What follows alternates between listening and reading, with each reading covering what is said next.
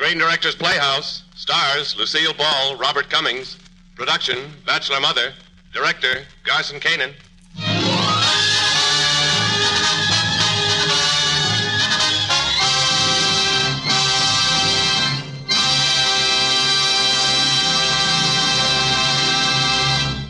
This is the Screen Directors Playhouse, the Thursday night feature on NBC's All-Star Festival of Comedy, Music, Mystery, and Drama. Brought to you by the makers of Anacin, for fast relief from the pain of headache, neuritis, and neuralgia. By RCA Victor, world leader in radio, first in recorded music, first in television. And by Chesterfield, the cigarette that has for you what every smoker wants, mildness, plus no unpleasant aftertaste. The cigarette that brings you Bing Crosby and Bob Hope.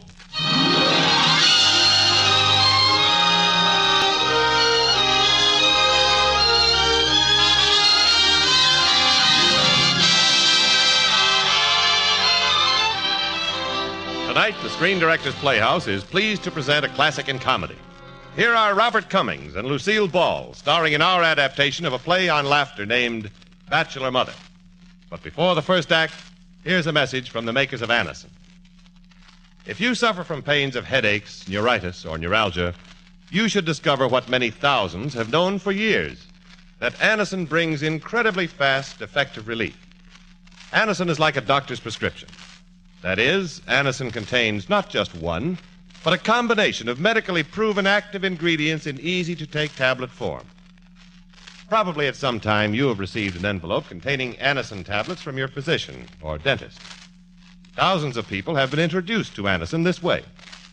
Try Anacin yourself the next time you suffer from the pains of a headache, neuritis, or neuralgia. You'll be delighted at how quickly relief can come. Anacin is spelled Anacin. Your druggist has Anacin in handy boxes of 12 and 30 tablets, and economical family-sized bottles of 50 and 100 for your medicine cabinet. Ask for Anacin today. Now, the first act of Bachelor Mother, starring Lucille Ball as Polly Parrish and Robert Cummings as David Merlin.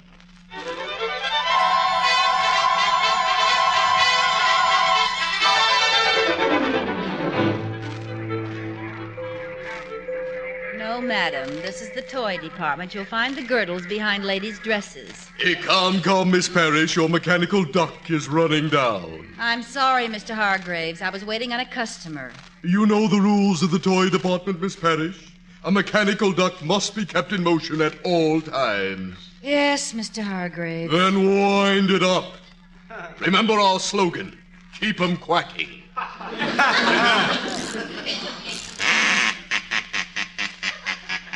How would you like a quack and the kisser?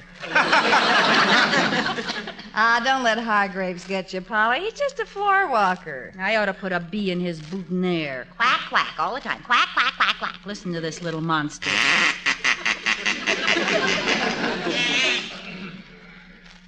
Well, tomorrow it'll be all over for you. Sure, I'm lucky to get fired. Sure. Some birthday present. Miss Parrish, Merlin & Son regrets to tell you the store is in the process of retrenchment. What's retrenchment? That's where they dig a hole in the ground and push you into it. Uh-oh, here comes Hargraves with the boss's son. You better get that duck in motion. And here, Mr. Merlin, is the duck counter. As you can see, everything is in quacking good shape. Oh, yes, very good shape. Especially the sales girl. This is our Miss Parrish. Miss Parrish, say hello to Mr. Merlin. Hi, stupid. Miss Parrish. As long as I'm going to be fired, I may as well do it right. Well, Miss Parrish, I wish there was some way the store could express its regrets. Perhaps a little gift. An extra week's pay? No, I was thinking of a mechanical duck. Oh, thanks. I'll fricassee it for breakfast. Perhaps Mr. Merlin would like to look at the dolls. Dolls? Oh, no, the last doll I looked at cost me $5,000. In lawyer's fees, you know. The doll department. What? Oh, yes, the doll department. Well, Miss Parrish, goodbye, and good luck. Come along, Hargrave. Hey, Polly, getting in with the boss's son, huh? Oh, go away, Freddie. You can't talk to Merlin's handsomest stock clerk that way. Handsome? You got a face that'd stop a duck. You just don't like me. It's not that, Freddie. It's just that every time I see you, I want to kick your teeth in. Well, that's different. Huh? Hey, you want to go dancing tomorrow night? No. With me? Not interested. It's a Charleston contest at the Crystal Palace. Can't see it. My best pal is one of the judges. Means nothing. Means we can split a first prize of $100. 100. Freddie, I was just saying to myself, I'd love to go dancing tomorrow night.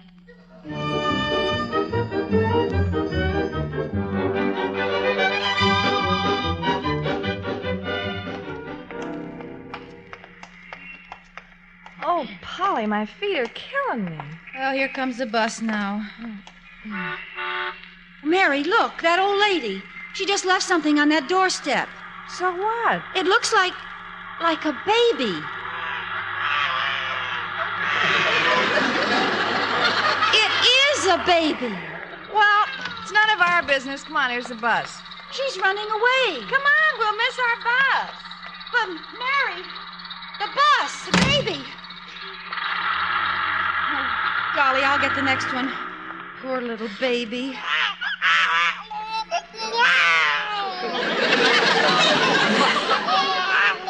Hello there. Gee, I don't blame you for crying lying on that cold step. Now, is this better?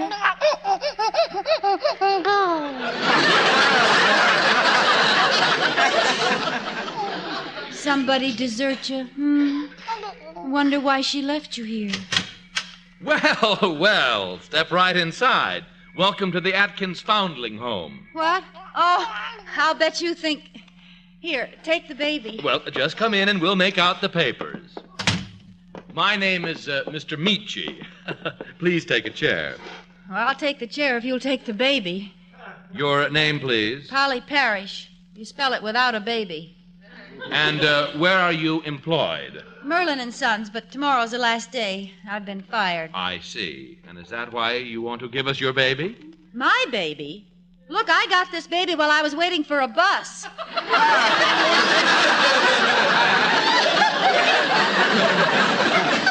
Do you wish to bring suit against the driver?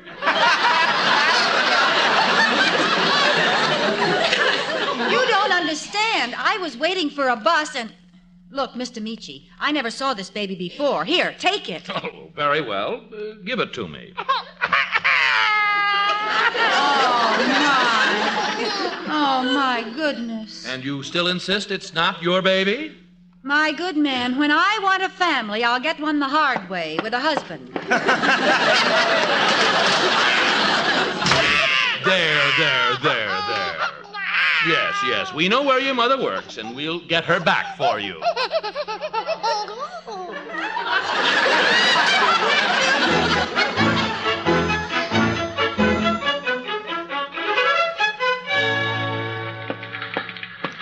Good morning, Father. Good morning. Well, it's about time you got to the office. What kept you out until dawn this morning? Oh, I had an accident. I bumped into something. What? A chorus girl named Gladys. David, you can't keep this up. Out every night with women and things. Things? Well, that describes Gladys, all right. Look, J.B., I do my work, don't I? David, you know what I want. You're my only child, and I want a grandson. I'll talk to Gladys. In the meantime, J.B., here's the personnel report I promised you. Mm-hmm. Why is this girl's name crossed off the list of dismissed employees? Oh, Polly Parrish. Oh, yes. Very sad story. Seems she has a baby. As near as I can figure, she got hit by a bus, and there it was. She's waiting up in my office now. Baby? At least somebody has a grandchild. Go out there and take care of her. Good. We'll go over the rest of the report later. Well. So you're Mrs. Parrish. Miss Parrish. Miss Parrish? But you have a little... It's all right, Mr. Merlin. Anybody can make a mistake.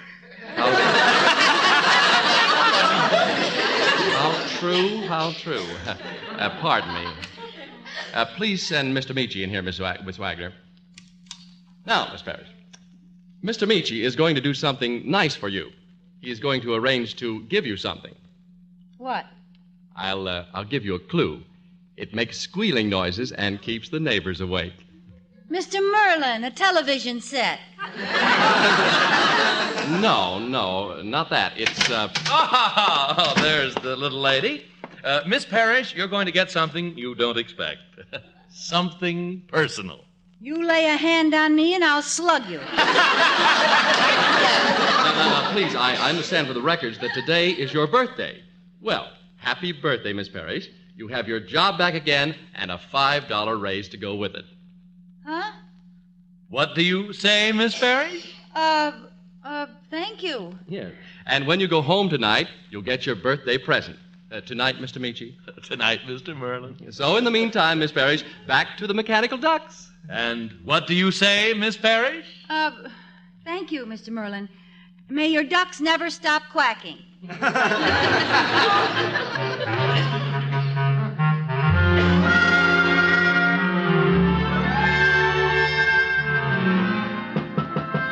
is it? Something from Mr. Merlin. Mr. Michi. Oh, Miss Parrish, your birthday present from J.B. Merlin and Son. The baby. And what do you say, Miss Parrish? I say you better take that baby back to the foundling home where it belongs. Shame on you. I refuse to be the mother of this baby. You should have thought of that before. There wasn't any before. That baby is yours, Miss Parrish. I insist you mother it. Good night. Oh, golly. Look, kid, this is nothing personal.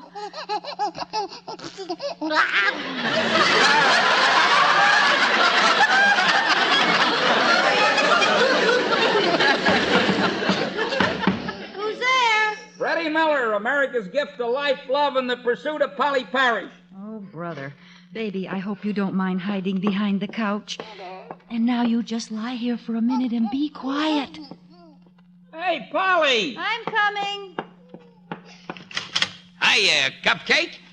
Freddie, I've got a headache. I can't go dancing. Hey, now, wait a minute. We're a cinch to take the prize. 50 for you, 50 for me. Why, we can walk...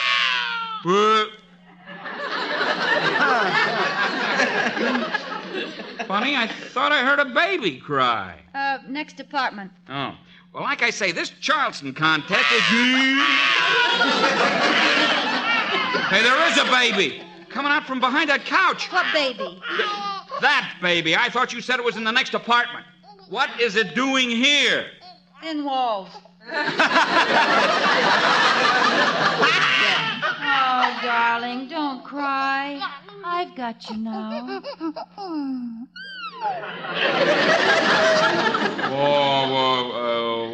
Where did it come from? I got it for my birthday. Which birthday? This one or the last one? Oh, what difference does it make? Freddie, hold the baby while I put my coat on. Huh? We going to take it dancing with us? We are not. We're dropping it off at the home of Mr. David Merlin. The boss's son? What's he got to do with it? Everything. He got me into this fix.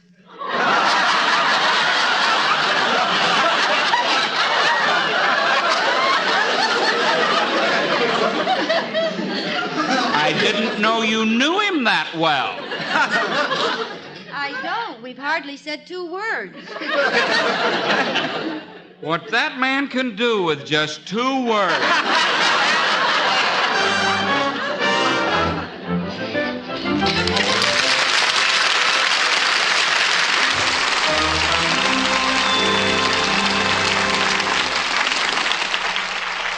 Well, we'll find out exactly what Polly intends to do right after a word from RCA Victor.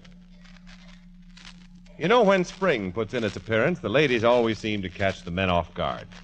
They've been busy for weeks planning their spring wardrobe, studying the new style. And this year, there's one style everyone will want to study.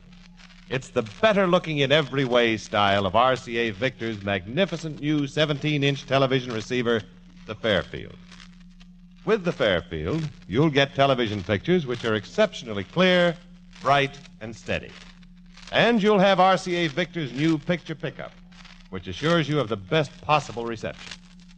If you've been looking for a television set that's going to look well in your home, here's your answer. The Fairfield's console cabinet is truly distinctive, and its beautiful doors close over the screen when your set's not in use. Go see your RCA Victor dealer. He'll be glad to show you the better-looking Fairfield.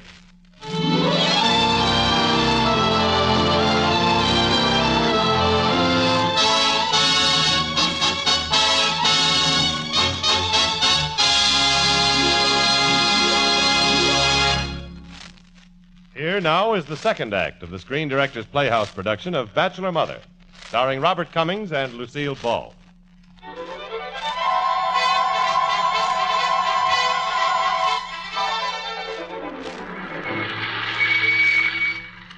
Oh, boy, what an evening. What an evening. Fred Miller, I don't know what you're complaining about. What do you want to do? Get me fired? Leaving that baby with the Merlin butler. Telling him it was David Merlin's responsibility. Well, it is. What about me, you and your Charleston contest? Well, we won, didn't we? You said we'd win a $100 prize. How did I know it was a silver loving cup? What am I supposed to do with it? I don't love anybody. Polly, you could try. Me, for instance? I'd like to try you for murder, for instance. I'm going in now. Oh, where's my keys? Oh, come on, Polly, let yourself go. How about an itsy-bitsy kiss, huh? Get your hand off her itsy-bitsy arm. Mr. Merlin. Merlin! Well? Well, good night. Well, I think I'll just fall down the stairs.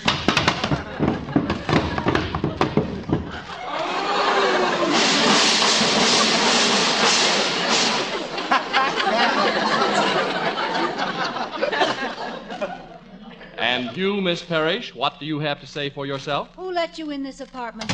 The landlady was kind enough to let us in. Us?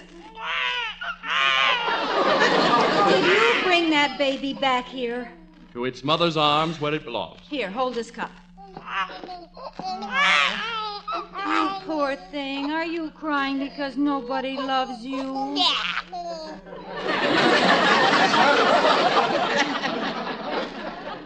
Well, I love you. I do.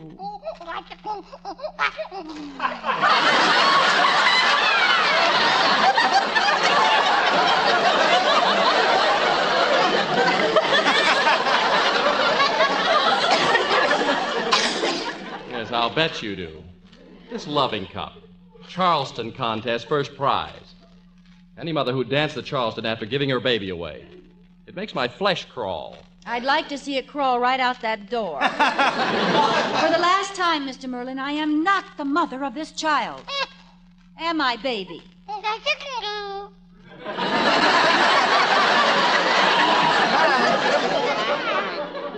Miss Parrish, you are fired. And furthermore, I'll see to it that no department store in America will hire you. I'll write your character reference on a diaper. That's persecution. You bet it is. And eventually you'll come back and plead for a chance to raise your own child. Miss Parrish, good night. Wait. Well, have you reconsidered? Yes. I'd like my job back. Well, I'm glad you've seen the light. Oh, I'm not as bad as you think. I'm just full of fun.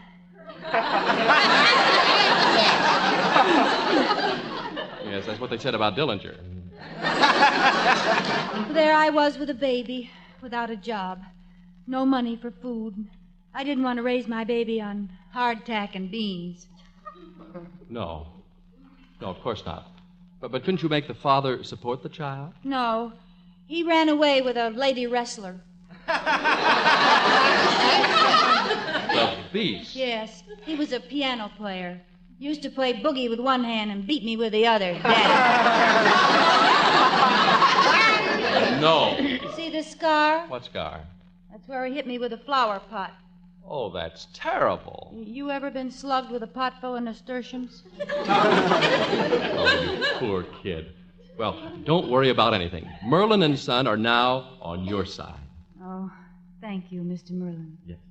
Well, good night then. Oh, I'll see you in the store tomorrow. Good night. Well, baby, looks like you've got a mother after all. And Mama has a job. Thanks for that, anyway.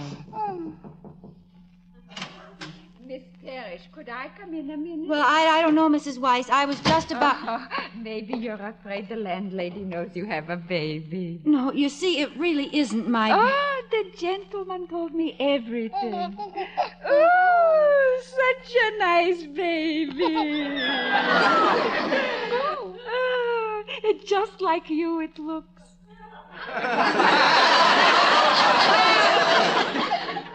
You really think so? Certainly. Oh, you should be ashamed not to want such a baby. Well, I do want it, but maybe you don't know from babies. I know. My Jerome I raised to be a great success. Today he runs his own cleaning establishment. Well, that's very nice, Mrs. Weiss, but I just... See? It's time you should know about babies and diapers. Come on now, put him on the table. Ah, that's it. Now, let me show you. First the safety pin. Oh, such a wonderful baby. What's the name? Name? Why, Joan. And now the diaper. Joan?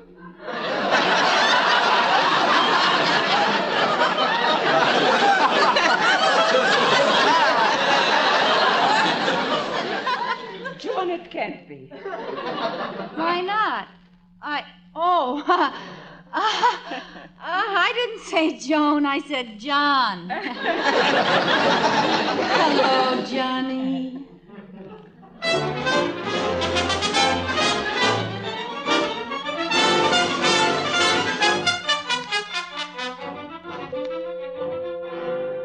Oh, well, another day, another duck.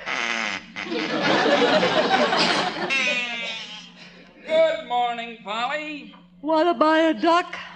Hey, it's me, Fred. Open my eyes and I'll make sure. What's the matter? Haven't you been sleeping? I only doze with a milk bottle in one hand and my head in the other. Oh, yeah, the baby. Yeah. Well, look, Polly, you can trust me. Yeah? Yeah, couldn't get anything out of me with wild horses. Fine. I'll meet you at the stables after work. Oh, come on, Polly. How about putting in a good word for me with David Merlin, huh? What are you talking about? The assistant floor walker's job. It's open. What about it, Polly? Sure, anything. Just go away. Oh, thanks, kid.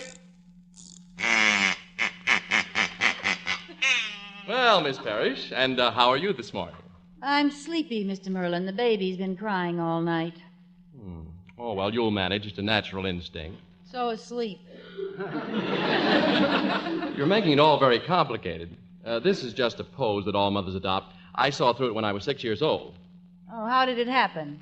Oh, I spit my custard on the ceiling. And my mother gave up and got a nurse. She was a lovely thing, too. I'll bet. How long did she stay? About a year. She quit when I made a pass at her. But you were only 7. Yes, I know, but I was eating quite a bit of meat at the time.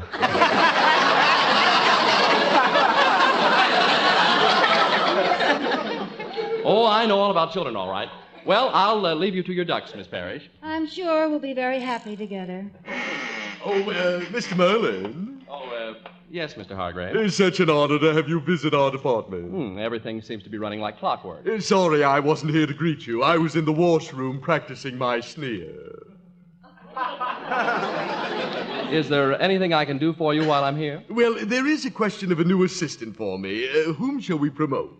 Well, the senior employee in the department, whoever he is. That is Fred Miller. I'll see to it immediately. Fine. Well, carry on the good work, Hargrave. Thank you. Oh, Miller, come here, please. You want me, Mr. Hargraves? Miller, bow your head in gratitude. Well, Huh? Tomorrow when you come into work, you will find 2 carnations on my desk. Take the smaller one. You mean? Yes, Frederick. You are the new assistant floor walker. Wow, That's what I call service.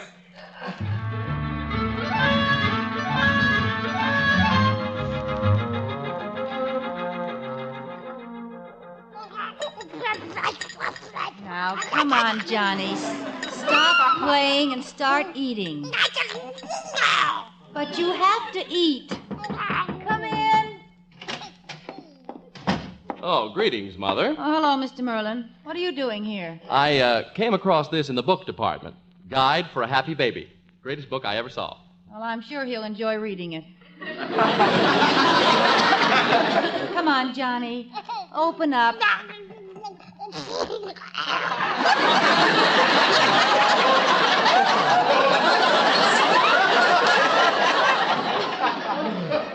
Nice baby food.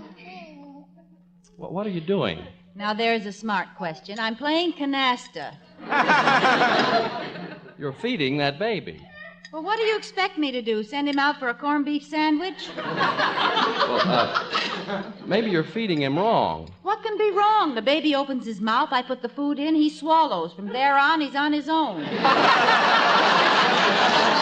Oh, not necessarily. Let's have a look at the book. Here. Now, first, warm the food.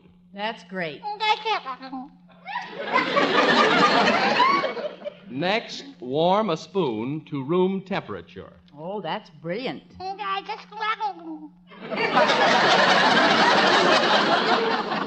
Don't be snide, both of you. Then take spoonful of food and, let's see, place on a piece of gauze. See, it says a piece of gauze. What for?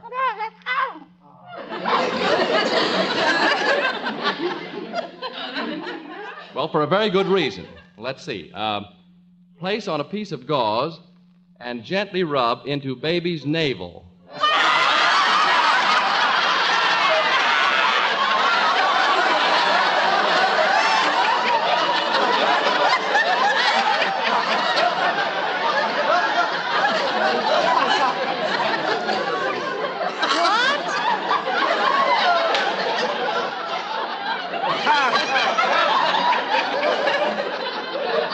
Well, you can see it's very simple. It's ridiculous. Look, this happens to be a scientific textbook, Mother dear. Look, Mr. Merlin, I am not rubbing oatmeal into this baby's navel.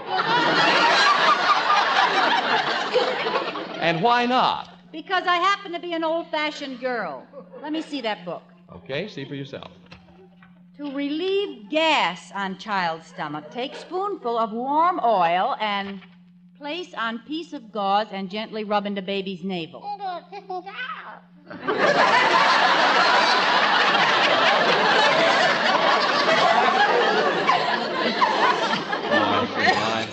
I must have skipped a page. I guess the joke's on me. Yes, and the oatmeal was almost on the baby.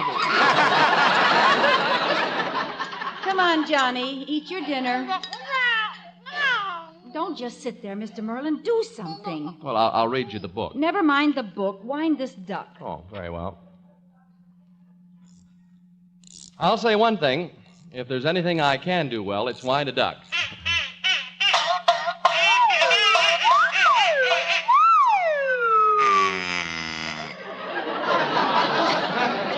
You broke my duck. Yes, well, tomorrow you can take it to the exchange department and get a new one. Exchange department? Ha ha!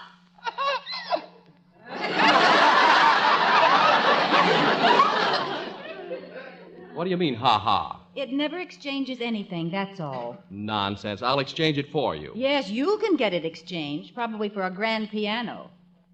Look, I'll exchange it without anybody recognizing me. That, Mr. Merlin, is like trying to get toothpaste back in the tube. Just feed the baby. I will. Some baby can't even talk. Maybe if you fed him properly, he'd talk. Certainly he can talk. Go on, Johnny. Say something to Mr. Merlin. Daddy!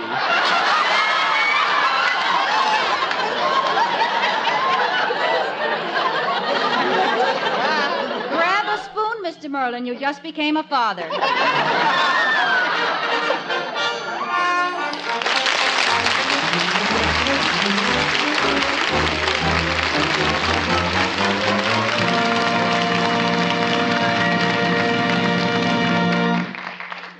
Now let's drop in on Bing and Bob, discussing a topic all smokers like to know about.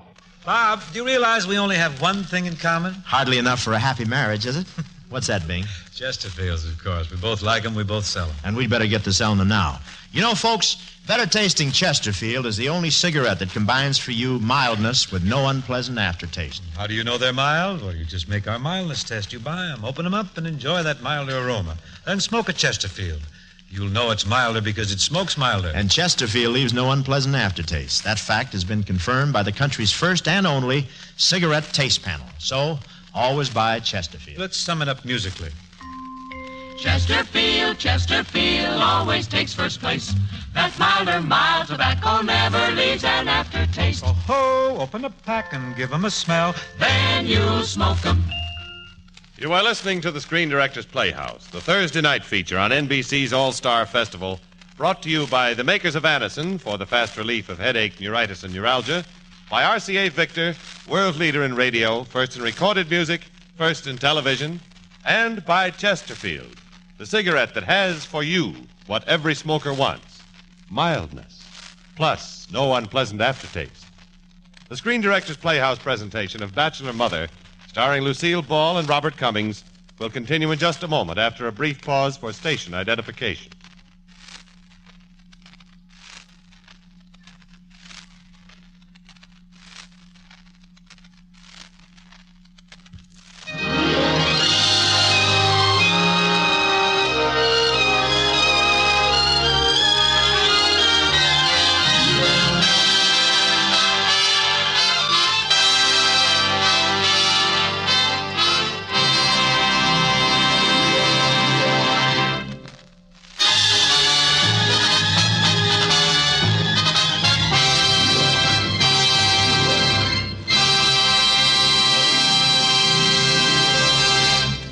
This is the Screen Directors Playhouse. We continue with the third act of Bachelor Mother, starring Robert Cummings as David Merlin and Lucille Ball as Polly Parrish.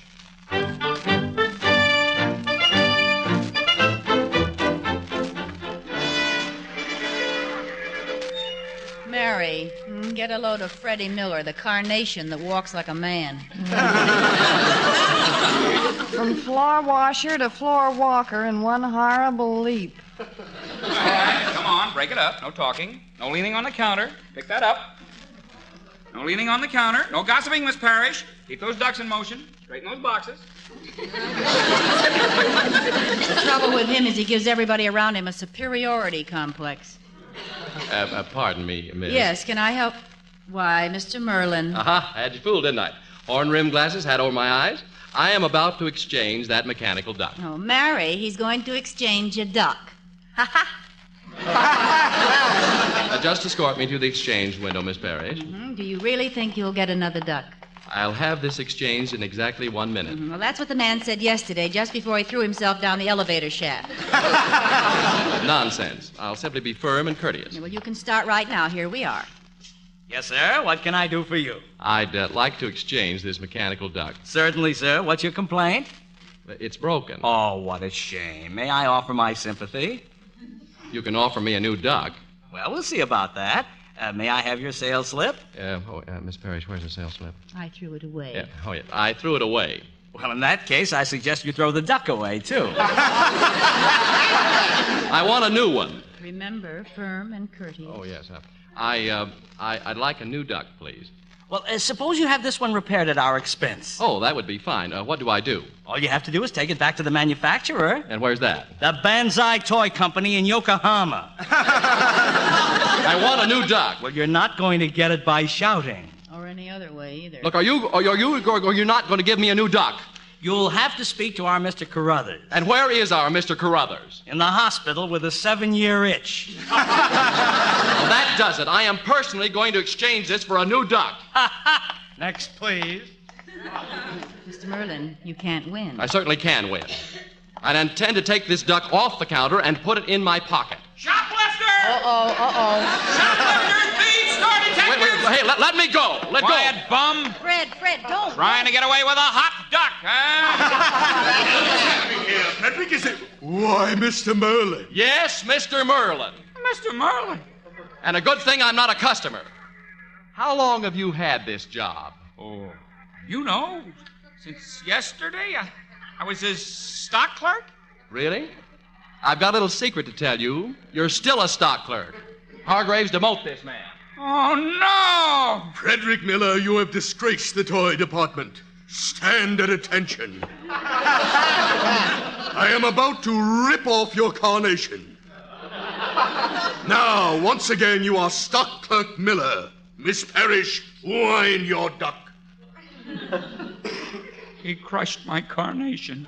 Come on, break it up. No gossiping. Straighten out those boxes. I don't think you and him are going to get away with this, Polly Parrish. I know where the body's buried. What are you talking about? You'll find out when J.B. Merlin gets my letter.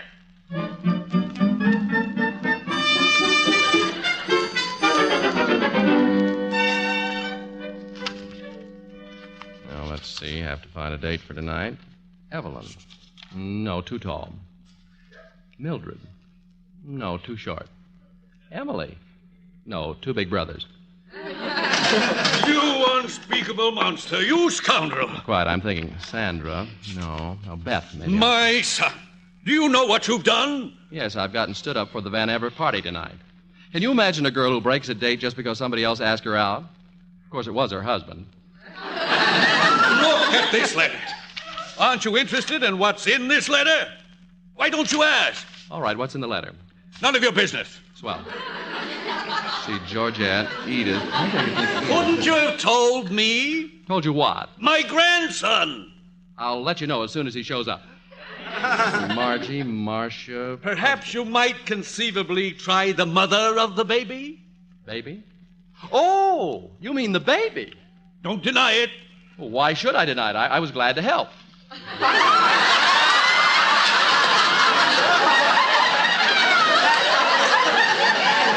David, you take that girl to the party. And why? Just because she's pretty and nice to be with and... Say, you know what? I think I'll take that girl to the party.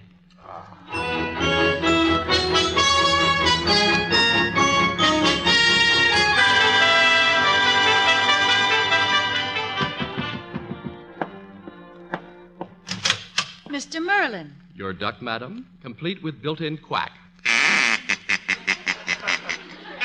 Thank you, but we'll have to be quiet. The baby's sleeping. Oh. What are the evening clothes for? Oh, we're going out. Me? Us? Yes, to a party. But how? Oh, I get it. You were stood up. The hussy. You admit you were stood up and then come and ask me for a date. I do. In that case, I accept. I applaud your decision. Oh, but I can't. The baby. Well, can't somebody stay with him? Mrs. Weiss, the landlady. Yes, good old Mrs. Weiss. Oh, there's something else. What? No clothes. Well, I've got a department store full of them. Silks and sables for Polly Parrish. Is it a big party? Oh, tremendous. Everybody's a millionaire. Except the butlers. They're just ordinary Republicans.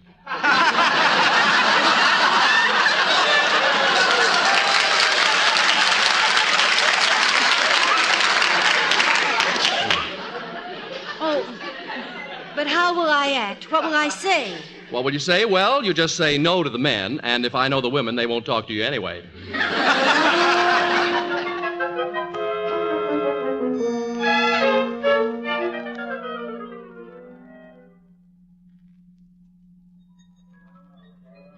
David, do I look scared to death? You look like a magazine cover. I feel like the glue in the binding.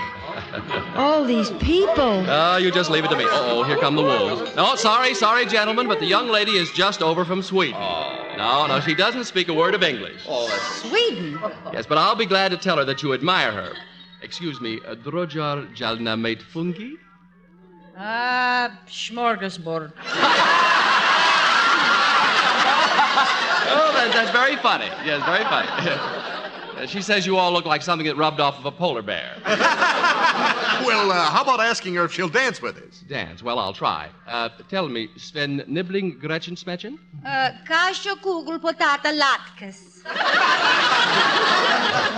She says you should break a leg. No, lockjaw, halvet, schmaltzherring.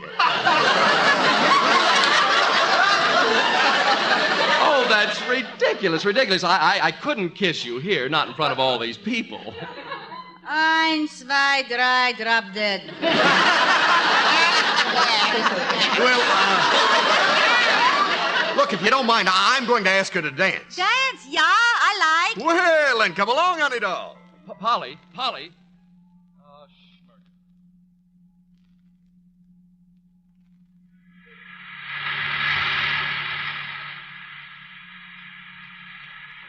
Fine thing. I take you to a party, and the next time I see you is when we're going home in a taxi. Boris Dorton finagling. Tough luck, kiddo. Oh, now cut that out. Oh, David, I had a wonderful time. Well, I didn't. Watching all those wolves drool over you. I'm sorry, but I couldn't help it. That crack about kissing me. Well, I'll see you at the door. Wait here, driver. And what's so ridiculous about my kissing you? You wouldn't have dared. Not in front of everybody. No, I wouldn't. Not in front of everybody.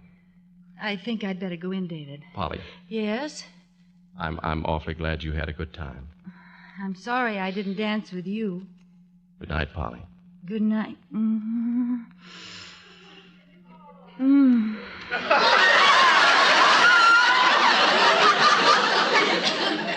Oh. You don't mind, do you? How do you say no in Swedish? Say, look, tomorrow's Sunday. Why don't we take a long drive in the country? Wouldn't it be too cold for the baby? Oh, sure, the baby, I guess. Yes, I guess so. Well, if you want to see us tomorrow, we'll be in the park. The park. All right. I'll remember. Good night, David.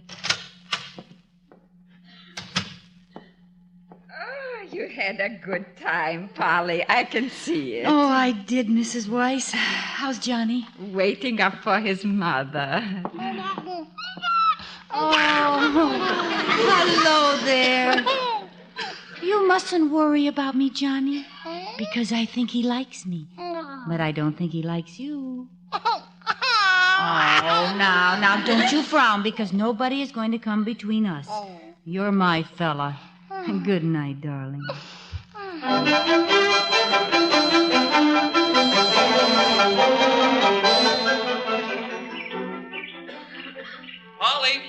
Polly, hello.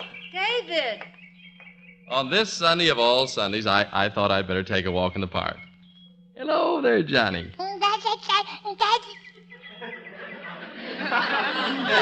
That kid's picking up a bad habit. Don't you ever spend any time with your family? Oh, there's just J.B., my father. And he's all cranked up about some letter he got. He spent the morning glaring at me and mumbling something about a grandchild. Oh, speaking of glares, look at the one we're getting from this woman with the baby carriage. Oh, my, what a cute baby. How old is he? 7 months. Really? Well, Junior's only 6, and they seem to be about the same size, don't they? Yes, but you ought to see mine when he flexes his muscles. Does he stand up yet? Why, no. Oh, Junior does.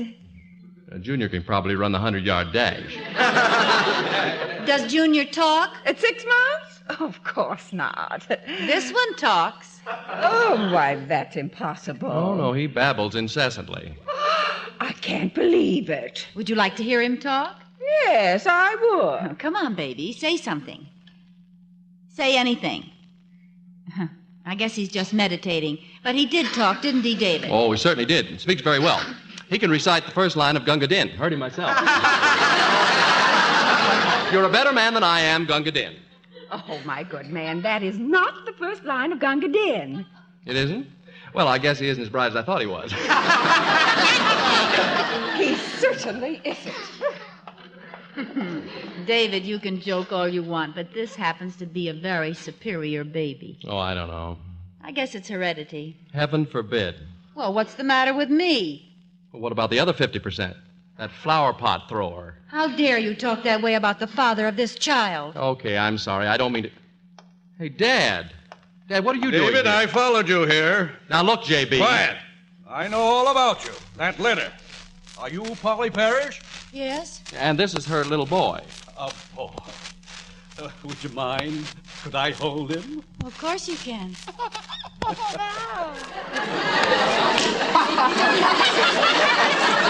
I'd know that chin anywhere.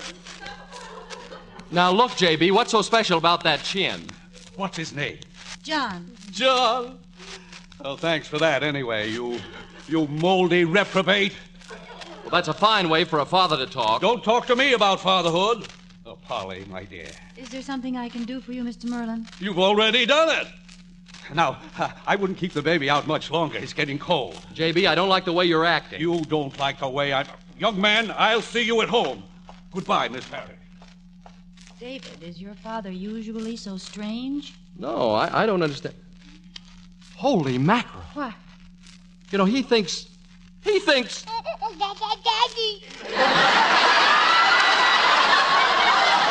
Why, you little stool pigeon.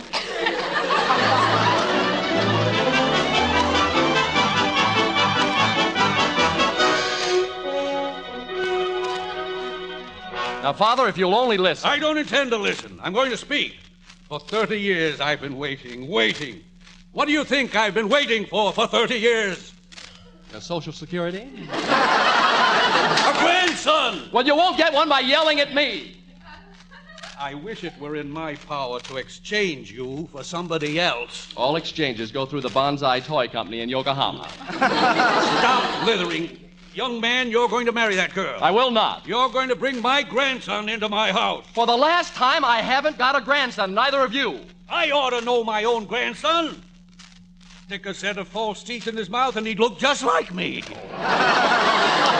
That baby doesn't look any more like you than Peter Rabbit looks like Garbo.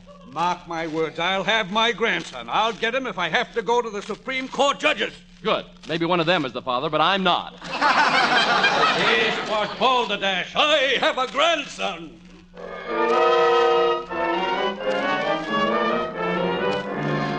Oh, David, it must have been so funny. Oh, sure, it was hilarious. You know what that old lunatic is going to do? What? Take your baby away. I'd like to see him try. Listen, Polly, you don't know him. He'll try, and he'll succeed, too. But the baby belongs to me. Oh, you and that piano player. If you could only dig him up. I can't do that. Listen, when half a dozen lawyers start questioning your fitness to raise a baby, that's the end, believe me. Well, maybe I can talk to your father. Well, maybe you can talk to Grants, too. He's gone right out of his mind. He even wants me to marry you. He does? Yeah, just so he can have a grandson. I tell you, Polly, this is very serious. Yes. It would be serious marrying me. I don't know what I'm... What? Oh, Polly, now look, I didn't mean it that way. Will you please go? But, Polly, I want to help. The only help I want is to be left alone by you and your father. Well, I'll do what I can to help... Please, Mr. Merlin, leave me alone. All right, Polly.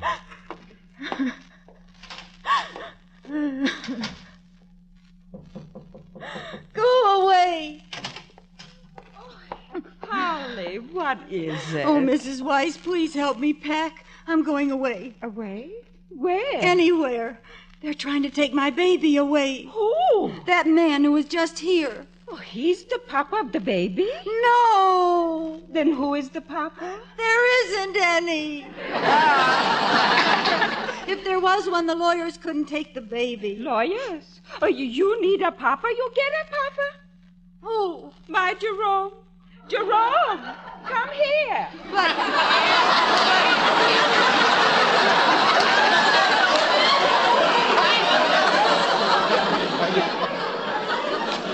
My Jerome says he's the papa. Nobody can take your baby. You call me Ma?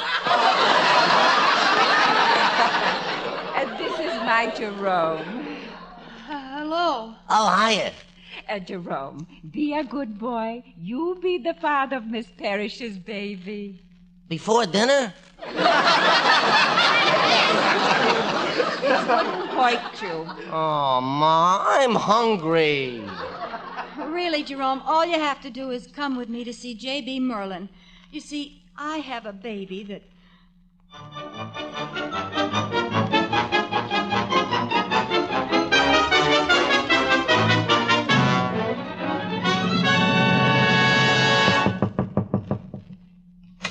Yeah, what do you want? Mr. Merlin. Don't shut the door. I want to talk to you. Look, Mr. Merlin, I'm just Freddie Miller, the stock clerk. I never meant no harm. Are you the father of Polly's baby? Me? Perish the thought, Mr. Merlin. Then who is? You are. What? Well, I mean, you're mistaken if you think I know anything about this. Fred, how would you like to be an assistant floor manager again? You mean it? If you'll do me just a little favor. Oh, sure, Mr. Merlin. Well, I have to find a father for Polly's baby. And if you can just pretend for an hour.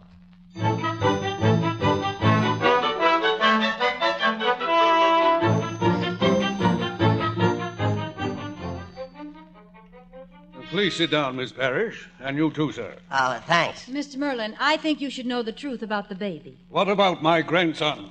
Is this the kid's grandfather? I am. How do you like that? I ain't even married. I got a father-in-law. Jerome means he always feels like a bridegroom. Oh, yeah. Mr. Merlin, may I introduce my husband and the baby's father? Glad to meet you. Here, have a cigar. He is your husband? For 2 years. My real name is Mrs. Weiss. Yeah, Mrs. Weiss. She is my wife. We have been married for 2 years. We are very happy. We love our baby. Did it good, huh, Polly? So you see, Mr. Merlin, you really don't have a grandson after all. Well, it's as if there'd been a death in the family. So you see, there's no point in trying to take the baby away from my husband and me. Come along, Fred, right in here. Now, if you'll just... Polly! I told you not to come here. Don't you raise your voice to her. Well, maybe this will convince you that it isn't my baby. Father, meet the father. Polly, darling, is this man trying to take our baby? Fred, don't. Oh, go on, Fred. Tell him. Mr. Merlin, my wife is a very nervous woman. Your son just come over to our flat and said you had the wrong impression about my son. Well, my son is my son, and I've got papers to prove it. Well, let's see those papers. Oh, no, never mind reading them, J.B. Don't bother. Don't. This is nothing but a dog license. Well, I told you not to read them. Wrong papers.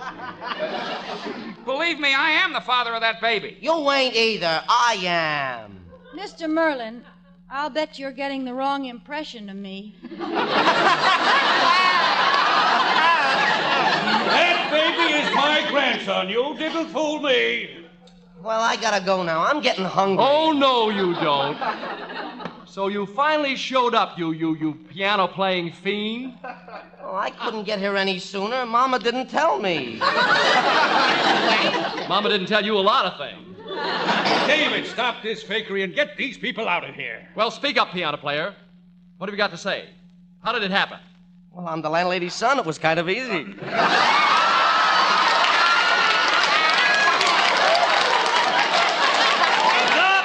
Stop it! I'll prosecute the whole pack of you, and you too, Fred, whatever your name is. Mr. Merlin, your son made me do it.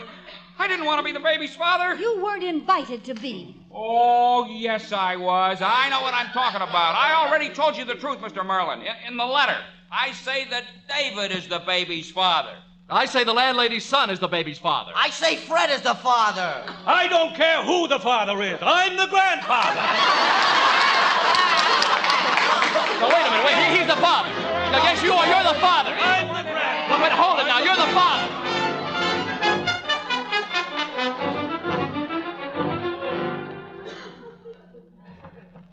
It was horrible, Mrs. Weiss, just horrible. Here, I'll close your suitcase. Everybody said everybody else was my baby's father. Oh. You don't know what a thing like that does to a girl. Polly, who is the father? I don't know. So you don't know. So where are you going to sleep tonight? Oh, somewhere, anywhere. Come here, baby. Oh, what is it, darling? The duck? Is that what you want? Here. Will you help me downstairs with my bags, Mrs. Weiss? Oh, certainly.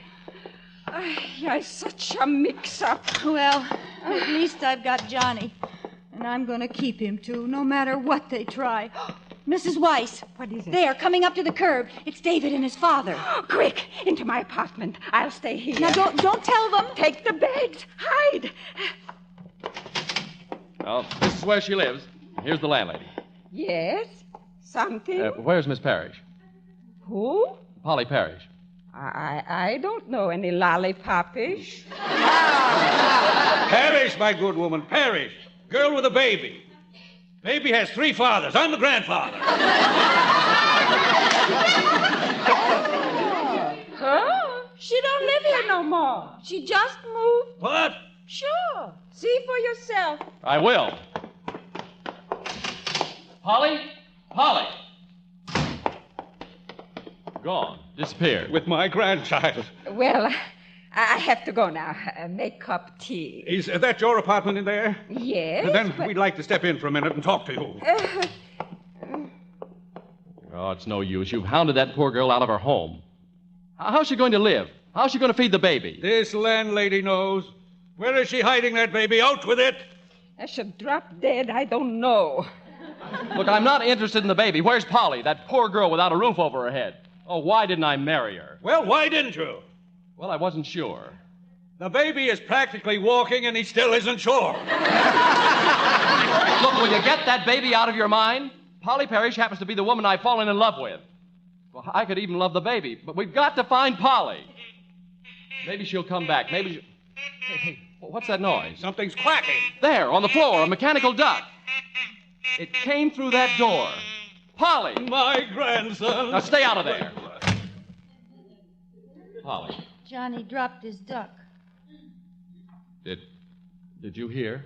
About loving me?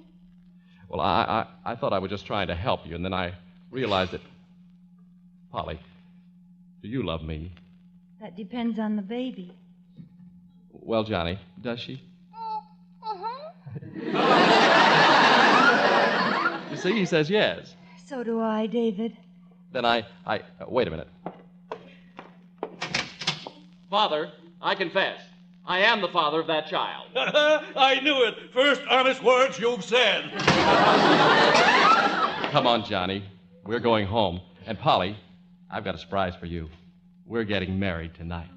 You still think I'm the mother of that baby? Why, certainly. Oh, David, have I got a surprise for you?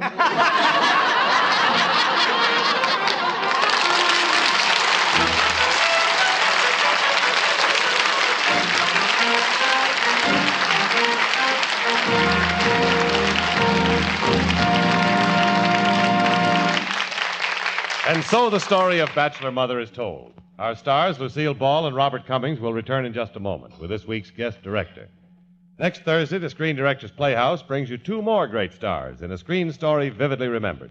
For the first time on the air, we'll present Thelma Jordan, directed by Robert Siodmak. And now, here again are tonight's stars, Lucille Ball and Robert Cummings.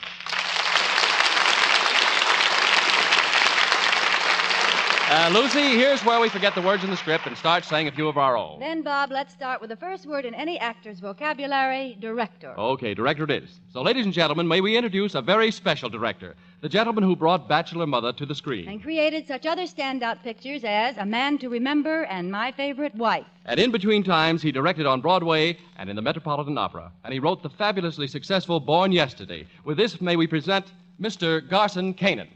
Thank you very much, Lucy and Bob. You know, it seems that the director is usually denied even the prerogatives of a child. Not only should he never be seen by the audience, but he should never be heard either.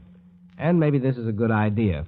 Because can you imagine anything more disillusioning than a director who follows a fine performance by saying, "We hope you liked it, and if you did, these are the tricks we used." In the first place, this would be a calamity. And in the second, this is radio, and the only tricks employed were your own fine talents. So what can a director say except thank you both and good night?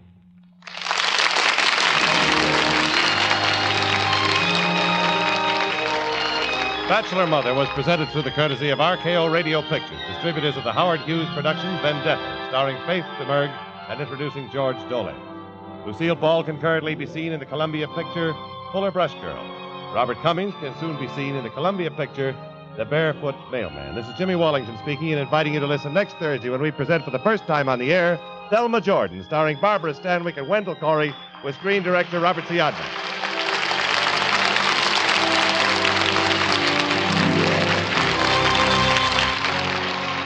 Hear Phil Regan's Camp Show Sunday on NBC.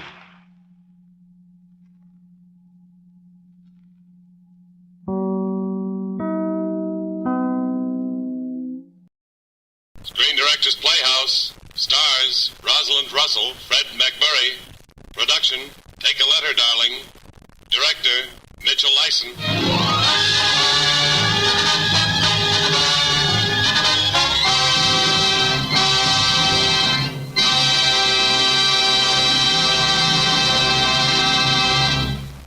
This is the Screen Directors Playhouse, the Thursday night feature on NBC's All-Star Festival of Comedy, Music, Mystery, and Drama. Brought to you by RCA Victor, world leader in radio, first in recorded music, first in television, and by the makers of Anacin for fast relief from the pain of headache, neuritis, and neuralgia.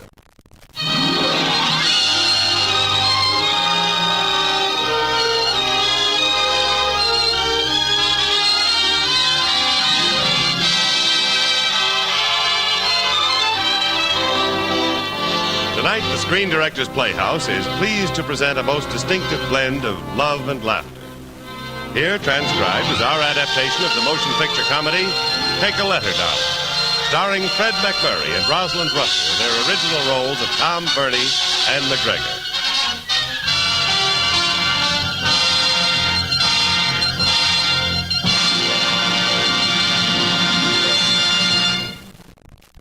Here now is the first act of our radio version of Take a Letter, Darling.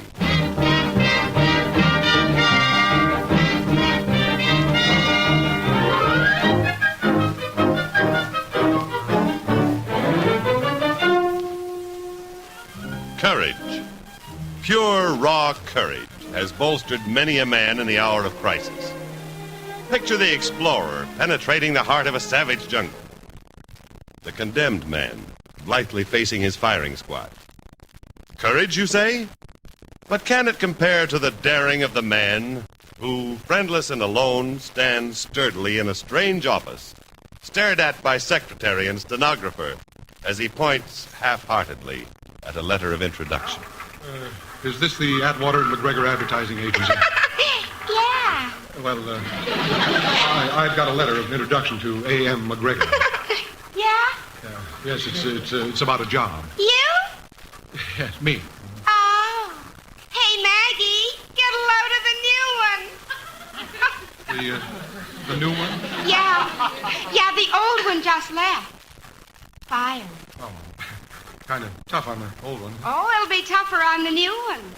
The old one, the new one, what is this? Right through that door. Just take a chair. You'll find out. Thanks. Hey, Maggie, ain't it a shame? I'll take that letter, please. Oh, no, just a minute. This letter is for A.M. McGregor. I am A.M. McGregor. You? A woman? Look, nylons. Yeah. Ain't it the truth? Well, are you through examining my credentials? Oh, I'm Tom Burney. I'm looking for a job, and Mr. Dooley gave me that letter and I suggested know. I've already talked to Dooley. Tell me, Verney, have you ever been in the advertising business? No. Well, what kind of a job are you interested in? Verney, never mind the nylons. Oh. Well, I've had a kind of small income. Up to now, I've done just about what I pleased. Which includes what? Oh, professional football for a while, Army during the war, shipped on a few freighters, you know. Mm-hmm. And now your piggy bank is empty, huh, Verney? That's right. Well, there must be some work you'd like to do. Well, there is, but... But? Well, that doesn't concern my application for a job at Atwater and McGregor. Oh, a secret yearning, huh? Well, at least you're frank. Let's see, 6'2". 3. A college education, well-built, attractive. Verney, I think I can use you in my business. Well, what do I have to do? Well, it's a special kind of job. I got rid of my last one. Yes, I heard about it. He didn't measure up. No? No, I think you will. Are you married? No. Good. Any women in your life? Well, no. That'll help. Now, as to the job, your starting salary is $100 a week. 100? For what? Well, this is the type of work in which a woman needs a man's help. What kind of help? You'll be my private secretary.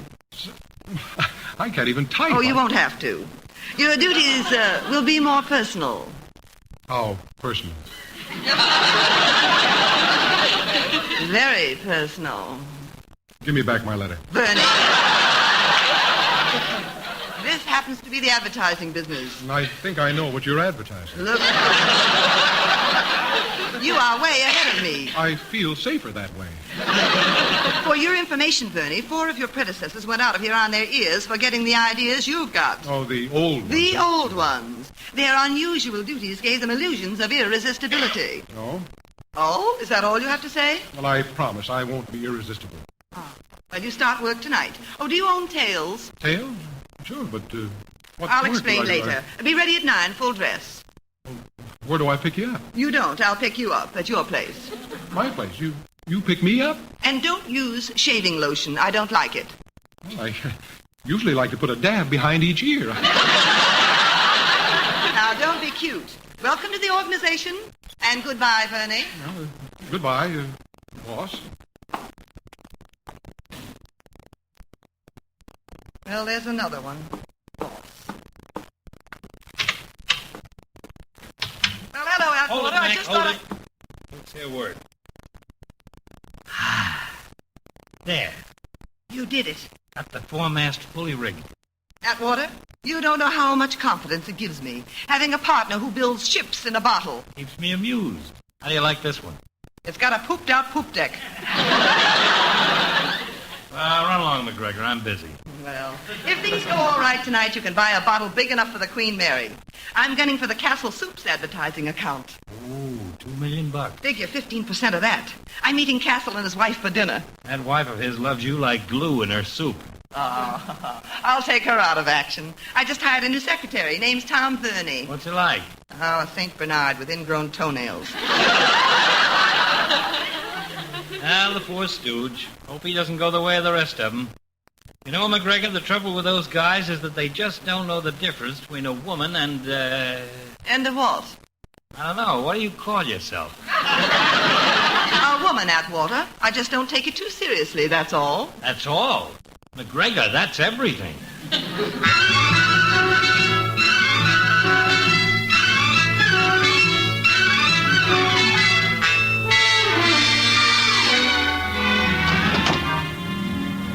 Well, now, Verney, just don't stand there. Get in. Well, I didn't expect a limousine. Well, get used to it.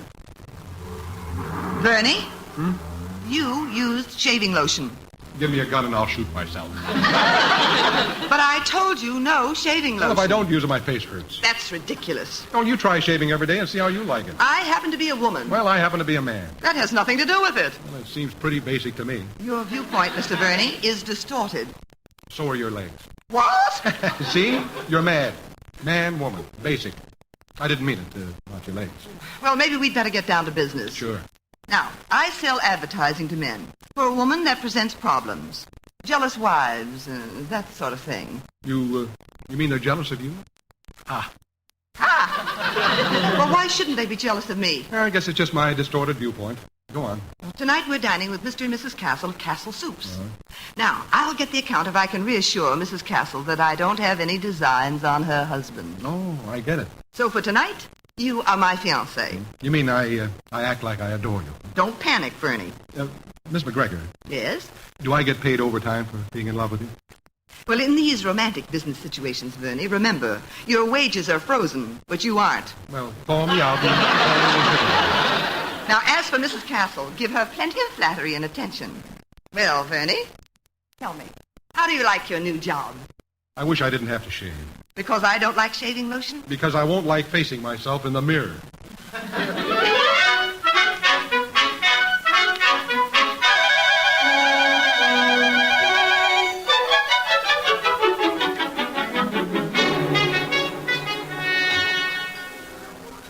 May I introduce my fiancé, Mr. Verney, Mr. and Mrs. Castle of the famous soup. How do you do?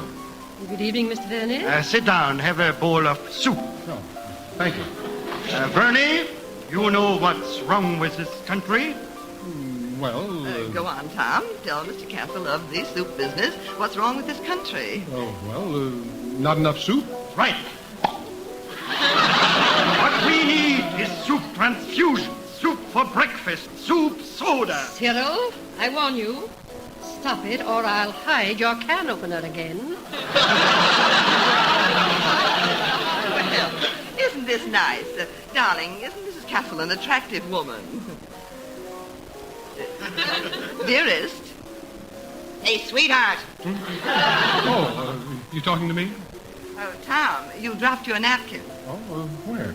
Right here. Don't just sit there like a lump. Be charming and act like a fiancé.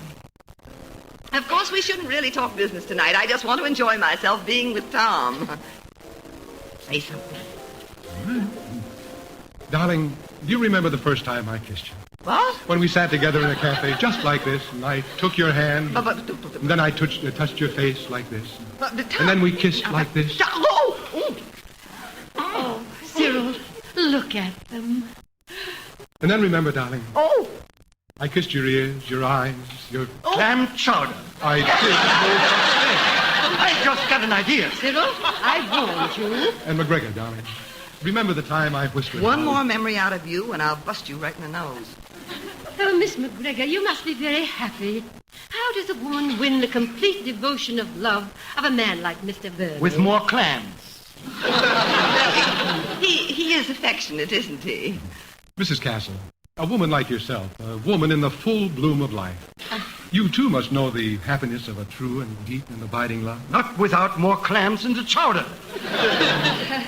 I'm afraid that Cyril has buried himself in his soup. Oh. Well, imagine, Mrs. Castle, if you should suddenly decide to spread your wings. Spread my wings? Why, Mr. Burney. I'm sure that if I were Mr. Castle and if you were my wife, I'd pour all my soup down the drain. What? And strain out all the clams? The consommé. Oh. Mr. Castle, advertising is one way to make sure your soup goes to the right place. Into the housewife's kitchen. Shh. My wife doesn't like business. Oh, but dear, if you and Miss McGregor want to talk about the advertising account, you go right ahead. I'm sure that Mr. Burney and I can amuse ourselves. Yes, perhaps you'd like to dance, Mrs. Castle. Oh, I'd be delighted. With your permission, Mr. Castle, you'll pardon us, darling? My arm, Mrs. Castle. Oh, Mr. Burney, I don't think I've ever met a more charming... Clam chowder. I like his shaving lotion. What? Shaving lotion in my clam chowder? It's basic. He said it was. Nonsense. Clams are basic. What? Clams? Oh, you were saying, Mr. Castle? Clams. Clams? Chowder. Chowder? Advertising. Shaving lotion.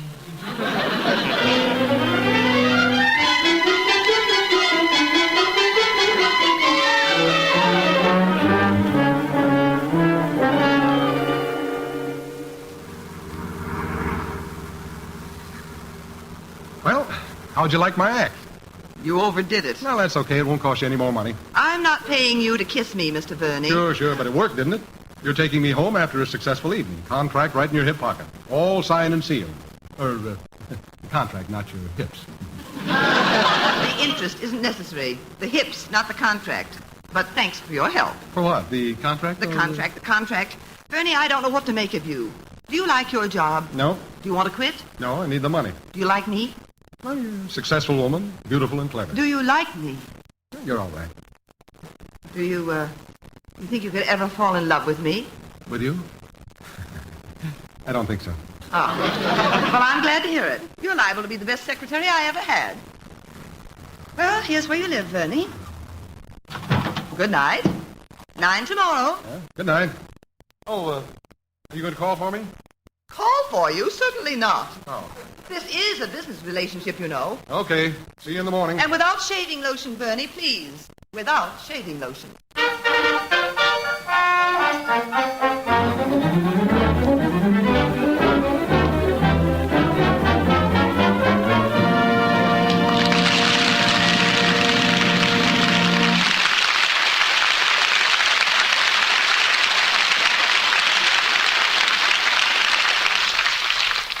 Our drama will continue in just a moment. But now, here's a word from RCA Victor. For you people who are buying television now, that word is combination. Yes, an RCA Victor combination, which brings you AM and FM radio recorded music in all 3 speeds, and famous RCA Victor million-proof television. Now you can have all these in one beautiful cabinet for one beautiful price.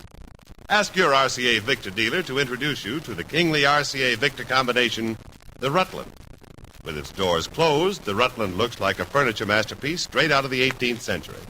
With its doors open, it's like an electronic masterpiece straight out of the 21st century. So superb are its RCA Victor features. AM and FM radio, 2 automatic record changers to play all record speeds, and exciting RCA Victor million-proof television, proved in well over 1 million American homes. Yet all these great instruments combined actually cost you much less than comparable console instruments would cost separately. Yes, with an RCA Victor Rutland, wonders never cease, but go on pouring out show after show, record after record, not just for one person, but for the whole family.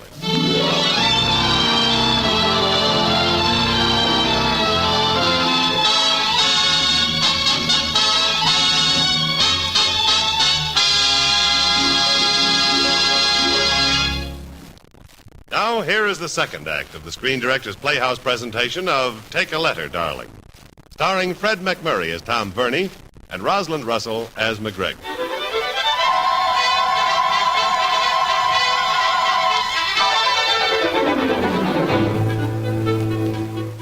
Atwater? I hear voices. It's me, McGregor. Leave my office, McGregor. Is something wrong? Yes, the world. I'm sad. Here, your ship, your bottle. Take them away. They are as nothing. What has got into you? Here I come in to tell you, my partner, that I closed the Castle Soups deal and I get a death scene. All is dust, Mac. I met a man last night who taught me to hate the world and him and myself. And most of all, women. Women? Don't worry, you're not included. Thanks. Who is he? Right here in print in the morning paper. Spitting black ink through his teeth. Yeah, let me see that. Here. Alimony racket, great U.S. menace, says visiting tobacco magnate. There speaks Jonathan Caldwell. That idiot. If I were the Caldwell Tobacco Company, I'd keep his head in mothballs. He and his sister own the whole outfit. Incidentally, a $10 million advertising account. Well, he's not our headache. Caldwell Tobacco has had the same advertising agency for 40 years. But not anymore. Caldwell's in town to pick up a new agency. The way that guy hates A new women. agency? Well, what are we waiting for? Relax. I tell you, I've already talked to him. Well, I haven't. And you won't either. He's nuts. He's got a theory that women are responsible for man's downfall. Traces it right back to Eve. What did Eve ever do to him? 4 of her sisters married him.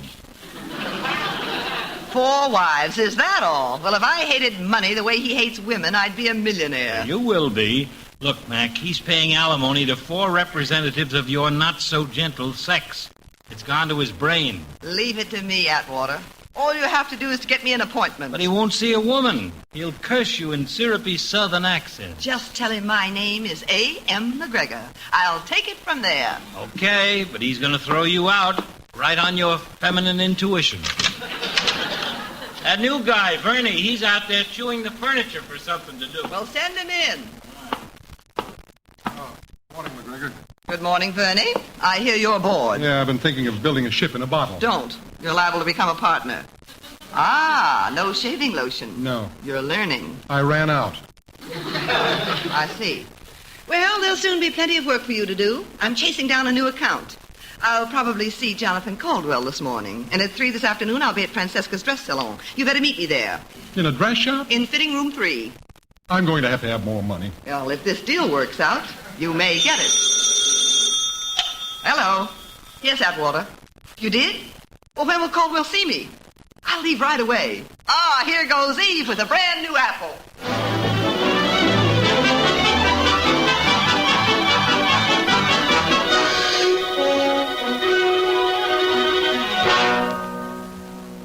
You just sit right here, miss. Mr. Caldwell will be right in. Thank you. Oh, Mr. Caldwell. McGregor here? Thanks.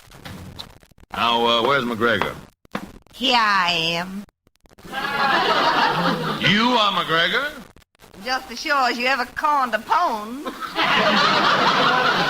Glad to know you. Get out. But Mr. Cole. No, you're wasting your time. The appointment is canceled. Oh, I think I'm a going to faint. Please try the elevator shaft. Oh, I think altitude. Well, it must be. We're on the 4th floor. Oh, all right, I won't faint. Well, it's a matter of complete indifference to me. Is this Southern hospitality? It is not. We are in New York. You're here on business, and so am I. You are a fake, posing as a man. I pose no such thing. McGregor, A.M. McGregor, that's my name. McGregor, A.M. Sounds like something that gets punched in a transfer. Mr. Caldwell, I understand you've been married 4 times. Is that correct? Not only correct, it's revolt. Are you laboring under the impression that I came up here to be wife number 5? I happen to be this country's most eligible bachelor since Tommy Manville went on the wagon. Now listen, Svengali. I came up here to set you straight about your advertising. The fact is, it's the worst in the industry. Cheap copy and cheaper art. I came here with a briefcase full of ideas that it could add millions to your sales. But now I can see you wouldn't appreciate them anyway. So I intend to submit the same ideas to your competitors, you Mississippi moose. I am not from Mississippi. You Georgia jerk. I happen to come from Raleigh, North Carolina. North Carolina, nothing? You know, McGregor, you're just miserable enough to be honest. Thank you. Perhaps my sister and I would be interested in a campaign by your farm. You would? Well, Mr. Caldwell, if you'll just take a look at these sketches... No time now. I tell you what, this is Friday now. I'm tied up for the weekend, but suppose you meet my sister Ethel and myself for dinner Monday night. Make it Dory's at 8. Dory's at 8. Oh, Monday.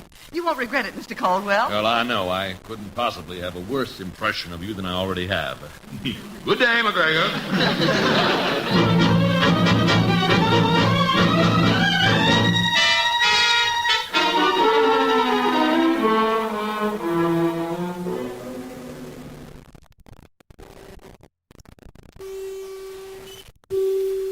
Yes, sir, may I help you? Oh, you a floor walker? Yes, but in Francesca's we're known as boutonniere boys. Are you interested in the dress department? Well, yes, I guess so. Uh-huh. What size do you wear? I'm just here to meet someone. Oh? Your wife? No, my boss. Oh, I see. You must lead an interesting life. Pardon me, but what do you do for a living? Well, I told you you'd hate me. I think I hate you already. But you see, You're awfully nervous, and please stop fingering the girdles. Look, I'm supposed to meet somebody in a dressing room. Well, I'm sorry, sir, but that isn't allowed. My name is Tom Burney. Oh, well, then you're an exception. I happen to be completely normal. Well, Miss McGregor, right over there, dressing room 3, she's expecting you. Oh, well, see you later. I hope I never see you again. So living. Madam, may I help you? Come in. Oh, Vernie. Do you have your notebook with you? Yes, I have it right here. Good. We have an assignment. Tell me, how do you like this dress? I don't know. I've got my eyes shut. Well, open them. Oh. Now, would you say this dress is demure? Offhand, I'd say you wouldn't look demure if you were wearing a Mother Hubbard. I don't know whether to blush or slug you. The notebook's ready. Well, first, we've got to learn all about the tobacco business. Now go to the library and get a comprehensive assortment of books on the subject. Study them up. Then stop at the office and get... No. First, you better go home and pack a few things. Pack? Well, I'm not going anywhere. Oh, yes, you are. We're going off to my cabin for the weekend. Your cabin? Just the two of us? That way we'll be able to work without interruptions. That depends. On what? On what you mean by work and what you mean by interruptions.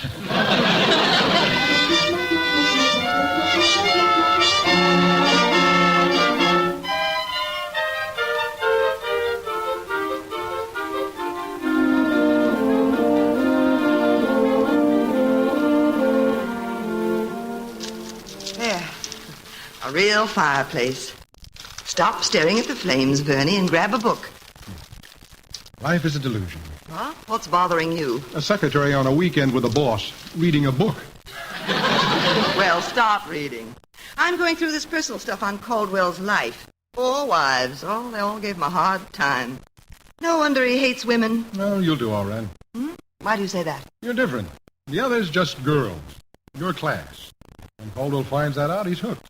And there's your contract. Thanks, Bernie. But it won't be as simple as that. It will be, for you. You'll drive right to the root of the problem. Nothing to deflect you. No troublesome emotions, no reluctant heart. And so I stand accused of being what I am. No accusation, boss. Just an observation. All right. How much different am I from you? Why do you work at a job you don't like? Money? And me, too. Only my price is higher. My price is a low one because I don't need much to be happy. Just enough to... To see you through this secret yearning of yours, huh? It's not so secret. I just don't talk about it because a lot of people wouldn't understand. I'm an artist. You mean with paints? Uh-huh. Oh, good? No, I haven't decided yet. Fairly good, anyway. Have you ever been in Mexico? What brought that on? Well, that's why I took this job. As soon as I save enough to buy a jalopy and a trailer, I'm going back to Mexico and paint my head off. It sounds terribly romantic. Yeah. Tasco, Acapulco, Pascuaro. 1,000 places and a million things just screaming to be put on canvas. Bernie, I'll tell you something silly. What? I write. Oh? Short stories? Poetry. Go ahead and laugh. Why? I like you, Bernie. Well, thanks. Never fall in love with me, will you? Don't worry. Well, why do you say it like that? Nobody falls in love with a doll. You know why? Because it's nothing but a figure of a woman. Inside, wood. And I'm a doll, is that it? What do you think? I think I've never let myself fall in love because I know what it has to be with me. It's got to be thunder and lightning and fire and everything that's dangerous. I can't make a mistake because it'll be only once. Just once, Fernie. Come here. It wasn't fair to kiss me, Bernie. By what rules? The advertising? Oh, this is crazy. Do you think I'm in love with you? McGregor, you're scared to death. No, Tom, It's the first time you've said my name. Come on, Bernie. Pack your bags. We're going home. Why? As long as you're working for me, you'll do as you're told. Start packing. Sure, McGregor. We'll work in the city so we can have dinner with the Caldwells on Monday, and maybe I'll make love to Ethel Caldwell, and you'll get the account. Right? Right. And Bernie, put out the fire. It's almost out now, boss. How we got started.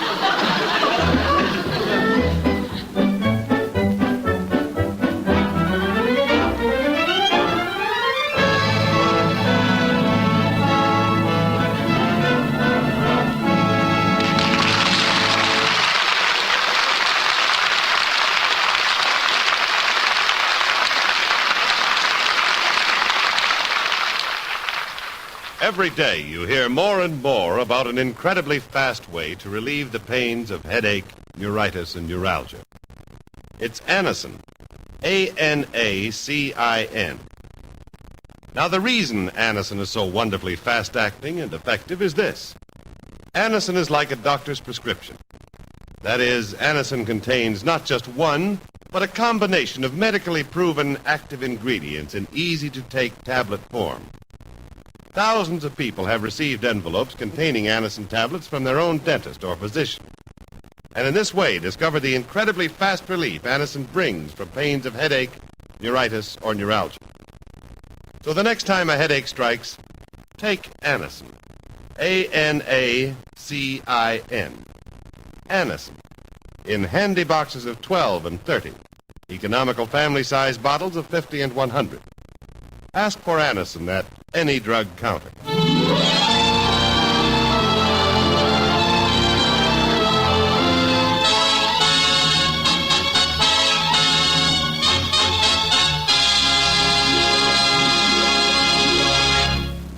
You are listening to Screen Directors Playhouse, the Thursday night feature on NBC's All-Star Festival. Brought to you by RCA Victor, world leader in radio, first in recorded music, first in television, and by the makers of Anacin for fast relief from the pain of headache, neuritis, and neuralgia. The Screen Directors Playhouse presentation of Take a Letter, Darling, starring Rosalind Russell and Fred McMurray, will continue in just a moment after a brief pause for station identification.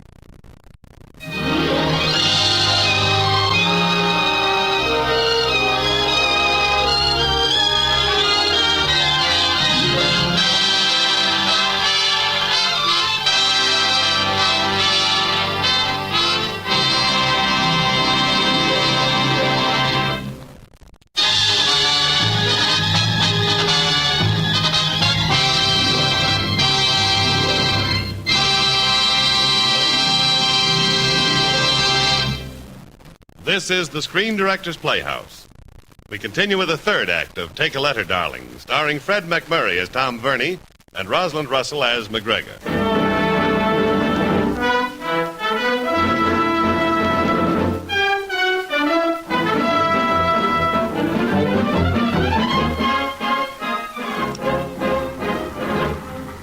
Stop fidgeting, Verney. The driver will get us to Dory's on time. Well, that's not what I'm worried about. What is your trouble? Oh, the whole setup. You telling Caldwell that I'm an executive in the company just back from Washington. Sure. Capital big shot. That should make you more appealing to his sister. She's your assignment, Verney. Yes, and probably some silly old satchel. Civil War relic. You won't have any trouble. Oh, sure. I must be a world beater. Well, just come up with one of my ideas now and again. Any questions? I'm too ashamed for questions. Look, boy, this is business. If you can convince Caldwell's sister that we should have the account, there's a bonus of $10,000 for you. 10,000? You mean 10,000 just like that? Just like that. Then you can paint all over Mexico for the rest of your life. Well, now how do you feel? Numb. That must be your secret charm. Well, here we are. Smile, Verney. Dorman, do you know if the Caldwell party has arrived yet? Yes, and you must be Miss McGregor. I am? I've been instructed to tell you that Mr. Caldwell is inside. Miss Caldwell has been delayed at the Ritz Plaza. She'd like to have your car pick her up. Oh, thank you. Verney, you pick her up alone, and remember, Mexico. Mexico, well, I guess a hot tamale is worth a little southern fried chicken. And start selling yourself from the beginning, understand? Yes, and it gives me goose flesh.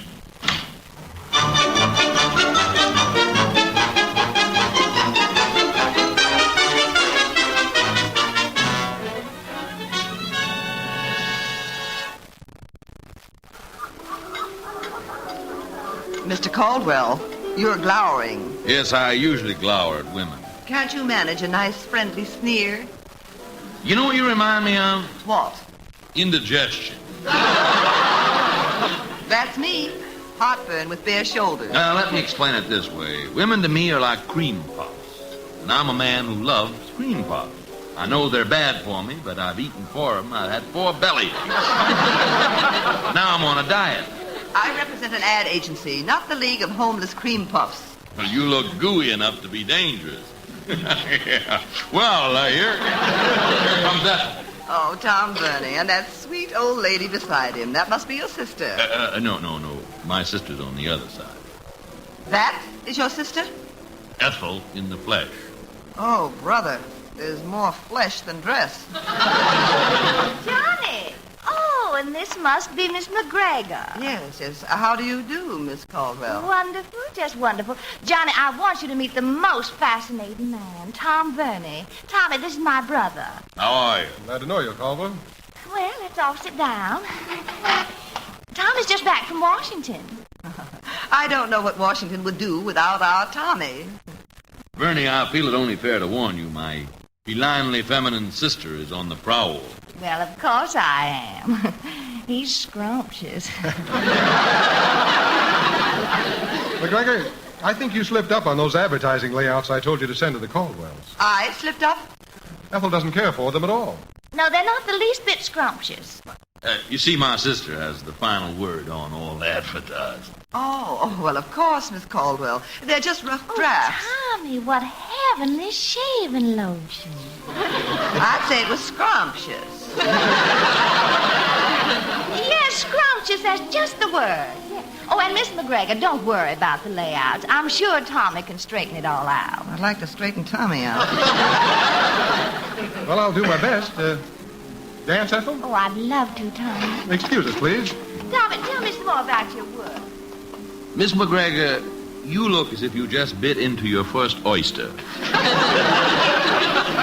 I did, and the oyster just bit back. Want to lose your man? Man, of course not. I was just thinking about the account. Well, you got the whole evening to think about it. Because if I know Ethel, she's going to dance your Mr. Verney into a case of nervous apoplexy.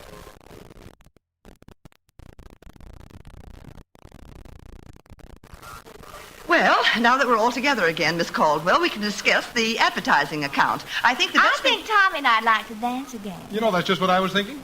Excuse us, will you? Miss McGregor, what are you thinking? Oh, just a silly little thought about Tom Verney and a bolt of lightning. Do you dance? Yes, I do, Mr. Caldwell. My 4 wives dance. Let's not. Right. Let's just sit here and watch the young people. My sister's a fine horsewoman, too. I can see that. Double-gated.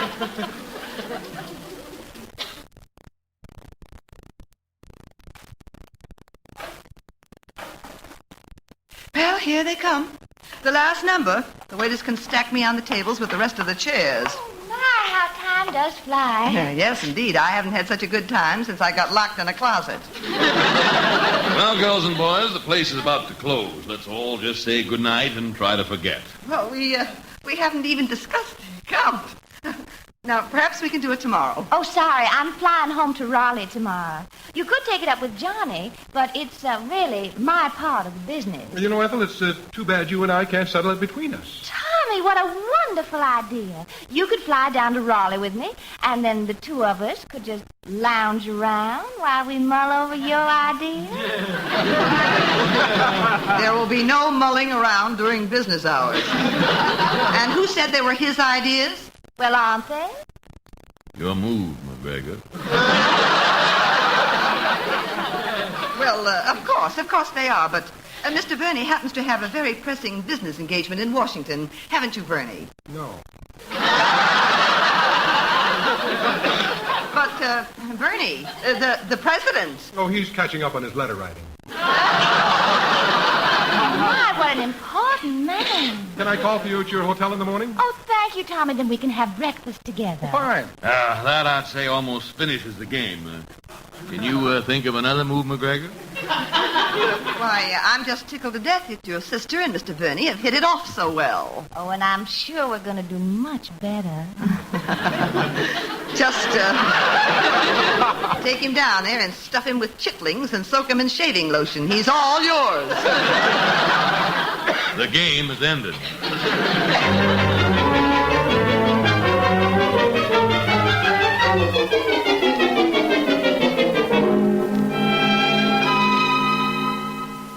You know, McGregor, life is like a ship in a bottle. Why is life like a ship in a bottle?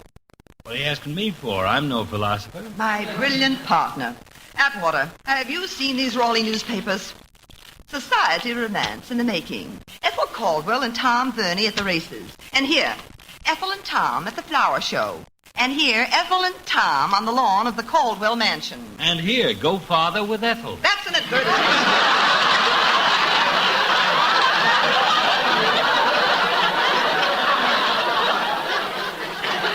Sitting around slurping mint juleps out of her slipper. That heel hasn't answered a single letter. I've been feeding him ideas until my brain's doing a rumba, and what do I get from him? Nothing. Well, like I say, life is like a ship in a bottle.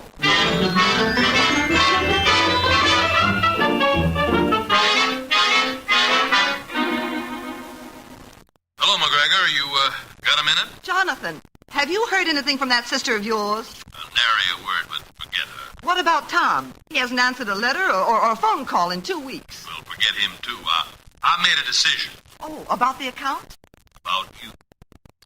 McGregor, despite all my millions and my considerable personal loveliness, you haven't given me a second thought.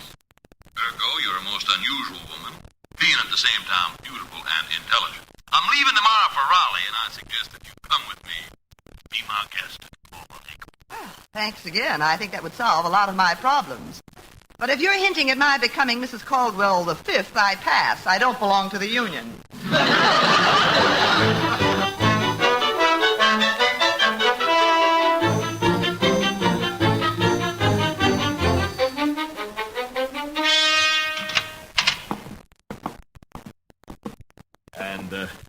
This, McGregor, is your room. Your home has all the warmth and intimacy of Boulder Dam. How do I find my way back here again? Just tie a string to the doorknob and never let go. Oh, look, they're flowers. Oh, they're so beautiful. Thank you. You'll find I'm very sentimental. I cried at my last wedding. It was about time. Well, my taste has improved considerably since then. Well, I'll leave you all to get settled, and welcome to the old homestead. Thank you, Colonel, sir. See you later. Yes, indeed.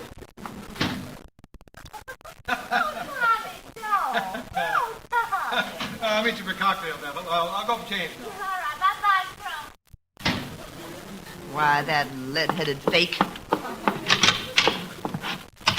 Howdy, Scrumptious. Well, McGregor, hello. Hello. After ignoring 5 wires and 3 phone calls. Well, I've been busy. I know you have. And for what you're doing with that Caldwell woman, I'm paying you $100 a week. Great little girl, that Caldwell woman. Fascinating. So is a teething ring, but it takes an undeveloped mind to appreciate it. Well, like the fella says, business is business. Some business. Look at these sample layouts. They haven't even been opened yet. Well, she didn't like the first one, so I handled the situation. Oh, how? Well, one day Ethel asked me about painting, so I started to explain. You know, colors, how Van Gogh uses yellows and purples. And Bellini his greens. My, but she must have been impressed. Well, she was pretty enthusiastic. And then, darling, Ethel said, wouldn't it be just scrumptious if we could get those men to paint billboards for the Caldwell Tobacco Company? No, that was my idea. Are you crazy? Well, maybe, but here, I'll show you how it works. Tom. Might work, huh? Whistler painting his mother. And smoking a pipe. Caldwell tobacco, of course. Oh, Stewart painting Washington. Oh, Tom, we could make a wonderful campaign. I want to get to work on the copy right away. Well, Ethel and I, we're going to work on the copy. Oh? Not jealous, are you, McGregor? Me? Me jealous of a full-grown man bibbling in his drool? I've never been. I mean drooling in his bib.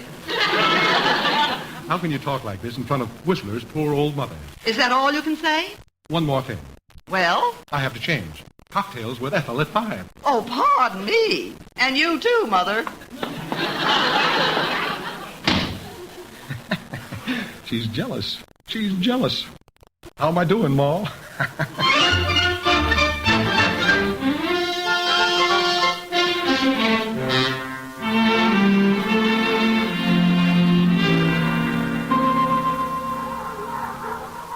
Hi, Caldwell. Hello. Oh, hello, Bernie. The master of the estate surveys his blooded kennels, huh? Beautiful dogs, aren't they? Has Ethel been running you ragged? Confidentially, I'm on my 3rd bottle.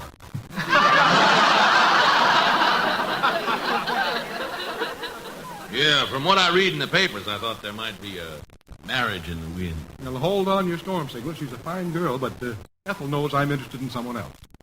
McGregor? McGregor. Oh, she's a thoroughbred, that one. Like these dogs. Too much self-sufficiency. But Caldwell, I think I found her weakness. Oh, congratulations. What is it? Jealousy. Over Ethel? Yeah, she's wild. It's a neat trick, but it takes finesse. Yeah, that's it. How much of it will she put up with? How far can I go? Bernie, I've tried this jealousy routine over and over. And the only time it failed was when I relented. Too easy on them, huh? Oh, they bounce right back. You figure it's a mistake to stop, huh? A mistake is suicide. You twist the knife. Right. Even after you can't see how a human being would stand for such treatment. Yeah, but there must be a limit. No, don't be a dope, Bernie. Where women are concerned, there are no limits. Don't weaken. Don't weaken. All right, I won't. Pour it on. Pour it on, huh? Pour it on!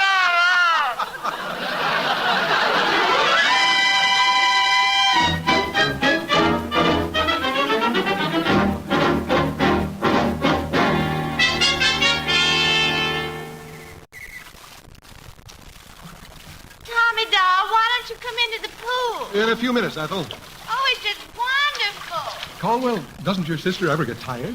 Nobody's ever been able to stay awake long enough to find out. How's the jealousy campaign? Oh, I'm pouring it on. Oh, good. Now, here comes McGregor. Now, you pour it on some more. And try kissing Ethel in front of him. Yeah, it's a good idea.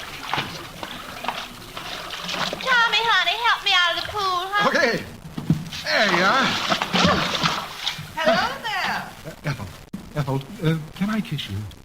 Why, Tommy, you sure enough can. Thank you very much. Well, it's a pleasure. Well, hello. I thought I'd take a swim. Oh, pardon me. I said pardon me. I'm sorry. Oh, well, hello, McGregor. What's new? Well, I hope I haven't interrupted your daily routine. No, we can do this anytime. Yes, that's right, Sugar. How about right now? Right now. Anybody want to see me dive? Oh. Put your coat on, sister. Your pores are open. Say, Ethel, look at the way I can make my muscles move.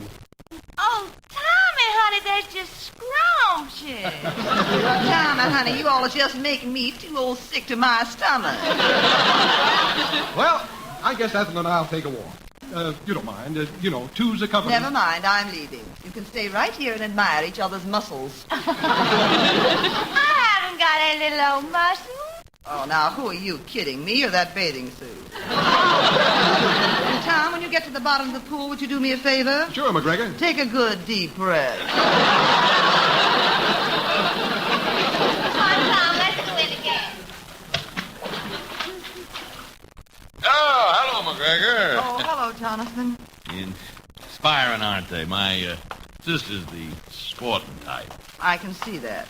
You're very good at shooting fish in a barrel. Yeah, now here, you sit down on this bench. McGregor, I'm about to ask you to marry me. To marry? Oh. Now, first, let me make my case. At this sitting of Congress, with all taxes deducted, I'm worth in the neighborhood of $8 million. Not that my bucks are an important factor, but I just thought I'd like you to know. Well, it gives a girl confidence having $8 million around the house. Now, that's point one. Now, point two, Ethel is going to marry Vernie. She... How do you know? Well, she told me. I mentioned it for a purpose, McGregor, in hopes that you'll stop knocking yourself out over a man who's idiot enough to let you go. I won't. And that's point three. For the first time, I know what it is to revere and respect a woman. For the first time, and with full memory of the four women married, I'm honestly in love. And I ask you to marry me. Now, Johnny, that's a very beautiful proposal. Do you accept? No, I can't. Well, why not? Oh, it's... Not Bernie. Look at him as his arm around Ethel. Is that the guy you're holding out for? Well, then it's settled. We'll do it, huh? Oh, hi. Don't expect us back for dinner. We're going to take a long walk through the woods. Yeah, bye, y'all. McGregor, I just proposed to you. Jonathan Caldwell, you're a fine man with honest faults and no pretenses. I accept your proposal.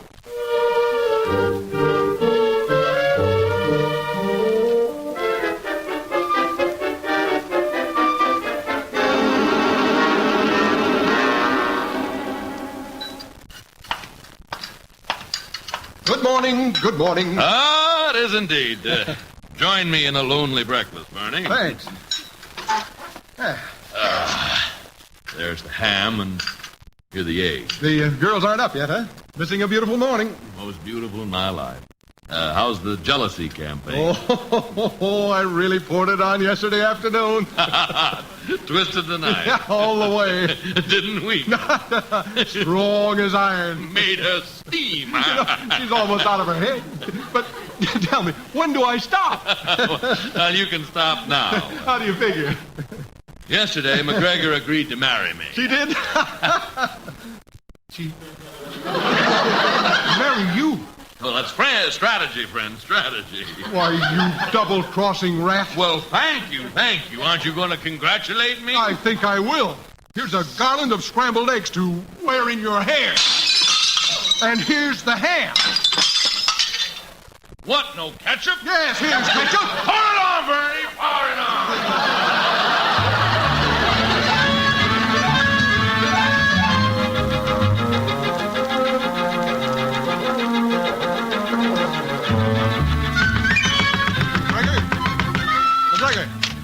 What's all the banging about?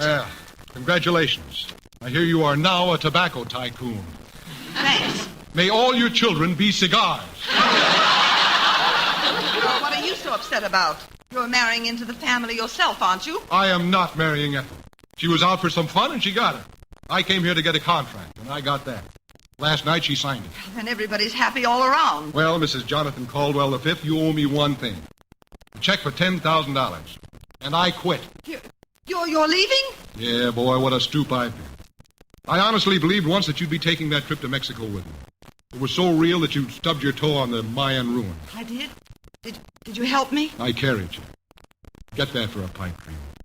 You living on beans and beauty. But for you, McGregor, it's bucks. They're all that count. Well, have a good time counting.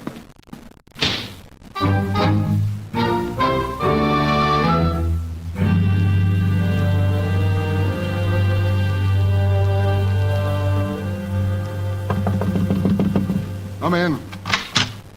Hi. I'm Atwater, McGregor's partner, remember? Oh, sure. Sure, how are you? Excuse me for not getting up. I'm just finishing this painting. It looks pretty good. I just came back from Raleigh. This is from McGregor. Your bonus.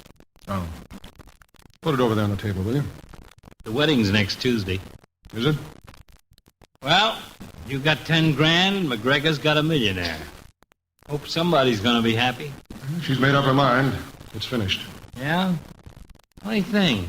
I'd swear there were tears in her eyes when she handed me that check to give you. Hey, there's quite a painting here. Beautiful girl. Yeah, as a professional model. I wonder what she'd look like in clothes. Now, there's a switch for you. It's really not a very good painting. I've been meaning to give it away. I could... Atwater. Don't look at me. My wife wouldn't let it in the house. No. A wedding present for McGregor and Caldwell. You can't do that. McGregor would take off like a skyrocket. You don't know the half of it. Yeah, I could erase the head with a little turpentine, paint a new face, and... McGregor, you're a bad, bad girl.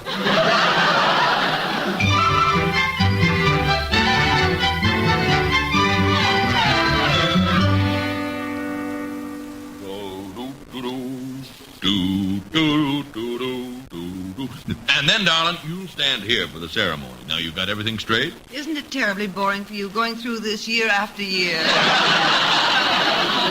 I'll be a nervous groom as long as I live. Johnny, Aunt Minnie just fainted. Good for Aunt Minnie. I love that woman when she's unconscious. I think I'm going to faint myself. Well, hey, Ethel, you're not fooling. What happened? That big package. It's a wedding present from Tom Vernon. Well, what is it? A nest of rattlesnakes? You. The way you worked your way into this family. Well, now we know you. We know all about you. Ethel, you're not making sense. Look for yourself, the portrait. Go on, look at it. Well, if I know Tom Vernon, he could have sent anything from an Aztec idol to a... Oh! McGregor. Oh, McGregor. But it isn't a painting of me. Well, that's the face you see in your mirror. And look at the signature. To Mac, in memoriam Tom. Of all the childish tricks. Nothing childish about this picture.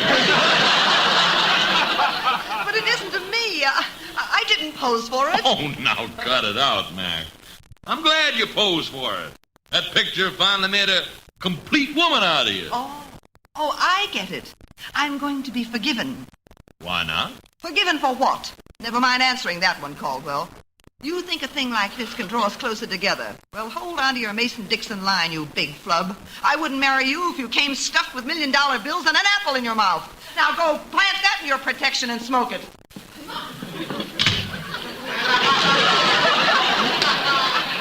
Grow that in your plantation and smoke it.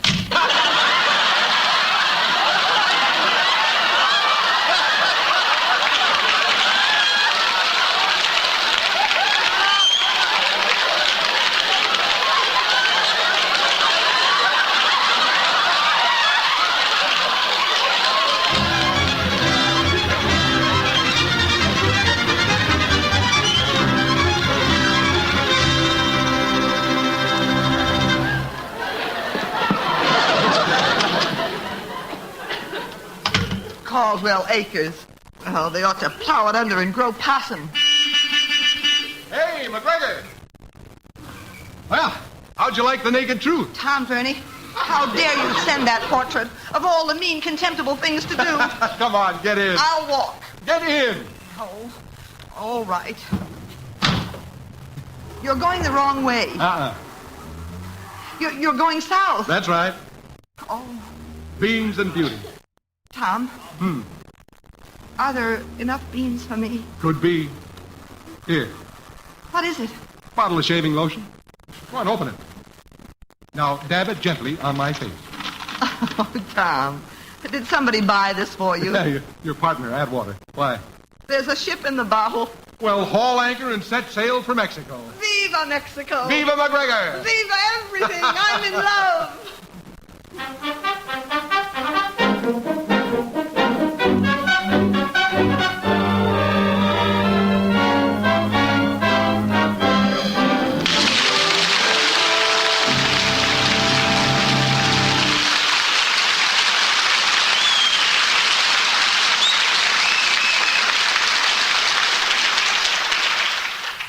And so ends the last act of Take a Letter, Darling. Our stars, together with our guest director, will be with us in just a moment. Next Thursday, the Screen Directors Playhouse throws a solid punch of adventure as we present a favorite action star in a favorite story. Our adaptation is Lucky Jordan, and recreating his original role will be Alan Ladd with screen director Frank Tuttle. Now, here again are tonight's stars, Rosalind Russell and Fred McMurray.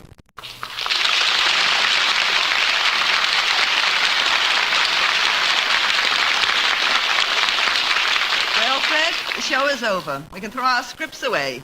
And the actors can go home. And that leaves what? The basic ingredient of a motion picture. The director. And as the boss, I claim the honor of introducing him. Ladies and gentlemen, with a deep and grateful bow, we present the man who lifted Take a Letter, Darling off the paper and turned it into celluloid. And he did it with the style and dash he's brought to such other pictures as Hold Back the Dawn. And Kitty. Yes, and Lady in the Dark. Our director, Mitchell Lyson.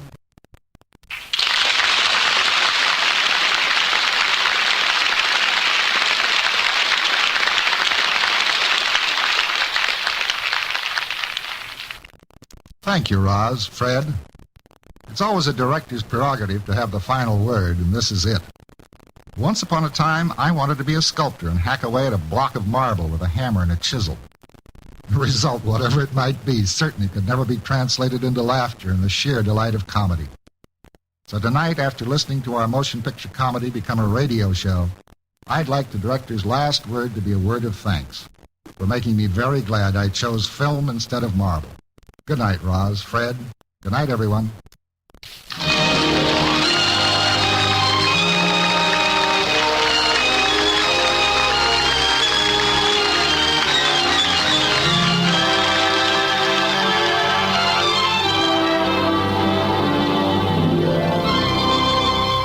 Take a Letter, Darling was presented through the courtesy of Paramount Pictures, whose current release is the Hal Wallace production, September Affair, starring Joan Fontaine and Joseph Cotton. Watch for Rosalind Russell in the independent artist production, Teach Me to Love. Fred McMurray can currently be seen in the RKO production, Never a Dull Moment. Mitchell Lyson's forthcoming picture is the Paramount production, The Mating Season, starring Gene Tierney and John Lund. Included in tonight's cast were Mary Jane Croft, Arthur Q. Bryan, Jim Backus, June Foray, Isabel Randolph, Fritz Feld, and Peter Leeds. Take a Letter, Darling was adapted for radio by Richard Allen Simmons. Screen Directors Playhouse is produced by Howard Wiley and directed by Bill Karn. Portions of tonight's program were transcribed. This is Jimmy Wallington speaking and inviting you to listen next Thursday when we present Alan Ladd in Lucky Jordan with screen director Frank Tuttle.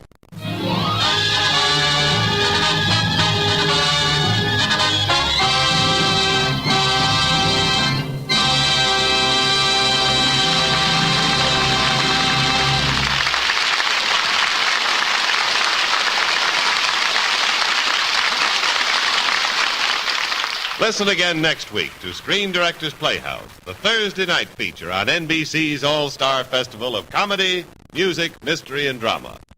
Listen tomorrow evening to the one and only Duffy's Tavern. the Friday night feature of the All-Star Festival. Saturday, enjoy the NBC Symphony conducted by Arturo Toscanini on NBC.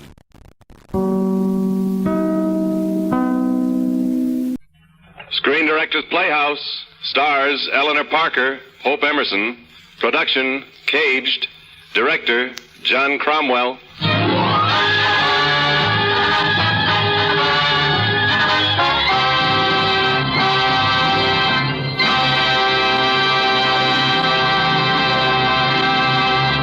This is the Screen Directors Playhouse, one of the weekly features on NBC's All-Star Festival of Comedy, Music, Mystery, and Drama.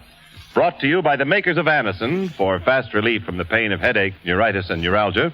By RCA Victor, world leader in radio, first in recorded music, first in television.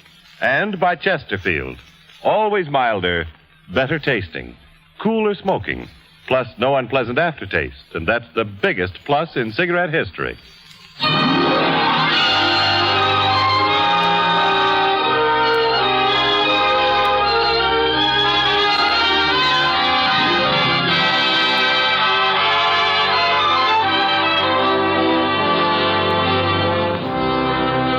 Tonight, the Screen Directors Playhouse is pleased to present, transcribed, a story of dramatic conflict, of life in a woman's prison.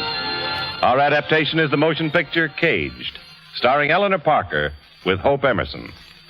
And now, ladies and gentlemen, here is Miss Eleanor Parker.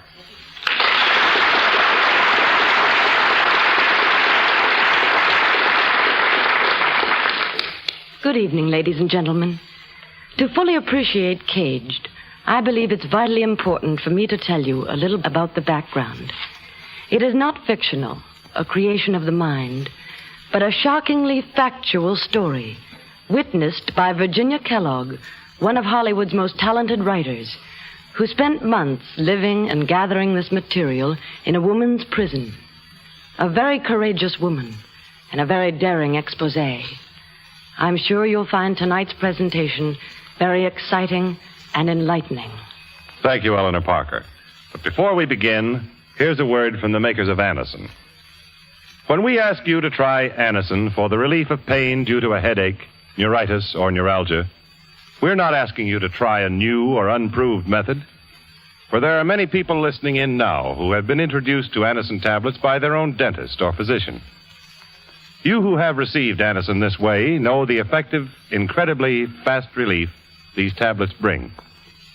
Anacin is like a doctor's prescription. That is, Anacin contains not just one, but a combination of medically proven active ingredients in easy-to-take tablet form. People by the thousands are using modern Anacin today instead of other ways. Doesn't their experience seem worth following? Try Anacin the next time you suffer pains from headache, neuritis, or neuralgia. You'll be delighted with the results. Ask your druggist for Anacin today. Anacin is spelled Anacin.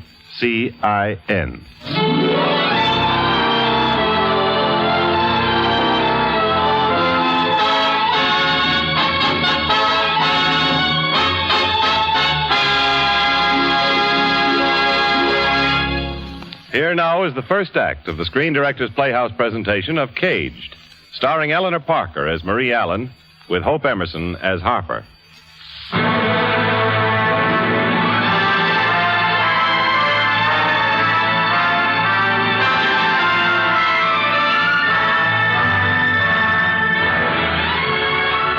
Gather round, folks. Closer. Come on, closer. What I have to say concerns both you and me. Why you? Well, let me tell you a little bit about it. I'm Marie Allen, convict number 93850, Women's State Prison, enemy of the people. My story begins as a frightened and bewildered young girl, cooped up in a smelly black Maria, surrounded by hopheads, alcoholics, thieves, and whatnots. We'd just landed inside the prison gates, and I was gripped by the terrifying impact that I wouldn't see this vibrant world again for a long time. But that was only the beginning.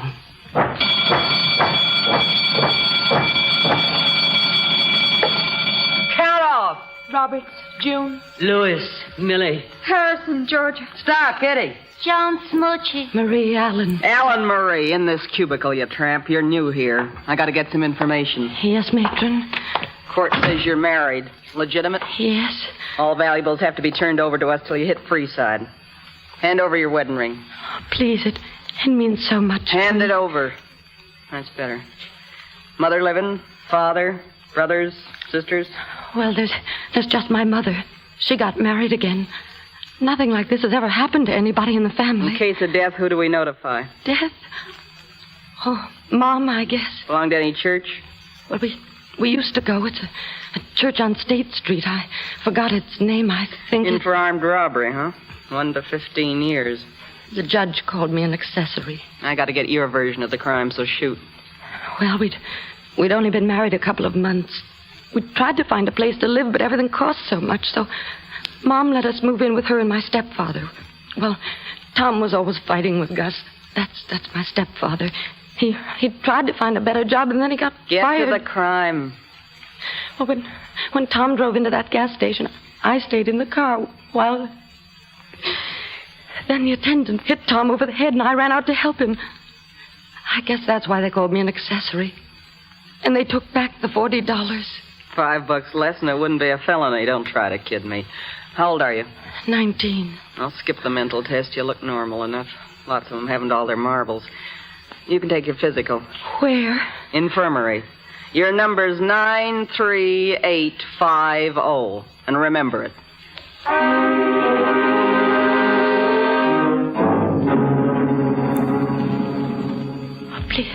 Please, nurse, I feel faint. I'd like some water, please. Just keep your big mouth shut and do as you're told.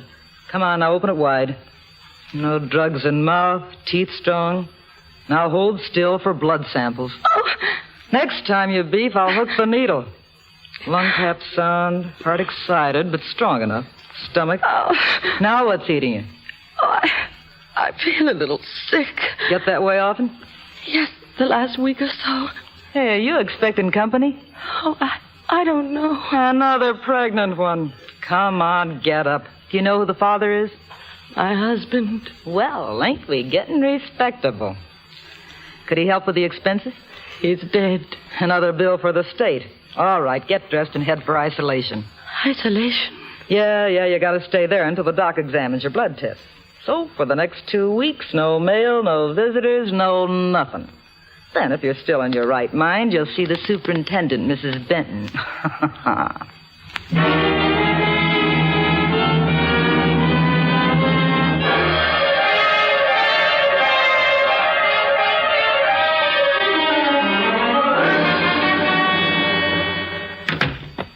Come in, Mary. Sit down here, please. Thanks, Mrs. Benton.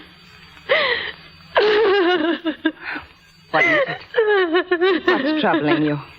Oh, I've been so lonely for the last 2 weeks. Those other women in isolation, the way they talked and the awful things they said, and those matrons always watching, never leaving you alone. You'll find all kinds of women in here, just as you would outside. But no prison is a normal place. How soon can I go home? If your record is good, you can come up for parole in 10 months.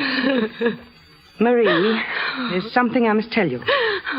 According to the doctor's report, you're going to have a baby. A baby? Yes. You're 2 months on the way. Oh, but I can't have it here. Do I have to have it in here? I know how you feel. But the inmates aren't allowed to go home to have their babies. What am I going to do? What am I going to do? Oh, don't worry.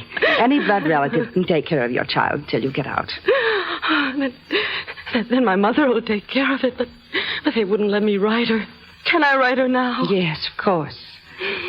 You're an intelligent girl. You know good from bad. Try to keep busy. It's important. Now, as to your work, I'll bet you helped your mother with your father's shirts, didn't you? Yes. Well, we'll put you in the laundry as a checker. It'll be easier for you because of the baby. You can see me anytime. Thank you. Thank you very much, Mrs. Ben.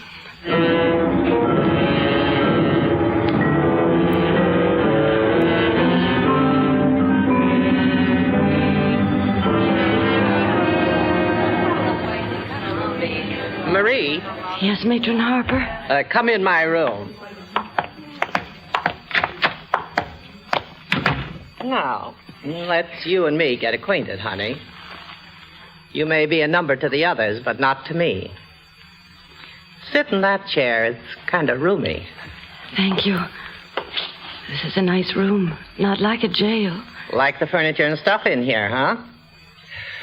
Just little presents my girls gave me for taking good care of them. Caramel?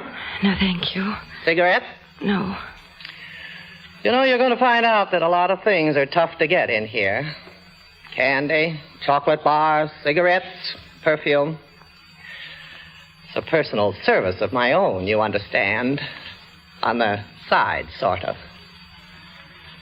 I like to do good turns for the girls. Why, sometimes on my nights off, I drop in on the family.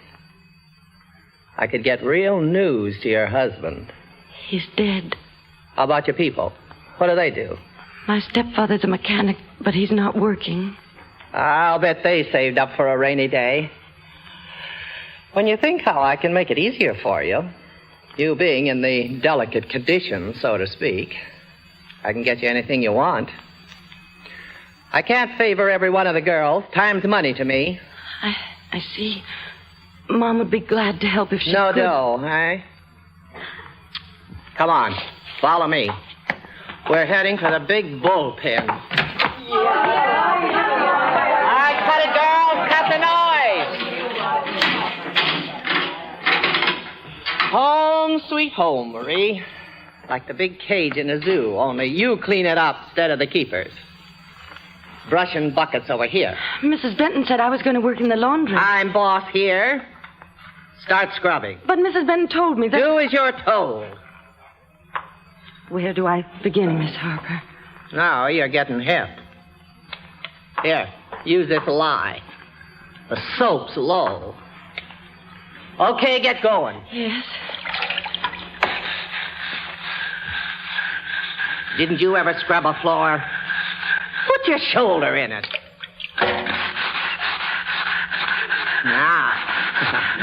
Now you're doing okay. Keep it up, and you and me'll get along just fine. I'll be back soon.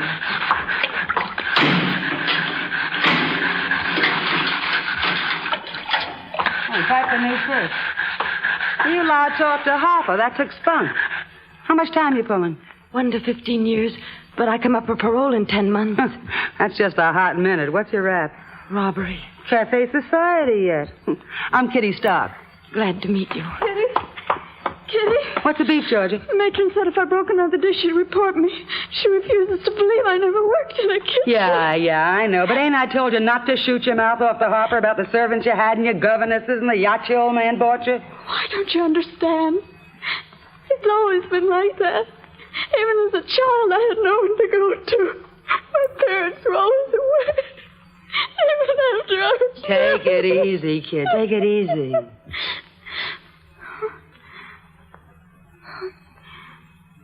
You're new here. What's your name? Marie Allen. I'm Georgia Harrison. I shouldn't be in here. They said I forged some checks, but it was a mistake. Georgia's class with a capital K. But she married a phony who liked spending other people's dough, and he got her to forge a bunch of rubber checks. Caroline! Come on, Marie. Lay down that brush and wash your hands. Lye burns them to the bone. Yes, they're burning already. Come on. Marie! Yes, Miss Harper? What do you think you're doing? Where do you think you're going? Well, it's time for dinner, isn't it? Not for you. I don't like you. Start scrubbing.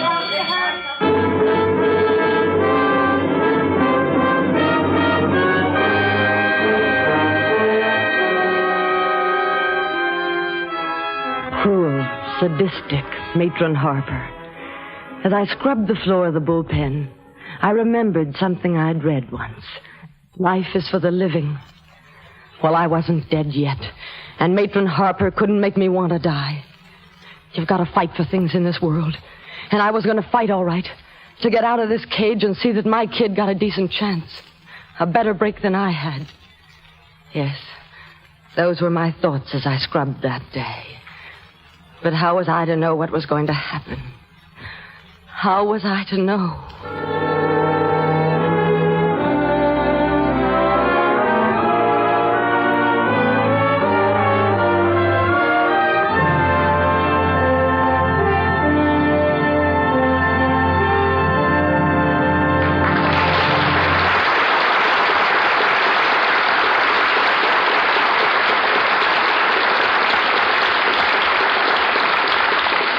And now, here's a word from RCA Victor.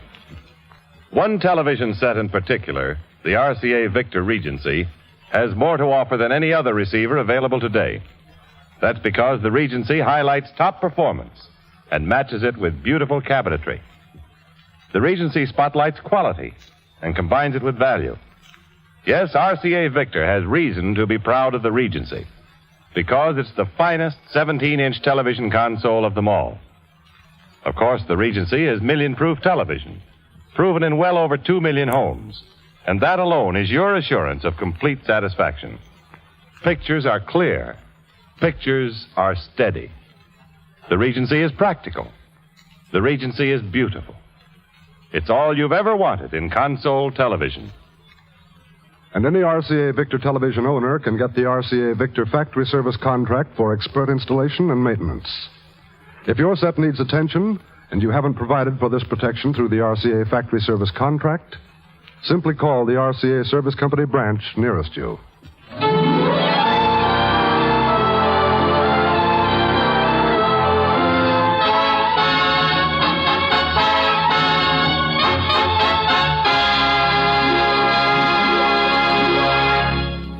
Now, the second act of Caged, starring Eleanor Parker with Hope Emerson.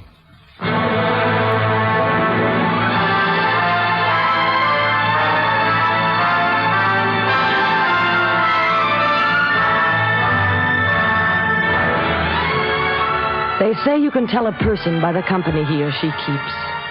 My cellmates, Kitty Stark, lifer, in for murder, the toughest woman I've ever known. Claire, a jewelry fence, an habitual repeater. Smoochie, raised on the streets and hard as nails. Old Millie, sick with arthritis, but a ruthless criminal. June, a repeater, a graduate of nursing school, who only lived for the day she would be paroled. The only decent human being in the bullpen. And Georgia, tall, regal-looking, one step removed from a nervous breakdown. Yes, these were my companions who were preparing me for my return to society. Pile up, you scram! Time for the count! Lewis, Millie, Roberts, June, Harrison, Georgia. Stop, Kitty. Alan, Marie. Marie Allen, I don't like squealers. How'd you get word to Benton that you weren't working in the laundry? I didn't. You're a liar. Hold it, Harper. You're riding a phony. Stay out of this, Millie. It was me got word to Benton. Yeah? Then I'm going to beat your skull in. I wouldn't if I were you. I'm a tall weed in the grass and the grapevine's blooming. Lay a hand on me and I'll put your lights out. I'm in for life. One more like you is so much velvet. Beat it! Well, I ain't got time to argue. Lights out and hit the bunks!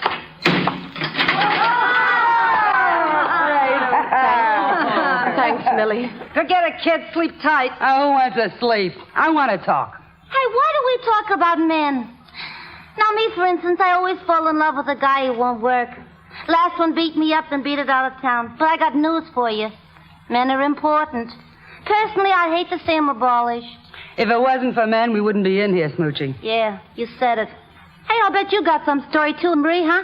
Your husband in stir? He was killed in the holdup. If he was alive, he'd have another dame when you got out anyway. How many jobs you pull when they nab you? I don't want to talk about it, please. You will. Cut out the gab. There are people in here who want to sleep. Good night. Good night. Good night.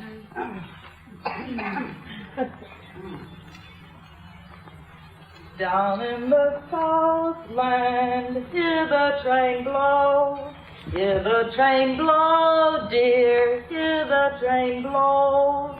Drop me a line, dear. Mail it to me. Marie. Mail it to me. Marie, listen to me. What's the matter, George? I want to go home. I want to get out of here. Hear that train? People are going home in that train. Oh, easy, Georgia, easy. Doctor! Wait for me! Let me on that train! Let me out of here! I don't belong in here! I'm just a innocent!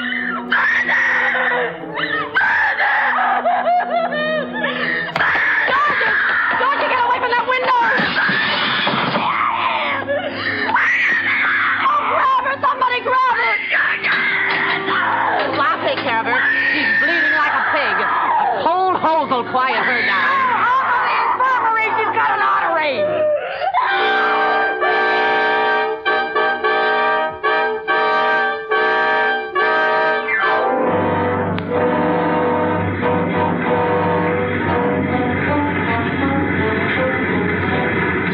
Report of Marie Allen. Remarks. 6th-month pregnancy. Blood count low. Secondary anemia. Complains of backache. Come on, Smoochie. Marie's by the mangler with Kitty. Let's see what's cooking. Okay. Hey, Marie, I've been watching you. You know, Squealus, I'm going to give you a break. What are you going to do when you flop out of stir? Did you ever figure on boosting? Boosting? She don't even know what a booster is. Boosting, shoplifting, the department store circuit. None of your 5 and dime stuff like your first rat, kid. We operate on a big scale. The boys will protect you just like your own mother. If they protect you, why are you in here? Because I knocked the guy off. But the syndicate pays me for recruiting so I can take care of Hopper and live easy life. You just leave it to me. I'll see that you get your parole quick. No, I'm not interested. I know it's going through her head. She's been listening to Benton. Rehabilitation, taking cold showers, working for good behavior. When I get out, I'm not coming back. After I'm paroled. Don't worry, you won't be paroled. They don't let any town out of stir until the parole officer gets her a job and a place to live. You see, kid, in this cage, you get tough or you get killed. You better wise up before it's too late. How about it? Don't think I'm not grateful, but I don't want to get mixed up in anything. I don't think boosting's the only way to get along when I get out of here. I've got to do it my own way. Hey, June. June, you were the nurse in Freeside. What's the matter with her? Oh, nothing but vitamins and calcium wouldn't help. Smoochie. I'm all right. Huh? I'm all right. Smoochie, tell the nurse I said to go out and get her whatever Marie needs. It's all right. I'm all right. Marie knows we're taking favors from you, Orlando, Kitty. Ain't you learned nothing? Quit needling her. Well, the only thing important is my baby. If you're old enough to have a kid, you don't need this thick sister sticking her nose in where it don't belong. Quiet. Here's Harper. What's all the gab about? You know the sign reads silence. Tomorrow's parole board day.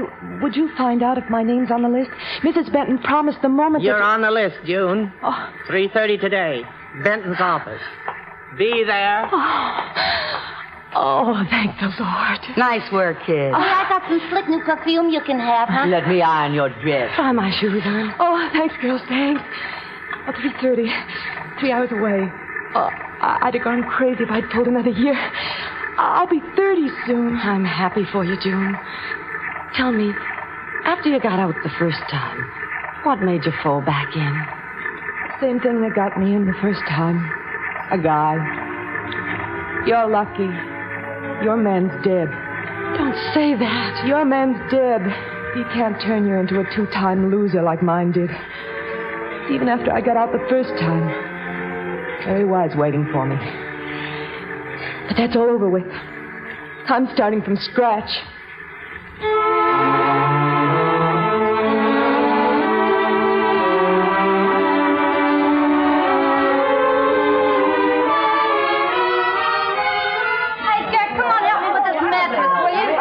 Worrying about June Marie. Well, the parole board must have left by now. Hey, here she comes.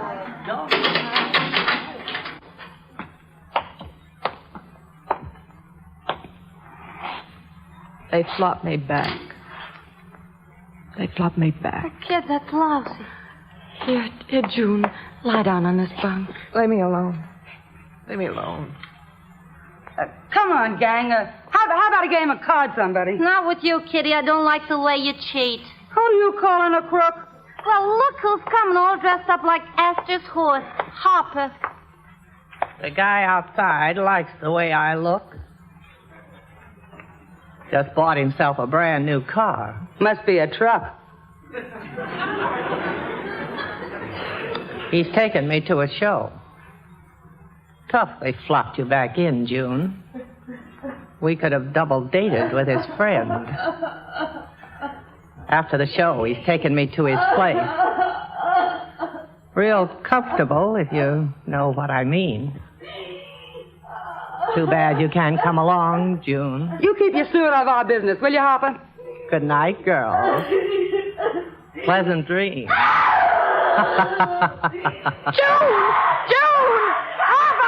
Harper, before you go, you better call Benson. Can't you see June's out in Starbucks? All repeaters act queer when they're flopped back. Pete don't like me to keep him waiting. I'll see you in the morning, girls.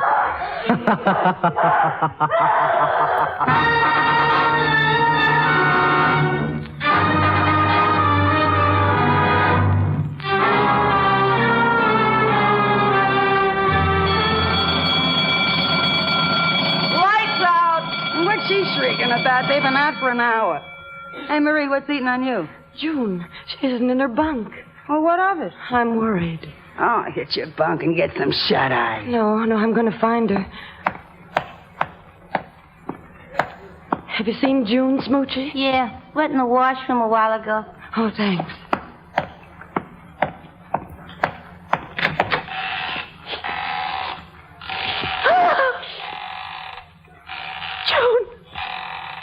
June! She's on herself! Hey, somebody get Benton! Marie fainted.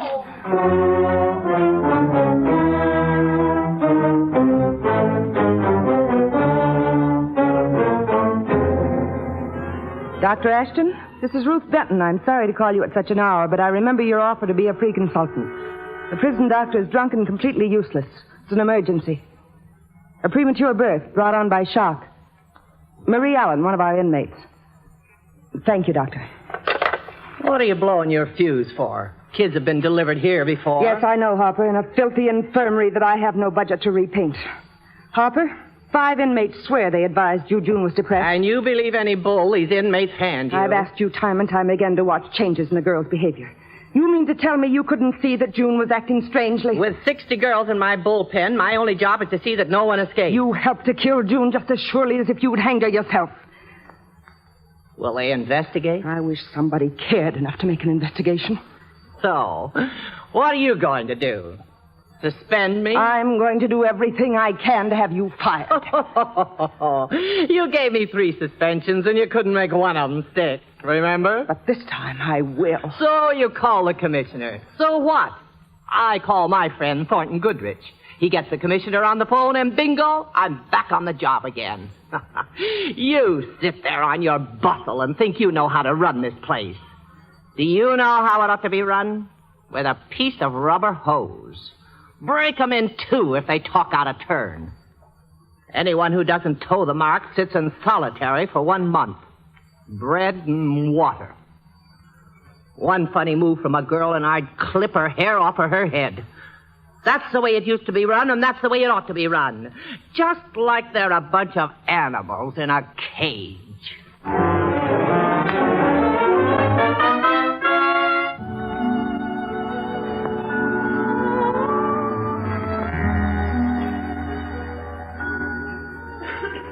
In a bare, whitewashed, cheerless room, my beautiful baby lay beside me. Looking at him, feeling the softness and the newness of him, I was overcome with a happiness I'd never known. For the moment, everything was forgotten. Time and space were suspended in the wonder of my son. This tiny human being who was all mine. And I lifted my eyes, and my world came apart. For the iron bars and the heavy mesh above the windows only reminded me that I was convict number 93850. Would they allow me to give my child a name? Or would they give him a number, too?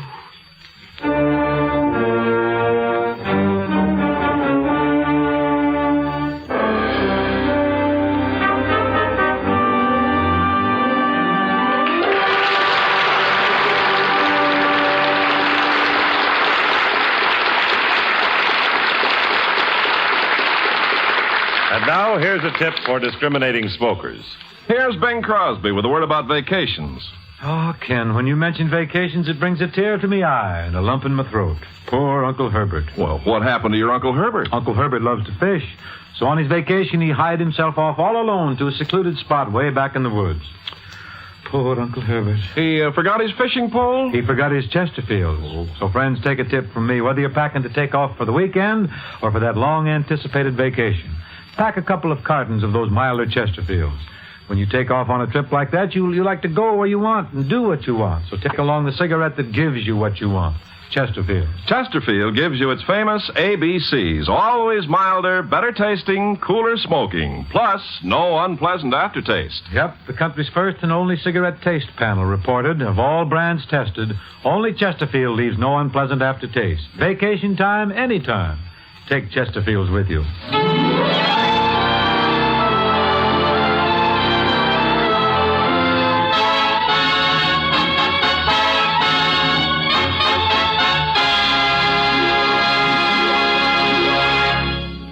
You are listening to the Screen Directors Playhouse, one of the weekly features on NBC's All-Star Festival, brought to you by the makers of Anacin for fast relief of the pain of headache, neuritis, and neuralgia, by RCA Victor, world leader in radio, first in recorded music, first in television, and by Chesterfield, always milder, better tasting, cooler smoking, plus no unpleasant aftertaste.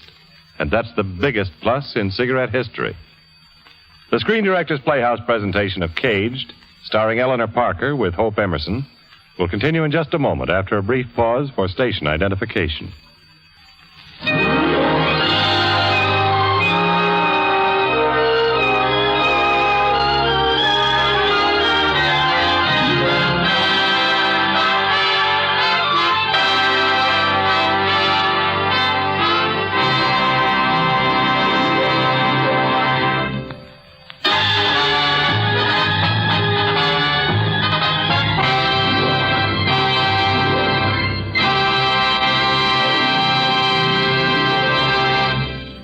We continue transcribed with the third act of the Screen Directors Playhouse presentation of Caged, starring Eleanor Parker with Hope Emerson in their original roles of Marie Allen and Harper.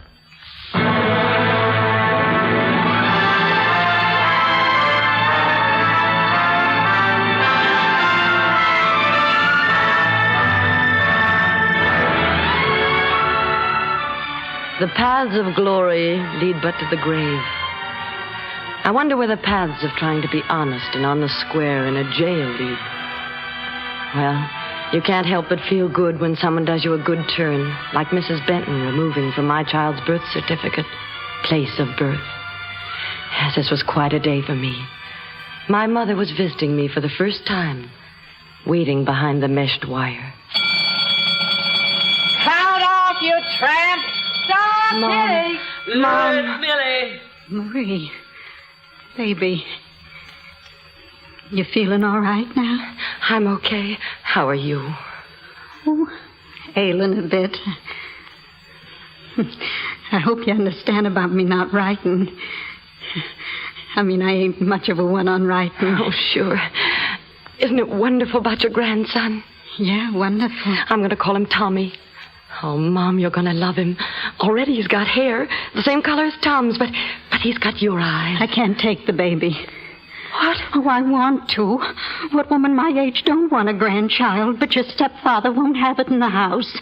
We argued and argued till I was blue in the face. So help me, if I had a dime to my name, I'd walk out on him. No, Mom, I listen. keep figuring how I could take the baby. But I can't leave Gus. I don't know what to do.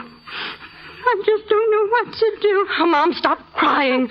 Tom's folks are dead, and if you won't take him, they'll put him out for adoption. Oh, what do you want me to do? You've got to leave Gus. I'll be out of here in 3 months. I'll get a job and support you. Well, I'm not as young as I was. I tire easy. The doctor says my feet Can't you think of anyone but yourself? But it'd be better if someone else took him. Some nice family with money. They could bring him up real nice. I don't want anyone else to have him. My God, my God. There is only flesh and blood. You've got to take him. Keep saying that. Mother, come back here. You got to take him. You got to take him. Oh, Mother, come back. Dose of mother love. Like I say, the kids get locked in the coal bin when the boyfriends call. They'll get the kid a good family. Maybe you'll even get a cut. A baby brings in at least $2,000 in the black market. Get away from me. Mrs. Benton. Mrs. Benton.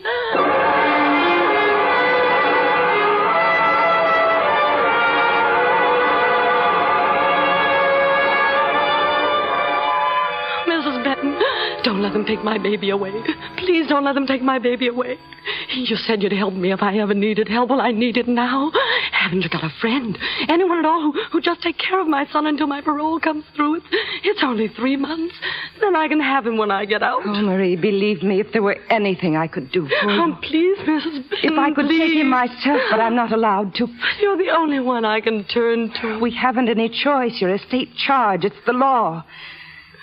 Don't you think I want girls like you to keep your babies, to have them cared for and to... Oh, try and listen to what I'm saying. Those are just words, and I'm sick of words. I had a friend, the only good person I met in here, June. She was flopped back when she should have been given free side. She's dead. I guess you couldn't help that either. That was a law, too.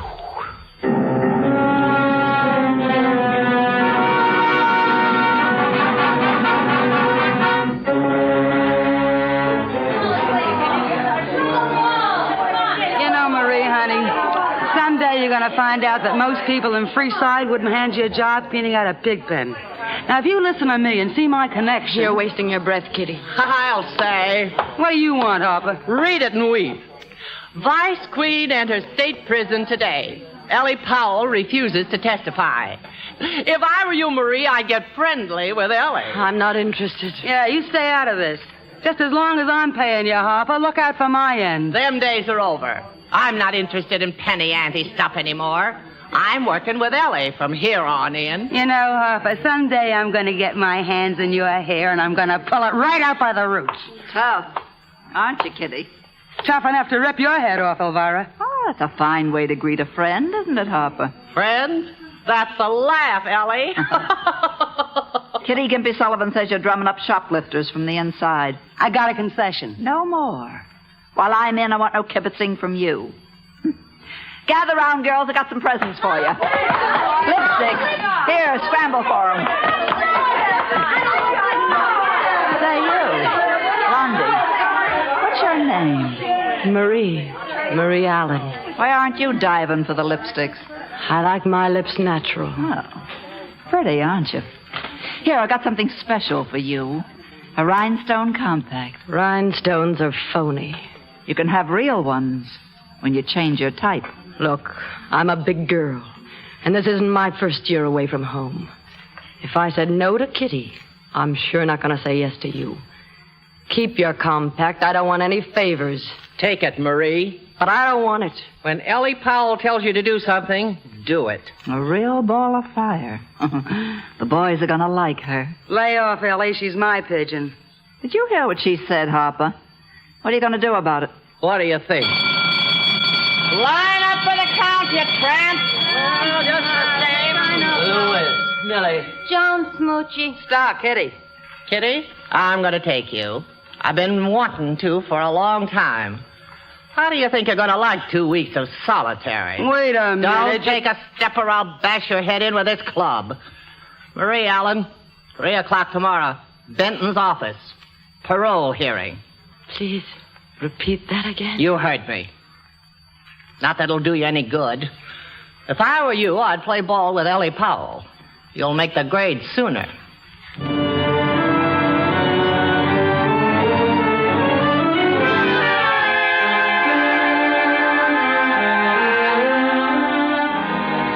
Marie Allen, gentlemen. How do you do?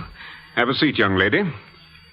Marie, we have to decide whether 9 months has taught you that robbing people at the point of a gun... I never wanted to, but my husband wouldn't listen to reason, and I couldn't leave him. I loved him. Mm-hmm. What type of work can you do? Well... Speak up.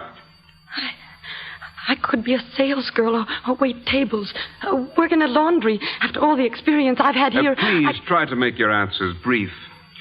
This report states your stepfather refuses to have you in his home. Where would you live if paroled? Well, where would you live? With relatives? Yes, with my Aunt Rose and Uncle Harry. They're very respectable. Uncle Harry's a gateman for one of the biggest factories. They're very fond of me. If they're so fond of you, why didn't they take your child?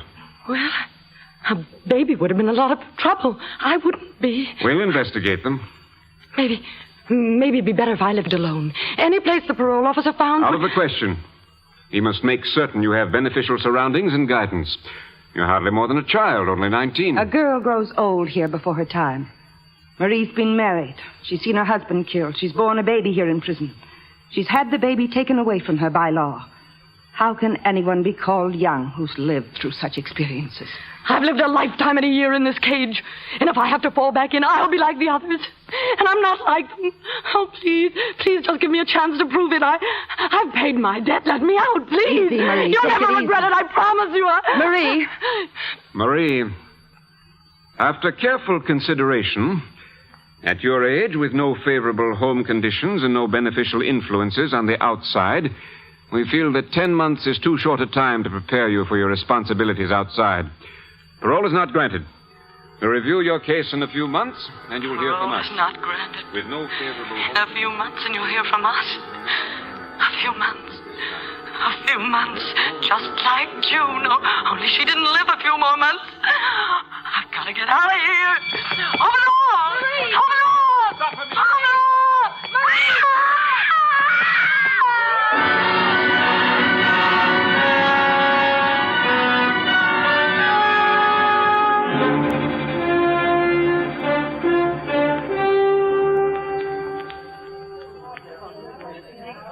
Hi, Marie.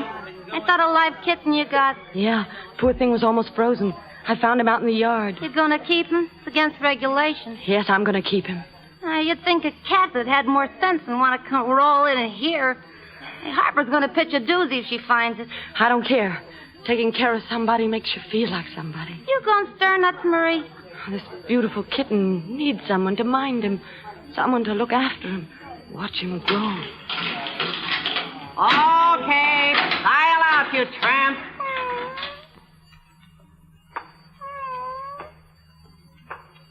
Okay. Where is it? Hand it over, Marie. No, I won't. No one in the world's going to take this kitten away from me. Hand it over. Get away from me. I'll kill you if you come near me. I'll slap your head in. I'll kill you. I'll kill you. Get your hands off of me. Get your hands off of me.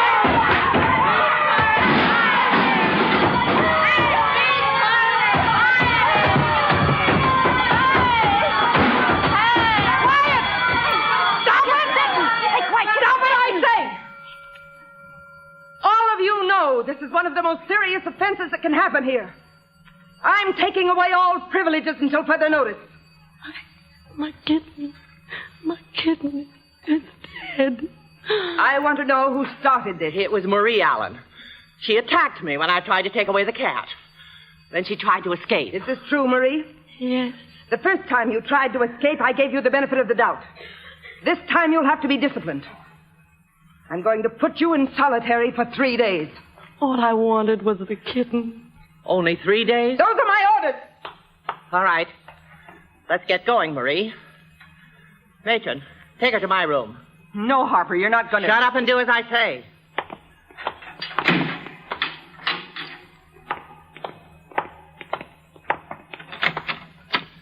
All right.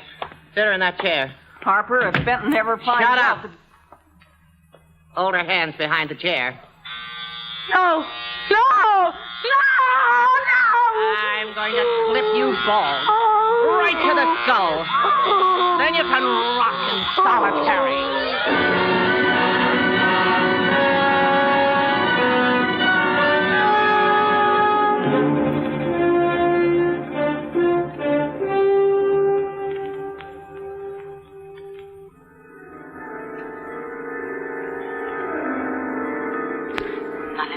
right about. Being alone isn't so tough. Bread and water never killed anyone. Maybe I'll sleep for 3 days. But I can't sleep. Oh, God, let me sleep. I've got to sleep. Only 2 more days to go. Or is it 1? I'm all mixed up. Harper. That's right. I'm ready to leave. What do you mean? Well, I've been here 3 days. Just 1. 1. I'd let you out now if you gave Elvira Powell the go-ahead. No. Too bad. Tough you couldn't get out tonight. It's New Year's Eve. New Year's Eve. Last New Year's Eve, Tom took me to that Chinese place. We wore funny caps and we danced. Tom bought me a flower for my hair. My hair. Stop thinking about it. It'll grow back. I'm so tired. What are you doing down here? What am I talking about? The kitten's dead. Go to sleep, baby. We all need sleep. Go to sleep, baby. You can have real stones if you change your type. Get over here. You're in here because you stole $40. A classy looking $40 for my racket. No in mine. No in mine. No in mine. No in mine. No in mine. Let me out of here. Let me out of here. I'll do anything you want. Harper! Harper! Let me out of here. I'll do anything you want. Oh, God. Oh, God. Let me out. Let me out. Please,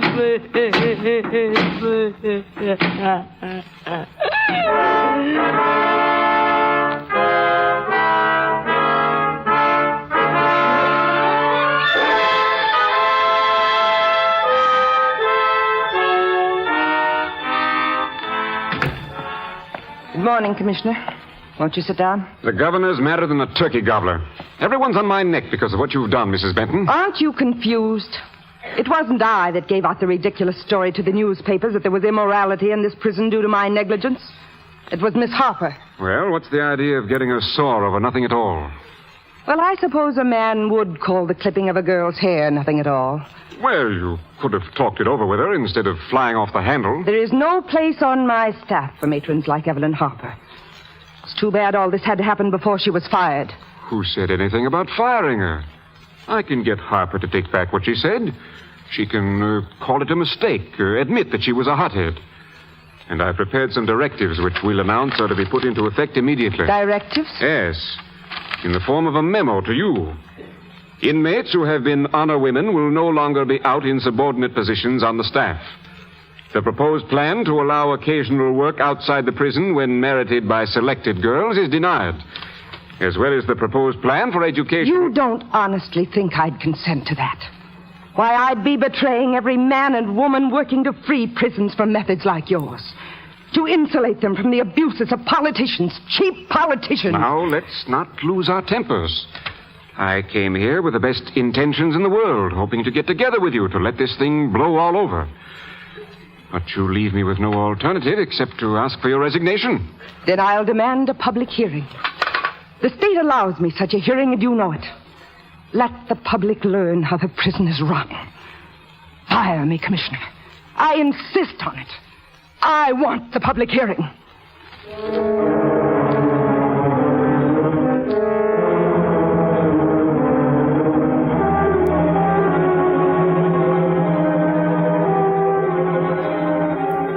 "3 days in solitary and a month in the infirmary gives you plenty of time to think about a lot of things. Kitty Stark in a bed on the other side of the room. Once the woman of stone suddenly crumbled. A defeated Khan, the victim of Harper's cruelty. The darkness and dampness and coldness of a slimy solitary. The blank stare in her eyes, not recognizing. And the nervous tick of her face muscles. Was that my future, if I remained honest and didn't play Elvira Powell's game? and back to normal prison life. Only it wasn't normal. The girls had reached the point of trigger tension. Harper's cruelty had brought us all to the stage of animal anger, and there was a feeling that at any minute all hell could break loose. Okay, you tramps, start eating. Well, what are you waiting for? Who are you staring at, Marie? You, Harper. You looking for another haircut? Kitty? Stark, why don't you answer me? Answer me, I said. Leave her alone. Ain't you done enough to her? Shut up, you old dingbat. Kitty, if you can't hold that fork properly, get back to the bullpen. Hold that fork right, I said. I'll hold it right. Right in your heart!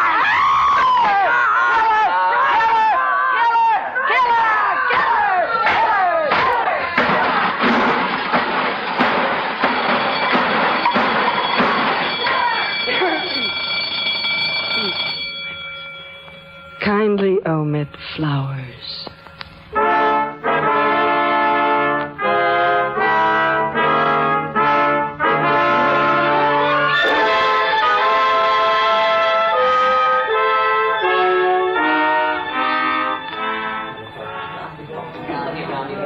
I keep thinking of Kitty sitting in the death house, and I get the shakes. Well, take it easy before you blow it too, Pop. I didn't know what kind of a heel Harper was. Quit shaking the tambourine. Okay. I see you're still carrying my rhinestone compact around, Marie. When are you trading it in for the real McCoy? I'm not. I'll bet you a pack of weeds you'll still be pulling dead time next Christmas. Paul's giving it to you straight, Marie. Ain't you played the honest John too long? You could still get out of here, but you haven't got much time. I'm being sprung tomorrow. Listen to her, honey. What do you want her to do? Send you an engraved invitation. Want me to answer for you, Mary? Keep your trap shut, Millie, you old crow. Mary, these bird brains giving you a spiel what to do out in Freeside hands me a laugh. Before you get any bright ideas, listen to me. Well, I got a file as long as your arm. I was queen of the con women when Powell was wearing diapers. There's nothing I ain't done, including murder. Well, I had a first time like you, dearie, but I can't remember how long ago. Then the second rap, then the third. Now I'm a lifer. I'll be 71 soon. And you know what I think? Nobody got cheated but me. 40 years taken away. So I'm giving it to you straight, kid. Wait a year on dead time, but get a legit job slinging hash. Then get a good guy. Have a kid. Oh, what I'd give for a sink full of dirty dishes. Thanks, Millie, but I'm not sticking around. Paul, I'm trading in this phony rhinestone compact. I figured you would. You've got class. The boys will talk to the parole board. You'll be out by tomorrow.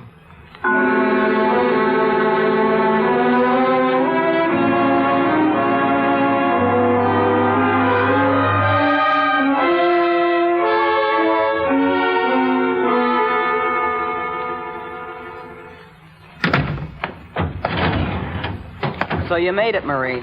In a hurry, too. Check me out, matron. 93850 checking out. Guess you want your wedding ring back, don't you? Keep it for a souvenir. I'm interested in diamonds, and thanks for the haircut. Marie, I'd like to talk to you. What about, Miss Benton? Now that you're leaving, let's not lie to each other. What do you mean? Cashier's job you've gotten is just a blind. The parole officer okayed it, didn't she? Elvira Powell has a lot of friends. In a couple of more months, the parole officer could have found you work. You'd have made some honest money. Had self-respect and decency. Where'd those things ever get me? Why do you give up? Now that you don't need to, when you're free. Free for what? To go to my baby. To sit down to a turkey dinner with a family. To kiss my husband. From now on, what's in it for me is all that matters. You did your best, and where did it land you? You can't lick the system. Marie, if you ever need any help... Thanks, but I won't. For that $40 Tom and I heisted, I certainly got myself an education. Here's the address of the parole officer, Marie. Goodbye. Good luck. So long.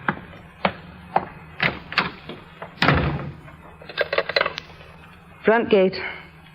93850. Coming out.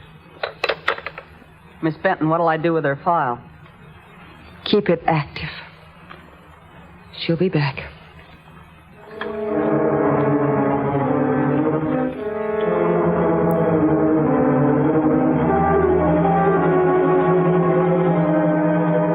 I'll be back, all right.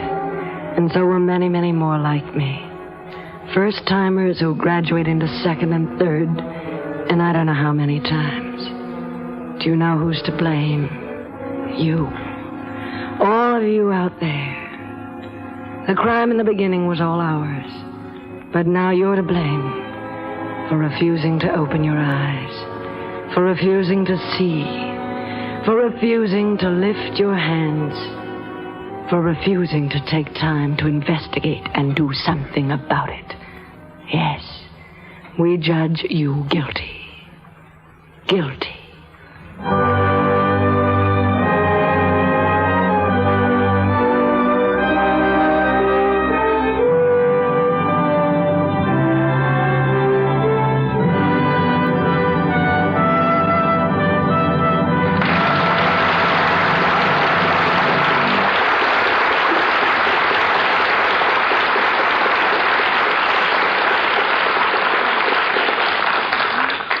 Thank you, Eleanor Parker and Hope Emerson, for an excellent performance.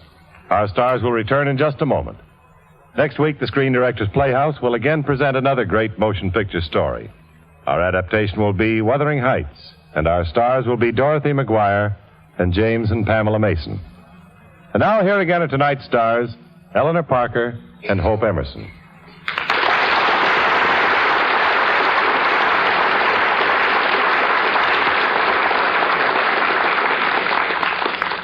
I believe I speak for both Hope and myself when I say that an actress is extremely lucky to have the roles we did in Caged, and more than extremely lucky to have a director as imaginative and creative as John Cromwell to guide us. How right you are. Without a good director, a performer is sort of like a ship without a rudder. Well, I'm glad that you both feel that way about Mr. Cromwell. Being a director myself, you understand. Ladies and gentlemen, may I present Mr. Al Rogel, president of Screen Directors Incorporated, one of the best directors in this town, and, well, about the nicest guy you'd like to invite into your living room.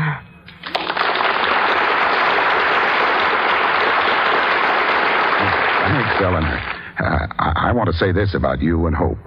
Watching true artists at work is very exciting, and I'm excited enough right now to tell you truthfully, you were both magnificent. And I'm sure that if John Cromwell were able to be here tonight, he would agree that you both gave your usual Academy Award performance. Well, those are sure kind words.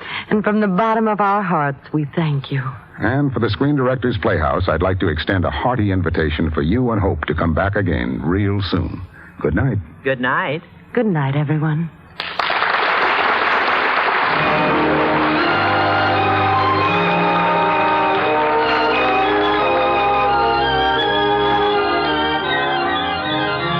Caged was presented through the courtesy of Warner Brothers, producers of the Technicolor adventure drama Captain Horatio Hornblower, starring Gregory Peck and Virginia Mayo. Included in tonight's cast were Monty Margetts, Gene Bates, Gigi Pearson, Virginia Gregg, Irene Winston, Peggy Weber, Betty Blythe, Grace Leonard, Eleanor Audley, and Byron Kane. Caged was adapted for radio by Jack Rubin. Screen Directors Playhouse is under the production supervision of Howard Wiley and is directed by Bill Karn. Portions of tonight's broadcast were transcribed. This is Jimmy Wallington speaking and inviting you to listen again next week to Screen Directors Playhouse when we present Wuthering Heights, starring Dorothy McGuire and James and Pamela Mason.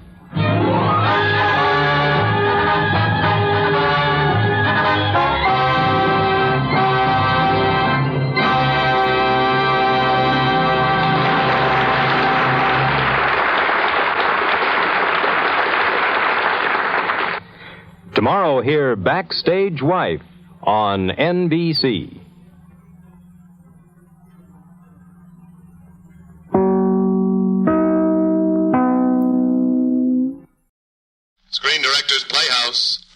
Stars, Tallulah Bankhead, David Bryan. Production, Dark Victory. Director, Edmund Goulding.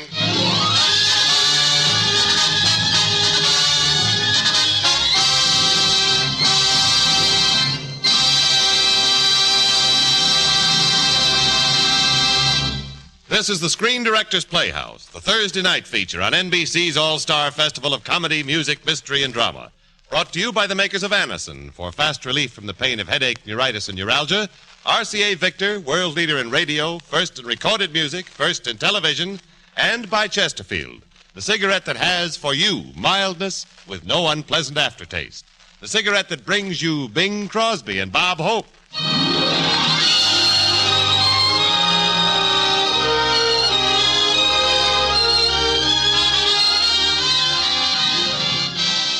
Before our first act of Dark Victory, here is a message from the makers of Anacin. The next time you suffer from pains of headache, neuritis, or neuralgia, take Anacin. You'll bless the day you heard of this incredibly fast way to relieve these pains. Now, the reason Anacin is so wonderfully fast-acting and effective is this. Anacin is like a doctor's prescription. That is, Anacin contains not just one, but a combination of medically proven active ingredients in easy-to-take tablet form. Thousands of people have received envelopes containing Anacin tablets from their own dentist or physician, and in this way discovered the incredibly fast relief Anacin brings from pains of headache, neuritis, or neuralgia. So the next time a headache strikes, take Anacin for this wonderfully fast relief. Anacin, A-N-A-C-I-N. Anacin comes in handy boxes of 12 and 30, economical family-size bottles of 50 and 100. Get Anacin at any drug counter. And now the first act of Dark Victory, starring Tallulah Bankhead as Judith Traherne and David Bryan as Dr. Frederick Steele.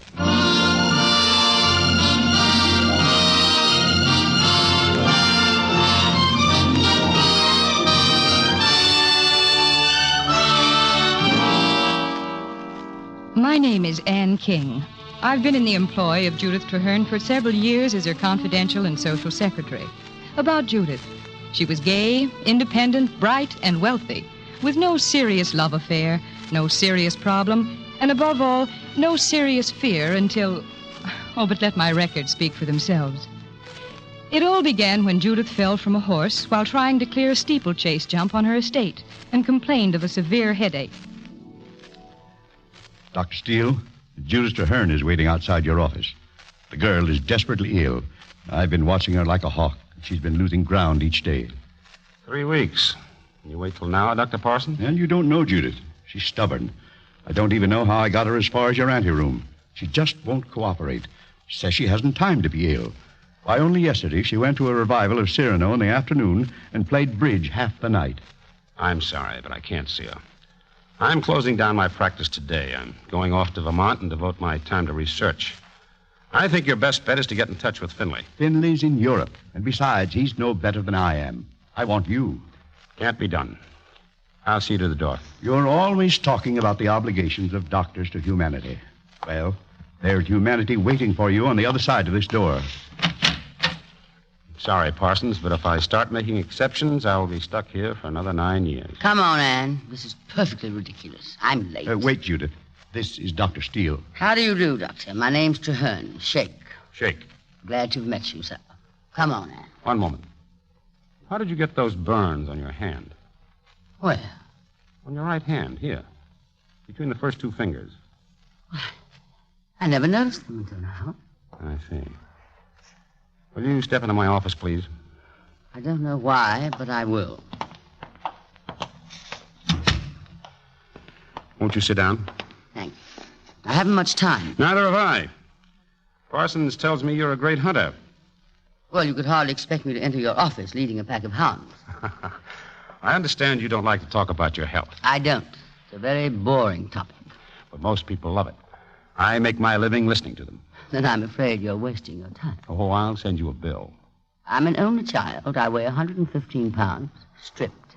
I've had mumps, measles, and whooping cough, all at the proper ages. I believe I had no congenital weaknesses. Shall I go on? Yes, please. My father drank himself to death. My mother lives in Paris. I take a great deal of exercise. I'm accustomed to a reasonable quantity of tobacco and alcohol. I'm said to have a sense of humor. Is that all? All the inconsequential facts. What are the consequential ones? Does the light from the window bother you? No. Do you use your eyes a great deal? I generally keep them open, Doctor. That light is in your eyes. I wish you wouldn't keep harping on that. There's nothing the matter with my eyes. You were squinting. I was not squinting. By the way, what did you do yesterday? Well, I played bridge in the afternoon. I went to the theater in the evening. The other way around, wasn't it? Well, yes. I guess it was. What was the play? Well, Cyrano, wasn't it? Yes, that's right. Did you like it? My head was aching, sir. How long have you had these headaches? Oh, I don't have them. You have one now. No, I've not. How much did you lose at bridge yesterday? Quickly. I don't remember. I know you lost. How much? How can I remember? I play bridge every day. You've been losing a lot lately, haven't you? Yes. Playing badly, forgetting what cards are out and what's the bid. Why do you ask me these stupid questions? I'm leaving. Wait. Did Parsons say you could go out yesterday? Listen, Doctor. I have never taken orders from anyone. And as long as I live, I shall never take any orders from anyone. And here's something else. I am well, absolutely well. I'm strong, and nothing can touch me. Neither you nor Dr. Parsons can make an invalid out of me. And now, Doctor, good afternoon. Go on. Run away because you're frightened. That isn't true. Oh, yes, it is. That's why you held back certain things from Dr. Parsons. You were afraid to admit them. You didn't tell him you've been having these headaches for months, but you have, and they've been getting worse. Lately, until now, you're never free of them. And your eyes have been cutting up, too, until your vision is almost cut in half. That's the reason for the accident on the jump. You couldn't see the bar. I'll tell you how you got those burns on your fingers from a cigarette. It burned you, and you never felt it. Because your tactile nerves are paralyzed. It's a lie. I'm well. Why do you bully me like this? Because I want to help you. Now, sit down. Dr. Steele, it's nearly time for you to leave. Oh, yes. Thanks, nurse. Cross your knees, please, Mr. Hearn. You're not going to hit me with that little hammer. Why not? It always makes me laugh. Silly, isn't it? Now the other one, please. Good. Now, don't be frightened at this. It's just an electric torch. I'm going to look into your eyes. You're very kind to your guinea pigs, aren't you? Would you mind just looking ahead, please? I've been told they're nice color. Steady, please. Do you agree about the color of my eye? Oh, yes. Fine. And now 2 more questions. How long ago did you first notice these headaches? Horrible months ago. 5 or 6. Have your eyes been bothering you as long as that? No. That's only lately, the last few weeks. Well, that's a great help. And now I'm going to ask you... Dr. Steele, you're going to have to leave this minute if you're going to catch your train. Train? Oh, yes, I suppose I will. Don't look so guiltily at me, Doctor. It's my own fault I didn't come to you sooner. Nurse? Oh, there are other trains. Cancel the tickets. Yes, Doctor. Thank you. Not at all. A few days, one way or another, won't matter. I'm sorry I was so difficult.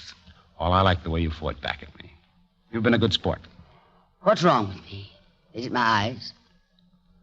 I'd be a poor excuse for a doctor if I told you before I'm positive myself. But the next few days, I'm going to ask you to submit to about 1 million more tests and x-rays. You can live your life normally with one exception. What's that? You'll have to see a good deal of me. I'll bet you'll be at frosted a party, Doctor.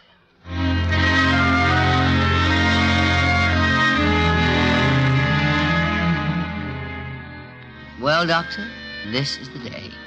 Your tests are all completed, and we have enough x-rays to start our own picture company. What's the verdict? Sit down, Judith. Oh, no. The prisoner will rise. The sentence. We will have to operate. What do you mean, operate? On me? Where? Your head. No. Oh, after all, the brain is like any other part of the body. Things get out of kilter, and they have to be adjusted. I won't... Anne! What's the matter? He wants to operate. Operate? On my head. You've made a mistake, Dr. Steele. I knew almost at once, but I wanted confirmation. I've consulted the best brain men in the profession. Well, what's she got? What have I got? The technical term is glioma.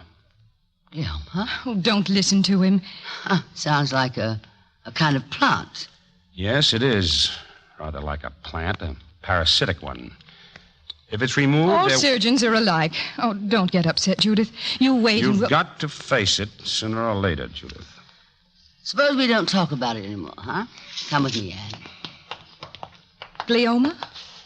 It's not as serious as it sounds. It's just the idea that's hard to get used to.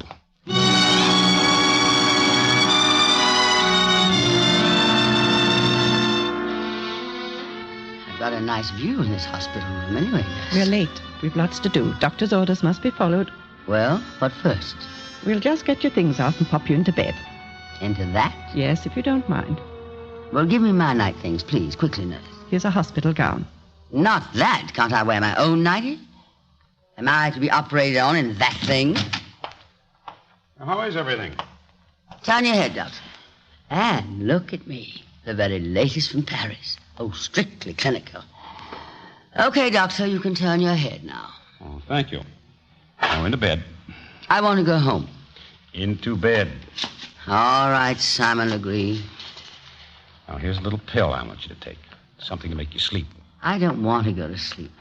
How could anyone sleep in a 2x4 like this?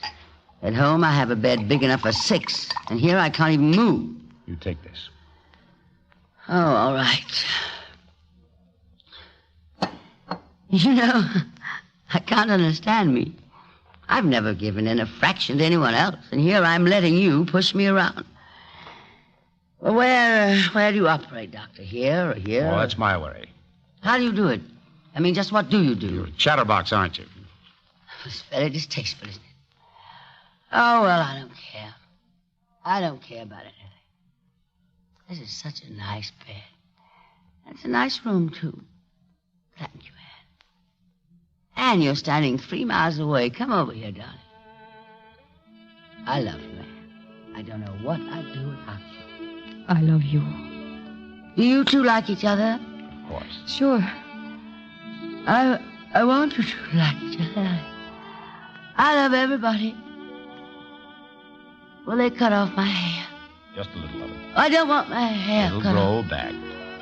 Well, yes, of course it will. Silly of me. I feel so good. Nothing to think about. You're going to sleep now. That's right. I must do everything you say. I'm in your hands. Nice hands. They're good, strong hands. Doctor? Yes. When you get inside my head, see if you can find any sense in it.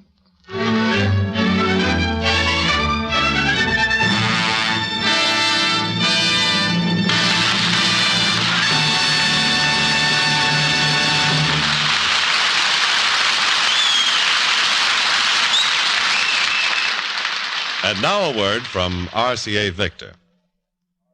There's nothing more fun these winter nights than curling up in front of a good, warm television set and let the laughs, chuckles, and downright merriment of television entertainment warm the cockles of your heart. And if there's one thing that's more fun than just plain television, it's television on a new RCA Victor set. Yes, almost 2 million families today are happily using RCA Victor television in their homes. And you'll know why when you watch the lifelike picture on RCA Victor's new model, the Kent, now on display at your RCA Victor dealers. The Kent brings you clear, big 17-inch pictures locked in place by RCA Victor's exclusive eyewitness picture synchronizer. And then, too, look at the value of the Kent. It's like having console television at table model price. You'll say that RCA Victor television is the best way to warm up your heart with television fun and keep the frost off your pocketbook.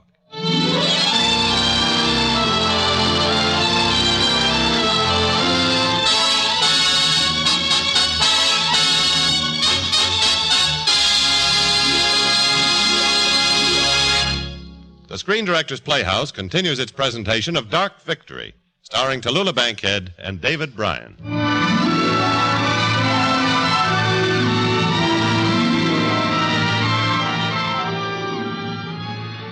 The operation on Judith's brain was finished. The result? Well, what operation doesn't need a prayer? So I prayed with all my heart for the finest woman I'd ever known in my life. The door was ajar, and coming towards me in the hospital corridor was Dr. Steele. He was staring straight ahead and was in deep conversation with Dr. Parsons. I couldn't hear what they were saying. Is there no hope, Dr. Steele? I'm afraid not. She's bound to have a recurrence. She'll apparently be as well as any of us. That is, until her... Well, her sight may fail near the end. Amblyopia? Yes, but there'll only be a few hours after that. This is a rotten business. Doctoring. A glioma. A girl like that who's so alive and so entitled to live. To have this contemptible, meaningless growth come along and put a period to it. Are you going to tell her? Did you want her to know? No. Well, then that's the answer.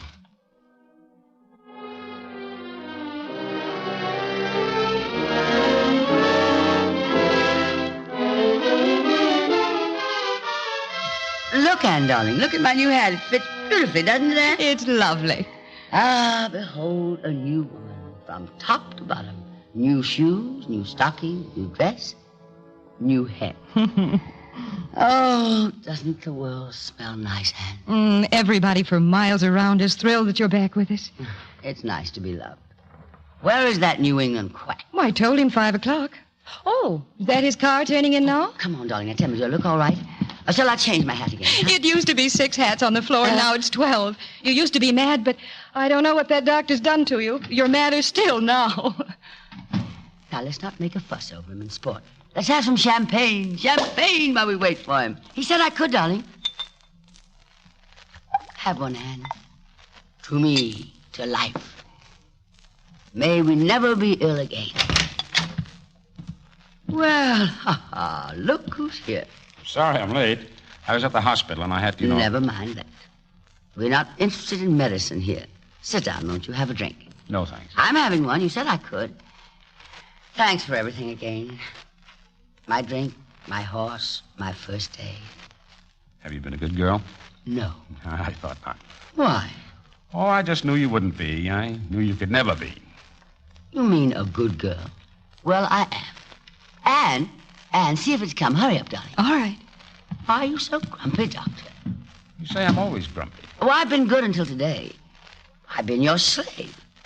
And I'm well. Look at me. Reflexes terrific. Balance perfect. Why, I can walk a line backwards. Want to see me try? Look, it's arrived. Oh, excuse me. Anne, kneel on him. Club him if necessary, but make him have a drink.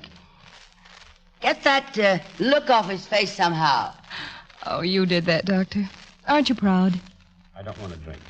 Thanks. Dr. Steele, when you came into Judith's hospital room right after the operation, you had a certain look in your eyes. You have it now. And I'd rather not. Is there something? Something? Please. You see, I am her best friend. You come outside. Of course. Are you going to be strong enough and intelligent enough to hear the truth? There is something. Yes, there is. I can't save her. Nothing can. Nothing. She's going to die. Oh, no. Yes, it's true. You shouldn't have touched her. She'll have that pain again and that ghastly confusion. No, she's not going to suffer again. That's all behind her now. She will seem as well and as normal as anyone else. How long have you known? During the operation. I could have let her go. I almost did. Why didn't you? I'm only a doctor. I haven't the jurisdiction of life and death. How will it come? Quietly and peacefully. There may be a moment near the end where she won't be able to see quite as usual. She'll go blind? Yes, but first a dimming of vision, and then after a few hours, say 2 or 3... Doctor, how long has she? A year? 6 months? 4? Possibly. Lock up, Anne. She mustn't know. Be a good soul. Boo. You sneaks. You're hiding out on me. What's the idea? Well, actually, we were talking about just how much you ought to do, Judith. I told him you had a devil of a day, and he doesn't seem to think it matters. I have had the best day of my life. This little present is for you. Judith, you shouldn't. Oh, look at the man. I thought surgeons had to have such steady hands. Thank you very much for these cufflinks. It's the best present I ever had. I'm awfully glad you like it. It's all we could think of, wasn't it, Anne? Of course, it doesn't seem enough. Oh, wait, I have an idea. This is my birthday. What? It is really. My new birthday.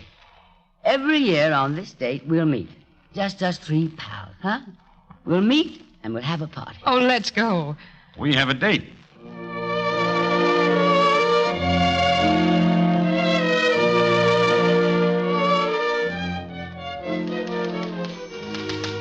Now, in the morning, I'm going to wear my green slacks and the small tie.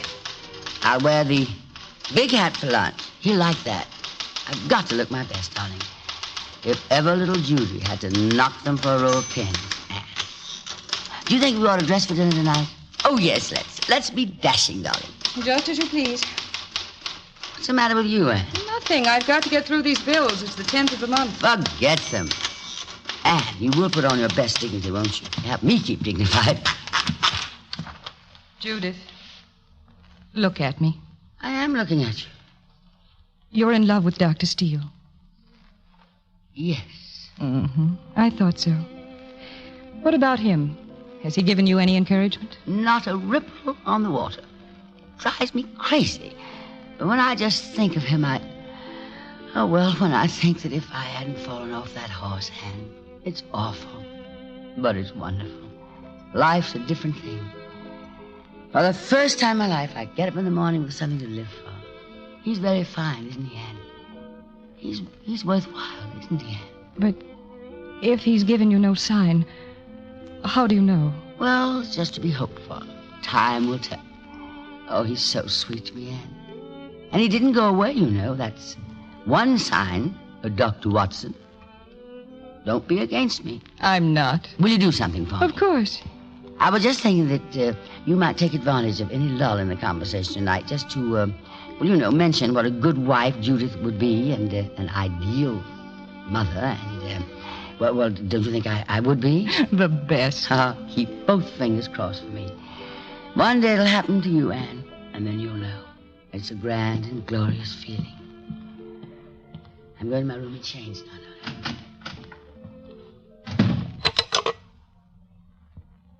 Operator, get me Murray Hill 77340.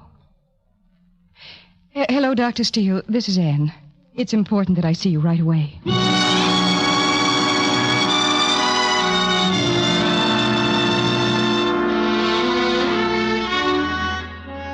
Sit down, Anne. Thank you. Doctor, is Judith meaning anything more to you than just a patient? Yes. Much more. What are you going to do? Are you going out there tonight and tell her and take her in your arms? She'll expect you to marry her. Are you? Or is it better for you to go away and leave her with us? Which is better? She told me she's in love with you. She said that? You know, Anne, women have never meant anything to me before. I'd never met anyone like her. I was all set. I had plans and arrangements. Yes, Vermont. Why don't you go away for your own sake, for your work? Work? When I can't cure her? There's nothing else on my mind. Isn't there anything? What has she done that this should happen to her? She's never harmed a soul, never done anything to anyone but kindness. Look, I had a letter from Vienna today. The last finding in the case.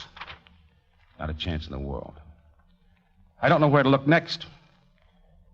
Here's the 12 greatest authorities on glioma. 12 of them. Prognosis, negative. Prognosis, negative. Prognosis, negative. Oh, I'm so sorry for both of you.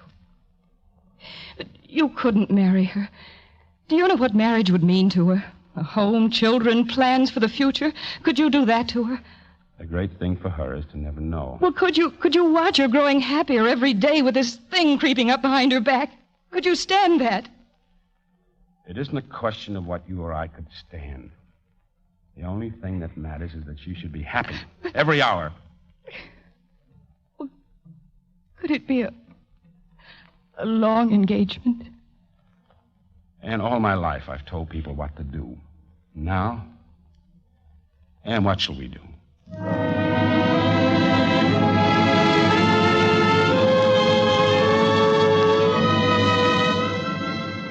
Martha, is everything ready for tonight? Yes, ma'am. Where's Anne? I haven't seen her all afternoon. She's out. Where'd she go? Didn't you telephone Dr. Steele's office before? What's that got to do with it? Wasn't she there? No. What do you mean? She telephoned, made an appointment. She said she had to see him on important business. She sees him often. Oh, don't be so silly, Ma. How do you know? I hear them on the telephone. They're talking behind your back all the time. Something goes on between those two. Oh, nonsense. Gossip. I'm sure if Miss Anne was at the doctor's, she must have had some very good reason for being there. But when Dr. Steele gets here, I'm going to have him examine your head. Answer the door, will you please, Martha? Oh, I'm sorry I'm late, Judith. Oh, Anne, where'd you go? For a drive. Where to? To town. What for? Oh, Where'd you go? I have to get dressed or I'll be late for dinner. I'll see you later. Hello, Judith. Did I stumble into something? Yes, Doctor. Anne and I were on the verge of a jealous scene about you. What? Oh, darling. Darling, you are a fool. Don't you know I'm in love with you? Oh, I know I've made an idiot of myself, but I don't care. Naturally, you must be embarrassed. Well, you've been proposed to. Well, Fred, all you have to say is that you don't want me, and... I love you. I love you, Judith. I always have. I love you, Fred. I love you. I don't have much to give you. Much, darling. You've just given me the world. For the first time in my life, I'm a complete person.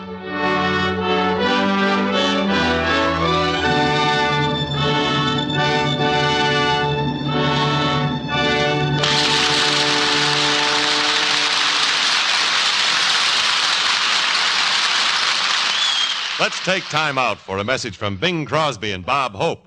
Say, Bing, you got a minute? Oh, sure, Bob. I got all the time in the world. Don't tell me you own that, too. Oh, never mind that stuff. Get to work with it. Okay. Folks, Better Tasting Chesterfield is the only cigarette that combines for you mildness with no unpleasant aftertaste. And you can prove that yourself. Just make our mildness test. Buy Chesterfields, then open them and enjoy that milder, mellow aroma.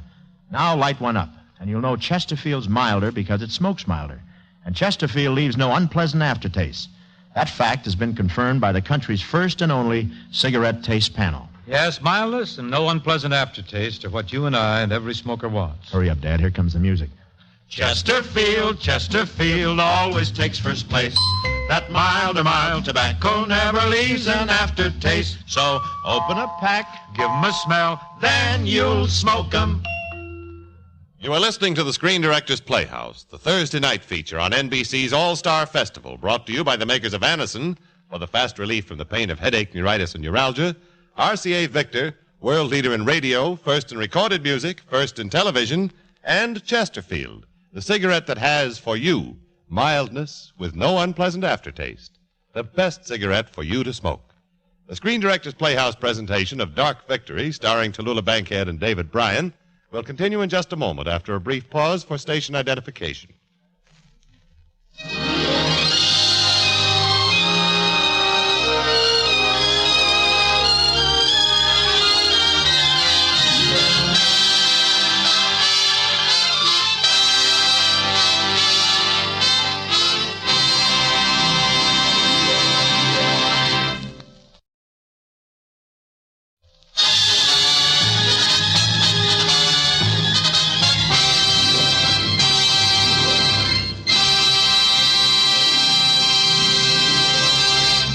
This is the Screen Directors Playhouse.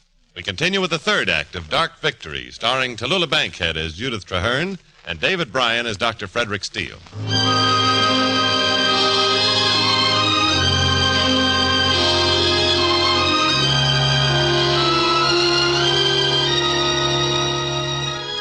It was the eve of Judith and Fred's marriage when she accidentally came upon a file marked Case History, Judith Traherne.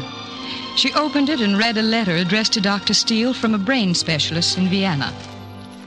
A study in the case history of Miss Judith Traherne and an examination of the tissue sample sent me lead me to concur with your diagnosis. The prognosis is definitely negative. Death in such cases is... Prognosis means the future of the case. Negative means hopeless. Hopeless. Prognosis negative. Prognosis negative.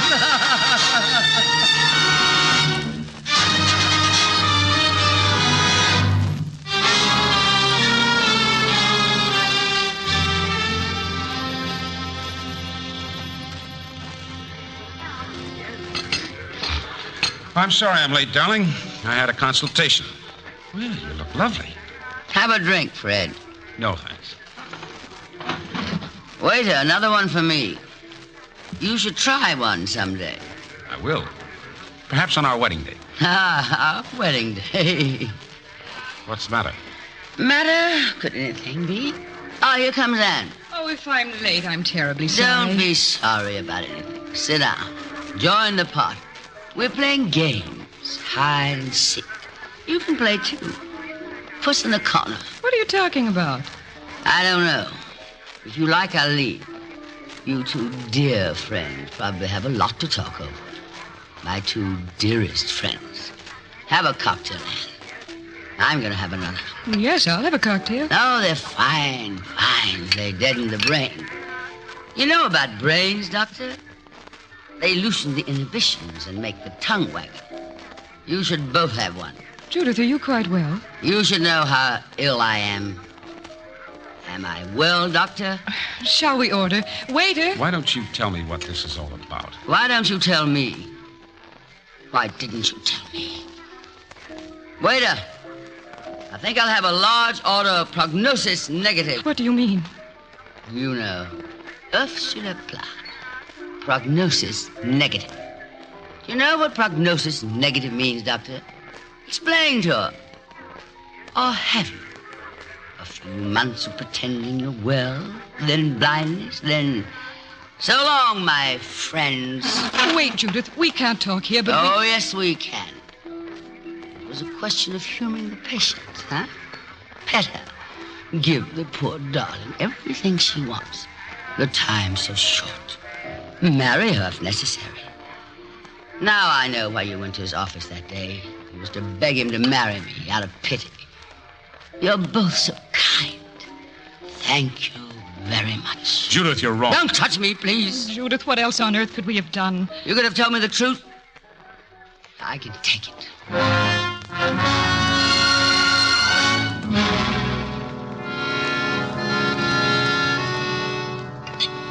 It's 2 o'clock, Mr. Hearn. Last drink. Ah, that's funny. What? Time. Did you ever think about time? It goes. That's the business of time. Tick, tick, tick, tick. You can almost hear it go by. Before you know it, it's all gone by, and where are we, my friend?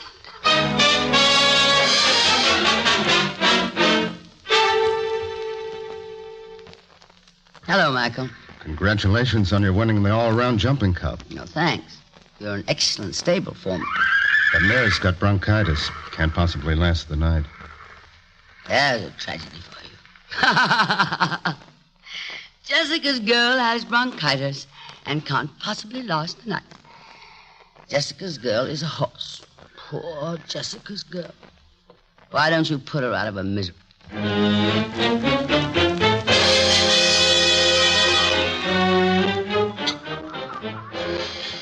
What'll it be, Mr. Hearn? The usual champagne. Well. If it isn't the extraordinary surgeon. I've tried to see you. How's your mortality rate these days, Doctor? Any more fun with the knives? Drop it, Judith. I know how you feel. Anything to strike back at me. But don't do it this way. What do you mean, this way? This. There's nothing in it. What do you want me to do? Sit alone and brood, or read a good book? Judith, I want you to find peace. We all have to die. The tragic difference is that you know when and we don't. The important thing is the same for all of us.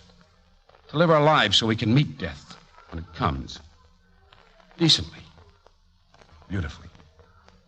And finally. Decently, beautifully, and finally. I'll die as I please, Doctor.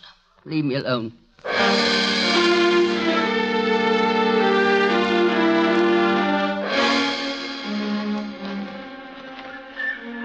Well, Michael, is Jessica's girl dead? No, she's game. She put up a brave fight. How nice. You're cold. There's a stove in the feed room. Would you like to come and warm yourself? Why not?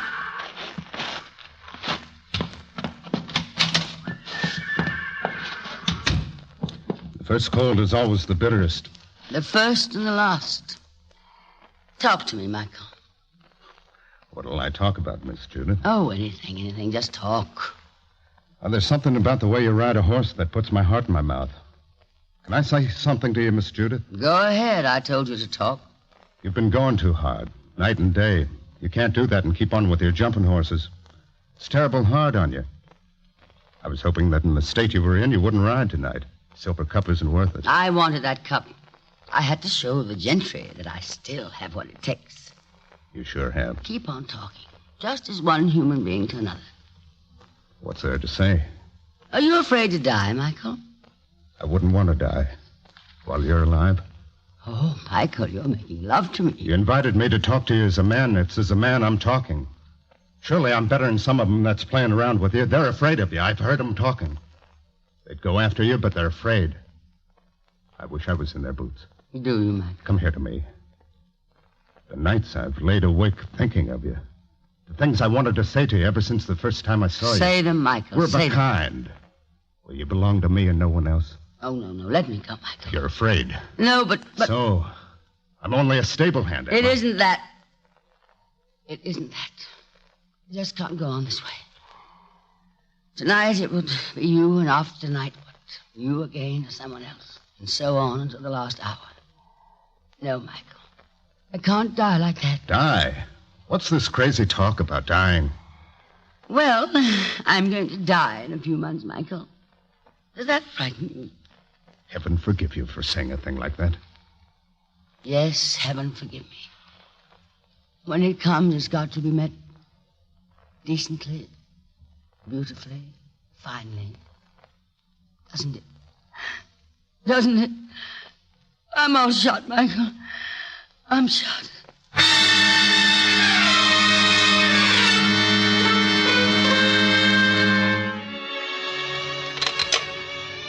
Operator, Murray Hill 77340, please.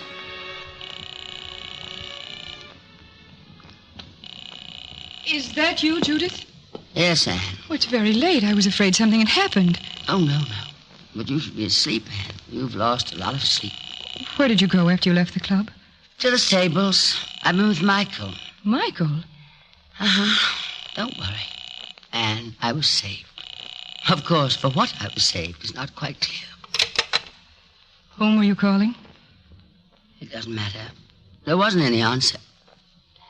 Business of apologizing to a gentleman for ruining his life along with mine. But I don't suppose it matters. Oh, Anne, I'm tired. I'm so tired. Let me put you to bed. Why? I'll read you to sleep. Why? So I can dream. Oh, Judith, don't talk like that. Please don't, Judith. It's the waiting, Anne, day and night. Anne, would it be wrong I made it happen? Would it? Oh, Judith. Judith, please don't. What shall I do? What can I do? What would you do?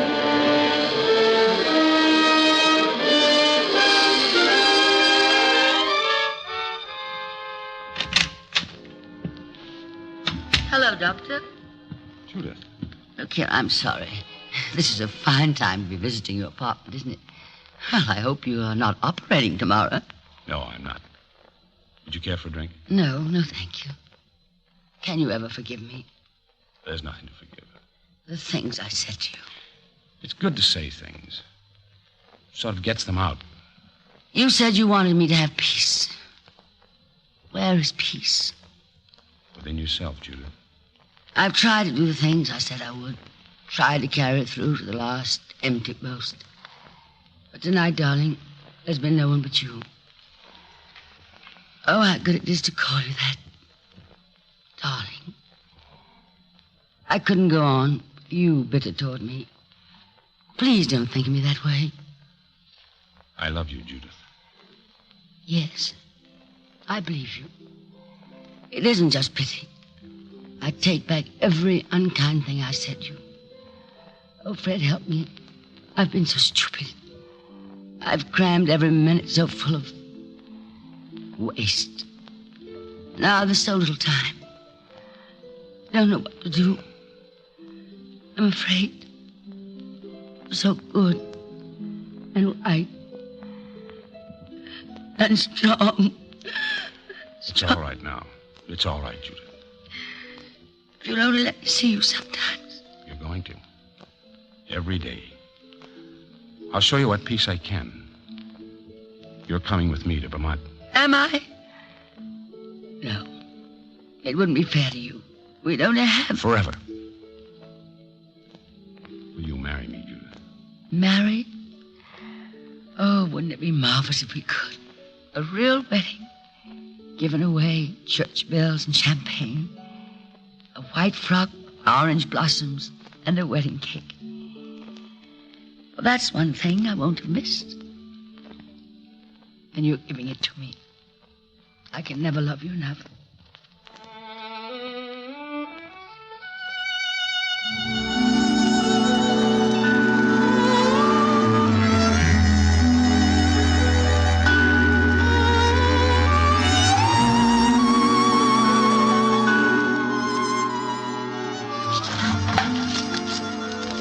A letter from Anne, Martha. Is she coming up? Well, not yet, but soon, I think. She says, still trying to rent the house, but no one seems to have any money, and I'm not going to let tramps have it. Oh, Martha, why do people complicate their lives so? All those horses, that house. Here in Vermont, we have nothing, and yet we have everything. I wonder she hasn't popped up to see you. You haven't seen her for 3 months. Oh, she'll be up. She said she wanted to get the work done. What's that you're preparing? A baked potato? Do you mean Dr. Steele hasn't had his lunch yet? I knocked at his door twice. Then I fixed a tray and knocked again. When he's busy with his bugs, he's like a bear with a sore head. I wouldn't disturb him. I'll disturb him. Give me that tray, Martha. Am I afraid? I told you never to come into this room when I'm working. This joint is a septic, and you're crawling with microbes. A fine way to talk about your wife. You're combusting in here with microbes just when I was discovering the secret of life. Well, I'm not so sure I was at this minute. Well, but you will, darling. You would have now, but, well, it's my fault. Forget it. My little bugs have met your little bugs and the food's little bugs, and they're going to have a party. And they'll get cockeyed drunk where they'll be no use to anybody. If at first you don't succeed. Come along, Doc. Say, I'm hungry. You know it's almost 2 o'clock. Keep your hands off this food. It's probably got some of your bugs in it. If the sandwich's bugs get into your bugs, it's not improbable that the bugs get into the sandwiches. What's new in the world? Guess what? Anne's coming soon. Here's a letter. Okay. What did you do this morning? Big things. What? I walked. Where did you walk? The village. Can we sit at your table, Martha? What if I said no? Say, this is great. We'll give Anne a field day. We'll show her the great village of Brattleboro. Hey, get your fork out of my plate.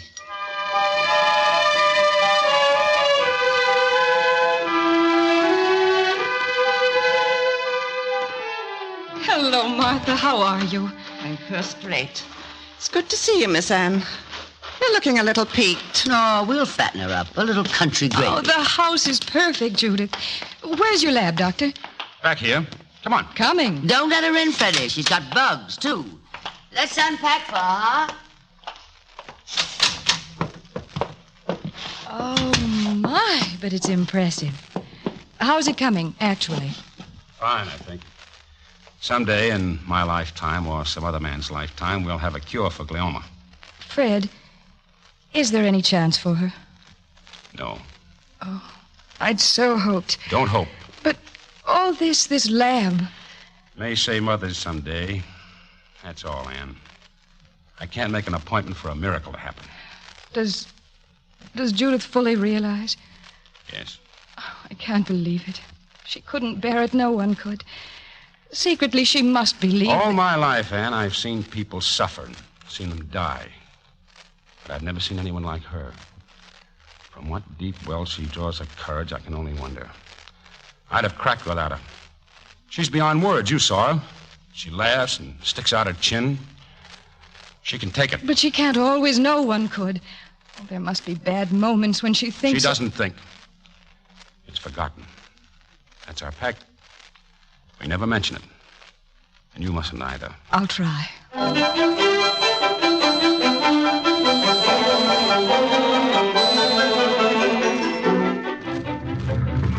So long, Doc. Michael, don't say Doc. That's not half enough respect for my husband. Oh, but we are grateful to you, Michael, for coming all this way to see us. You will come again soon, won't you? If the weather's as beautiful as it is today, I'll be back in a hurry. Judith, here's a tongue twister. Incomparabilis. Incomparabilis. Oh. Plant them where there's plenty of sun, Anne. All right. Oh, and here's some Jonquilla Narcissus. What a pretty name, Jonquilla Narcissus. I'll name a horse after it. Oh, go along with you, Michael. So long, Anne. Goodbye, Miss Judith. When I look at you now, what makes me believe in those prayers I've been saying? Michael. I'll see you at the Grand National. And, Michael, if we can't make it for some reason, think of me. Goodbye, Michael. Goodbye. Goodbye, Michael. Goodbye. Bye.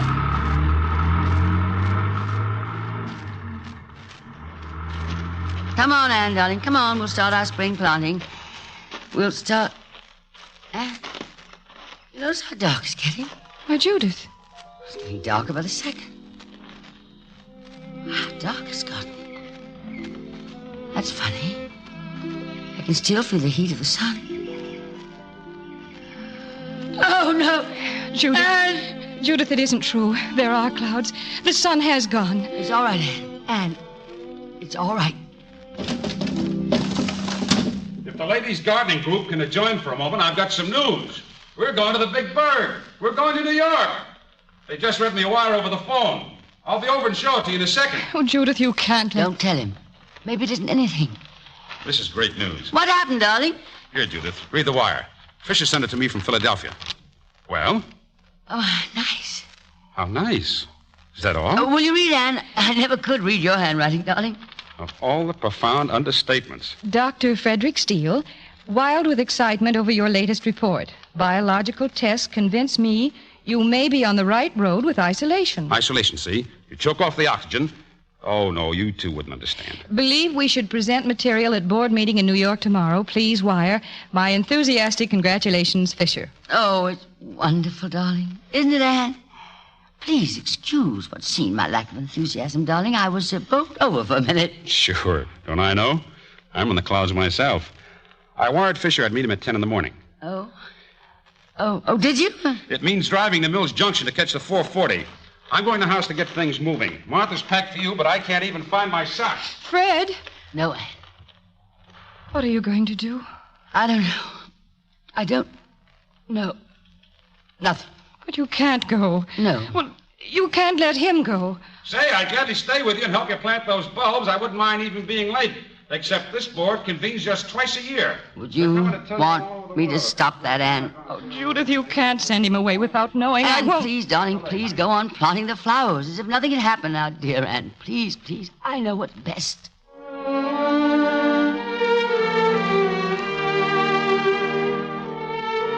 You know what this means, don't you? If it's true, it means that in 10 or 15 or 25 years, I'll begin to get someplace. Oh, very exciting, isn't it, darling? Oh, I'll say it is. Maybe we'll be acclaimed. Maybe we'll get our pictures in the paper. Yeah. Say, which one of these outfits do you want to wear? The gray or the black? Oh, I'm not going, darling. What? Look, you've not packed enough shirts. Come out of it, Judy. No, I'd rather not, really. You'll be busy. I'll just be sitting around a hotel room. Nonsense. A couple of days in New York will do you some good. Please, darling, don't force me to go. Force you? Well, of course, darling, it's anything you want, but New York bores me. It really does. This is my home now. I'd much rather stay here. You're trembling. Am I? Oh, it's the first time we've been separated. Man to girl, get a little sentimental. Judith, I'm not going. You must. I don't know what I could have been thinking about. I'll call Fisher and tell him that I can't... Oh, darling, are you worried about me? Every minute you're not in my sight. Well, you needn't. Anne's here. Yes, but if anything should happen... It won't. It won't. I'm not afraid anymore. Judith, we agreed. That we wouldn't talk about it. Yes, I know. I used to be afraid. Oh, I've died 1,000 times. The next time death will come as an old friend. Gently, quietly. Oh, my God, Judith. We've had so much. Just minutes. If we lived to be 100, we could have no more. Oh, I've been so happy, darling. When the time comes. When it comes, I'll go with you. Fred. I swear I will. No, you won't. Couldn't be that unkind to me. Unkind? Don't you see, my darling? You've done so much for me.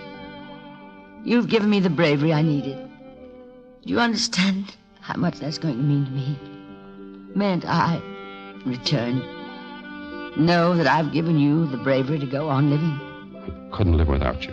You must go on with your work, darling. You must. I wouldn't want my death to be futile and meaningless. But it is. It's futile, it's meaningless, and it's cruel. No. Not if you take revenge for it. Revenge? Revenge. By wiping out this thing that is going to take me away from you. You must. You will. And with each blow you strike, you'll say, that was for Judith, my wife. Judith, I can't lose you. You'll never lose me, darling. Nothing can hurt us now. For what we've had can never be destroyed. That's our victory. Our victory over the dark. And it is a victory because we're not afraid. Thank you, Judith. You must hurry now, darling. Hurry.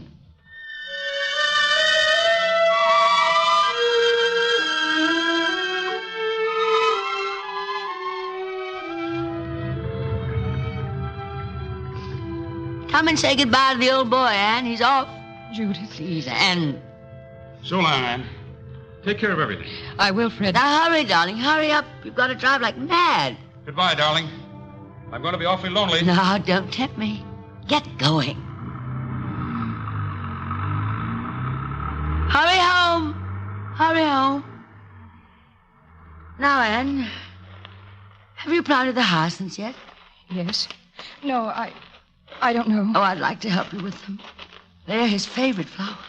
Here are the bulbs. I'm afraid I won't be much help, but if you'll dig the holes, I can drop them in. Judith, you shouldn't. Please, Anne. I want to very much. They should do very well in the soil. The garden will be beautiful in June. Everything blooming. I can see it. You will take care of my flowers, won't you? You'll water them well. Yes. And Anne, will you take care of my doctor? Will you?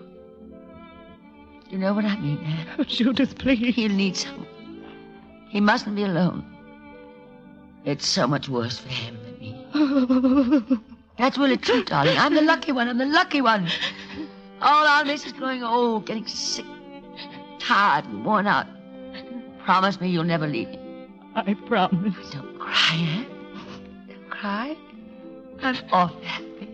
Really, I am. I'm awfully happy. I think I'll go in now. I walked to the old mill this morning.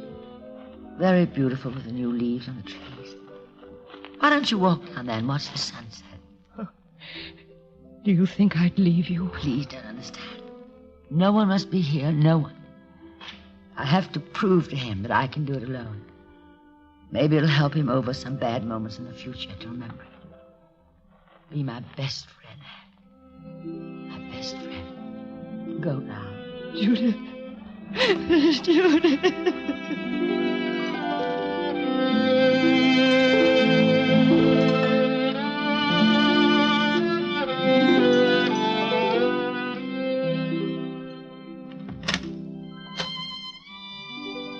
Martha.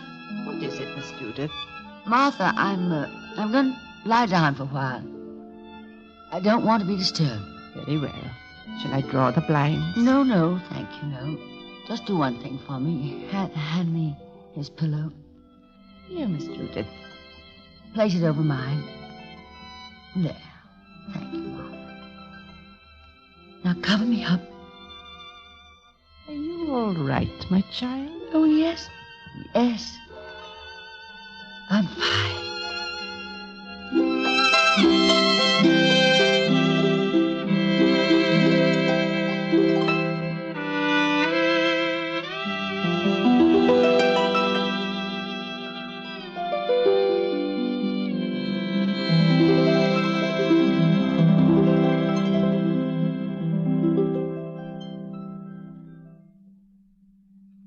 Dark Victory has starred Tallulah Bankhead and David Bryan. Next Thursday, the Screen Directors Playhouse will present for the first time on the air that hilarious comedy, No Minor Vices. And our stars in their original roles will be Dana Andrews and Louis Jourdain, with our guest screen director, Joseph Mankiewicz. Now, here are Tallulah Bankhead and David Bryan.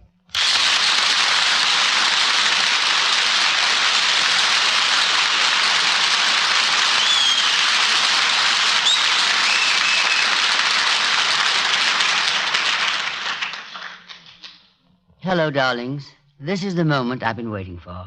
To be able to pay tribute to a great director, Edmund Goulding, the director of the motion picture Dark Victory and many other fine films.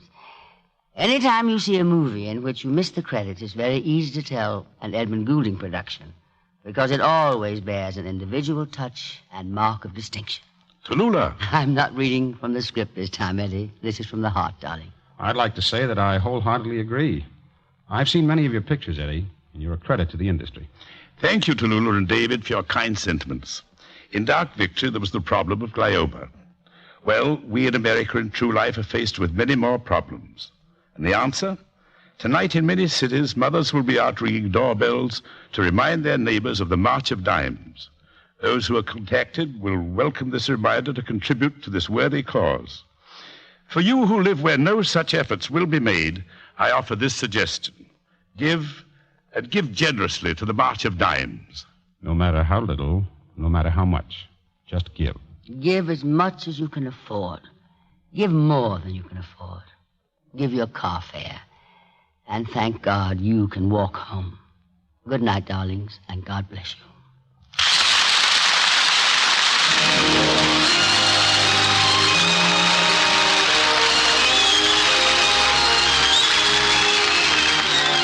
Dark Victory was presented through the courtesy of Warner Brothers, producers of Storm Warning, starring Ginger Rogers and Ronald Reagan. Listen every Sunday to your local NBC station for Tallulah Bankhead as Mistress of Ceremonies of NBC's The Big Show. David Bryan appeared through the courtesy of Warner Brothers, producers of The Enforcer, starring Humphrey Bogart. Edmund Goulding is currently directing Friendly Island for 20th Century Fox. Included in tonight's cast were Lynn Allen, Norma Varden, Stan Waxman, and Ralph Moody. Dark Victory was adapted for radio by Jack Rubin. Screen Directors Playhouse is produced by Howard Wiley and directed by Bill Karn. Portions of tonight's broadcast were transcribed. This is Jimmy Wallington speaking, and inviting you to listen next week when we present No Minor Vices, starring Dana Andrews and Louis Jourdain, with screen director Joseph Mankiewicz.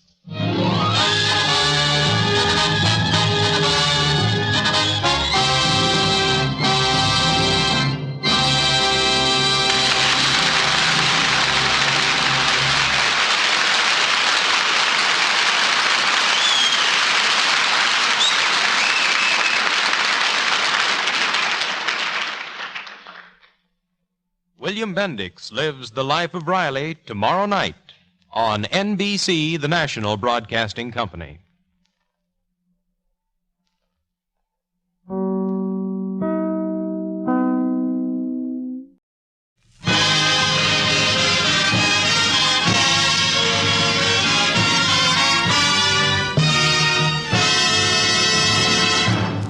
RCA Victor, world leader in radio, first in recorded music, first in television, proudly presents...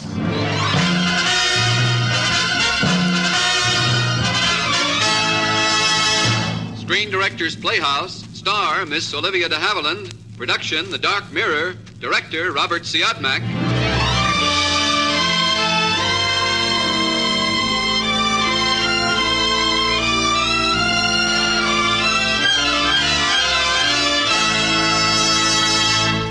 The Hollywood Screen Directors present A Reflection on Murder, the motion picture drama The Dark Mirror, starring Academy Award winner Miss Olivia de Havilland. Tonight, Miss de Havilland recreates her original dual role in the film as she plays the twin parts of Ruth and Terry.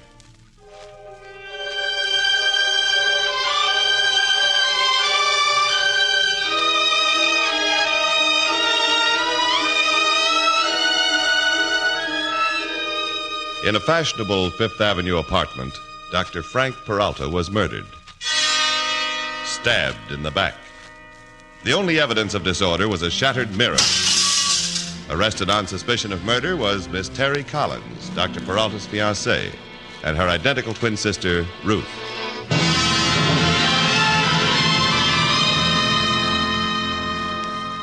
Mr. District Attorney, we've been at this questioning for hours and getting nowhere. Now, look, identical twins, which one of you girls was with Dr. Peralta last night? One of us spent the evening at Jefferson Park, and the other... Never mind. How about you, sister?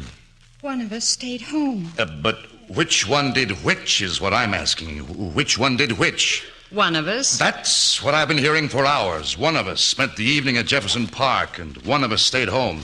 Dr. Elliott, you're a psychologist and authority on the subject of identical twins, and you're personally acquainted with these girls, and I'd like hold it, to... Lieutenant Stevenson. I knew these girls one at a time. They were working at the newspaper counter in my office building. I didn't know they were twins. Dr. Elliott, you knew Dr. Peralta and had conversation with him the day he was murdered. He asked you if you ever came across a case of split personality and whether it was dangerous. All right? Clarify that. I told him I couldn't say, that he had to cite a specific case. Then he said I had a battle with her this morning, and I'm seeing her tonight. Seeing who tonight? Miss Collins, I suppose. Which one? I haven't the faintest idea. Where do we go from here, Mr. District Attorney? Nowhere.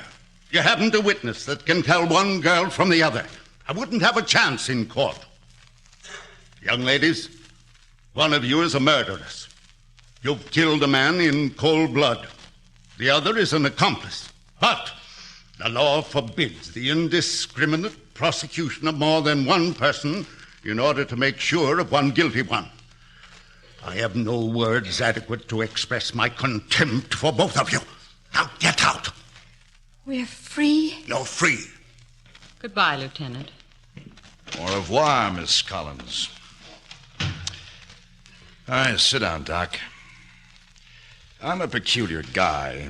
I don't like the perfect crime, not even in books. So? You're a twin expert.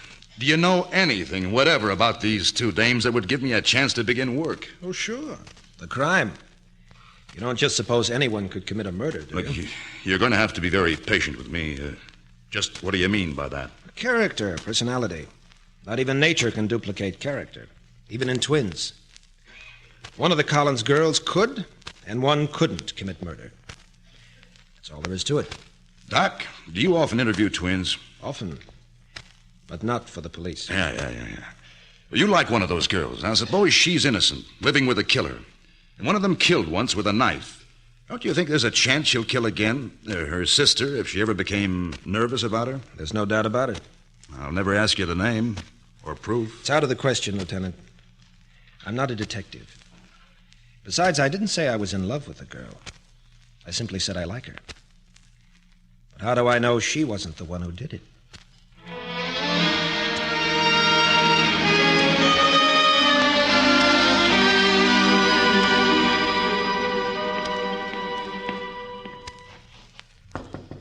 Come in. Hiya, Doc. Glad to see you. I'm Terry. That's Ruth. That simplifies things immeasurably. Thank you. It's been 2 weeks since we've seen you, Doctor. And surely you've seen the papers. We're celebrities now. And out of a job, too, I gather, Terry. And I don't know who'll hire us either after what the district attorney said. That's exactly why I'm here. You know, I'm an old twin collector, and I'm going to add you two to my collection. $25 a week apiece, and you appear in my laboratory 3 times a week for an hour. For science. What do you say, Ruth? I don't think we're interested. I don't like the idea of being a guinea pig.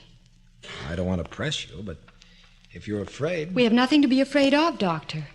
Nothing but snoopers. Well, in that case, there's nothing more to be said. Ruth, I think we should do it. I don't think Dr. Elliott's a snooper, and we could certainly use the money. You don't mind being asked a lot of personal questions? Why should I, or why should you? We have nothing to fear. And we've always liked Dr. Elliott. Both of us. Ruth, I hope you can see things Terry's way. But if you can't, I'll understand and no harm done. Bye now. Ruth, what's the matter with you? Do you think that was very wise? Why? What are you afraid of? I'm not afraid. Don't lie about it, Ruth. You are afraid. You're more and more afraid every day. Why? Terry, you know very well what it is. You think I killed him. Why don't you admit it? But I don't. You know I don't. Then why are you so frightened? Oh, Terry, if they knew which one of us was in Dr. Peralta's apartment that night, you know what that would mean. He proposed to me there, and I said yes. Why should I kill him? I know that, dear. I know you didn't do it. I know it so well that I'm willing to do anything to keep them from learning you were in his apartment that night. That's the only reason I'm frightened. Believe me, dear. Please believe me. Well, then, is there anything about yourself that you're afraid for Elliot to learn? Oh, of course not. Well, then, stop worrying. There's no need for it. And besides, he's very good looking. I like him.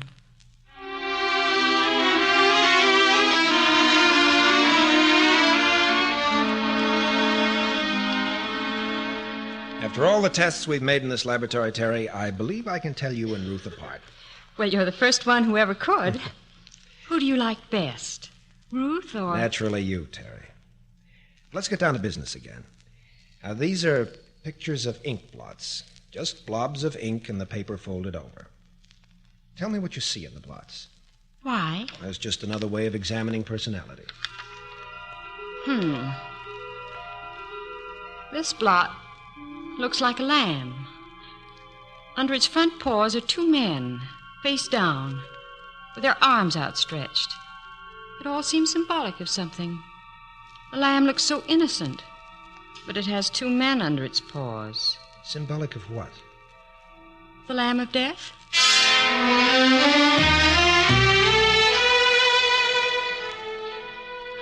Now, what does this blot represent to you, Ruth? Well, I see a drum majorette with a high bearskin shako. She's very graceful and light-footed. Your mind runs toward pleasantry. You know, you were telling me you always leaned on Terry. Yes. All my life, Terry's been like an older sister to me, always helping and protecting me. I remember once when I was about 16, I was crazy about a boy, Freddie Eklund. But Terry simply couldn't stand him. She said he wasn't on the level, and that's the way it turned out. He wasn't. Now, how'd you find out? He dated Terry one night, and she told me. Oh, but that's kid stuff. Let's try another experiment, Ruth. I'm going to give you some words. As soon as you hear the word, you answer with the first word that comes to your mind, you see? Mm-hmm. Table. Chair. Lamp. Shade. Dark. Night. Mirror. Death.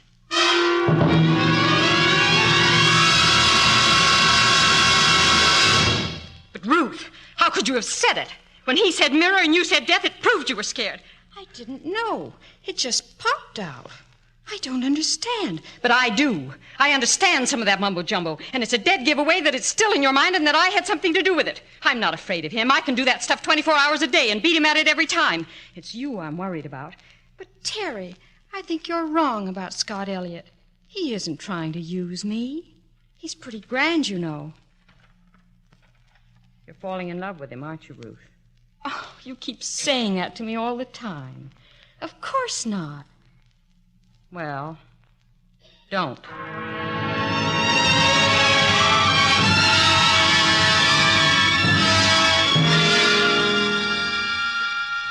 Moon.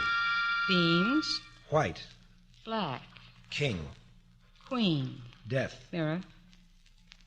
How is my character development, Doctor? Very interesting, my dear Terry. Perhaps you've read my mind well enough to know that I might like seeing you. That's a mighty fine invitation. But I'll have to wait until we finished our tests. All right. But the first night afterward, it's a date. You won't forget. Cross my heart. Goodbye now.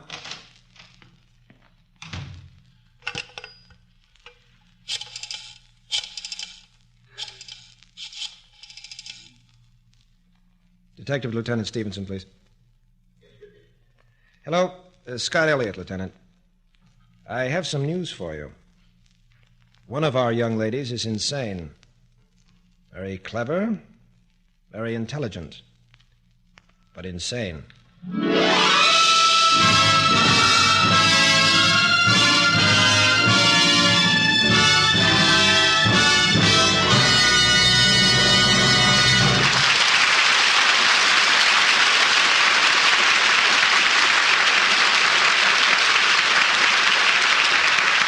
You have been listening to Act One of The Dark Mirror, starring Miss Olivia de Havilland, and presented by RCA Victor.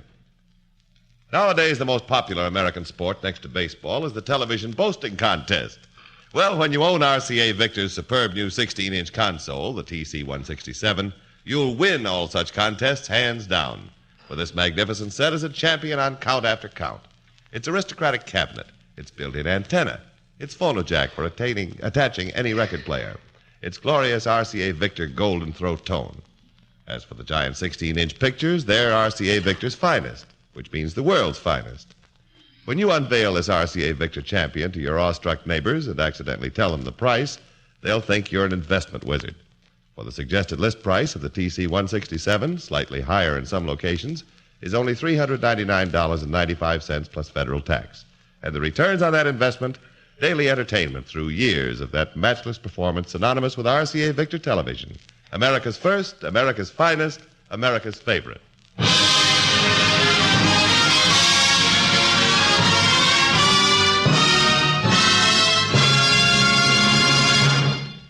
Now back to the Screen Directors Playhouse production of The Dark Mirror, starring Miss Olivia de Havilland in her original twin roles of Ruth and Terry with David Ellis as Scott Elliott.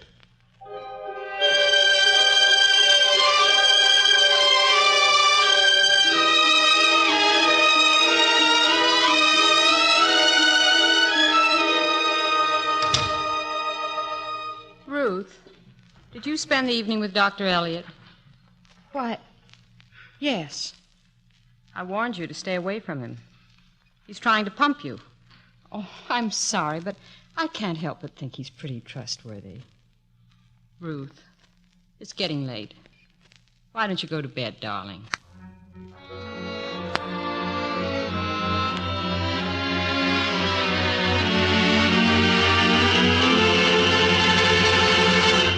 Wake up, Ruth. I said wake up. Wake up. what's the matter? What's the matter? You were sobbing hysterically. It was pretty harrowing for a few minutes. Oh, you must be mistaken, Terry. Tonight wasn't the first time. It happened last night and the night before that. Don't you want to know what seems to be frightening you? Oh, I don't know whether I do or not. You keep repeating it over and over in your sleep. You're worried about one of us being crazy. Oh, this is awful. It frightens me. The whole idea of talking and dreaming and sobbing and remembering nothing about it.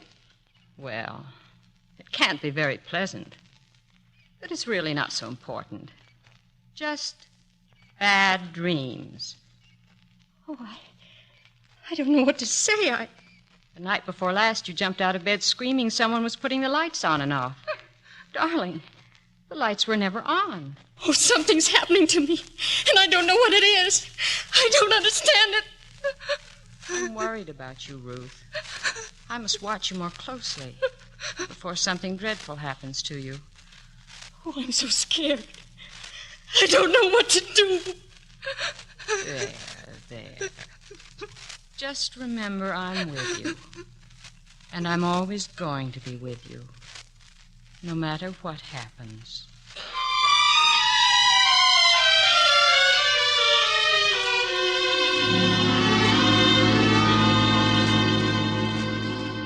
Well, Terry, this is one of your last tests. At the end of the week, I shall be forced to fire you. In other words, I can look forward to a date with you Saturday night? I'm afraid I can't make it. Who's my rival? You have no rival. Come on. Let's get on with the lie detector experiment. You can ask me anything you wish.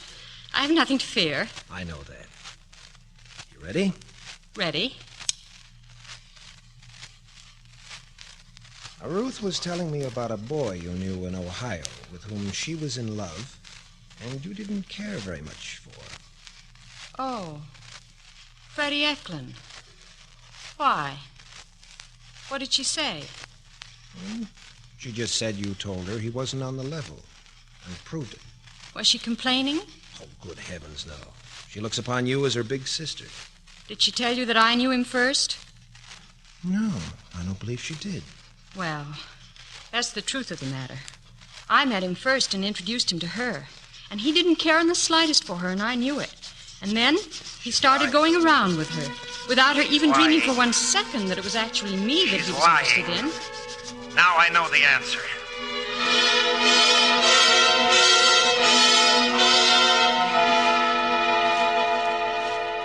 Lieutenant Stevenson, I invited you to my apartment to tell you positively that Ruth didn't do it. She isn't capable of murder. Well, that does narrow it down a bit. Terry's a paranoiac. A paranoiac has no more conscience, no more sense of right or wrong than a 2-year-old. A paranoiac is capable of doing anything. Of killing her sister, Ruth? Yes. We must do something to protect her. All right. Get hold of Ruth right away and break the news to her, no matter how hard it is. All right, I will. And watch out for yourself, or you'll be the new Dr. Peralta. And I don't figure very seriously in her calculations. She didn't mind those tests. They were just another challenge to her. Another opportunity to show the world what contempt she has for it. I still say, be careful, Doc, and tell Ruth right away.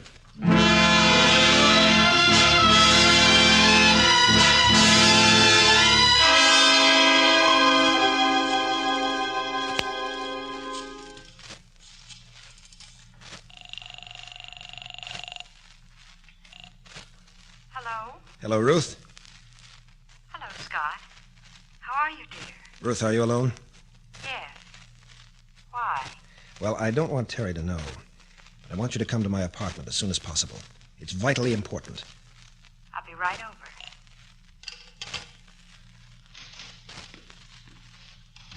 Scott. What? Ruth, but I just talked to you. What? Never mind. I'm glad you're here. I saw the light in your apartment. I've been walking, and I thought... Why, you're pale, darling. You look as if you've seen a ghost. Something like that. Hallucinations. What causes hallucinations? Hallucinations? Things you imagine you see or hear. Oh, bad nerves. Just nerves. Or a sick mind. Yes. A sick mind. Ruth, there's something I must tell you, but you're too emotionally upset to hear it now. Darling, please, go straight home and relax. I have some urgent business in the next minutes. Everything's going to be all right. I love you very much. I'll be all right. Goodbye, Scott.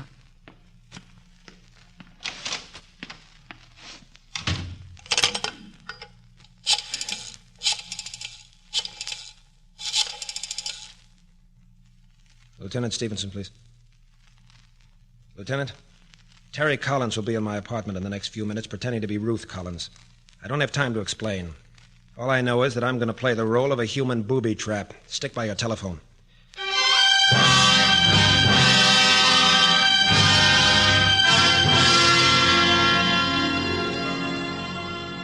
Ruth, it's not an easy thing to tell you, but I feel that I should.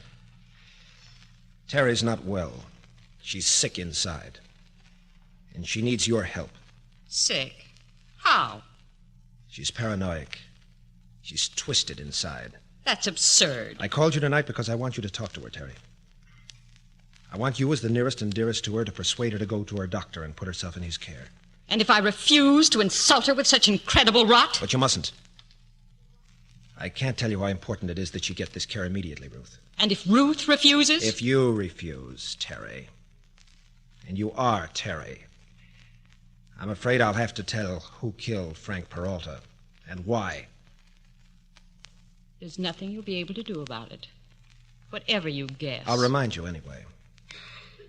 You killed Peralta because the same thing happened to you that has always happened to you before.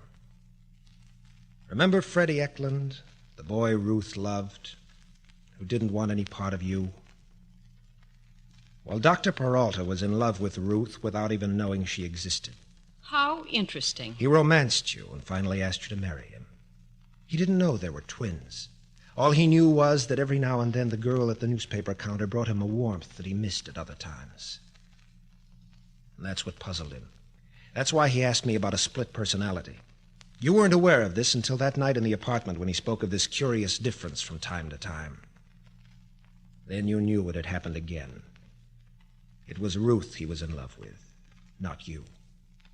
So you made sure that if you couldn't have his love, neither should Ruth. Who else have you told this to? Nobody else so far. Terry, I implore you to go to your doctor and be guided. There's no necessity for that. There's nothing you can do about it. You're wasting your time. But haven't you forgotten Ruth? No. No one would take seriously the word of a girl who suffers from hallucinations. Or hasn't she told you?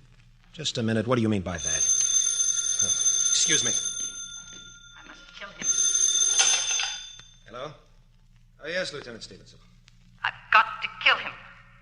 I'll stab him with these scissors. I'll be right over. Terry. Ruth's dead. She's killed herself. Does that surprise you?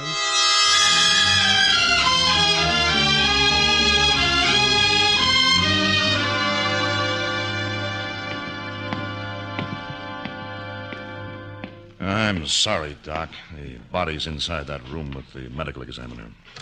Go on in. Can you tell me what happened, Lieutenant? An overdose of sleeping pills. Why'd she do it? Her conscience. But she's free now, poor darling. And I have a right to some peace, too. Come on now. Make a clean breast of it. You'll feel better. She killed him. She was twisted inside. Scott told me tonight. You mean Ruth? No, Terry. I'm Ruth. She was sick inside with jealousy. That's why she killed him, Scott says. Wait a minute. You can't get away with it. You're Terry. Now, Scott, I thought you said you could tell us apart. Well, the test showed only what I've known for a long time, that she hated me from the bottom of her heart, because men found it easy enough to like me, but not her. The mirror. The mirror! I see Ruth there! In the mirror! I'm sorry, Terry. She's not dead! Put down that vase, Terry. All right, Sergeant. Take her to headquarters. Somebody do something for me! Now, Terry, now. Save me! Take it easy now. Save me! Terry. Save me!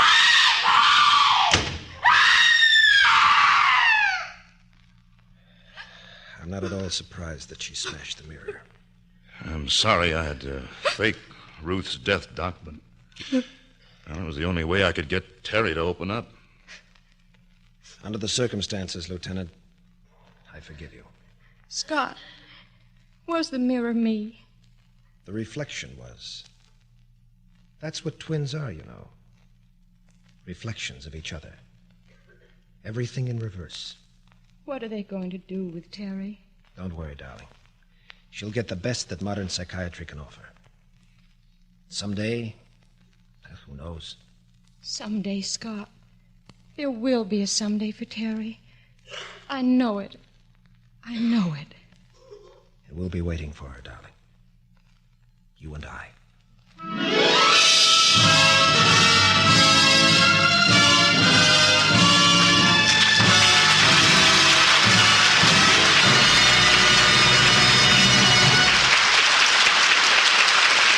You have just heard the last act of The Dark Mirror, and our star, Miss Olivia de Havilland, with our guest screen director, Robert Siodmak, will be with us in just a moment.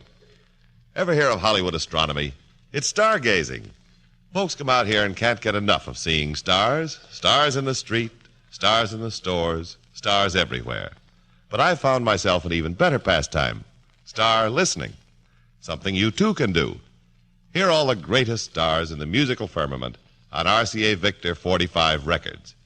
You hear them easier, you hear them better, and you hear them at less cost on RCA Victor 45.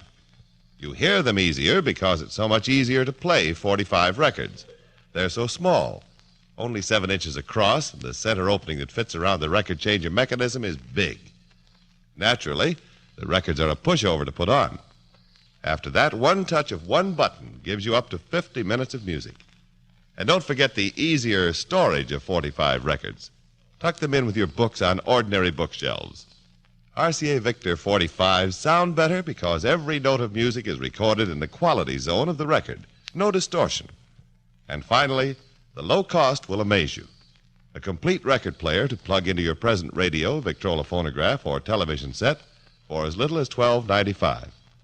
And 45 records start as low as 46 cents. But folks, I'm always of the opinion that seeing is believing. You should actually see the RCA Victor 45, hear it, and play it. Where? At your RCA Victor dealers. Do it tomorrow.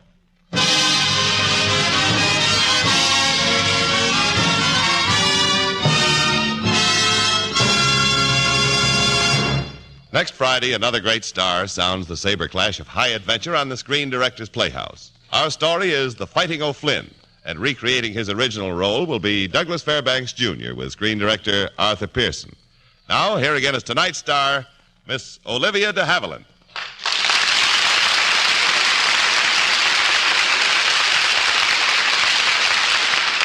Ladies and gentlemen, if it's permissible for an actress to step out of her story, then it's only right that her directors step out from behind the cameras. And so I'd like you all to meet the director of The Dark Mirror and of such other films as The Killers, The Spiral Staircase, and The Phantom Lady, Robert Siodmak. Thank you, my dear. Thank you very much. But tonight, nobody wants to hear about directors. Oh, that's no way for the guest of honor to talk. No, the honor doesn't belong to me, but to the Screen Directors Playhouse. The honor of a performance where an actor is so superb that she has won her second Academy Award. Thank you very much. Well, first you wanted for the award to each his own, and now for the heiress. But you know, they say in Hollywood that everything runs in 3. So now you must do it once more. Receiving a second Oscar is a thrill beyond explaining, but for the future, well, all I'm looking forward to is an opportunity to go on acting as well as I know how. And that gives us all something to look forward to. Good night, Olivia de Havilland. Good night. Good night, everyone.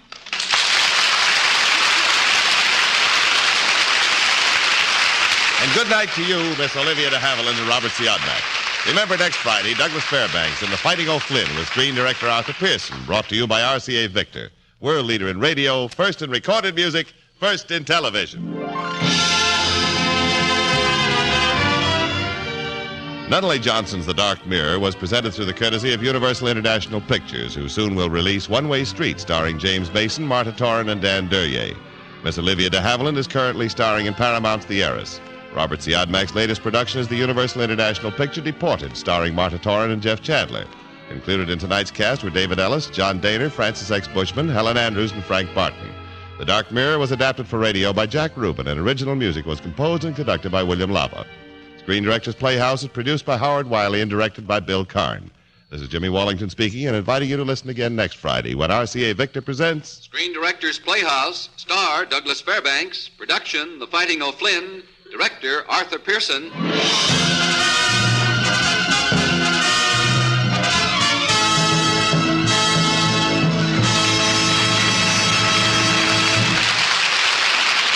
It's the great J. Rupert Durante, next on NBC.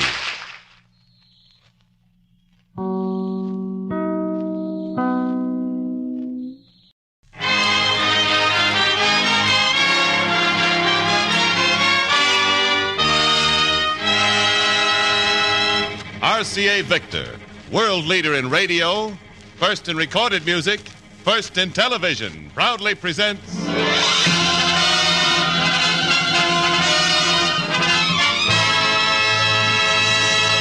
Screen Directors Playhouse stars Burt Lancaster, Corinne Calvé. Production, Rope of Sand. Director, William Dieterle.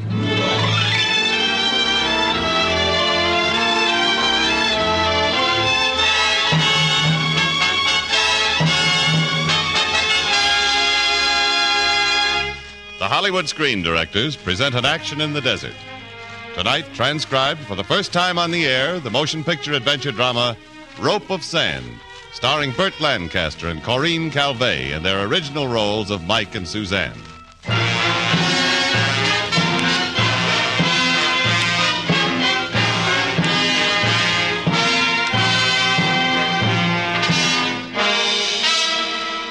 You'd think I'd have known better. You'd think that after the unmerciful whipping I'd gotten in that very town, Diamondstadt, South Africa, 2 years before, that I'd have known enough to stay in New York. But oh no. There was half a bushel of diamonds out there in the desert, the forbidden area of the diamond syndicate, and they belonged to me. I'd paid for them, and I was back to collect them. The minute I walked into the Pretoria Cafe in Diamondstadt, I saw Martingale. I knew Martingale, all right. One of the more unscrupulous directors of the diamond syndicate there. But I didn't know the sultry brunette with him. I didn't know her. But anyone sitting with Martingale was up to no charity. Martingale saw me, and he stood up to welcome me with that polished Bond Street smirk on his face. Michael, how good to see you again. You look so well. Yeah. Now, how would you like to look at my back? Not in present company. Miss Suzanne Renault, Mr. Michael Davis of New York. How do you do, Mr. Davis? Pretty well, if I watch my step. Miss Renault is here from Paris to see for herself the irresistible glamour of Africa and the diamond country. And the men who live in it. What about the men who die in it? Mr. Martingale told me I'd find Diamondstadt quite dull. Why? If I like young, rude Americans, I should be devoted to this place for life. Michael is lightly jaundiced about women, Suzanne. Very common among professional hunters and guides. Oh, a hunter. Retired, looking for a game of poker, not spin the bottle. Excuse me, please. If I may say something, Michael. Make it quick. I regard the unpleasant incident of 2 years ago as ancient history. I'm willing to give you back your guide and hunter's license if you'll tell me where the diamonds are. Martingale, I didn't like what your company cop, Commandant Vogel, did to me. After that beating he gave me, I forgot where the diamonds were. Did you? You guess. I'll find that poker game if you don't mind. He has bad manners, hasn't he? If you're going to find out from him where the diamonds are, you'll have to do better, my dear. Or go back to dancing, shall we call it, at Cape Town. Your American hates Commandant Vogel. They hate each other robustly. And the Commandant likes me.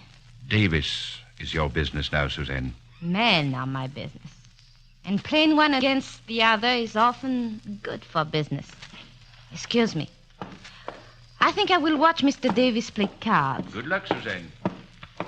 There are your cards, gentlemen. Okay. Aren't you going to play poker, Mr. Davis, as advertised? I'm waiting to get into the game. I thought you might want company. I'm used to being alone. Open for 5. That's right, you're a hunter. I wasn't allowed to work at it, thanks to Martingale. Mr. Davis, you need a friend. Oh, I do, huh? And where do you fit into that? I could be a friend to you. I like courage. What do you like, Mr. Davis? I think I'll call. Honesty, Miss Renault. Oh, you impertinent. Davis. Well, Commandant Vogel.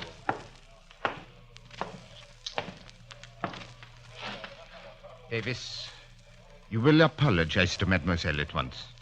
Go away, pig. Why, you contemptible... Oh, please. Just get out, Davis. Sorry, I have business at the poker table. I'm out. In fact, I need money so badly that I'd even play with you. Indeed. And if I break you, you must leave Africa. Maybe. Sit down, Davis.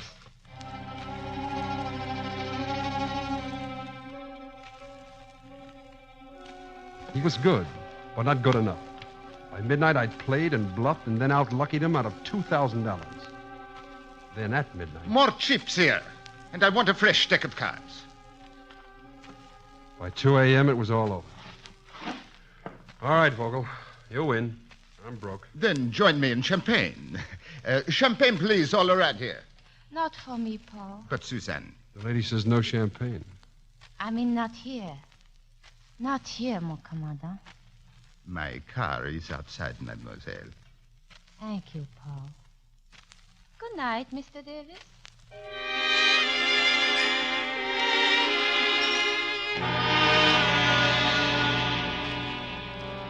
I sat down again. For an hour, I nursed a peeve, a cheap beer, and a deck of cards. Then I noticed something about those cards. There was a discouraged old doctor friend of mine, Doc Willis, still hanging around town. I got him to drive me out to Vogel's fancy villa in the desert. And sure enough, there was Vogel's Lagonda parked in front. I sent Doc home, and I padded over to an open French window. Vogel was turning on that phony Central European charm of his, using a valuable-looking vase as a sophisticated prop. And then he put the vase down. I saw it was going to be a pass, and that's when I decided it was time to discuss marked cards with Commandant Vogel of the Diamond Fields Patrol. You'll excuse the interruption, Commandant. Davis, how dare you? Call the police, Paul. I wouldn't, Vogel. Put down that vase. Expensive, isn't it? There's only one other like it in the world. Put it down. I'm a coward, Vogel. Hit me or call the cops, and I'll drop this vase. Is this how an American gentleman defends himself? This is how one resents marked cards. No, it's a lie, of course. I'll have that money you took from me with those cards. It's a lie, but under the circumstances. Here's the money. And the keys to your car. I sent my chauffeur home. There. Now you, Red Riding Hood. I? You're coming with me. That there is a wolf wearing Grandma's bonnet. My vase, if you please. Oh, sure. Your vase. Here, catch. No.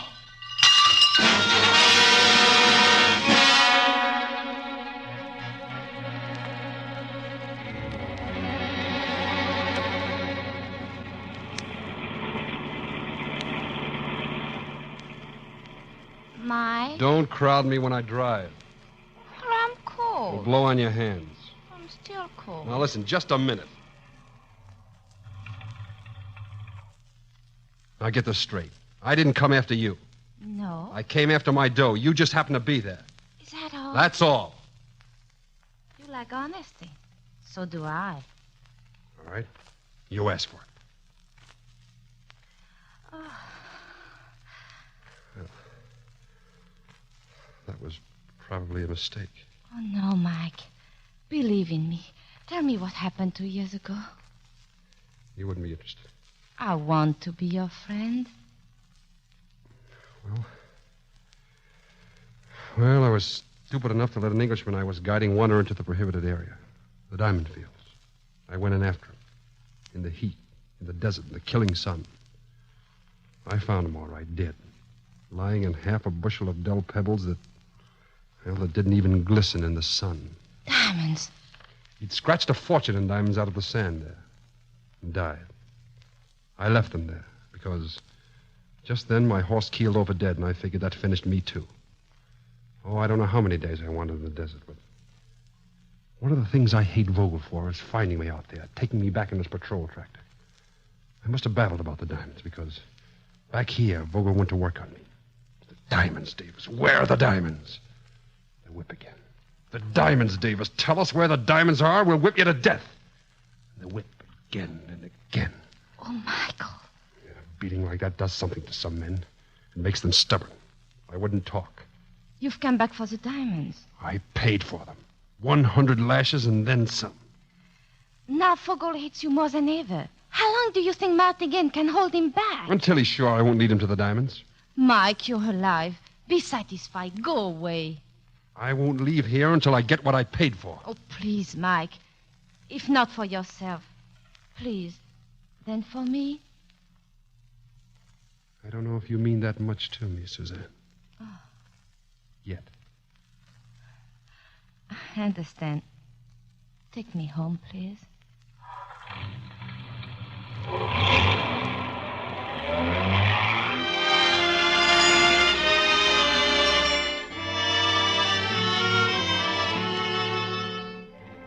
was afraid I'd said too much to Suzanne.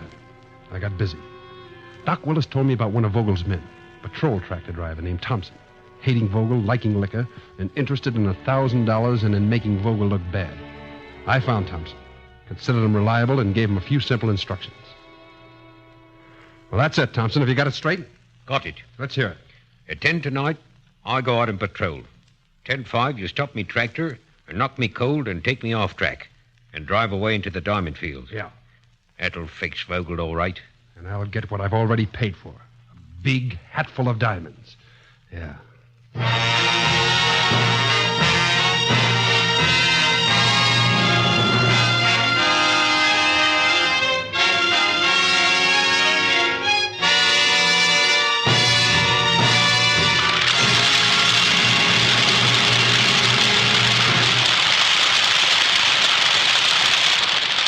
You are listening to the Screen Directors Playhouse production of Rope of Sand, starring Burt Lancaster and Corinne Calvé, and presented by RCA Victor.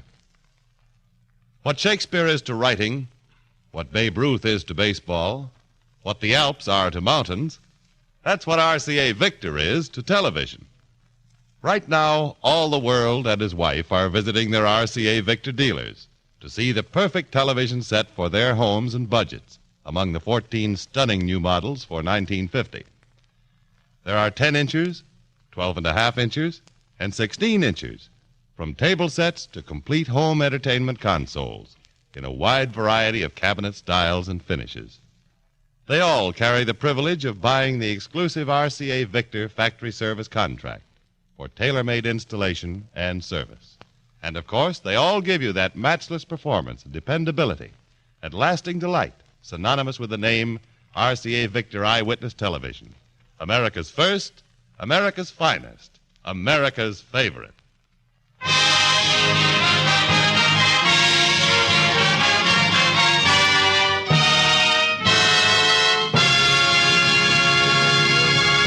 Now, back to the Screen Directors Playhouse production of Rope of Sand, starring Burt Lancaster and Corinne Calvé in their original roles of Mike and Suzanne.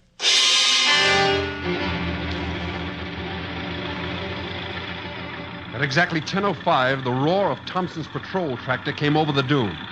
Then his headlights swept the unbroken sand and lurched toward where I was lying. It stopped a few feet away. The headlights blinked. All clear. I stepped into the road and I walked to the hefter. Good work, Thompson. I'll take over Put now. up your hands, Davis. Vogel. Oh, I didn't tell him. He caught on, Davis. I swear. Shut up. I was expecting something like this. I had you watched constantly. Pig! Now let Martingale try to restrain me from what I have every justification to do to you.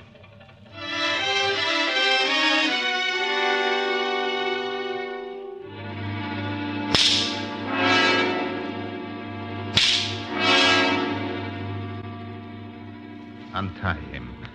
Take him away for the time being.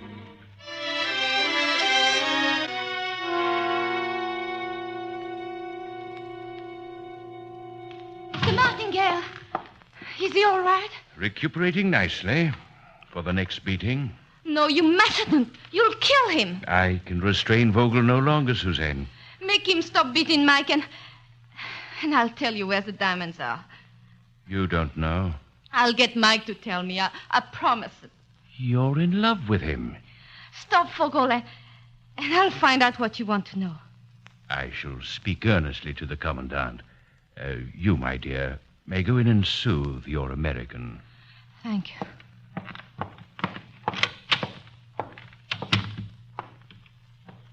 Mike. Suzanne. Oh, don't move, darling. Lie still. Rest. Suzanne. Tell me something. Why didn't Vogel finish me? He was going to. Because he knows it's useless. They know you'll never tell them where the diamonds are. But they know I won't quit until I get them myself. Mike, darling, forget those miserable stones. I'd crawl out of my grave to get what I came back here for. Then let me do it for you. You? But how? If they catch you, they'll... If they catch you, they'll kill you. And if that happens, my life stops too.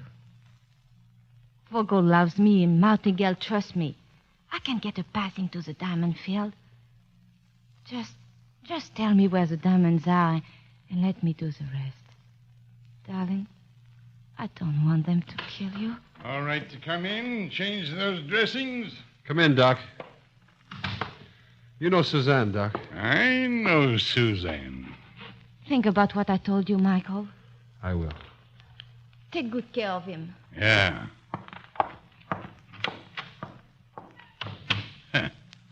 What's the matter? Suzanne's pretty friendly with Martingale and Vogel. Or used to be. You haven't been talking a lot to her, have you? That's a funny tone. Susanna's trying to help me. Sure. Well, she's going to help me get the diamond. Mike, Vogel and Martingale want those diamonds, but they know you'd never tell them. Would they have let you live if they hadn't thought you might tell somebody? Somebody? Suzanne? A Cape Town dancer, to phrase it politely. A Cape Town dancer? Well, she's from Paris. Oh, I see. Doc, how am I? How are you, or how are you if somebody should ask me? How am I if Vogel should ask you? You'll be laid up for 2 weeks. Thanks. Hand me my shirt. I got work to do tonight.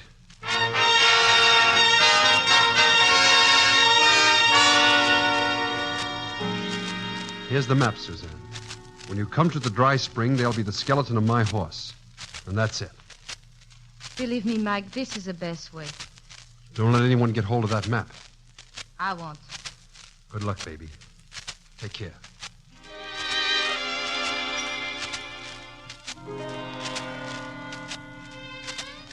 That night, Doc Willis let the air out of his tires and took me as far out on the desert as the sand would let him. Then Doc went back, and I waited in the patrol lane, giving myself even money on who'd be in the half-track swaying across the dunes, coming toward me. The headlights swept over me, and I slipped the safety catch on my automatic and waited. 10 seconds later, I had my answer. Vogel! Davis! Stop or I'll shoot! How did you get out here? Never trust a woman or a phony map. Get down. I refuse. Get down, I tell you. You'll suffer for this, you and your accomplice, Doc Willis. Oh, I know what goes on. I'll tell... Get down or I'll drag you down. Dog of an American, stop! Stop! I pulled him down beside me, and I flung my gun into the darkness and the swirling sand. Then I shot my rifle at his mouth. He went down, sprawling. He got up slowly, on his hands and his knees, and I thought I had him. And suddenly he shot out both feet, and he caught me full in the stomach. I went down gasping and retching, and Vogel on top of me, driving his fist into my face, although pretty soon I didn't mind it anymore.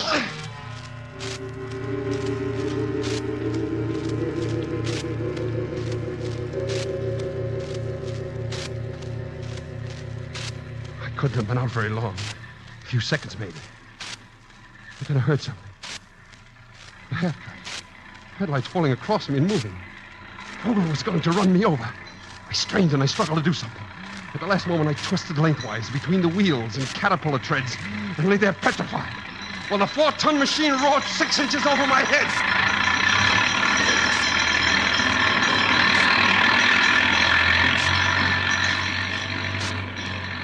Then I jumped up and I ran after it, my brain shouting curses at Vogel. My lips struck dry with fear.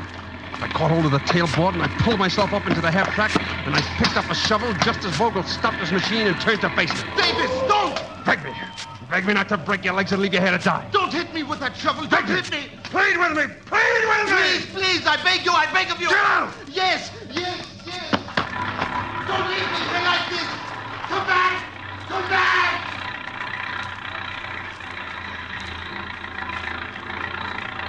I left him standing there, cursing and threatening. And somewhere, beyond the dawn, was what I'd come back here for. And there was more than enough gasoline to take me to a hatful of diamonds in the desert. And on to Angola. And to safety.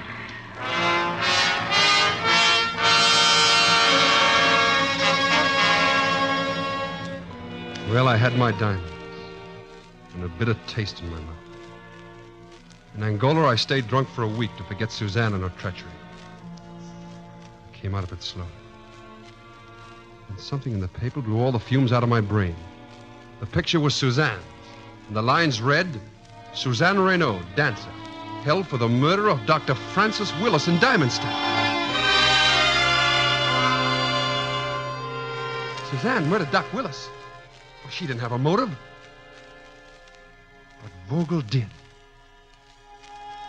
Right then and there, I knew what I was going to do. I'd go back too.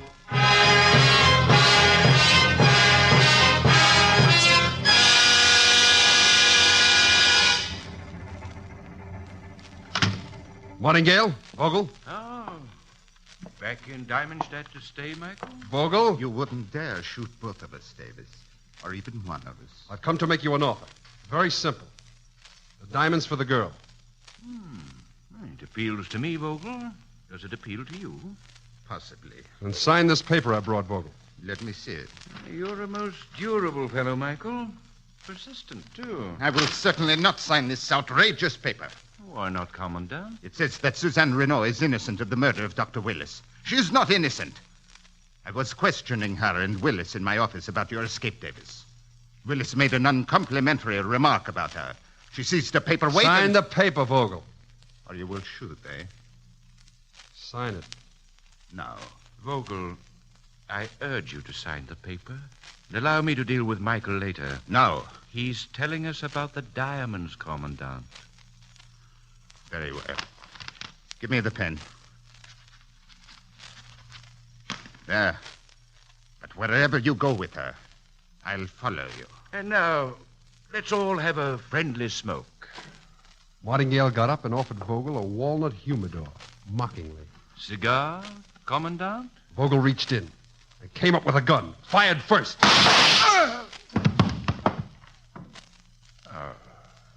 Too bad, Commandant. As a matter of curiosity, who did murder Doc Willis? I did. The swine. Helping Davis escape. Too bad. Martingale, you thought I'd be killed. No. I had faith Vogel would miss you and that you would shoot him in self-defense. It worked. Why did you do it? Who liked Vogel? Also, why divide the diamonds with him? Also, I'm sentimental about young people in love. I'll bet you are. You might care to know that Suzanne did what she did, even taking your map to Vogel, to save your life. There was nothing in it for her, except you. Let's go get her.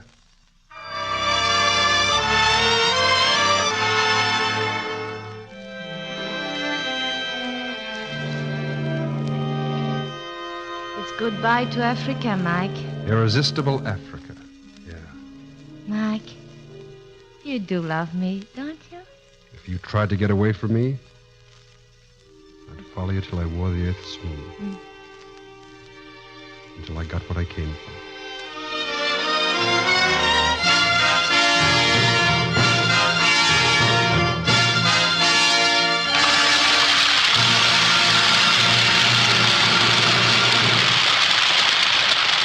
This is Jimmy Wallington speaking. You have just heard the last act of Rope of Sand, and our stars, Burt Lancaster and Corinne Calvé, with our guest screen director William Dieterle, will be with us in just a moment. Next Friday on Screen Directors Playhouse, another great star brings you the words and music of a show from the heart of show business. Our story is When My Baby Smiles at Me, and recreating her original role will be Betty Grable, with screen director Walter Lang. Now, here again is Burt Lancaster.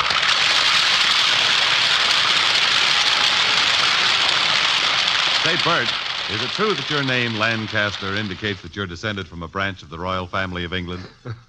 Well, that's what the women in the Lancaster family like to think, Jimmy. I suppose they can just picture you ascending the throne. Yep, telling the kings where to get off.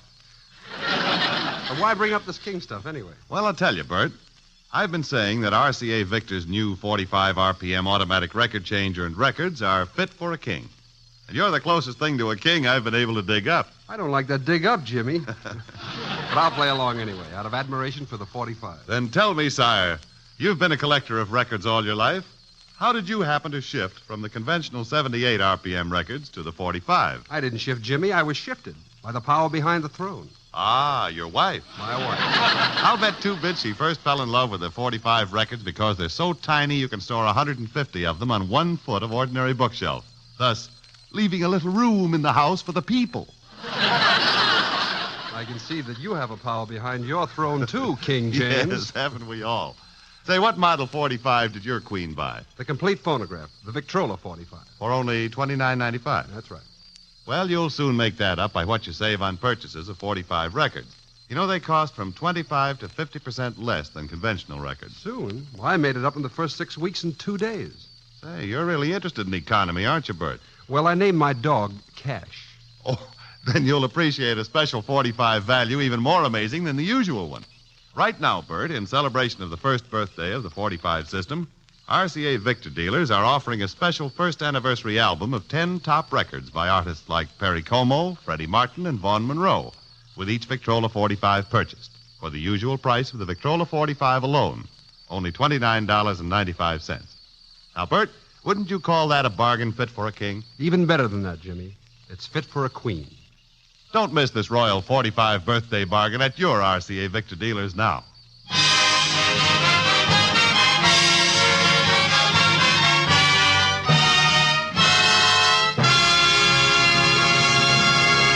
And now, ladies and gentlemen, if Corinne Calvé will join me, Bert, you are now joined. we want to introduce a friend of ours. If you allow me the privilege of making the introduction, Bert, I would gladly give up my woman's prerogative. What's that, Corinne? Let me have the first word, and you can have the last one. The words are yours. Thank you.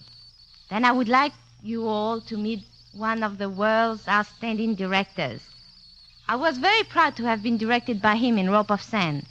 And now I am again very proud to introduce the director of such magnificent film as The Life of Louis Pasteur, All That Money Can Buy, and Love Letters.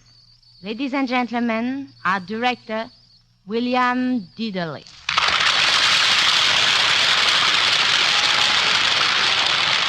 Thank you, Corinne and Bert. As you both know so well, a motion picture is made in a kind of isolation. It's all cameras and lights and actors, and the theaters seem very far away. Then suddenly the film is finished and on the screen. But I think for the director, at any rate, the final satisfaction comes when the picture makes an appearance in an entirely different medium, the Screen Directors Playhouse.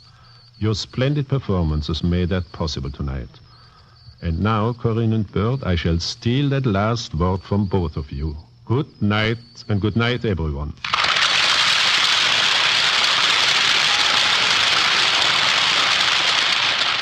And good night to you, Bert Lancaster, Corinne Calvé, and William Dieterle. Remember next Friday, Betty Grable in When My Baby Smiles at Me, with screen director Walter Lang. Brought to you by RCA Victor, world leader in radio, first in recorded music, first in television. Rope of Sand was presented through the courtesy of Paramount Pictures, currently releasing Captain Carey USA, starring Alan Ladd and Wanda Hendricks. Burt Lancaster is soon to be seen in The Flame and the Arrow, a Norma FR picture to be released by Warner Brothers. William Dieterle's current picture is the Hal Wallace production for Paramount, Paid in Full, starring Robert Cummings, Elizabeth Scott, and Diana Lynn. Corinne Calvé will soon be seen in the Hal Wallace production for Paramount, My Friend Irma Goes West, co-starring John Lund, Marie Wilson, Diana Lynn, and Martin and Lewis. Included in tonight's cast were Bill Johnstone, Stan Waxman, Norman Field, Don Morrison, and Frank Barton. Rope of Sand, from the original screen story by Walter Doninger, was adapted for radio by Milton Geiger, and original music was composed and conducted by Robert Armbruster. Screen Directors Playhouse is produced under the supervision of Howard Wiley and directed by Bill Karn. Portions of tonight's broadcast were transcribed. You are invited to listen again next Friday when RCA Victor presents Screen Directors Playhouse, star Betty Grable, production When My Baby Smiles at Me, director Walter Lang.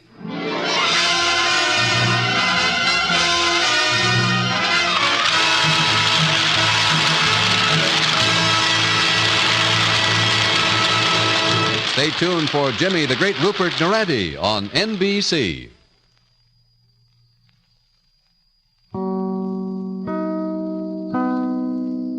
Screen Directors Playhouse, stars Jimmy Stewart, Eleanor Parker, production Next Time We Love, director E.H. Griffith.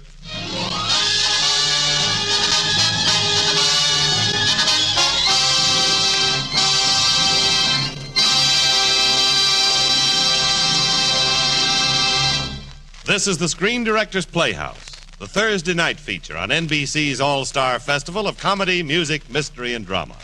Brought to you by the makers of Anacin for fast relief from the pain of headache, neuritis, and neuralgia, by RCA Victor, world leader in radio, first in recorded music, first in television, and by Chesterfield, the cigarette that has for you what every smoker wants, mildness, plus no unpleasant aftertaste. The cigarette that brings you Bing Crosby and Bob Hope.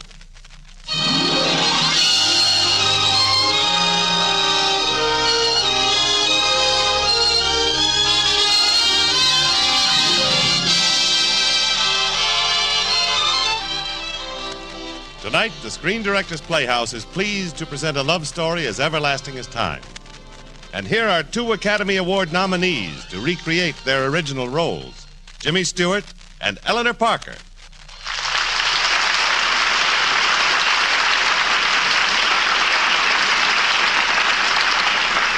Jimmy, since you created the original role of Chris in the motion picture Next Time We Love, I think it's only fitting that you tell the people a little about it. Well, thank you, Eleanor. Next Time We Love is the story of Chris and Cicely and what they did with their lives. It's sentimental, warm, tender, and above all, human. I assure you it'll live a long time in your memories. But before we begin, here's Jimmy Wallington. Here is something you should know if you ever suffer from the sudden pain of headaches, neuritis, or neuralgia. It's a way to ease the pain, often within a few minutes. A way that is incredibly fast and effective. It's Anacin. Anacin is like a doctor's prescription. That is, Anacin contains not just one, but a combination of medically proven active ingredients in easy-to-take tablet form. Thousands of people were first introduced to Anacin through their own physicians or dentists. But today, these tablets are in such widespread use that all drug counters have them, and anyone may enjoy their benefits. Next time you suffer from the pains of a headache, neuritis, or neuralgia, by all means try Anacin. You'll like the convenience of Anacin tablets, and you'll be delighted with Anacin's incredibly fast action. Anacin. Anacin. Ask for Anacin by name today at your druggist.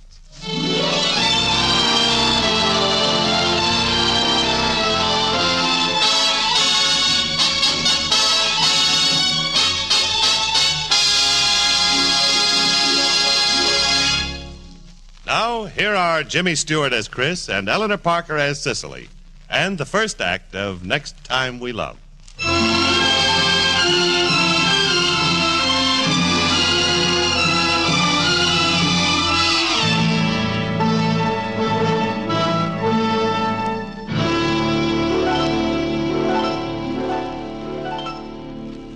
Did you see the item hidden away in the corner of the drama page? Cicely Tyler, at the height of her career, has retired from the theater. No further detail, no clues to the reason. It was that cold, that blunt. Well, my name is Tom Abbott. Cicely was and is my great friend. And although I respect her obvious desire for privacy, I feel her story should be told. Let's see, it began in 1942 while she was a junior at college and terribly in love with a young newspaper man, Chris. Newark, Elizabeth, Princeton Junction, Trenton, and Atlantic City. All aboard? In a moment, I'll be leaving. And the train goes so fast. It's pretty awful. Oh, darling, now don't talk like that. Parting is such sweet sorrow. Whoever said that? That's Juliet. A lot she knew.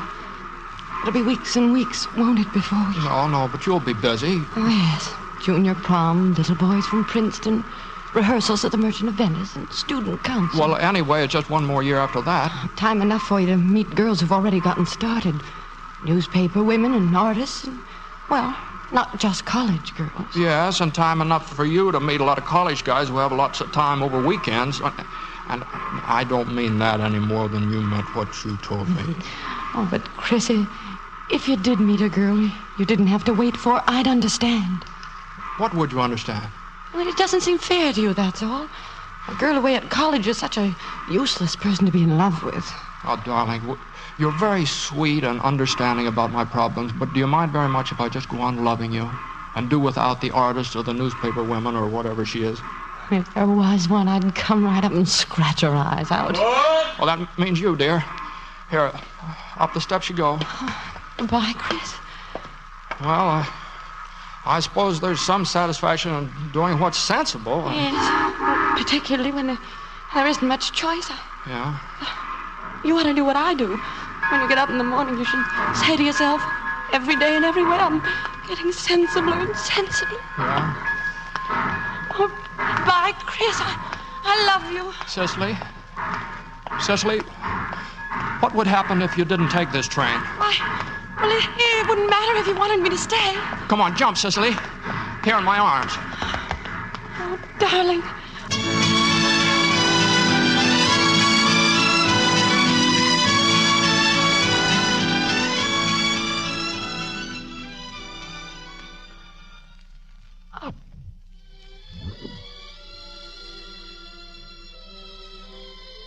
Oh, Chris, I like your apartment. You know, lots of people that got famous afterwards lived in this house. Old Henry did when he was broke, and a whole lot.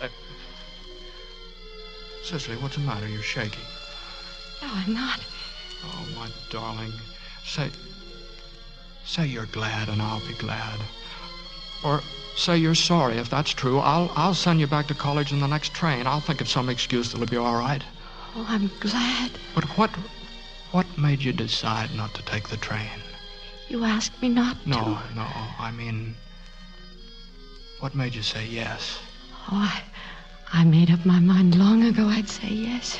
If you ever asked me to stay, there's never been anyone else for me. Nor for me. Oh, Chris, I can't be sensible. Not when you're so close and I'm so happy. Well, where do I sit, here? Well, just not too close, Chris. Just because I got off that train, I don't want you to think, well, I mean, it isn't necessary. To what? Well... Are you trying to tell me that I don't have to marry you? Yes. Oh, my darling. Well, one of us has to be sensible. You know, a girl of 21 is older in many ways than a man is at 26. Oh, what big eyes you have, Grandma. No, I'm serious. If you came to me and said, Grandma, I love this girl, and I earn $50 a week as a newspaper reporter, and, I want to marry her and live happily ever after, do you know what I'd say? No. What would you say, Grandma? I'd say it's the spring, my son. Nothing but the spring. The trouble with you, Grandma, you're too old-fashioned. The trouble with you, Grandpa, is I adore you. Oh. I thought you were alone, Chris. I'm sorry. No. Come on in, Tommy. There's a friend of mine, Cicely. He lives downstairs in front, and he's in the motion picture business, and he's crazy. Tommy, this is Cicely. How do you do, Tommy? How do you do? Tommy, how would you like to be a witness at our wedding? What's this about a wedding? Yeah. Yours, I suppose? When? Right away. Let's get going.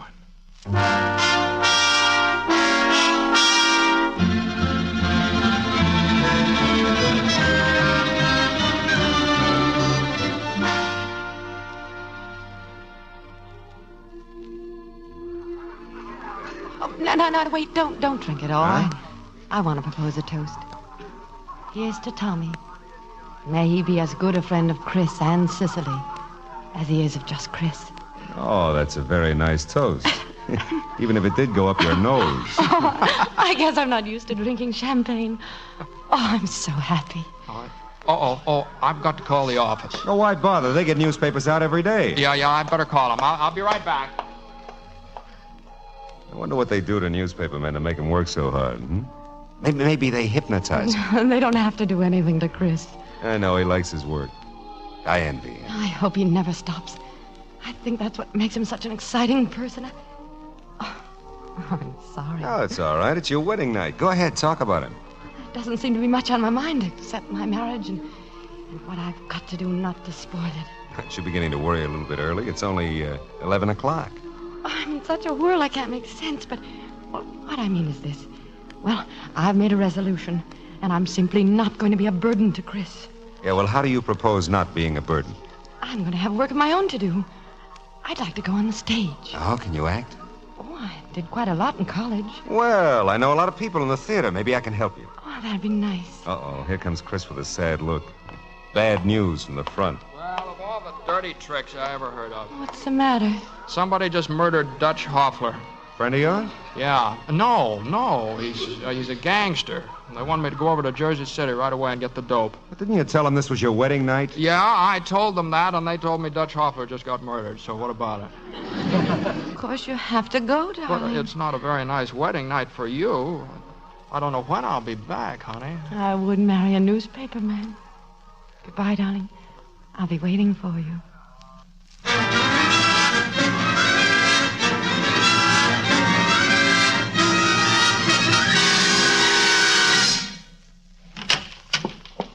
Chris! Oh, Chris, have I wonderful news. Fine. Hand me that eraser, will you, honey? Chris, Tommy got me a part in a play. Isn't that marvelous? Wonderful. Listen. Listen to this, Cicely. What? Oh, I'm but sorry. Chris, I wanted to read my part to you.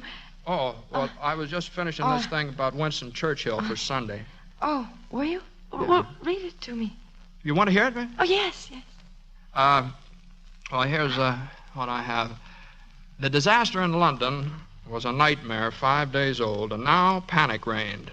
There was no food, water was scarce, and overhead waves of Luftwaffe dropped their bombs of degradation. Only one man to rally the prostrate nation. Winston Churchill raised his voice above the babbling panic and put new courage into the hearts of his countrymen. Oh, that's grand, Chris. You think's all right, huh? You don't think I'm a little too fancy with it? I should say not. No, I don't know. Maybe I'll tone it down Oh, a no, little. I wouldn't change a word of it, no. You wouldn't? No. Oh, look, Chris, here's the play script. Would you mind cueing me? I'd like to be sure of my lines. Oh, sure, yeah. Where do I start? Oh, right there, right. Here? Yes. Oh, it says a bell ring. Is that right? Yeah. Well, I'll make it a ting-a-ling-a-ling. Yes, Mr. Cranton? A little buttered toast. Yes, Mr. Cranton. Oh, Mr. Cranton, I hope you won't mind my saying this, but... Go ahead, my child. I couldn't help overhearing what Mr. Brown said to you, and I want you to know I'm terribly sorry, and if there's... Well, I'd do anything to help you. Anything at all. Look, darling, that last line. Yes, what about it? Well, I don't think you mean that you'd do anything for him. I mean, when you say anything at all like that, it sort of sounds like you meant that... Well, that's the way I did in rehearsal, exactly like that. I know, but after all, you're just playing a maid's part. You don't have to get so emotional about it. I'm not emotional. All right, okay. All right, now go on. Let's see, now, kind of you. That's kind of you. What's the matter? Kind of you. Nothing. I just maybe better go myself. Well, I'm sorry, darling. I didn't think you minded a little honest criticism. I don't mind criticism, but you wouldn't like it if I made fun of your stories. Anyway, I don't need to do it now. Well, wait a minute. No, it's all right. Darling, I didn't mean to hurt your feelings. It's all right, Chris, really. Scout's honor, I'll never tell you how to act again. Come on over here to me. Oh, Chris, I'm such a goose. Darling, I'm so ashamed of myself for taking myself so seriously. Well, I got a lot of nerve, too. Imagine me trying to be a director, huh? It is fun, though, isn't it? Each of us so busy and getting on a little. That's just the way we figured it, wasn't it? Oh, Chris, can it keep on like this? Getting better and better month after month. Sometimes I'm so happy it frightens me. Oh, you're always wanting to worry about something. Please, read me the rest of your story. No, sir. No, after you've read me your scene. Give me a kiss first.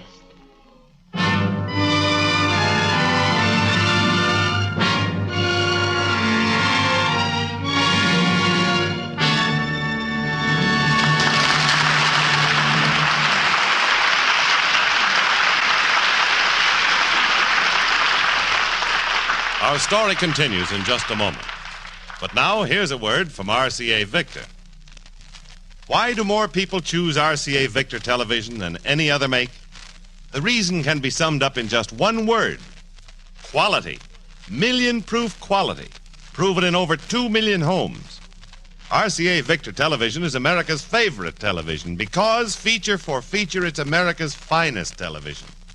With RCA Victor, for example, you enjoy clear, bright, steady pictures that are locked in place by RCA Victor's exclusive eyewitness picture synchronizer. You choose your set from 14 separate models, available in a wide variety of distinctive cabinets, every one a masterpiece of superb engineering and quality craftsmanship. And remember, only when you buy RCA Victor television can you buy the RCA Victor factory service contract for expert installation and maintenance. Next chance you get, step into your RCA Victor dealers and look over the very finest television in America today. RCA Victor million-proof television, proven in over 2 million homes.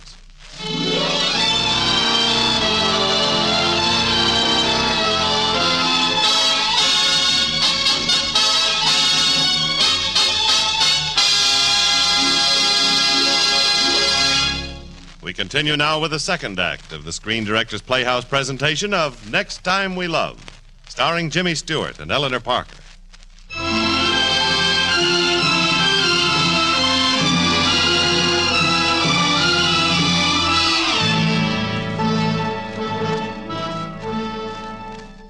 Months sped by for Chris and Cicely. A play was a hit, and she was in for a long run. As for Chris, he had made the big jump. He had realized a life's ambition and had just become a foreign correspondent. Cicely and he were at a table for two at the Chez Mignonette, celebrating the occasion. On the surface, everything appeared just about perfect. But... Chris. What, dear? I don't think I'd better go with you next week. Not go to England with me, but we agreed. I know, but I've been thinking about it very hard. Well, hey, what's all this about? You're not going, but why?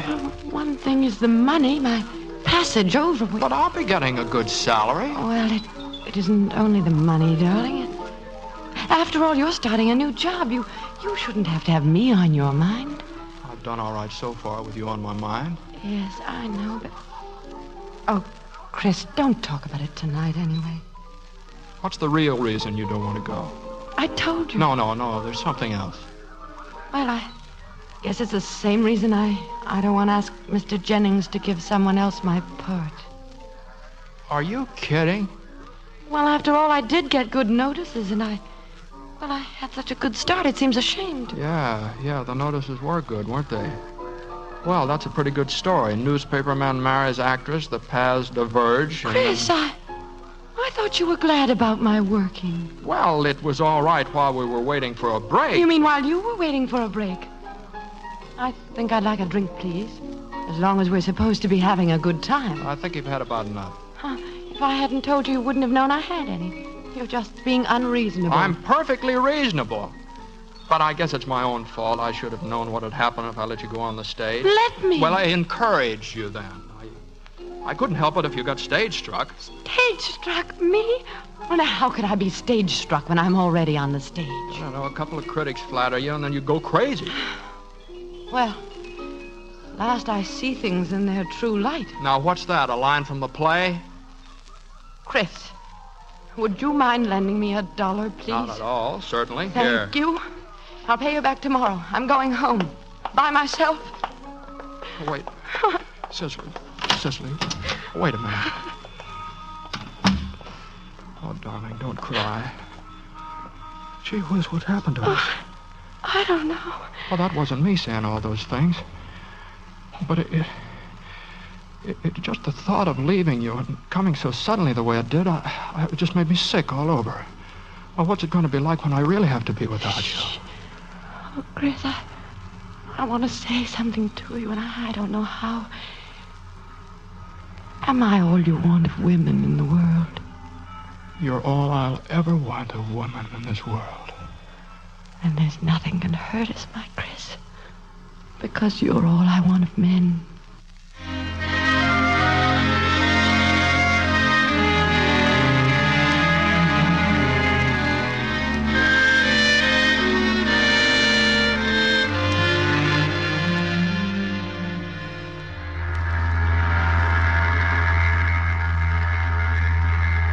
I'm going to miss him, Tommy. I'm going to miss him terribly. I know. Cigarette? Cicely, I suppose you know what you're doing, but just whose career are you thinking of, his or yours? It isn't altogether a question of careers, Tommy. It was simply that I didn't think I'd be of much help to him in England. Oh, can't quite believe that. Well, if I were more or less sick for months and he had to worry about doctors and where to get milk for the baby. What? Oh. Naturally, Chris doesn't know. Certainly not. And you must promise not to let him know. Well, do you really think his career, or any career for that matter, is that important? I don't know, Tommy. At the time it seemed right, maybe. Maybe I've done something I'll regret for the rest of my life. All I know is that if I'd told him about the baby, he wouldn't have gone. Cicely, sometimes I think you're one of the wisest women I've ever known. And at other times, I think you're just a little girl with a lot of romantic nonsense in her head. And at the moment, I don't know which.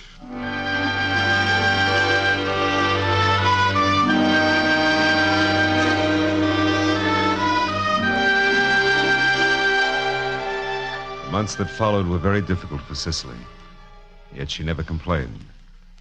Her letters to Chris were filled with her own kind of good cheer, but I worried about her.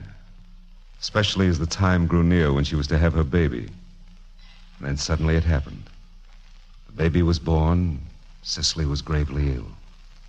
I cabled Chris immediately, and he returned as quickly as humanly possible. But it cost him his job as a foreign correspondent. Oh, Chris. Oh, darling. Oh, you crazy kid. Chris. Was it really so awful for you, darling? No, I was looking forward to this moment. Oh. You'd better get over there and get yourself introduced. Oh. Wow. Oh, hello there, handsome. Wow. Well, what?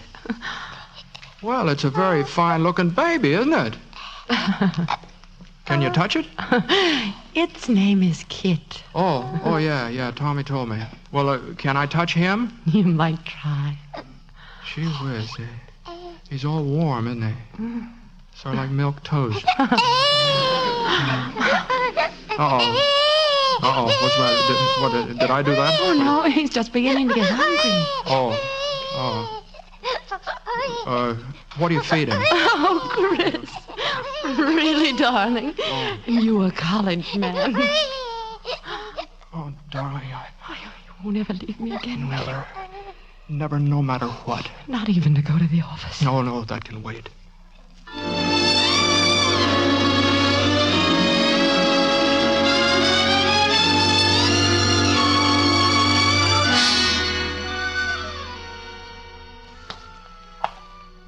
Any nibbles, mister? Oh, Tommy. How are you? Why, it's been 6 months since I've seen you. Why, how'd you find out I was down here at the aquarium? Oh, it's your house. The manager told me where you were and that Cicely had gone to the doctor with the baby. Yeah, he's hatching a new tooth. Oh? Yeah. What are you doing down here, anyway? I'm waiting for a kiss. For what? They kiss, the fish. At least they're supposed to. Now, you look... They do what? They kiss. I don't know. The fish kiss. Don't ask me why. That's what they sent me down here to find out. You get paid for this? Well, yeah, such as it is. A city news bureau. Oh. Hey, look, see? Those fish are getting together now. You suppose they're going to kiss? No, they've been doing that all day. That's just a stall. They tell me, how do you happen to be working for the City News? Well, my walking out on that London job didn't exactly help when it comes to getting another one, you know. Uh-oh, the fish. Look at them. Huh? They haven't done that before. Gee, I wish they'd make up their minds. Maybe they're bashful. Yeah. Say, Chris, I went down to El Rancho Vegas in Las Vegas for the weekend. It's a great place, and I had a lot of dumb luck gambling, and... Well, I've got more money than you can shake a stick at. Yeah, Tommy. Thanks. You know, this City News Bureau is just temporary. I've got some other things coming up, publicity jobs. What sort of publicity Well, jobs? I have a chance to go out ahead of the circus. It's pretty good pay. Of course, I'll have to leave Sicily. Now, look, how about coming out and having lunch? Huh? Thanks, Tommy. I can't. I'm sorry. I have to wait here for a call. You know how it is. Well, I'll tell you what, though. Cicely ought to be home by now. As a matter of fact, she should be in the park with Kit by now. Why don't you go and take her to lunch? Yeah, that's just what I'll do. That's a swell idea.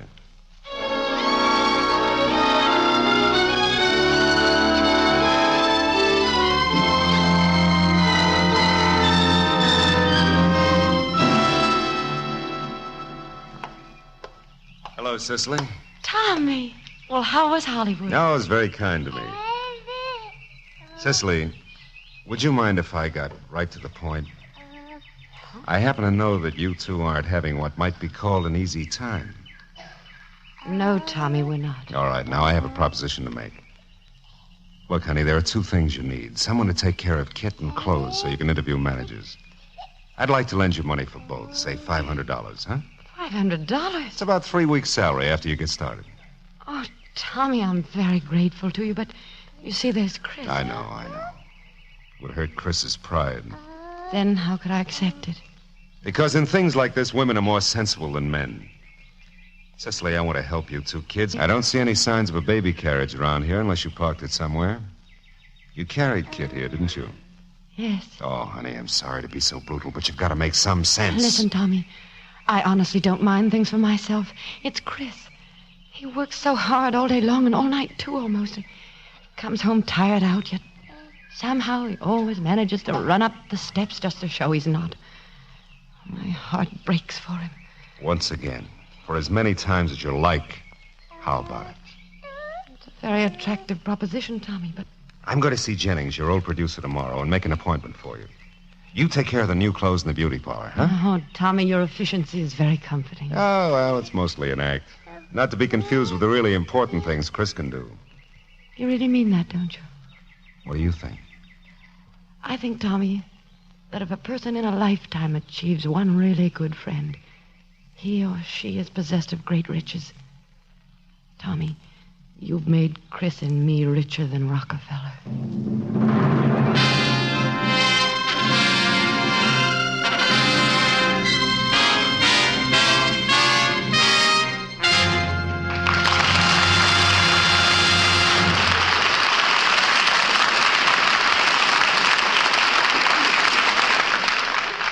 Now let's drop in on Bing and Bob, discussing a topic all smokers like to know about. Bob, do you realize we only have one thing in common? Hardly enough for a happy marriage, is it? What's that, Bing? Chesterfields, of course. We both like them, we both sell them. And we'd better get to selling them now. You know, folks, better tasting Chesterfield is the only cigarette that combines for you mildness with no unpleasant aftertaste. How do you know they're mild? Well, you just make our mildness test. You buy them, open them up, and enjoy that milder aroma. Then smoke a Chesterfield. You'll know it's milder because it smokes milder. And Chesterfield leaves no unpleasant aftertaste. That fact has been confirmed by the country's first and only cigarette taste panel. So, always buy Chesterfield. Let's sum it up musically. Buy Chesterfield, Chesterfield, the one that proves its case. Yes, Chesterfields are milder, plus no aftertaste. Oh, ho, open a pack and give 'em a sniff. Then you'll smoke 'em. You are listening to the Screen Directors Playhouse, the Thursday night feature on NBC's All-Star Festival, brought to you by the makers of Anacin for the fast relief of headache, neuritis, and neuralgia, RCA Victor, world leader in radio, first in recorded music, first in television, and by Chesterfield, the cigarette that has for you what every smoker wants, mildness, plus no unpleasant aftertaste. The Screen Directors Playhouse presentation of Next Time We Love, starring the Academy Award nominees Jimmy Stewart and Eleanor Parker, will continue in just a moment, after a brief pause for station identification.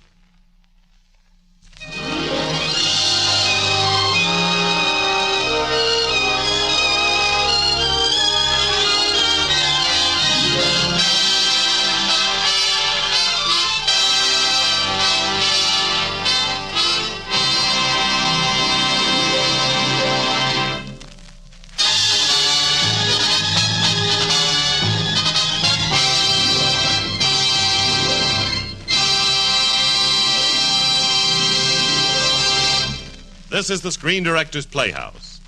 We continue with the third act of Next Time We Love, starring 2 Academy Award nominees, Jimmy Stewart as Chris and Eleanor Parker as Cicely, with Gerald Moore as Tommy.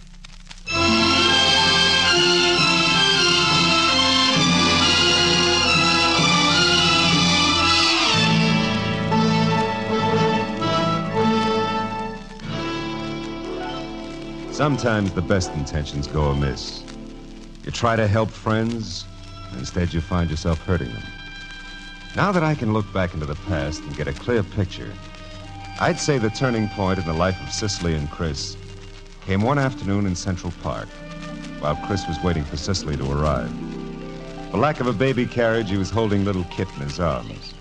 He was accosted by a curious youngster. Hi, mister. How are you? Crybaby, isn't he? No, I wouldn't say that, no. Is it your baby? Yes, it's my baby. Where's his mother?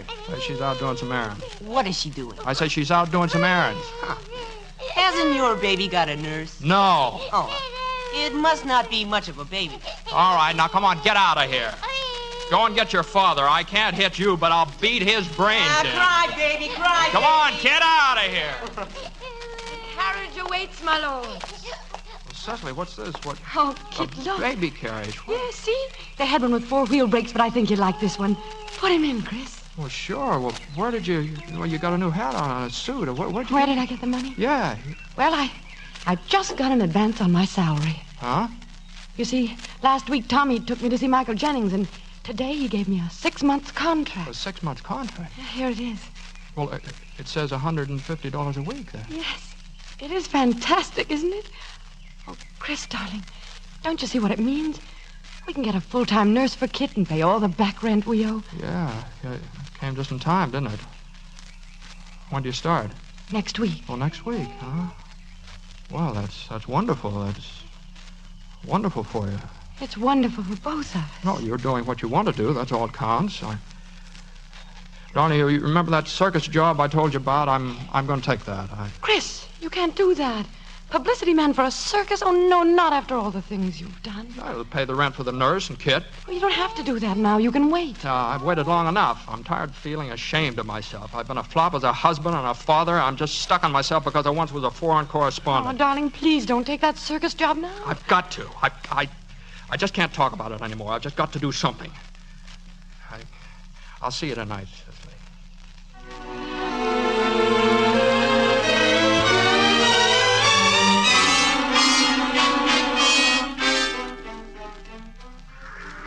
Sit down, Mrs. Tyler. Thank you, Mr. Carteret. I came to talk to you about my husband. I don't think you quite understand what happened while he was a foreign correspondent for your paper in England. Do you know that the night your husband left our office in England, there was an attempted assassination of a very high person in politics? Now, suppose it had been successful. Oh, that would have been very dreadful, wouldn't it? Or I might have died when my baby was born and Chris still in England. But neither of those things happened. And in the meantime, a good newspaper man is eating his heart out, and you're going without someone you need. When I send a man halfway across the world to keep his eyes open for me, I want a man I can trust. Oh, Mr. Carteret, didn't you ever make a mistake? Didn't you once do something that wasn't quite in the line of duty? And didn't anyone ever give you a second chance? Mrs. Tyler, they don't run newspapers on second chances. Oh, I realize this must have made things difficult financially for you and your husband. Now, it's unfortunate. Financially? Oh, I don't think you quite understand why I'm here. Well, why did you come? Because I want Chris to be doing the things he was meant for. That's a promise I made to myself. All the newspapermen's wives I've ever known wanted their husbands to get out of the business. It's his life, Mr. Carteret. You really want your husband to be a newspaperman? So long as that's what he wants. What's his number? Oh, Chelsea 7883. Get me Chelsea 7883. How about China? China? Yes, China, the Far East. If he sticks at it this time, he'll get everything he ever hoped for. Oh, there'll be months when he's off in the interior. You won't even hear from him. Probably won't even see him for years. Do you want me to forget it? No. And he'll stick at it. I won't do anything to bring him back this time.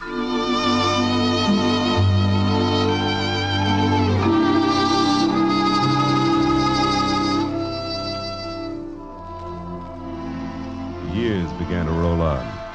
The name Chris Tyler, foreign correspondent, was a household word. Everyone looked for his reports on China, Russia, and every other godforsaken land. As for Cicely, her life could be summed up with her latest review. Critics acclaimed Cicely Tyler the outstanding dramatic success of the year, the most glamorous star in a decade. Sorry, Tommy. I couldn't get home sooner. Important interview, you know. Oh, sure. Here's a letter from Chris. Hey, does he finally know you're moving? No. Why are you, anyway? What's the matter with the house in Connecticut? Oh, it's all right for weekends and for Kit, but when I'm in town, well, it isn't very convenient. There's no place to entertain. Took you long enough to discover that. Yes, I know. I think I kept hoping I'd hear Chris come running up the stairs again. Now I want a place of my own things. Any particular news from Chris? Yes, he's coming home in a few weeks. To stay? No, he'll only have a few days till he has to go back. I wonder if he's changed as much as you have. I wonder, too. Tommy, what's happened to me? I should be happy, and instead I'm frightened. Why, Cicely? Chris must have learned to live alone, too. Living alone and together? It's not important for you or Chris? I don't feel married to him anymore. That doesn't make any difference to you either. Why, do you know, there have been whole days lately when I haven't thought of him once. It's a strange kind of love. I don't understand it. We had so much together once.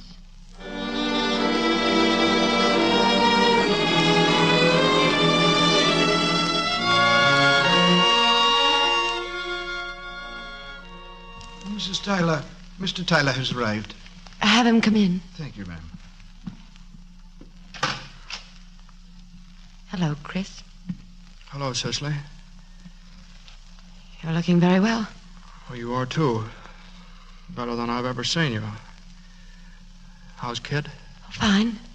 He's much bigger than you'd imagine. He's in the country now. Oh, yes, Tommy told me you'd taken a place in Connecticut, too. Just for the summer, for Kid. It's very pleasant there. Won't you sit down? Oh, thanks. Tommy met me at the boat. Yes, he told me he was going to meet you. Yes, he told me he told you that he would. I have some cocktails ready. Do you think it's too early for them? No, I don't think so. I think it'd be a great help to both of us. Here, can I help you? Yes, you can get some ice in the kitchen. I'll go along. Hey, this is the first refrigerator I've ever seen outside of a magazine. Get the ice out of those trays. Sure. How do you do it? Well, pour some hot water over them now. I'm look what sorry. you've done, Chris. Here's a towel. I'll dry you. You know, I used to do all right with an ice pick. Hand me the shaker. Cicely, I'm sorry I upset you so. Chris, how would you like to drive down and see Kit? Oh, yes, I'd like that very much. It isn't far, and I think you'll love the place. Kit can show you his pony. What? Like Kid on a pony? Oh, sure, he goes riding every morning. You could stay and... Of course, if you have any other plans that might interfere... Well, I had planned to see Carteret in the morning. Perhaps there's a train I could get back tonight. Yes, there's one that gets you in at 11. That's fine. That's...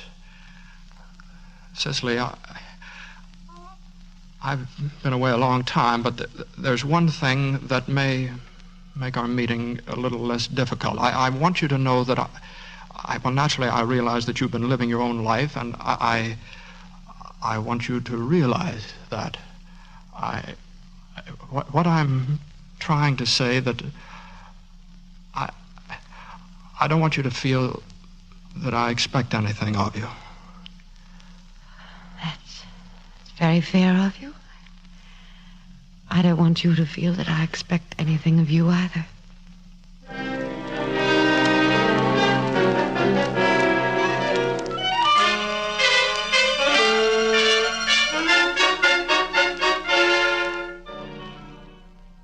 Hey, why does this brandy taste better in Connecticut, Cicely? I'm sure I don't know. Now, you've spent hours telling... I've spent so much time telling me about myself. Now, what about you? Me? Oh, I've had a very good winter, very busy. My show just closed last week. No, I mean you. I've had Kit. Is that enough? Something to live for? If it hadn't been for Kit, I don't know that I'd have been altogether faithful to your memory. Do you know, I've made up my mind I wasn't going to ask you that. I never was so glad to hear anything in my life. Is that what you were thinking of all afternoon when we were being so very reasonable? Well, something like that, I guess. Well, I guess I'd better hurry if I'm going to catch that train. Cicely, I wonder, do you know, I'd like to see Kit once more. Oh, yes, come on. Oh, this is nice. That's my room. Kit's in here. Do you think it'll wake him up if I kiss him goodbye? No, go ahead. But he's stirring. It doesn't matter. There's a smile on his face. I guess he thought it was you. Oh, no, he knows you by now. Good night, Kit. Good night, son. Come on, Cicely. I'm sorry I'm not able to send you back in the car, but it's William's night off. Oh, that's all right. I'm used to trains. Yes, I know. I'll be in town tomorrow. It'll be fun showing you all the new places. I'm looking forward to that. You'll phone me tomorrow, then? Yes, all right. Well, I better hurry or I'll miss that train. Chris. Darling. What would happen if you didn't take that train? Oh, my darling.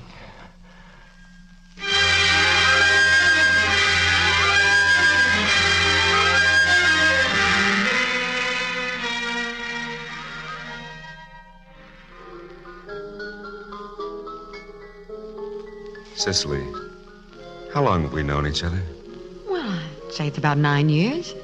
It's a long time, isn't it? I should say not. I expect to know you for at least 50 more. I hope. I had a letter from Chris this morning. Did you? Yeah, he's left Korea. He's gone to Switzerland. You going to join him? I don't know. It depends on whether I open my play in the fall or this summer. Yeah. You know, it's funny his resigning from his job unless he feels he's done everything he started out to do. He's come a long way, hasn't he? Yes, he has. What's this book he's going to write? Did he tell you about it? Mm-hmm. I don't know. He always said he'd never write a book. Look, tell me about the beautiful blonde that Winchell reports you running around with. What's her name? Oh, Elaine. Her name's Elaine. Elaine Martin. Are you in love with her?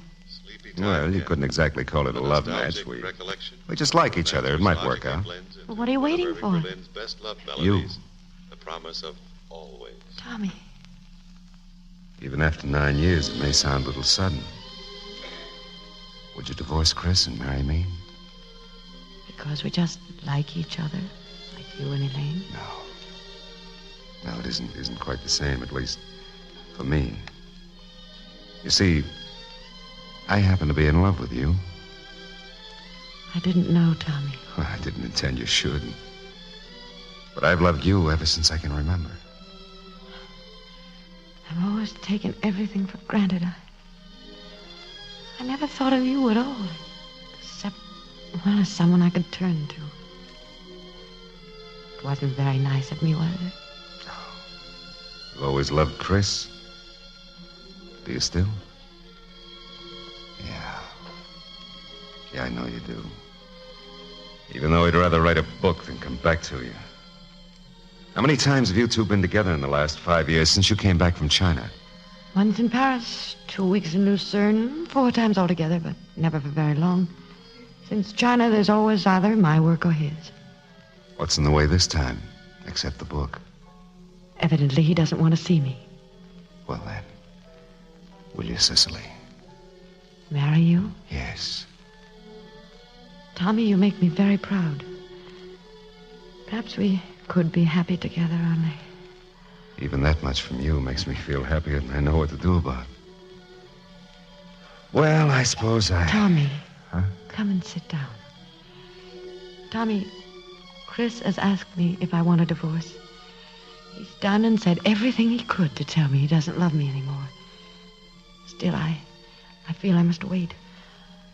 I don't know what for, but I must wait, no matter how lonely I am. I understand. Tommy, that song they're playing on the radio. The day I was married, and I thought I was to go back to college. They played it while I was in Chris's apartment.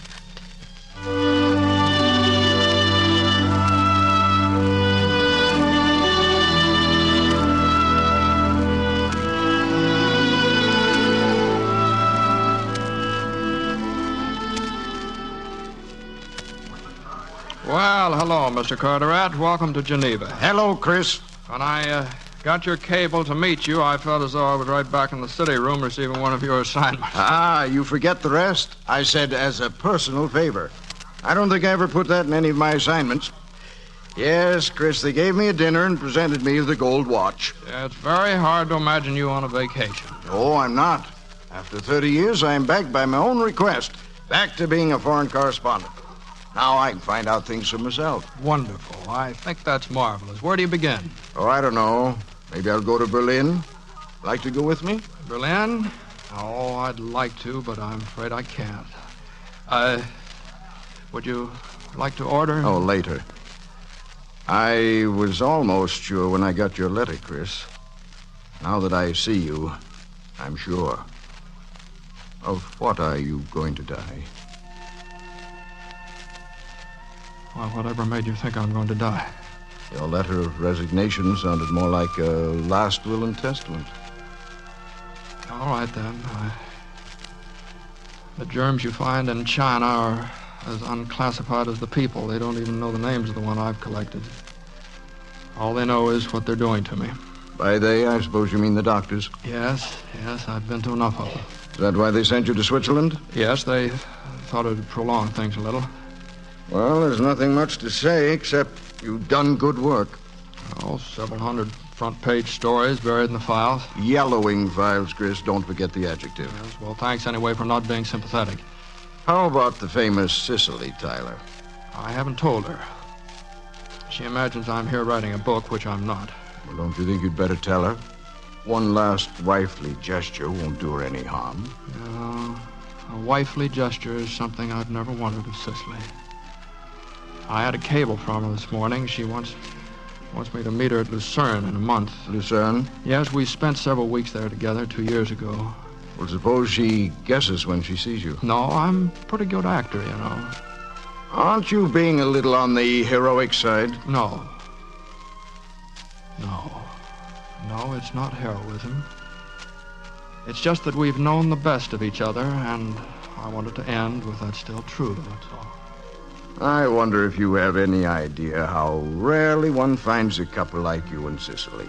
Not just one of you having the courage to live alone, but both of you. Well, most of the time, there wasn't any choice. Oh, one of you could have got frightened and hung on the other's neck and drowned both of you in a sea of matrimonial bliss. That's what usually happens. It's amazing, the things people ask of love. They expect it to protect them, keep them from being bored, make them work harder. In fact, they want everything except love. I remember the first time I met her. There was a look in her eyes when she spoke of you. I'm sorry, Chris.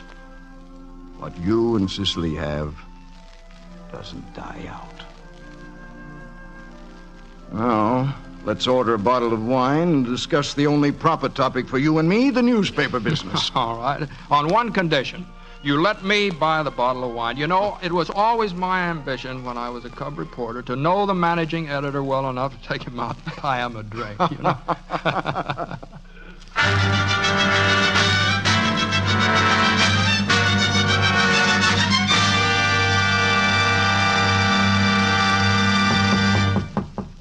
Come in. Hello, Cicely. Chris. You didn't let me know what time you'd get here. I'd been down the lobby waiting. I motored up, you know. Yes, you're looking marvelous. Thank you. How's Kit? Fine. He's staying at Tommy's ranch in California. Oh, well, that ought to be fun for him. Chris, you are looking terribly tired. Well, I've been working pretty hard. On your book? Yes. How's it coming? Oh, it's beginning to shape up. Yes? Tell me about it. Well, it's that novel I swore I'd never write. Well, won't you sit down, Cicely? I'll get you some tea or something to drink. No, thank you. In your last letter, Chris, you asked me if I wanted a divorce. Well, naturally, it can't go on like this, being half married and half not married. No, I suppose not. Tell me, Chris, it isn't just because of your book that you're staying away, is No. it? No. I didn't think so, but I had to be sure. What is it, Chris? Well, it's rather hard to explain, but it's just that one day I realized that I'd stopped thinking about you for quite some time. Things like that happen, you know. Well, that seems a fairly complete explanation. Why didn't you write me that in the letter? Well, I thought you would guess. It's peaceful here. Yes, I like it much better out of season. How's Tommy? Fine. Is he still in love with you? Yes. Just before I left, he asked me if I wouldn't divorce you and marry him. Do you want to? I'm thinking about it. It might be a very good thing for you. After the rotten time you've had with me. Chris, did you ever hear me say I had a rotten time with you? We've been happy together when we've been together, of course, but that's not enough for a lifetime. Often enough for me. Cigarette? No, thanks. I've given them up. Well, there doesn't seem much left to say. Or much reason for my staying. I could almost get back to Innsbruck in time for dinner. Oh, but must you go now? Why? I thought perhaps you'd stay here for dinner, or perhaps you'd rather not. Goodbye, Christopher. Maybe the next time we live, we'll have time for each other.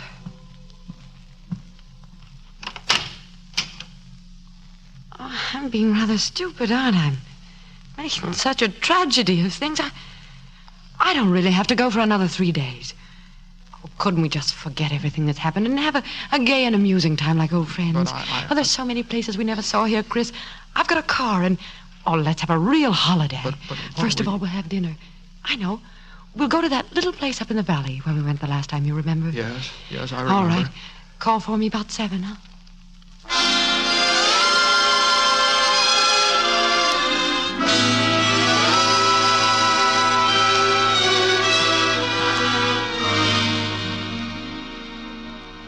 Oh, Otto. Yes, madame. Have you seen Mr. Tyler? He checked out of the hotel an hour ago. What?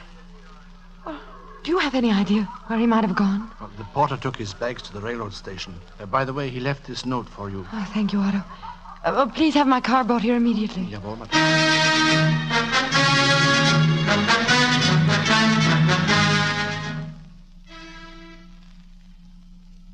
Chris.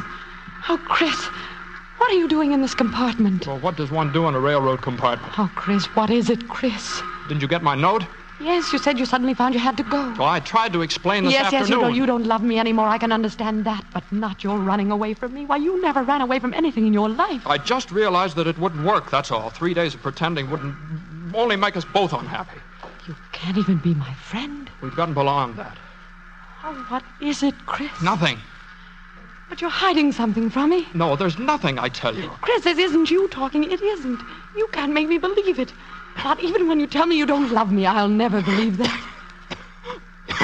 Please, I can't explain anymore. I just want to get away. We'll have to say goodbye. Oh, not this way, no. Oh, Cicely, I can't. Chris. I can't. Oh, Chris, what's the matter with you? Cicely, get that capsule in my coat pocket. Break it. Yes. Oh, here, breathe it in. Breathe it in. Thanks. I'll be all right. Oh, darling, why didn't I guess? I'll be all right.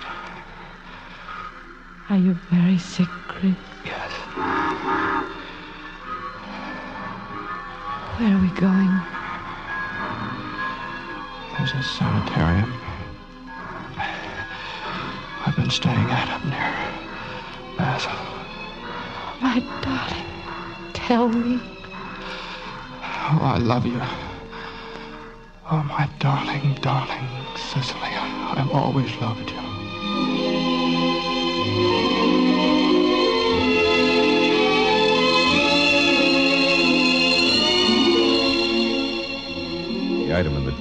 page read, Cicely Tyler, at the height of her career, has retired from the theater. And now, well, you know the reason. But no matter what the end, somehow in this sometimes dreary and complicated world, their love sheds a luminous light, a beacon to all those who love and live to keep their love alive.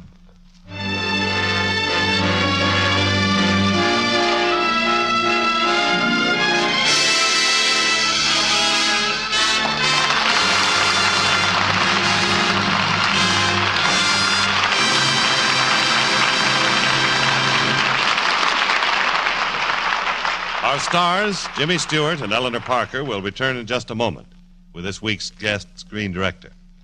Next week, the Screen Directors Playhouse brings you two more great stars in one of the timely dramas of our day, Joan Crawford and Frank Lovejoy.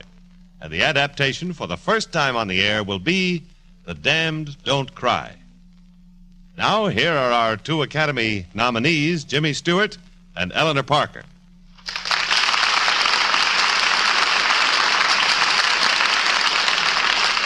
Eleanor, would you mind if I sort of carry the ball here, so to speak, and say a few words about a very good friend of mine? Go right ahead, Jimmy. And I don't have to be a mind reader to know that you're referring to Mr. E.H. Griffith, the distinguished director of Next Time We Love. That's absolutely right, Eleanor. In my book, Ned Griffith rates with the best in motion picture direction. And, well, all I know, I'll take him on my team anytime. Ladies and gentlemen, I'm proud to present Mr. E.H. Griffith.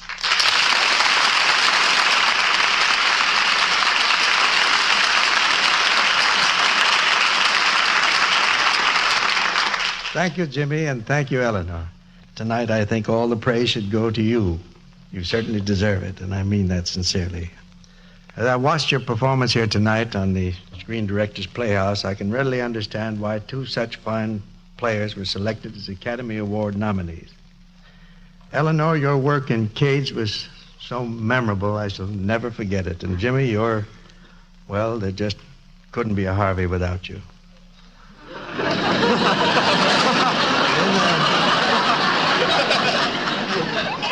In a few hours now, the Oscars will be handed out, and it's my fervent hope that you are both the winners. Good luck and good night. Thank you, and good night, Ned. Good night, everyone.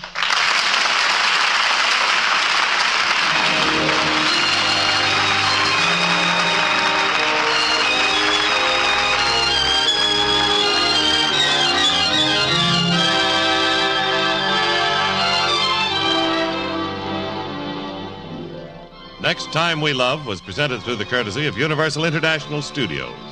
Now releasing Bill Malden's Up Front, starring David Wayne and Tom Ewell. Jimmy Stewart is now appearing in the Universal International production Harvey. Eleanor Parker is currently working in William Wyler's production for Paramount, Detective Story. E.H. Griffith is currently working with Gene Fowler on his production of Rip Van Winkle. Included in tonight's cast were Stan Farrar, Leon Ledoux, Joel Nessler, and Bruce Cammon. Gerald Moore played Tommy.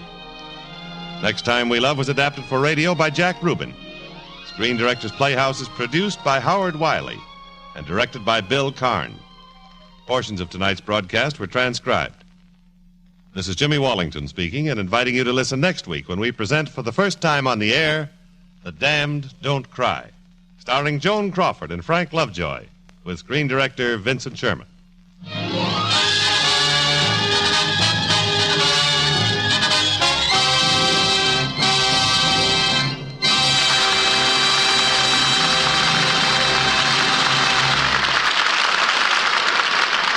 Listen again next week to Screen Directors Playhouse, the Thursday night feature on NBC's All-Star Festival of Comedy, Music, Mystery, and Drama.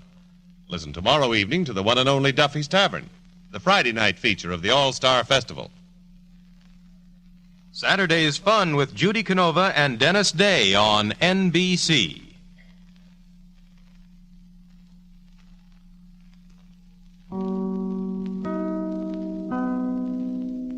From Hollywood, the Screen Directors Playhouse.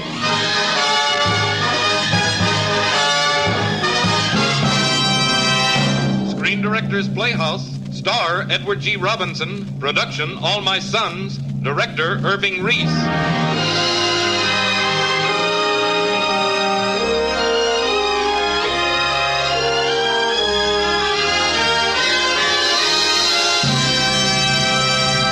The Hollywood Screen Directors present a human tragedy. The motion picture drama, All My Sons, starring Edward G. Robinson in his original role of Joe, with Jeff Chandler as Chris.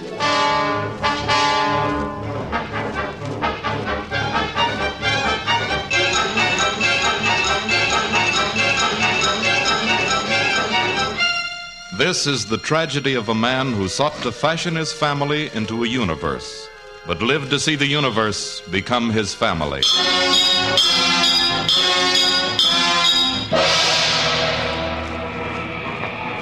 Well, what do you think, Joe?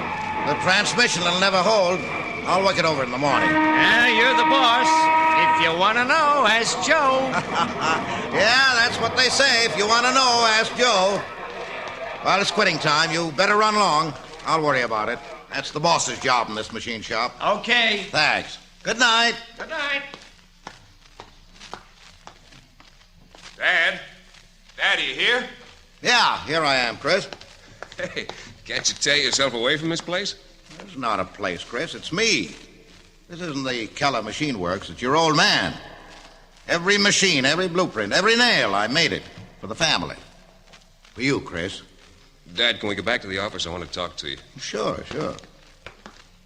Hey, you're all dressed up, Chris. For Annie, huh? That's right, for Annie. I've got a few minutes before I meet her at the station. Well, it's a good thing you're coming back like this. Shows there's no grudge between our families. Sit down, Chris. Now, what's the problem? Dad, I'm going to ask Aunt Diva to marry me. No, you can't do that, Chris. We're in love, Dad. Well, Annie is Larry's girl. She's engaged to your brother. Larry's dead. He crashed in the war. Well, there's no proof, no body, no grave. It's been years. He can't still be alive. Well, your mother will never believe that. Oh, Mother's built Larry's memory into a shrine. Now, look here, Chris. Look, you've hardly seen Anne since she moved away, since you went to war. I saw her in Chicago last year. Yes, but after what's happened, the trial and her father being... I was brought up next door to her. I know her best. When I think of someone for my wife, I think of Anne. Well, Chris, you'll be pronouncing your brother dead. Dad, if you and Mother won't let us be happy here, if we're shadowed over with Larry's memory, with the memory of the trial and her father's guilt, then I'll have to get out. Are you crazy? You've got a business here, the factory. It's a business. I'm talking about living. Yes, but this is all I know about living. The business and the family. That's all, Chris. Well, then help me to stay here. Well, all right, but don't think like that. Only for you, the whole shooting match. It's for you, Chris.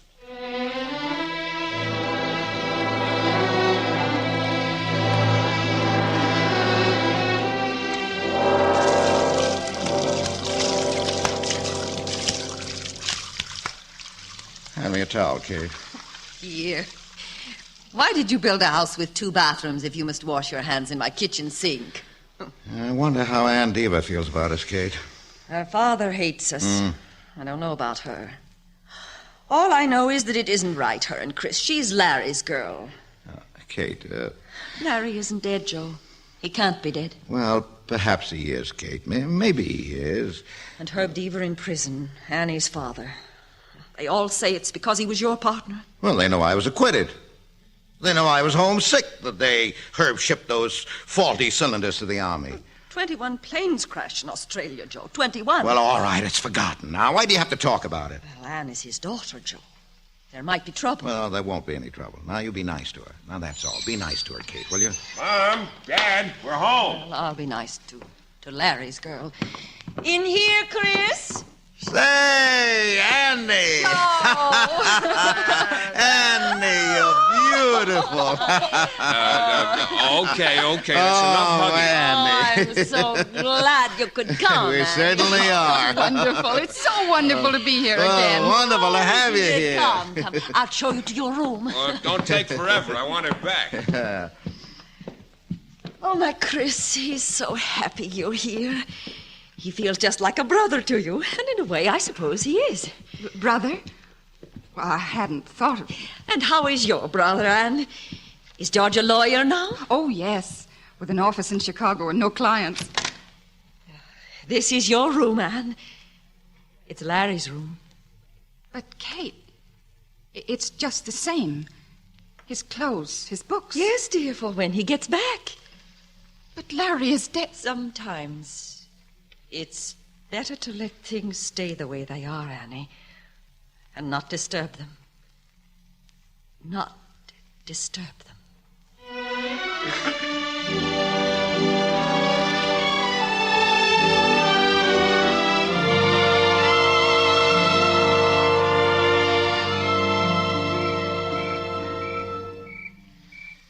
Well, Annie, how is it being home again, huh? Sitting on the front steps after a good dinner? Joe, have they stopped talking yet about my father? Oh, gone and forgotten. Things are just the way they used to be at the plant. Oh, Dad, it's different with you. You were exonerated.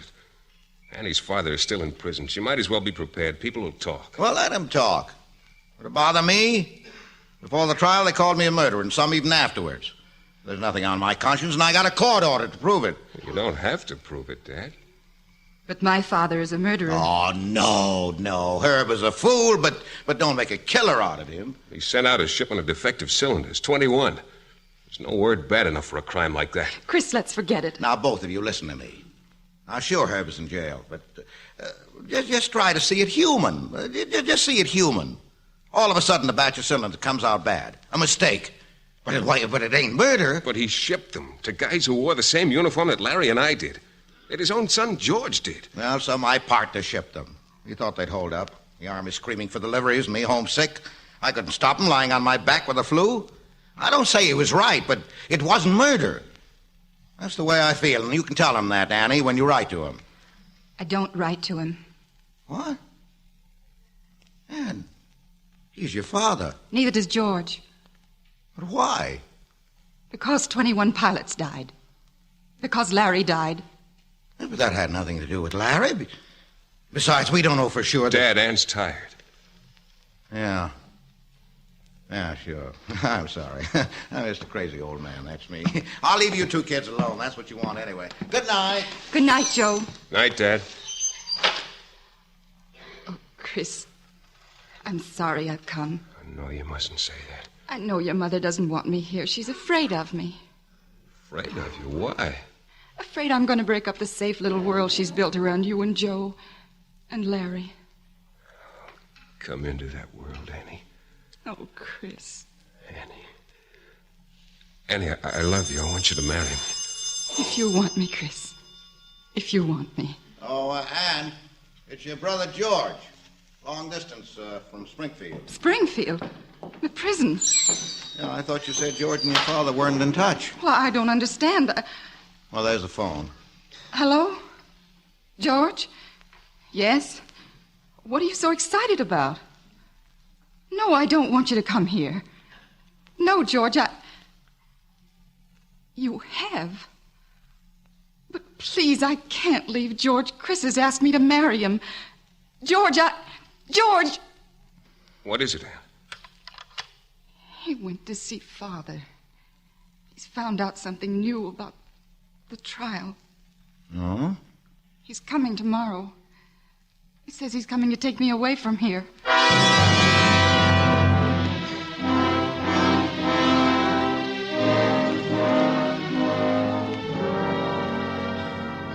Chris. Here on the porch, Ann. Chris, I might as well warn you. George isn't friendly. He'll talk, wild talk. My father's innocent, Ann.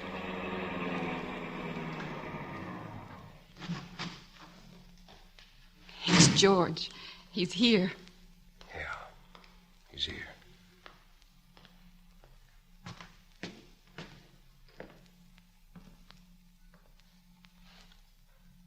Hello, George. George. You're not going to marry him, Ann. Why not? Because his father destroyed your family. Now, look here, George. Cut it, Chris. Ann, I've been thinking. We turned our backs on our father. We did a terrible thing. But now I've talked to him again. And it wasn't all Dad's fault. George. Joe knew about those cylinders. He knew. That's a lie. My father was home, sick. Joe gave himself an alibi, that's all. Our father told you that? From his own mouth, and it's different than reading it in the court record, Anne. You have to believe him. Georgie! Georgie! Oh. Hello, Kate. It's been so long. Let me look at you. Oh, Georgie. But you look so old. You look fine, Kate. And I still cook fine, too. Wait till you see the dinner No, I've made. no, I'm not staying, Kate. Of course you're staying. Oh, I know you, Georgie. Trying to make us believe you hate us. But you can't, Georgie. Not in your heart. I don't know. Please stay, George. Nobody can resist Kate. Well, all right. I am kind of hungry. Oh, George, I'm glad. Come, we'll go in. Joe will be home any minute now, then we'll eat.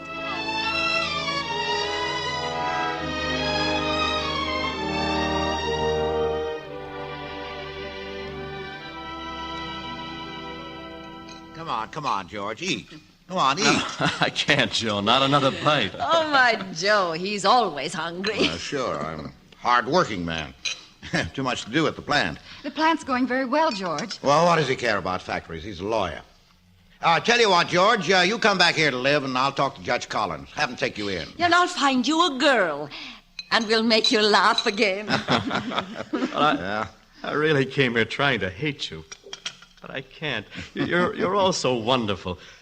Just like I remembered you. And you all look so fine and well. Oh, Dad's still strong as an ox. Well, sure. Too busy to find time to be sick. Oh, Joe hasn't been to a doctor as long as I can remember. Pass the potatoes, Kate. I've never been sick a day in my whole life. Is that a fact, Joe? Oh, sure. Except for that time. Oh, yes. Except for that time that I had the flu. Never sick a day, you said. Not a day. George. But you forget the day your partner shipped defective airplane parts to the Army. Now, that's enough out of you. Ask the court what happened that day if you're so curious. Ask the jury. And you almost had me fooled with your talk. Your fine family talk. Come on, Anne, let's get out of here. Chris. Well, Anne?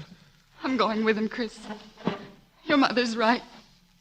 It's better sometimes to let things stay the way they are and not disturb them. Dad.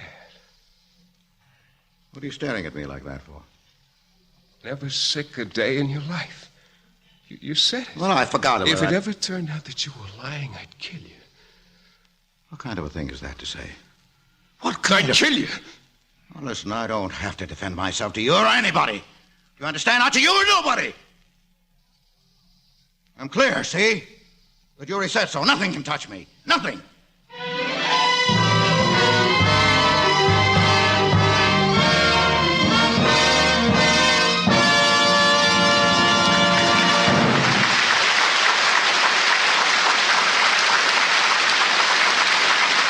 You are listening to the Screen Directors Playhouse presentation of All My Sons, starring Edward G. Robinson as Joe with Jeff Chandler as Chris.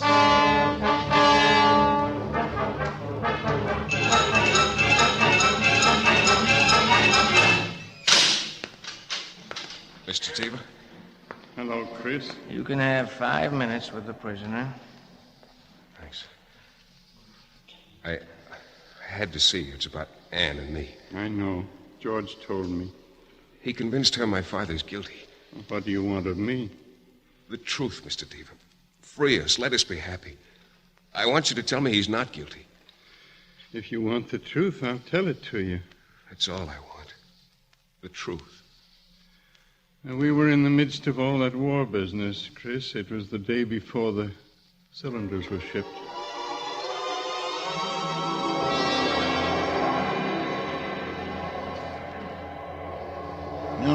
All right, Herb. So Bachelor Cylinders came out bad. Well, that's all. We're finished, Joe. Through. We can't ship them. Can't meet the contract. We lose the business. All right, so we take the rap. Or ship them. Ship them? How can we, Joe? Smarten up. Nobody makes a perfect product. But the cylinders, will they be all right? Well, they'll have to be, or we're broke. Broke, Joe. I got every cent in the world tied up here. I've got more than money tied up in it. My flesh and blood. My heart, my brain. 40 years of it. 40 years. From a junk shop to this. The main thing now is to survive, Herb. That's it, to survive. It's a crime to ship those cylinders. Well, it's a crime if we get caught. I say ship them out of here. I say they're okay. Ship them. To survive, Herb, to survive.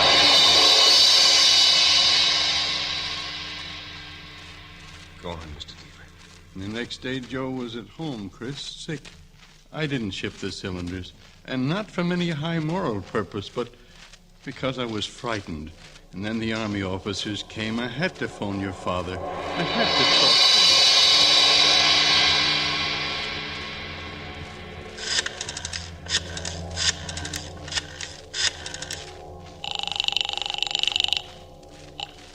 Hello? Joe, it's Herb. Yeah? They want the cylinders now. I'm scared, Joe. I can't take the responsibility. Can't you come in? Well, I'm sick, you know that. And who says you have to take the responsibility? I'll take it. Full responsibility. I don't know, Joe. I don't know. Full responsibility, so ship them. Ship them, I say. You said all that in court, Mr. Deaver. They didn't believe you. You can take responsibility on the telephone. In court, you can always deny it. Oh, I don't believe... Your father is guilty, Chris. We both are. That's why you must take Annie and go away. Forget us. No. No, he's my father. I know him. He couldn't do that. You've brooded over this until you believe it yourself. Chris, do the men at the plant still say, if you want to know, ask Joe?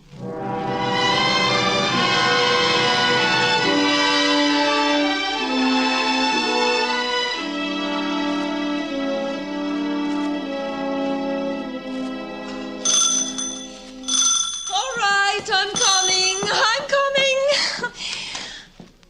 Annie. Yes, Kate. Can I come in? If you wish. You have nothing to say to me, Annie. You're not welcome here. Kate, listen to me, please. I've thought it all over, and I'm sure now it isn't better to leave things the way they are, Kate. Sometimes they've got to be disturbed. What do you want of us? Why have you come back into our lives? I want to marry Chris. That's impossible. Not while Larry is still alive. We love each other. And Larry isn't coming back, Kate. He crashed off the coast of China on February 9th, 1944. There's no proof. You say that, but not even the Army has proof.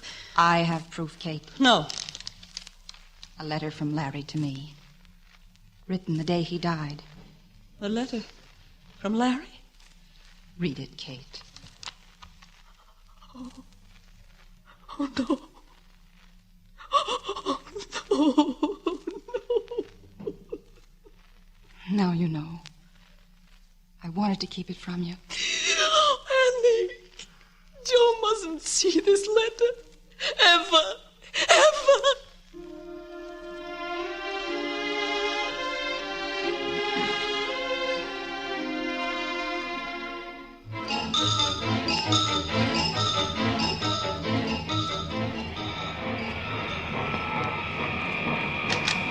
Fred, now you're back.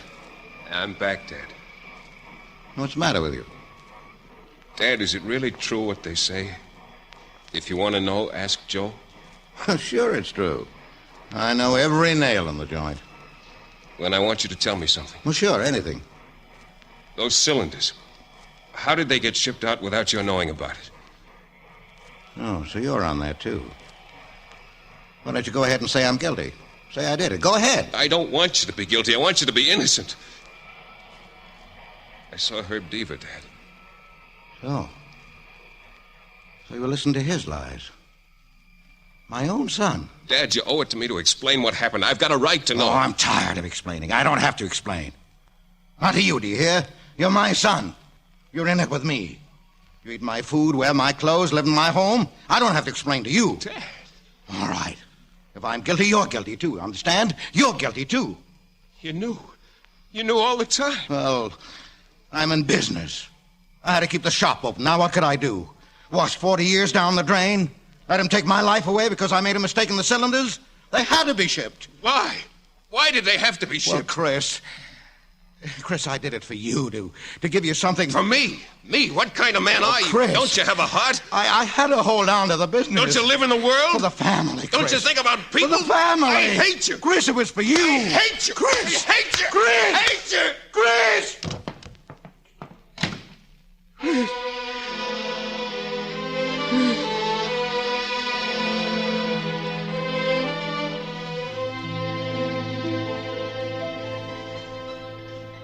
Joe, maybe you should go upstairs and lie down.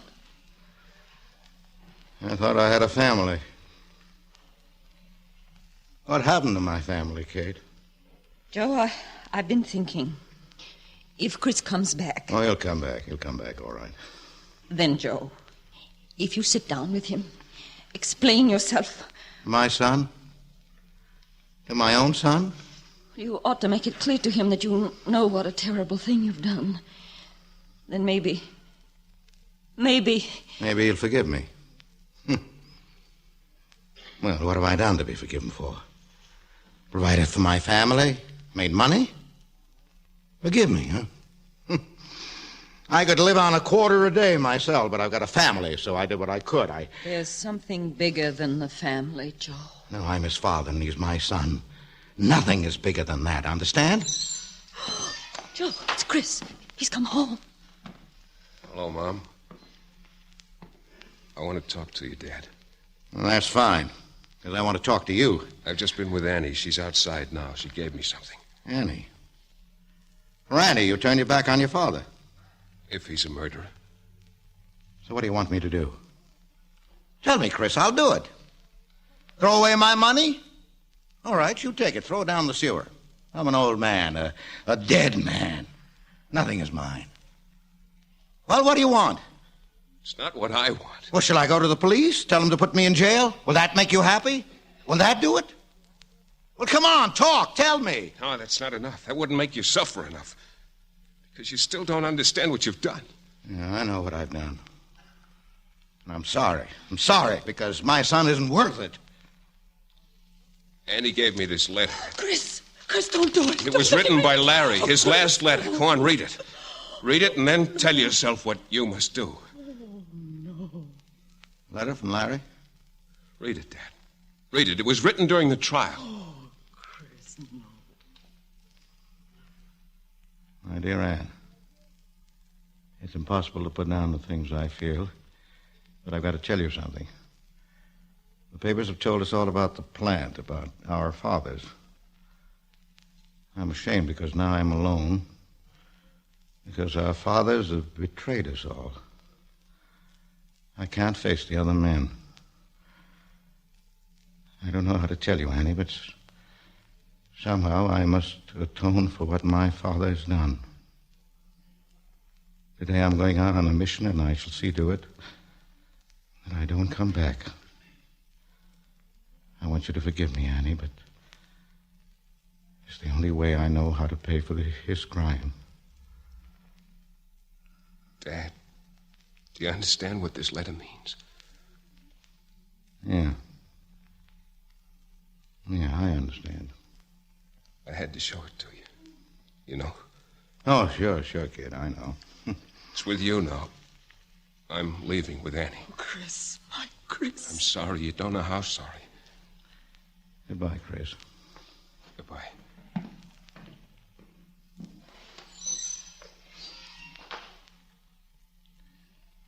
Now, Larry was our son, Kate. Our son. You paid for it. Larry paid for it. What more can you do? No. No, it's no use, Kate.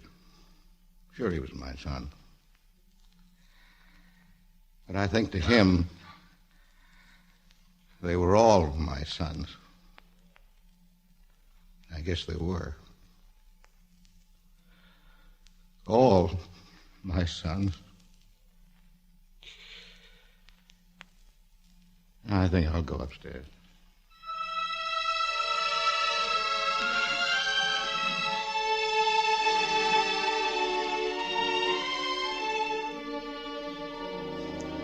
Chris, we'd better go. In a minute, Anne. I want to look once more at the house. The house my father built. You still love him, don't you? He's my father. Come on, Anne. Your father said to take you away, to forget the past. We will, Chris. No, I'll always remember. Dad, the hurt in his eyes because the universe poked its fingers through his picket fence. What he learned, we'll all have to learn. All of us. Everybody. What was that, Chris? A shot. Heard a backfire? No, a shot. It was the sound of the universe. Oh, Chris. Do you think... He was my father, Ann. He was my father. We better go back. No, we can't go back. Not now or ever. Walk, Ann. Just walk. And pray. Pray.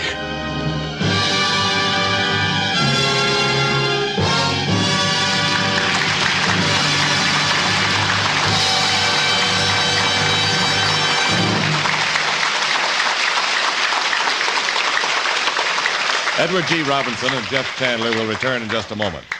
Next week, as always, another great star recreates one of his most fascinating roles on Screen Directors Playhouse. Our story is called Northside 777.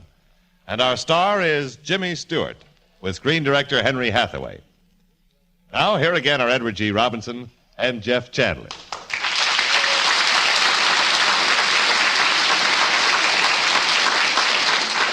Okay, Jeff, the hard part is over. Relax. I feel as if I just stepped out of an emotional straitjacket. What do we do now, Eddie? I'll bring on the director. Ladies and gentlemen, we'd like you to meet the man who brought All My Sons to the screen. The director of such splendid films as The Bachelor and the Bobby Soxer and Enchantment, Irving Reese.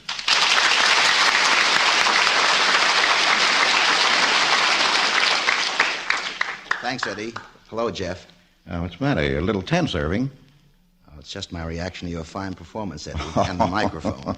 And what do you have to be nervous about microphones? You know, Jeff, Irving Reese is one of the real pioneers of radio. Oh, what field, Mr. Reese? Writer, producer, engineer? Well, as you can see, practically everything but acting. Oh, well, I wouldn't say that. You know, Irving wrote for me when I used to do the Big Town show. And what a tough boss I was, huh? Irving? That's right. Scared me right into motion pictures. Jeff, as a rising young screen star, what do you think about radio? Oh, me? I think I've been around microphones ever since I left school. Well, what do you know? 3 old radio hands. Yeah. Well, what are we all so nervous about? Television. Good night, Jeff. Irving. Good night, everyone. Good night. And good night to you, Edward G. Robinson, Jeff Chandler, and Irving Reese. Remember next week, Jimmy Stewart and screen director Henry Hathaway. All My Sons was presented through the courtesy of Universal International Studios, who soon will release Baghdad, a Technicolor production starring Maureen O'Hara and Paul Christian. Edward G. Robinson will soon be seen in the London Films production My Daughter Joy.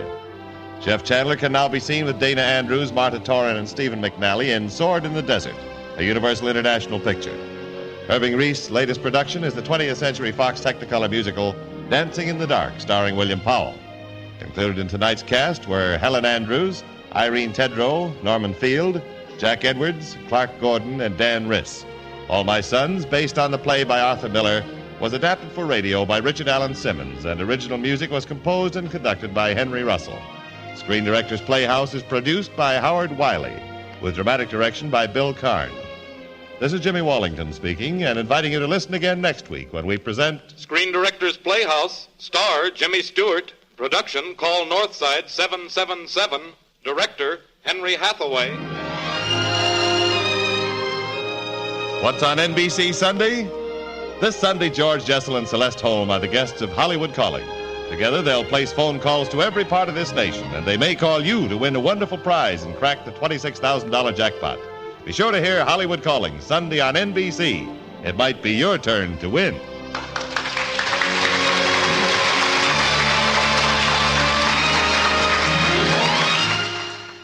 Next, it's Bill Stern and the Sports Newsreel on NBC.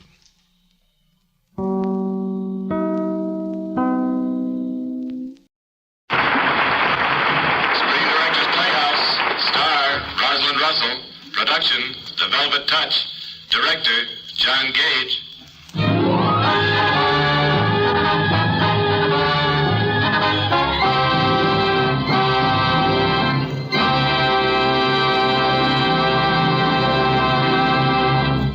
This is the Screen Directors Playhouse, one of the weekly features on NBC's All-Star Festival of Comedy, Music, Mystery, and Drama. Brought to you by the makers of Anacin for the fast relief from the pain of headache, neuritis, and neuralgia. RCA Victor, world leader in radio, first in recorded music, first in television, and by Chesterfield. Always milder, better tasting, cooler smoking, plus no unpleasant aftertaste. And that's the biggest plus in cigarette history.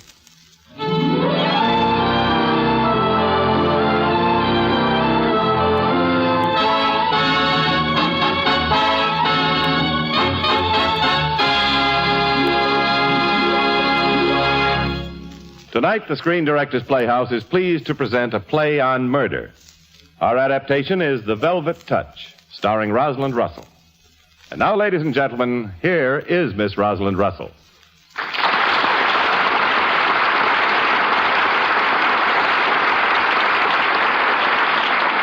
Thank you. The place for drama, very properly, is behind the footlights. But occasionally a story extends deeper into the theater, into the fears and fantasies of the players themselves. And then we have a vehicle to tempt any actress. We have The Velvet Touch. I count myself very fortunate to have played the role of Valerie Stanton on the screen and to repeat it again tonight. So now we present the Screen Directors Playhouse adaptation of The Velvet Touch. But first, here is Jimmy Wallington. Thank you, Miss Russell. But before we begin, here's a word from the makers of Anacin. If you suffer from pains of headaches, neuritis, or neuralgia, you should discover what many thousands have known for years, that Anacin brings incredibly fast, effective relief. Anacin is like a doctor's prescription. That is, Anacin contains not just one, but a combination of medically proven active ingredients in easy-to-take tablet form. Probably at some time you have received an envelope containing Anacin tablets from your physician or dentist. Thousands of people have been introduced to Anacin this way. Try Anacin yourself the next time you suffer from the pains of a headache, neuritis, or neuralgia. You'll be delighted at how quickly relief can come. Anacin is spelled Anacin. Your druggist has Anacin in handy boxes of 12 and 30 tablets and economical family-sized bottles of 50 and 100 for your medicine cabinet. Ask for Anacin today.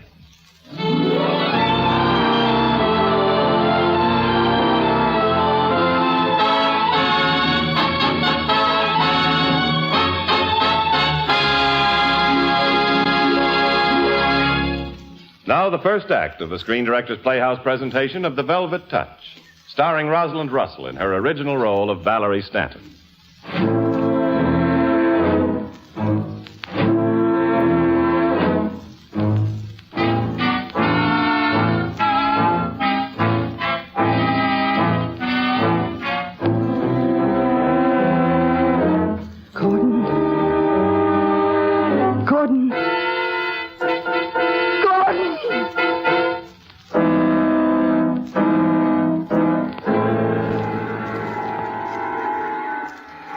Dead. No, it's not true. It's a play. I'm acting. Gordon's the director, my director. Gordon's dead. I killed him. Black hair on the blue rug. Gray at the temples. Red at the temples. Blood. Blood on a blue rug. The clock. Gordon's clock. How can it go on? Why doesn't it stop? The blood runs over the rug from his forehead where I struck him with the statuette. Why did he have to die? I only wanted to be free to love Michael. I'll always remember this place. I'll always remember the things I'm feeling now. Gordon's office. The theater downstairs. Broadway outside. I never knew what it was like to be afraid. Street, crowds, people, the people who pay to see me on the stage. Mr. Dunning? You in there, Mr. Dunning? Ernie, the stage manager. What if he'd seen me crouching over Gordon's body? I'd explain. Accident. Didn't want to kill him. Why doesn't the blood stop? Red, blue rug. I have to get out of here, get away. Downstairs, the theater. Last night they'll be saying goodbye, clearing the sets. I'll have to go downstairs. I'll have to act. Be calm. Valerie Stanton's finest performance. Act. Smile. Walk to the door. Open the door. No. Fingerprints. Use a handkerchief. Now. Open the door. Put that wild wall on the truck, Mac. Easy on that mirror. It has to go back to Fryfield. Nobody can see me. They're working on the stage. I'm trembling. Stop it, swallow. Take a breath. Leave the room behind. And Gordon. And the blood. Walk down the stairs into the lobby. Barney Soper, the janitor. He didn't see me. Sweeping the ticket stubs up at the end of the lobby. Better go back. No. It's too late. I'll have to go on quietly. Maybe he won't look up. Now walk down the steps. There. Stand straight. Walk easily. The bottom of the steps. Now down the theater aisle. He doesn't see me. Nobody sees me. Everyone busy. Have to relax, play the role. Here's the door to the backstage. Dressing room just across the hall. Open the door.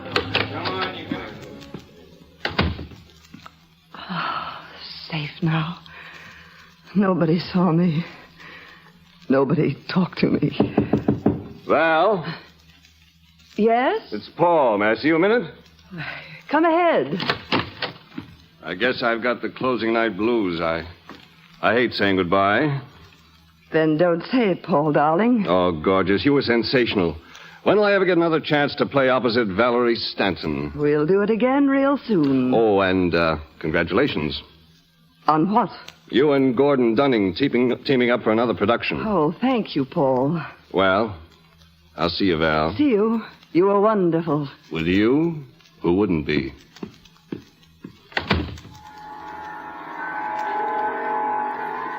Everything normal.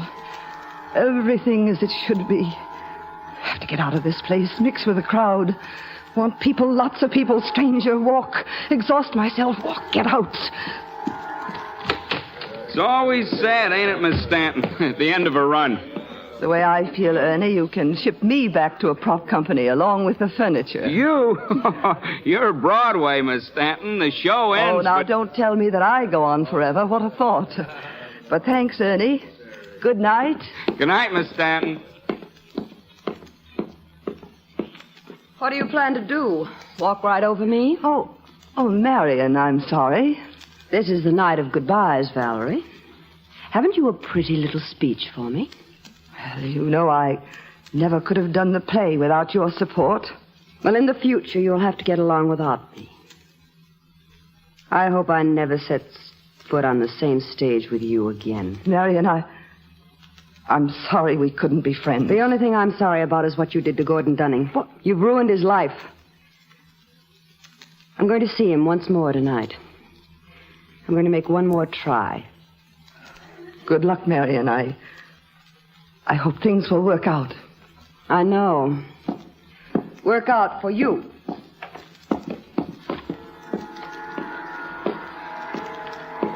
Get out now. Marion is going to Gordon's office. She'll find his body. She'll know. Everybody will know. Gee, Miss Stanton. What? Oh, here you are, Al. Good night. Good night, Miss Stanton. Sure was wonderful. Here's your newspaper, Miss Stanton. Oh, thank you, Pansy. How is business tonight? Oh, you know, actors on closing night. Everybody's generous to Pansy. Well, here's your envelope. You'll find a little gift in it. Say, what a surprise. I know. You never suspected. I'll sure have your paper waiting for you every night, Miss Stanton. When are you and Mr. Dunn starting your new play? I don't know, Pansy. I think someone over there wants a newspaper. Okay, mister. Don't get the pictures on coming. Now walk. In the crowd, people brushing my shoulders. Oh, I wish I could feel Michael's hand. I can't ever tell him. Can't tell anybody. Gordon's dead. I hope the blood has stopped. Marion is there now in the office, standing on the blue rug, screaming, walk, walk, walk.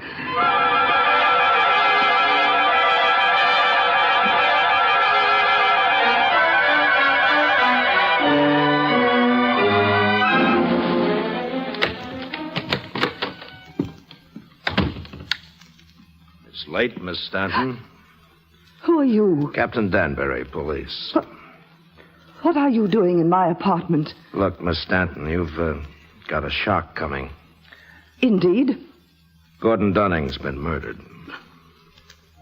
There it is. Now, what is my face saying? What are my eyes doing? Easy, play the role. The velvet touch. Shock. Horror. What? I don't know. You'd better sit down, Miss Stanton. I know it's pretty rough finding out like this, but sometimes there's a virtue in abruptness. What happened? Oh, I don't know. I'm tired. Miss Stanton, homicide is already 3 months behind in unsolved crimes. I know, but... Sometimes I'm going to sleep again, I guess. The whole night. I'm going to... Please tell me. Oh. The body of Gordon Dunning was found on the floor of his office in the theater. He'd been struck on the temple with a statuette, some kind of an award for directing. Oh, what a horrible thing. Do you know who it was? Was it robbery? No, it wasn't robbery, Miss Stanton. And as for who did it, the police never decide that. A jury does. All we do is make our best guess. Do you have a guess? Yes. Yes, I do. You'll pardon me, Captain. The phone. Oh, yes, of course. Hello? Val, are you all right? Michael. Oh, Michael, darling. You've heard. Gordon Dunning. Yes, a policeman is here now. Oh, Michael, I wish you were here. I'm coming right over. No. That wouldn't be best, darling. But why not, Val? I'll speak to the officer, then I want to rest. Absorb the shock. You'll be all right. Yes, and Michael? Yes, Val? I love you so very much. We love each other. Thank you, Michael. Good night, my darling. Good night. You look very pale, Miss Stanton. I'm sorry. You know, it's a strange thing about true beauty. Even the grimmest emotions enhance it. Would you mind telling me who that was? Michael Morrell, a very dear friend. No? Did he know Dunning? Yes. As I said before, Miss Stanton, it's very late. Now, you left the theater long before midnight. Would you mind telling me where? It was closing night, you see. I always take things like this a little hard. I went for a walk. Mm-hmm. Miss Stanton, you don't look too well. I'm not here to make things worse for you. Why don't you get some sleep, and we'll talk in the morning. Thank you. The cast and crew of the show will be at the theater at 10:30, if you could be there. Of course. It's so difficult to conceive Gordon's death. Yes. Occupational hazard of the theater. Occasionally, violent emotions escape from the stage. Or maybe actors have to play a role, play it through to some terrible conclusion, waiting for the applause that never comes. Well, I'll say goodnight. And there is nothing more you can tell me how he was found? Oh, Barney Soper, the janitor, found him. He heard screams coming from Dunning's office. He found a colleague of yours there, Marion Webster. Marion? You didn't get along, did you? No. She was lying across Dunning's body. Hysteria, shock. Oh. She was taken to the hospital, still in no condition to be questioned. Do you think Marion... Maybe. Well, I hope you get some sleep tonight. Good night, Miss Denton.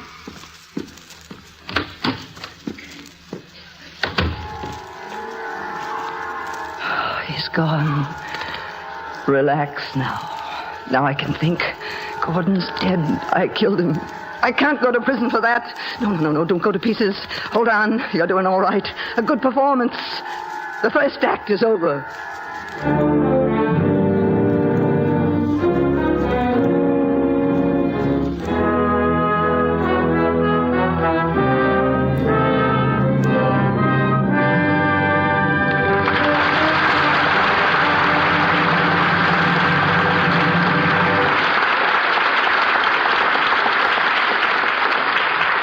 Now, here's a word from RCA Victor.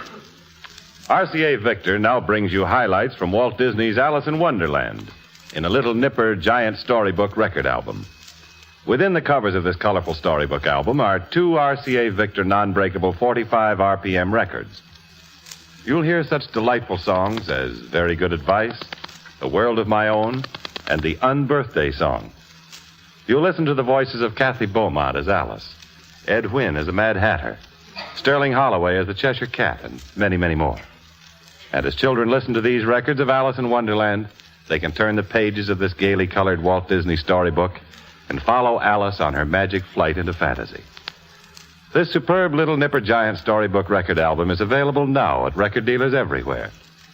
Get a copy of the words and music of Walt Disney's Alice in Wonderland as soon as you can. Ask for RCA Victor's Little Nipper Giant Storybook Record Album.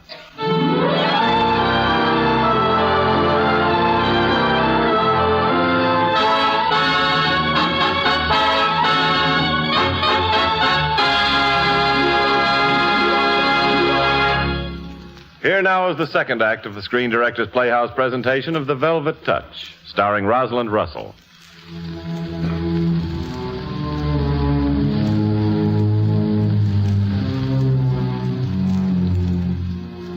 Why is the night all velvet black and strung with furtive thoughts?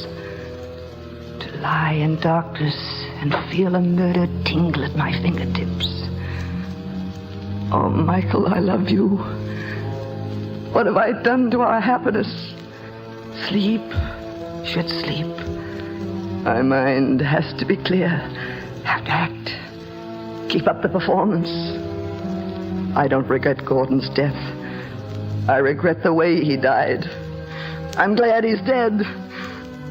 How long ago was it? 2 days, the party at Gordon's house. Gordon's hands on my arm, Gordon's voice in my ear. Don't sulk, Val. I know what's on your mind. That's why I invited Peter Gunther to the party. I'll decide for myself about Peter and his play. Hedda Gabler, that old chestnut. It's one of the most important roles in the theater, Gordon, and you know it. I think I can play it and play it well. Val, you're a comedienne. I made you the greatest. Who'll pay money to see you play a tortured, neurotic woman who kills herself because she's ruined a life that was too dull for words anyway? I'm not just a comic. I'm an actress. And whether you like it or not, you're no good without me. Is that all? That, my pet, is everything. Your life and mine. Now, enjoy yourself while I see to my guests. Stanton, what would you do for amusement if you couldn't run Gordon through the meat grinder? Oh, just a little business argument, Marion. We laugh it off. Don't be cute, Val. You know I'm still in love with Gordon. I don't like what you're doing to him. Look, there's nothing personal against you. There's everything personal against me. I'm sorry. You're not sorry for anything. Valerie Stanton, the toast of Broadway. There's an expression that's common enough for you and cheap enough. Marion, you... Oh, I'm sorry. Oh, well, I got right in your way, didn't I? Did you spill your drinks? A little out of this glass. You can have what's left. Now, there's a gentleman. Who are you? Michael Morrell. And your name? Me? Yes. I'm Valerie Stanton. How do you do, Miss Stanton? And what do you do? What do I... Are you serious? Should I know? I'm an actress. A good one? Oh, for Pete's... Well, I'd say I was promising. Would you mind telling me how you got in here? I came with Peter Gunther, friend of mine. He's connected with some theatrical nonsense. Most producers are. Oh, Peter, darling. Over here, dear. Val, when are we going to have that talk?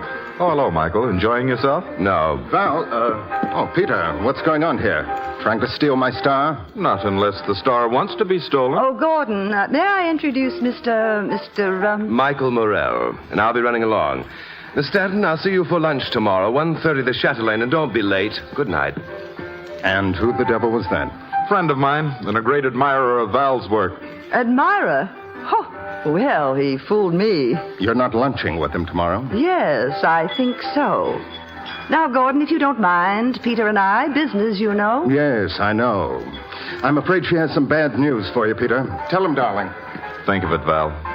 Hedda Gabler, one of the most famous dramatic roles in the world. A cold, ambitious woman destroying all the world around her, and finally herself. Val, you could... I could, Peter, and I will. I'll tell Gordon tonight.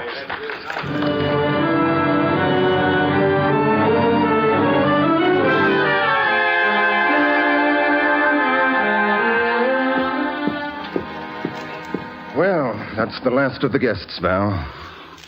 I'm glad everyone's gone, darling. I thought we dispensed with caresses some time ago. Don't you think you're becoming a little too smooth and sharp? Don't strike at your own image, Gordon. You taught me to be this way. Yes, I taught you everything. To act, to be a star, to live. And how to do without you. I'm taking Peter Gunther's offer. Val, for heaven's sake. I love you. We've built our lives around each other. That part of our lives is dead. Not for me. I'm not going to let you go. You don't have any choice. Then you don't know me, Val. You don't realize what you're doing. Perhaps that works both ways, Gordon. And now, good night. The play closes the night after tomorrow. After that, we're through.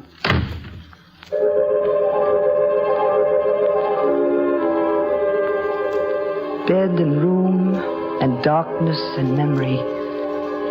And Gordon's dead. I'm learning in the darkness the trade of actress. Now I know what fear is. Now I know what consequence means. I killed Gordon last night and Michael doesn't know. Michael at luncheon at the Chatelaine. I kept the appointment. Oh, waiter, may I see a menu, please? Don't bother, Miss Stanton. I've already ordered. Don't I have a choice? With me, never. You are an overbearing egotist. Something we have in common. Also a liar and a cheat. Because I didn't pay homage to Valerie Stanton? Darling, I don't know if I like you. You like me. And would you mind not calling me darling? You toss affection around as if it were in mass production. Oh. And you prefer individual attention, hmm? When you start to call me darling, I'd like you to mean it. That might take a long, long time, Mr. Morell. Precisely what I have to invest, Miss Stanton. Well, tell me, what do you do with the balance of your time? Build. What? Buildings, a world. Oh, an architect? Yes, I work for the UN. You'd be interested. Would I? Yes, I think I would. When? Well, there's a lovely view of lovely buildings from my terrace. Perhaps I could show it to you tonight.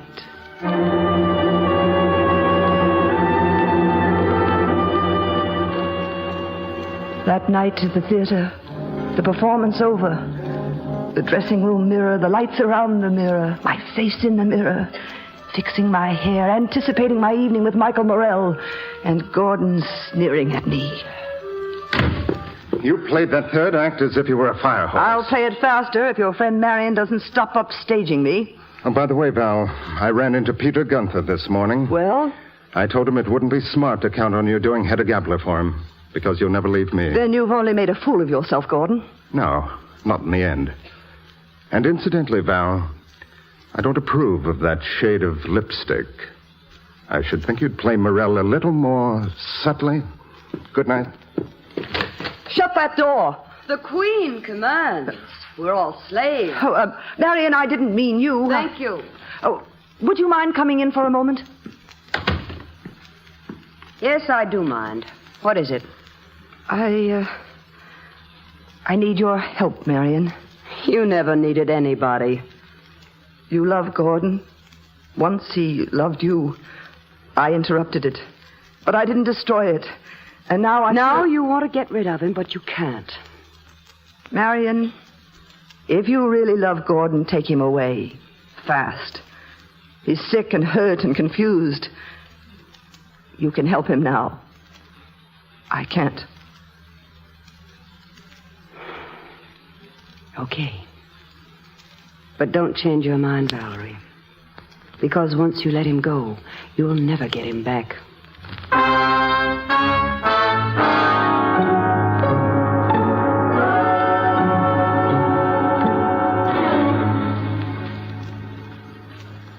And there, Mr. Morrell, I give you the city at night.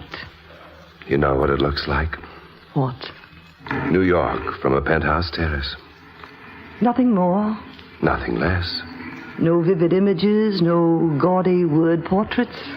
I'm going to kiss you, Valerie. My guests are usually very impressed. They say, Michael, the view, remember? I've seen it. And how many women have you... For the first time in my life, I don't care. It's not important. And for the first time in my life... Yes, Val. Oh, darling, darling. And that's the way I wanted to hear you say it.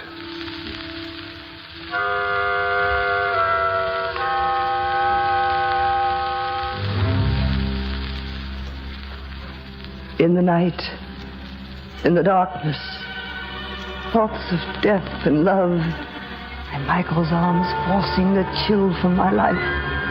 Michael. The next evening, the last performance of the play, the dressing room again, the newspaper across the makeup table, Jeff Trent's column, and a wave of anger sucking at my stomach as I read. Valerie Stanton today announced she has accepted the starring role in Gordon Dunning's new farce production.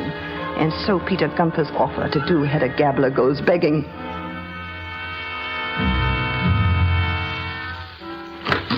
Val, what a pleasant surprise. I was just going down to your dressing room. This newspaper story. What kind of a double-crossing squeeze play are you pulling now? Hold it, Val. There's a little more involved here than an actress leaving her producer. There's nothing more. I won't let you twist things the way you're always trying to.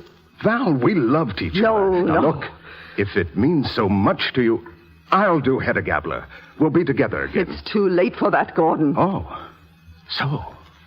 Now we get the truth. It's not Gunther. It's not the play. It's Michael Morrell, isn't it? I want to marry him. How touching. And does he know what he's getting? Or shall I paint a picture for him? I'll tell him things he'll never forget, Val. And what I don't know, I'll make up, and what I can't fill in, I'll leave to his imagination. That's enough, Gordon. When I finish, he'll never touch you again. Stop it! Now, come here, Val. Be smart. Don't you touch me. You wanted my arms around you once. Gordon, stop I'm going to keep you if I have to tell the whole foul truth about you. Put down that statue, Val. Keep away from me. I'll spread your story on every front page in New York.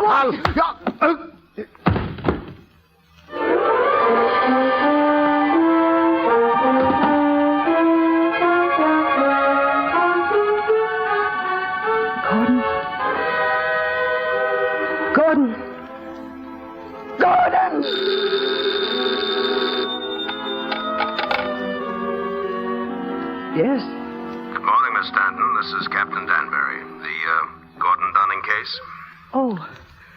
Yes, Captain. I was sleeping. Oh, I'm sorry to awaken you.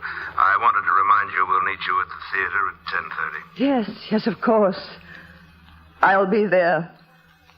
I want to help in every way I can.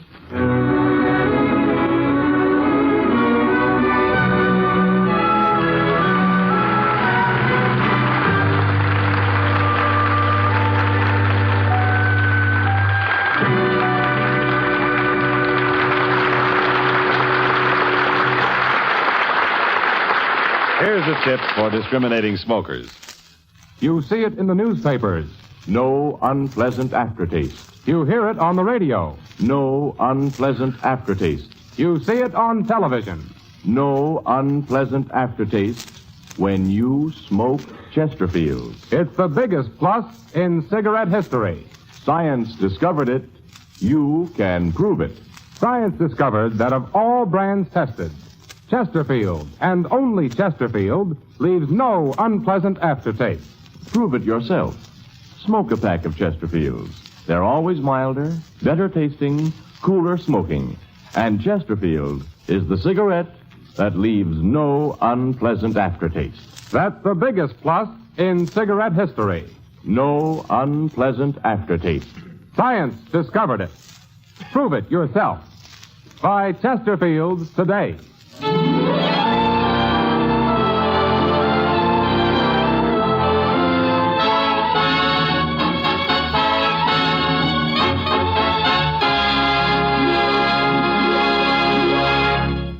You are listening to the Screen Directors Playhouse, one of the weekly features on NBC's All-Star Festival. Brought to you by the makers of Anacin for the fast relief from the pain of headache, neuritis, and neuralgia. By RCA Victor, world leader in radio, first in recorded music, first in television. And by Chesterfield, always milder, better tasting, cooler smoking, plus no unpleasant aftertaste. And that's the biggest plus in cigarette history. The Screen Directors Playhouse presentation of The Velvet Touch, starring Rosalind Russell with Carlton Young, will continue in just a moment after a brief pause for station identification.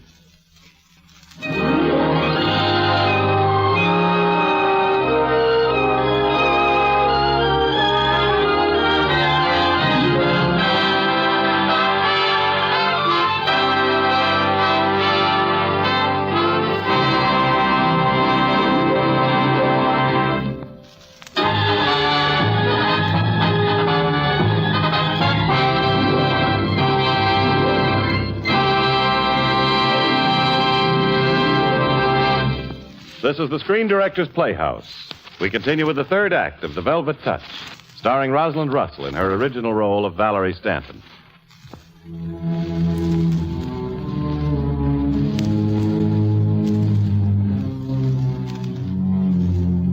This is the stage of an empty theater, a place of loneliness and ghosts. Gordon Dunning's ghost is here. We've all met to gather evidence to determine who killed him. It was I who killed him. I'm getting used to that now. I'm growing used to my role of innocence. Look, Miss Stanton. There's Captain Danbury. He's a cop. I know, Pansy. The captain buys my newspapers. He'll figure out who did it. 1, 2, 3. Ladies and gentlemen, my name is Danbury. I work for the homicide detail. All of you connected with the show are here, with the exception of Miss Marion Webster. She's in a hospital suffering from acute shock caused in some manner by Gordon Dunning's death. And now, suppose we start. Let me see. Abbott, Mr. Ernie Abbott, please. Yes, sir. You are the stage manager of the production? Yes, sir. Would you mind telling me what you saw backstage last night after the curtain fell? So, that's all I can tell you. I did my job and talked for a while to Miss Stanton in her dressing room. The only one I saw go up the center aisle toward the stairs was Marion Webster. He didn't see me. Nobody saw me. Keep calm. But Marion, why does everyone mention Marion? Mr. Paul Banton. Yes, sir? You were Miss Stanton's leading man? That's right. Would you tell us your story, please? So after I pulled my girl, I went to Valerie Stanton's dressing room and thanked her for everything. Then I left. Did you see Marion Webster after the performance? Yes. I saw her walking toward the back of the theater. She, looked angry. Thank you, Mr. Banton. Mr. Barney Soper, janitor. I was sweeping the lobby. I didn't see nobody come down those stairs. But I saw somebody go up. Yes, sir. Marion Webster. Al Zieglerwitz, that's me. Guard at the stage entrance. I collected everybody's key. Everybody's, that is, but Marion Webster's. What's happening here? This isn't what I wanted. They're putting the guilt on Marion. My guilt. Why don't you ask old Pansy what happened? Marion Webster hated Gordon Dunning. Everyone on Broadway knew that. He gave her the business. That's when she was in love with him. Case of a broken heart. Yeah, a broken heart, and she bopped him on the head. No, No, I can't let this go on like this. Now when Marion isn't here to defend herself. I've got to tell him. Get it over with. Make an end to it. Captain Danbury! Yes, Miss Stanton. I'm all in. Can't we break for lunch? Oh, certainly. I think we have all we need now. Ladies and gentlemen, thank you very much. Oh, Miss Stanton. Yes? Before we leave, could you spare me a moment, please? Anything I can do, I'd be You're more than... being very cooperative. Maybe we'll get this case over with fast. You know, I'd like to sleep through just one night, one whole night, you understand. You know, it's a strange thing, this business. I feel like Barney Soper, the janitor. I go around mopping up after people where they spill their emotions. It's very messy. I'm a lousy cop. You want to know why? I'm continually amazed at the good reasons people have for murder. Captain Danbury, you wanted to talk to me? Oh, yes, I'm sorry. I found these 2 letters in Gordon Dunning's desk. He wrote them last night. One of them's addressed to you, the other to Marion Webster. I thought you'd like to read yours. Here.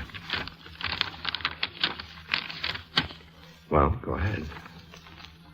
Val, my dear, once again I offer you my deepest gratitude for all you've done. I can only hope that our next years will be as wonderful as all the others. And that... Don't finish it if you don't want to. I'd rather not.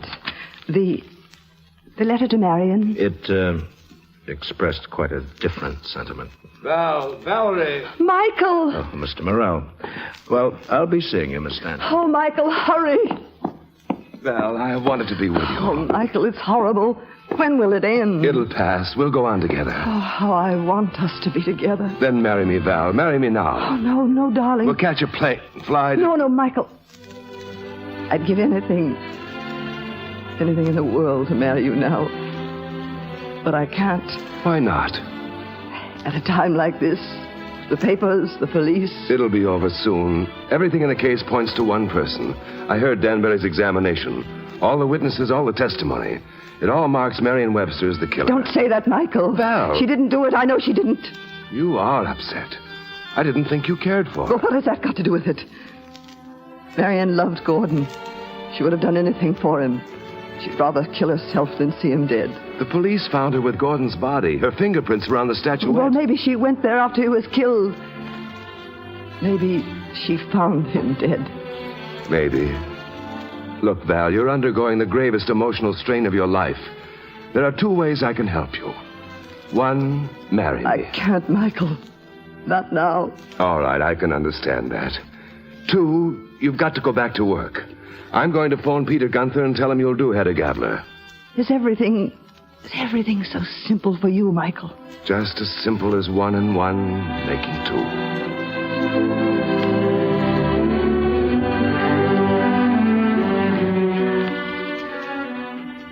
It's no use, Michael. I can't get the feeling of that last scene. Do you want me to read against you, Val? No, it's not the words. It's the emotional content. Hedda Gabler's character. I've got to understand that thoroughly. Rehearsals don't begin for 2 days. My rehearsals begin the minute I accept a part. What does she feel, this Hedda Gabler? A woman who's destroyed everyone who loved her. A vain, brave creature who puts a bullet through her own brain because the world's no longer fit to live in. I think, after all... Come in. Good evening. I hope I'm not intruding. Captain Danbury. But of course not. We were just going over my new play. Oh? I dropped in to see how you were, Miss Stanton. You've had quite a burden to bear. Burden? Yes, you know, cops get in everybody's hair. You mind if I sit down? Still tired, Captain? Well, you know how it is. You hit a case, you ride it hard. Then there's another and another, and one day you go to sleep. And the next day they give you your pension. And where has it all led you in this particular case? Who do you think killed Gordon Dunning? Not Marion Webster. Why not? The shock she's suffering. It's not the condition of a murderess, but of a tragedy-stricken woman. I agree, Captain. Marion might have wanted to kill me, but not Gordon. Perhaps Gordon provided her with an excellent reason. Well, go ahead. I'm listening. We know she went to Dunning's office. We know she'd been in love with him, that he was through with her. That's grounds for presuming a violent row. Now, suppose Dunning had pointed a gun at her and she killed him. Self-defense. Yes, but where was the gun, Mr. Morrell? He used a different weapon, a more dangerous one. Words. Marion Webster was a desperate, lovesick woman. She made Dunning desperate, too, in his desire to get rid of her. He threatened her in some way, blasted whatever hope of happiness she had. In a fit of passion, Marion picked up the statuette and killed him. Mm-hmm. What do you think, Miss Stanton? I don't think she did it. Oh, don't bother. The phone's probably for me. Shoot. Hello? You're speaking. Oh, good. I'm leaving right away. Thank you. You know, Miss Stanton, it's an odd thing about Marion Webster. You're convinced of her innocence, but in her subconscious mumblings at the hospital, she seems to be convinced of your guilt. Val, that's idiotic. Well, you know women. Jealousies, and she's been out of her head. Did you say she's been? Yes, I've just been informed that she's finally come around. I'm going to talk to her. I see. You want me to send a message? Yes. Tell Marion I wish her all the luck in the world. Tell her I'd like to visit her. I'll do that. Maybe we're not so far from the end of the case. Maybe I'll get some sleep yet. Maybe we all will. Yes, I hope so. I hope we can all rest soon again.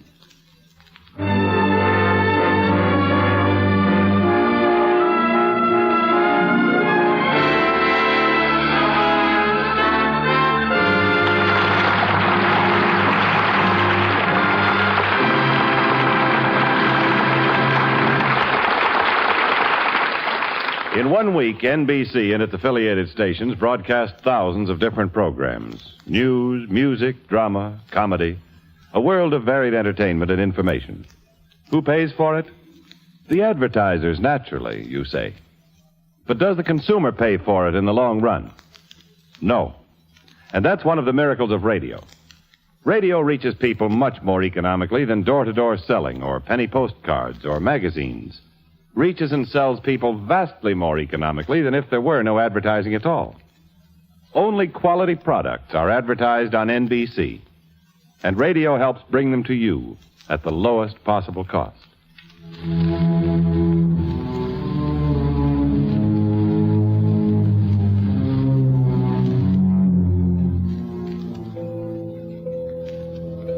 Marion's room.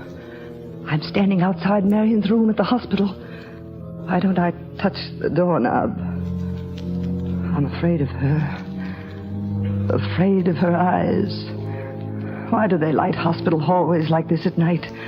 Small red light, small blue light. Red and blue. Red blood on a blue rug.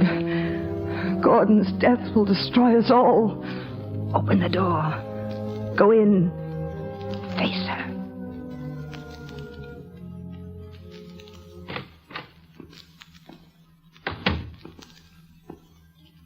Marion? Hello? You? How do you feel? Why did you come here? To see you? You're scared. No. You're scared I'll tell what we both know. Marion. You don't have to be frightened. My fingerprints were on the statue. They found me in the room. The police will make me the murderess. Well, I've told Danbury, the reporters, everyone. I don't believe you did it. How nice of you. Marion, it wasn't murder. It wasn't. He said things, vile things. He frightened me. I didn't know what I was doing. You'll get away with it. You've got the velvet touch. Everything breaks for you. Everything breaks me in half. I'd better go, Marion. If you weren't corrupt, if there was anything inside of you but a career, you couldn't do what you're doing. What else can I do? Throw yourself out that window. No. You'll go on living with yourself. God help you, Valerie. Now get out of here. Yes, I'll go. What am I? What's inside me? I'll show her. I'm strong enough to face myself.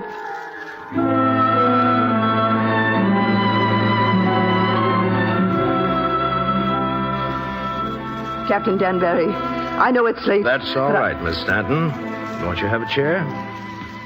I want to talk to you about Marion. The Webster woman? You know, everybody wants to talk to me about something or other. They all want to tell me things. Theories, ideas. You know, people confuse me.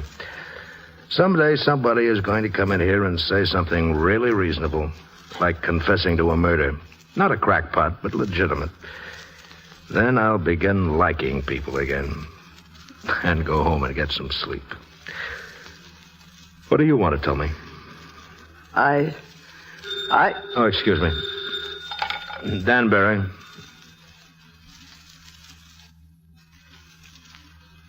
When? Okay, make a report. Thank you. That was the hospital, Miss Stanton. Marion? She threw herself out the window. She's dead. No. No. No, no, no,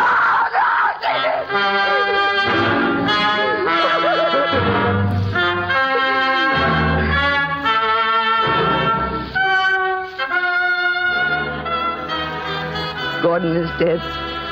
Marion is dead. I go on. How? Why? An agony of fear and guilt. I can't go on thinking like this. I've got a play to do. Act, rehearse, watch the director, watch Peter Gunther. Create a character. Show them I can do it. Val, for heaven's sakes, wake up. That's your cue. What? I'm sorry, Peter. You've got to build this, Val. You can do it. Now, you cross the stage into the wings. You've gone to get the revolver. You return. Cross into the alcove. In a few seconds, you're going to kill yourself. Valerie, make that audience listen for the shot, as if it's the most terrifying sound in the world. Now, let's try it again, please. No, I can't, Peter. I'll never feel the part, never. Okay. Break for 10 minutes. Clear the stage. Val, what's wrong? Peter, why does it have to be the same theater? Even the same dressing room? I was lucky to get any theater at all. Peter, you'd better go. I'll take care of Val. Thanks, Michael. Val, must actresses be temperamental? It's no use, Michael. It's only 3 days to opening. I don't have any confidence. Michael, I've lost something. I'm not the same. Do you love me, Val? You know I do. Then will you act for me? Not for Peter, not for the cast, not for the audience. For nobody but me. If I could see you. If I knew you were here. I will be here at every rehearsal. Darling. Oh, darling. Now, come on. Let's show them a Hedda Gabler they've never seen before.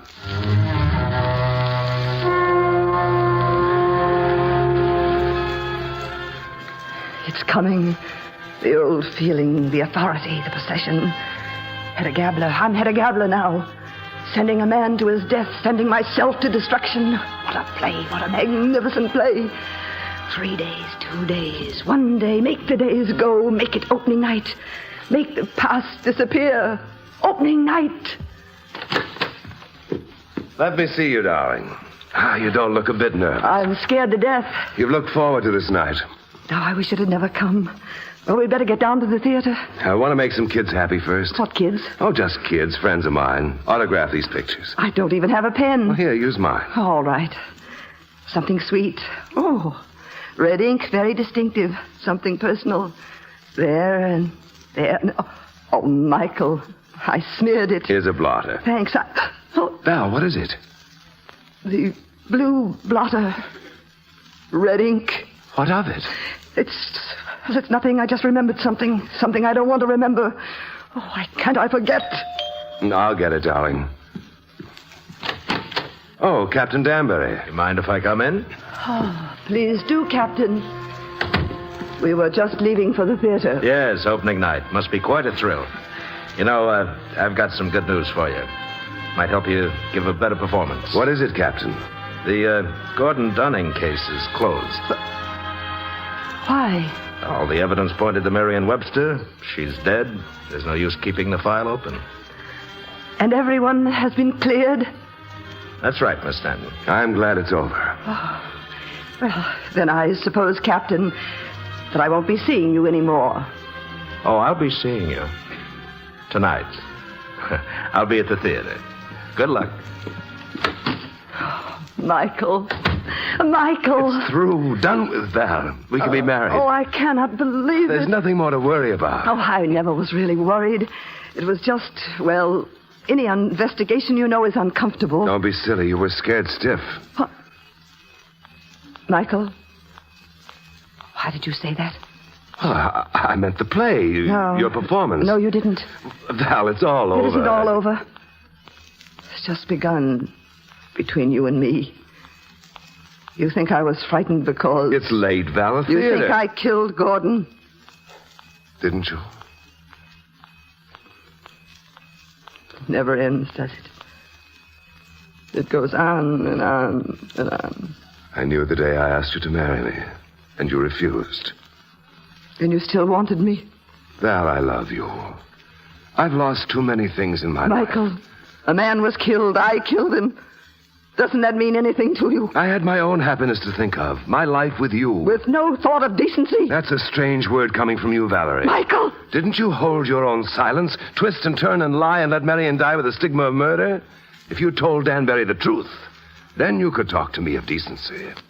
Yes. You're right, Michael. Somewhere we both went off the road. Because we loved each other and wanted each other. No. Because I'm a coward. What good are recriminations now, Val? We've already gone beyond good and evil. I love you, Michael. But I've acted for myself. What I'll do now, I'll do for myself, too. Please take me to the theater.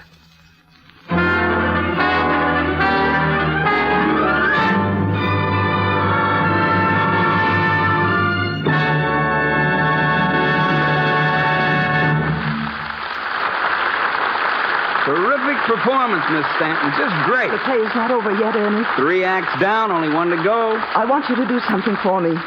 You know Captain Danbury? Sure, we all do. Find him for me. He's out there in the audience. Find him and tell him to come backstage for the last act. He can watch it from the wings.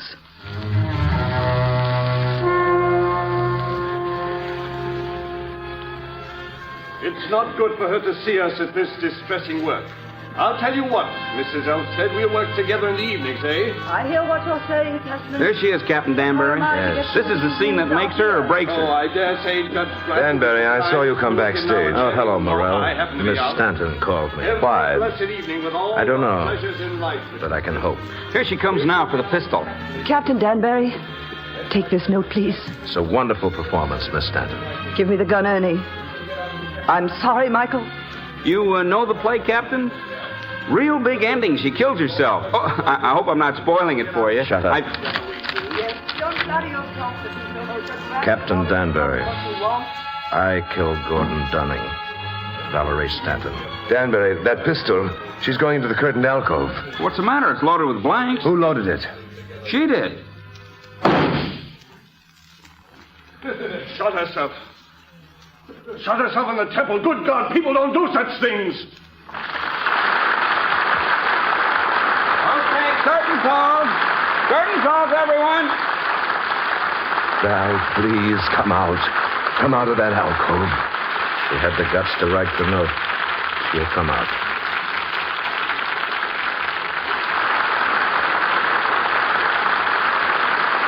Well, here she comes. Michael, you understand? I understand, darling. Well, Captain Danbury, I'm ready. Take another bow, Miss Stanton. You've earned it.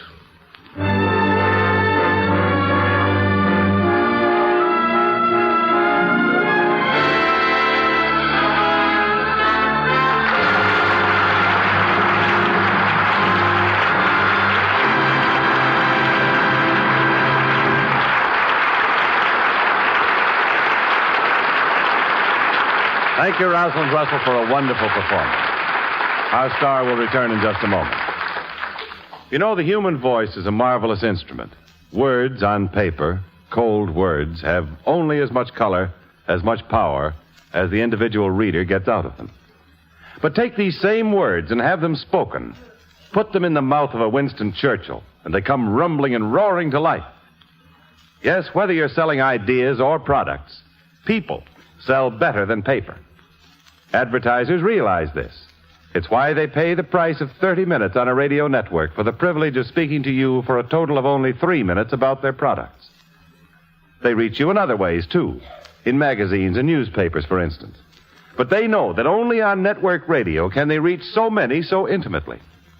And because the advertiser benefits through the privilege of speaking to you in your own home, you benefit by the hundreds of hours of top-flight entertainment each week on radio.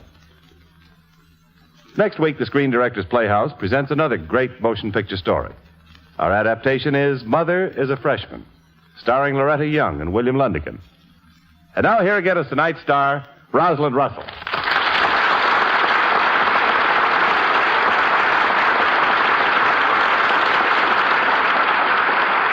Ladies and gentlemen, I don't quite know how an actress makes a grateful bow with her voice, but that's what I'm trying to do now. And offer my thanks to Jack Gage, the director of The Velvet Touch. Jack couldn't be with us tonight, but to represent the Screen Directors Guild, here is one of his next-door neighbors at RKO, the very excellent director of They Live by Night, A Woman's Secret, and Knock on Any Door, Mr. Nicholas Ray.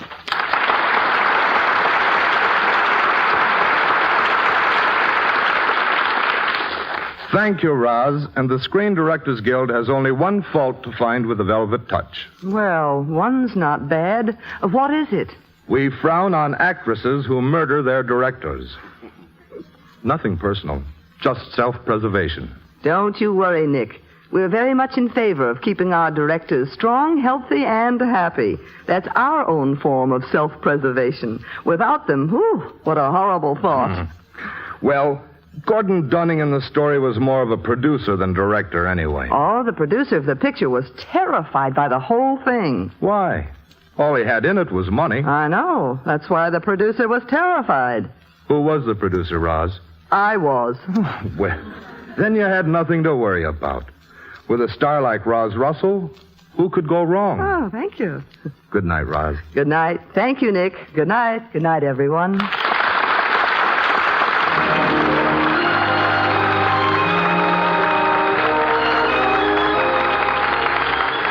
The Velvet Touch was presented through the courtesy of RKO, distributors of the Howard Hughes presentation, His Kind of Woman, starring together for the first time Robert Mitchum and Jane Russell. Rosalind Russell will soon be seen in the new comedy, Never Wave at a Whack. Nicholas Ray's current production for RKO is Flying Leathernecks in Technicolor, starring John Wayne and Robert Ryan. Included in tonight's cast were Carlton Young, Joan Banks, Bill Conrad, Martha Wentworth, Stan Waxman, Paul Dubov, Herb Vigran, and Dan Riss.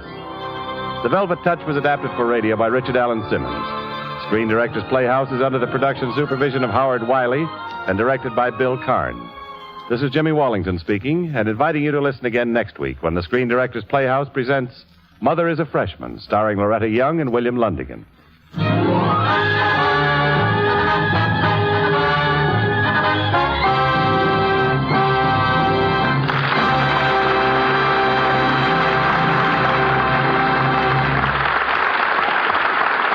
Monday through Friday, hear Life Can Be Beautiful on NBC.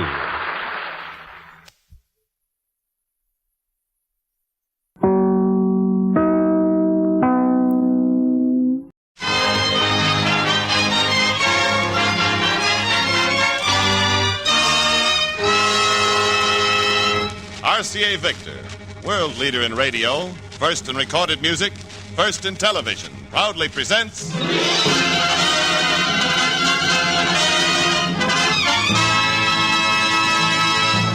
Screen Directors Playhouse stars Cary Grant, Betsy Drake.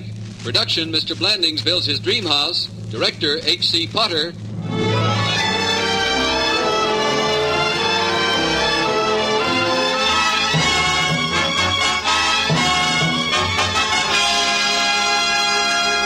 The Hollywood Screen Directors present transcribed A Tale of Architects and Apoplexy, the motion picture comedy Mr. Blandings Builds His Dream House, starring Cary Grant in his original role of Jim and Betsy Drake as Muriel.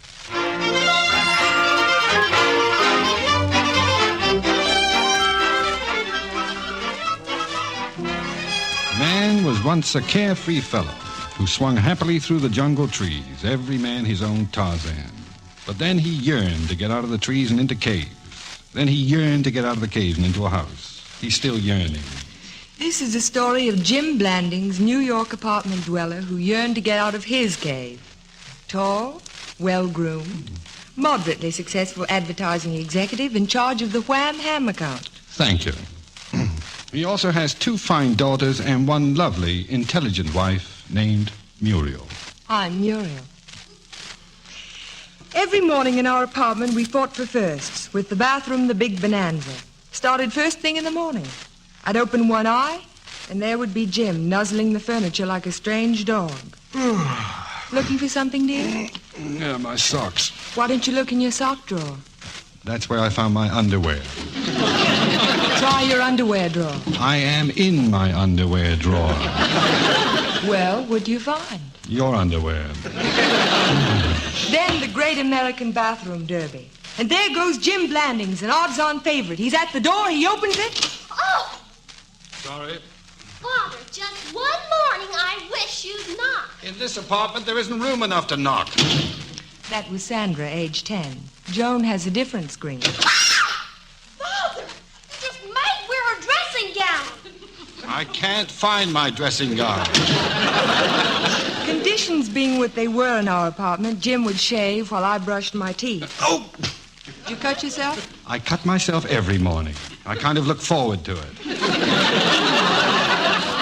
Well, Bill Cole uses an electric razor, and Bill Cole's beard. I am not interested in discussing the grain and texture of Bill Cole's hair follicles before I have my orange juice. And so forth. Until one morning, Jim saw an ad in the paper, and desperation did the rest. Listen to this, Muriel. Forced to sell. Farm dwelling. Original beams. Oak Grove. Trout stream. Meadows. Superb view. Will sacrifice. So, spend $6,000-7,000. We could have a home of our own. A dream house. oh, Jim, do you really think we could? It doesn't cost anything to look.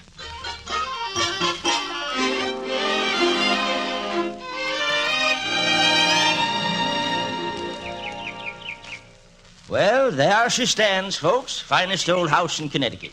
And what do you think, Muriel? My, it's just charming. Dear, we're just looking. First year she was here, General Gates stopped right there to water his horses. Old General Gates, eh? Civil War. Revolutionary War.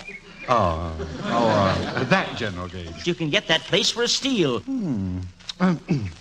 Tell me, Smith, what are you hoping to get for that broken-down old relic? Well, we're asking $10,000. $10,000? He's asking.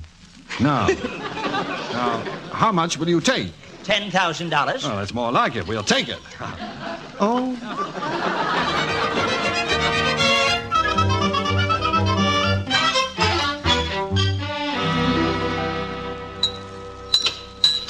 Good morning. Good morning, Gussie. Good morning, children. Blanding. Morning, Father. Morning, Muriel. I'll go get your wham and eggs now, Mr. Blanding. Oh. Well, girls, did your mother tell you about our new home? Yes. Well? I was just thinking, Jim. $10,000 was more than you wanted to pay for a place. It was a steal, Muriel. It was larceny. Shouldn't we have seen a lawyer? Bill Cole would have... For once in my life, I would like to make a decision without Bill Cole. Well, he's your lawyer. Only because he was your old college chum. Now, I don't want Bill Cole puttering with this. That's final. No Bill Cole.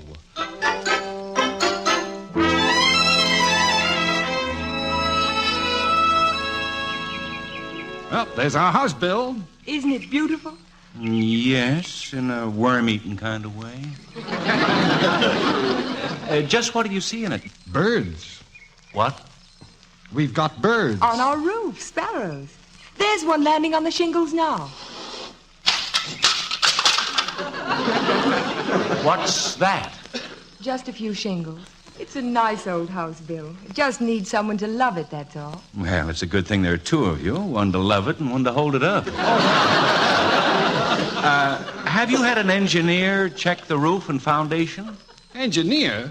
This is a house, not a train. I just saw it move. Now, see here. It so happens that General Gates stopped at this very house to water his horses. It's fine for thirsty horses. But you're getting rooked. Oh, we are we? Jim, you don't think we've made a mistake? Now, wait a minute. Now, let me just explain one thing, that's all. I've gone out and found what I'm not ashamed to call my dream house. It's like a beautiful painting. You buy it with your heart, not with your head, because it's beautiful and you love it. And when I sign those final papers Saturday, I can look the world in the face and say it's mine. My house, my home, my 50 acres. Our house, our home, our 50 acres. Well, all right. But let me have Joe Apollonio look the house over for you. No. Well, he's the man who advised the government not to raise the Normandy. No. Well, they didn't listen to him and wasted $5 million. Bill, you have my word. If I were raising the Normandy, I wouldn't make a move without Joe Apollonio. Okay, Jim. Muriel, kiss goodbye for an old college chum, and I'll be on my way. Well, I'm going to look around inside again. How's the flooring on that porch? Sound as $1. Jim!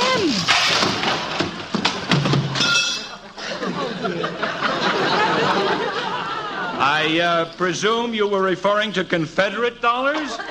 Don't just stand there. Get me out of this hole. Bill, I guess you'd better get in touch with Mr. Apollonio.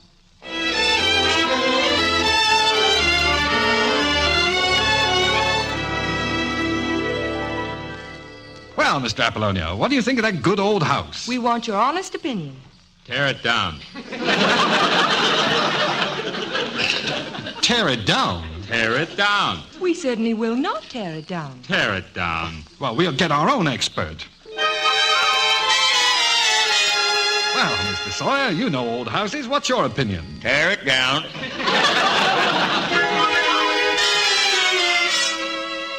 You're a man of imagination, Jonas. What do you suggest? Get yourself an architect and build a new house.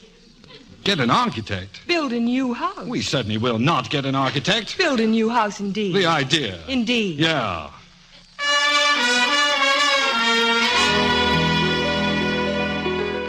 So, we got ourselves an architect. We had the old house torn down and began to discuss plans for a brand new house.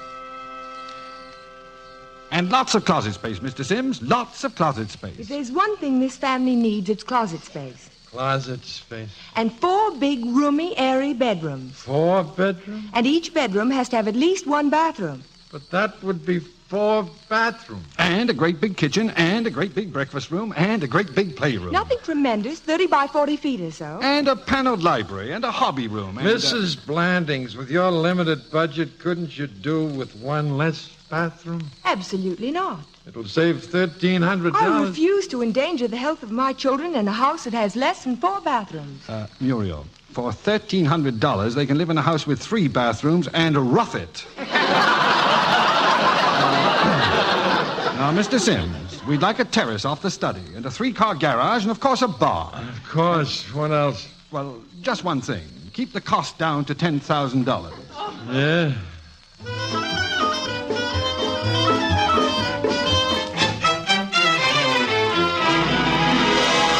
Well, Muriel, your husband has done it again. What's wrong, Bill? What did I do? Did that idiot Sims let you tear down your house without consulting me on the legality involved? What legality? Wasn't anyone aware of the mortgage? What mortgage? Miss Hackett's mortgage. What about Miss Hackett's mortgage? Jim, what did you do? I don't know. He won't tell me. You merely tore down a house on which Hackett held a $6,000 mortgage, which now becomes fully payable upon demand, and Mr. Hackett does so demand. Oh, no. Well, we get it. Well, I suppose I could turn in my insurance policies. No, Jim. No, not yet. No, rather than see you do that, I'll be glad to sign a note for the amount. Thanks, Bill. Oh, forget it. Well, I kiss goodbye for an old college chum, Muriel, old chum. Goodbye, Bill. Hey. See you in bankruptcy court, hey? What a wonderful friend. What's with this kissing all of a sudden? Lately, every time he leaves this apartment, he shakes hands with me and kisses you. Would you prefer it the other way around? I don't like it, that's all. Oh, now, darling, it isn't, Bill. It's the house you're upset about. Yeah, I guess you're right. That and business. I'm getting worried about the deadline on that new slogan for Wham. It isn't too late to change our minds about the house, Jim. Yo-Yo, I'm going to see this thing through.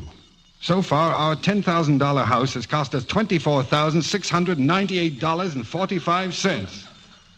But we've got the prettiest vacant lot in the state of Connecticut.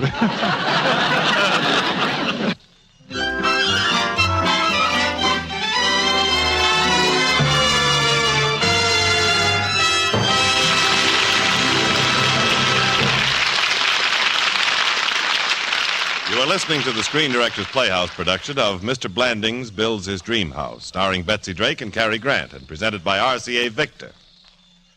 Well, we can't all go out like Mr. Blandings and run ourselves up a dream house complete with 4 bathrooms and 2 mortgages, but we can all aspire to acquire the world's greatest instrument of home entertainment, RCA Victor's TA-169, a magnificent console combination which brings together in one beautiful cabinet the best of the 3 great entertainment worlds pioneered by RCA Victor: radio, television, and recorded music.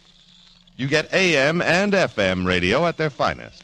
You get RCA Victor 16-inch television, so big, so clear, so real, that you often find yourself clapping as at live performances. And you get 2 superb automatic record changers. One plays both conventional 78 records and long-playing 33 1/3 records.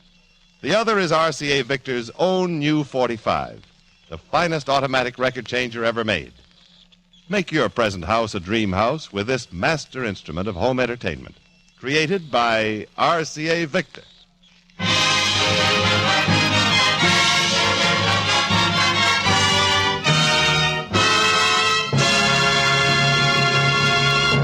Now, back to the Screen Directors Playhouse production of Mr. Blandings Builds His Dream House, starring Cary Grant in his original role of Jim and Betsy Drake as Muriel.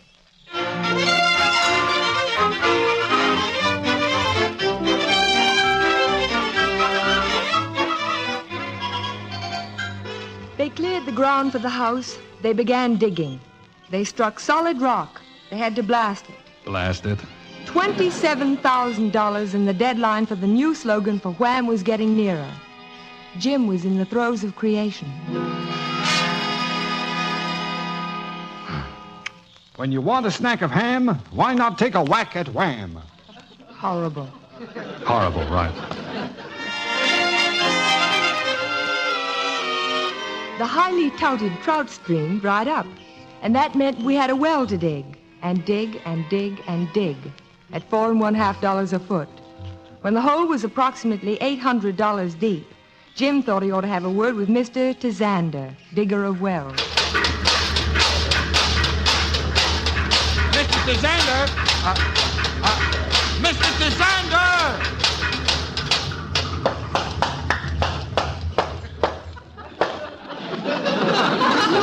Yep. How's it coming?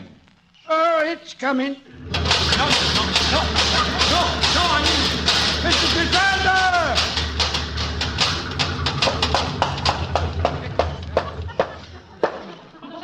Yep.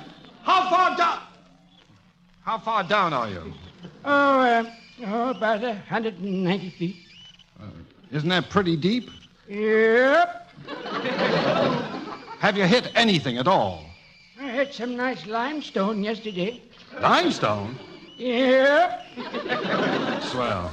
Nothing on a hot day like a nice cold glass of limestone. Oh, nothing. Just go right ahead. I'll just limp back to my office and rob the petty cash.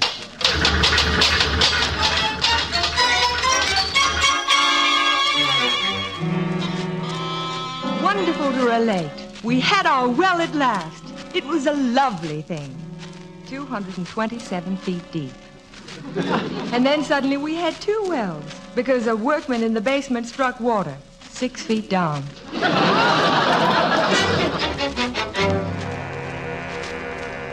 Now, How do you explain that, Mr. DeSander? The men hit good water in my basement at 6 feet.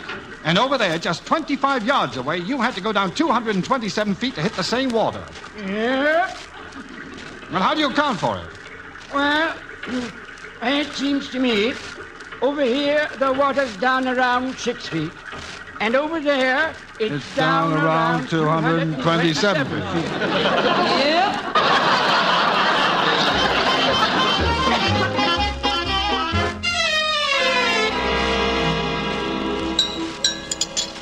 Here's your coffee, Jim. And here's your favorite breakfast dish.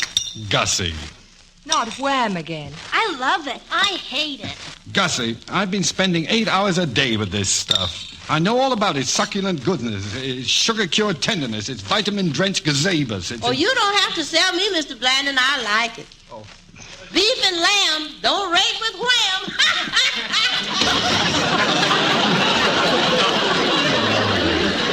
Night and day under the hide of me. Wham! Dear, Bill's driving me out to the house again today. What? Every time I turn around, he's driving you out to the house. He's only being helpful. I thought he was a lawyer. Why isn't he out suing somebody? Bicker, bicker, bicker. You eat your wham. Oh, Sandra, pass me the whammophone. I mean the telephone. Hello? Oh, good morning, Bill. Give him my love. Wait a minute. What? What? Oh, that's outrageous. Just what does the owner of this apartment mean I've got to move in 30 days? Oh, fine. I know my rights. I have no intention of moving in 30 days. No. No. Well, how can I move into a house without doors and windows? But this is not legal, and I want you to fight it. I'm not moving. Right. Yeah. Yeah. Yeah. Right. Well? We're moving in 30 days.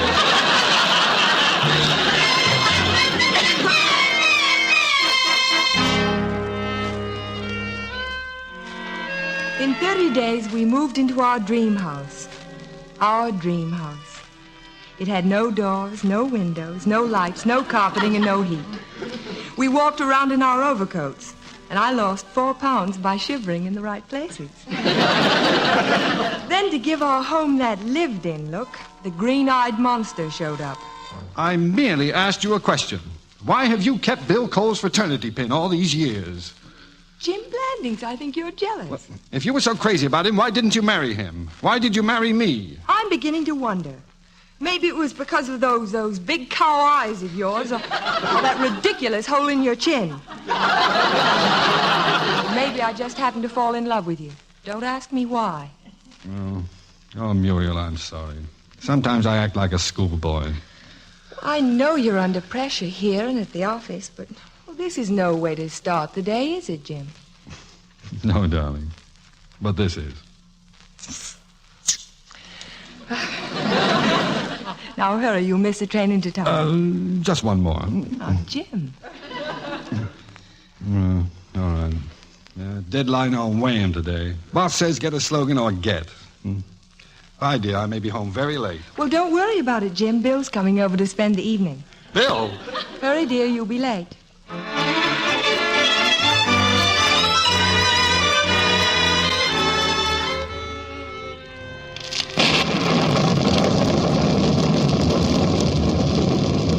Wham. Wham. Wham, wham. Oh, Mary is late. It's hopeless. Why don't you forget you're a good secretary and go home? After only 14 hours? Besides, it's raining too hard. Oh. Danton and Bascom advertising.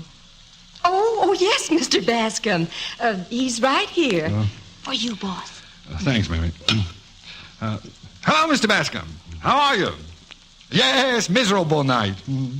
Yes, yes. Well, we'll get that slogan out by noon tomorrow if I have to stay here all night. Yes. Yeah. Bye, Mr. Bascom. Bye, Mr. Bascom. Well, that means we'll just have to dream up something now, good or bad. I rather got the impression that it better be good. How's this? Go ahead. Compare the price. Compare the slice. Take our advice. Buy Wham.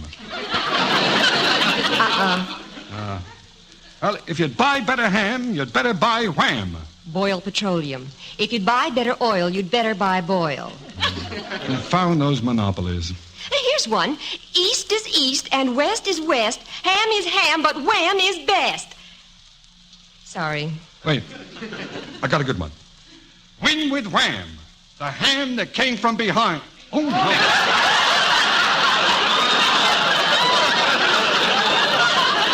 Brother.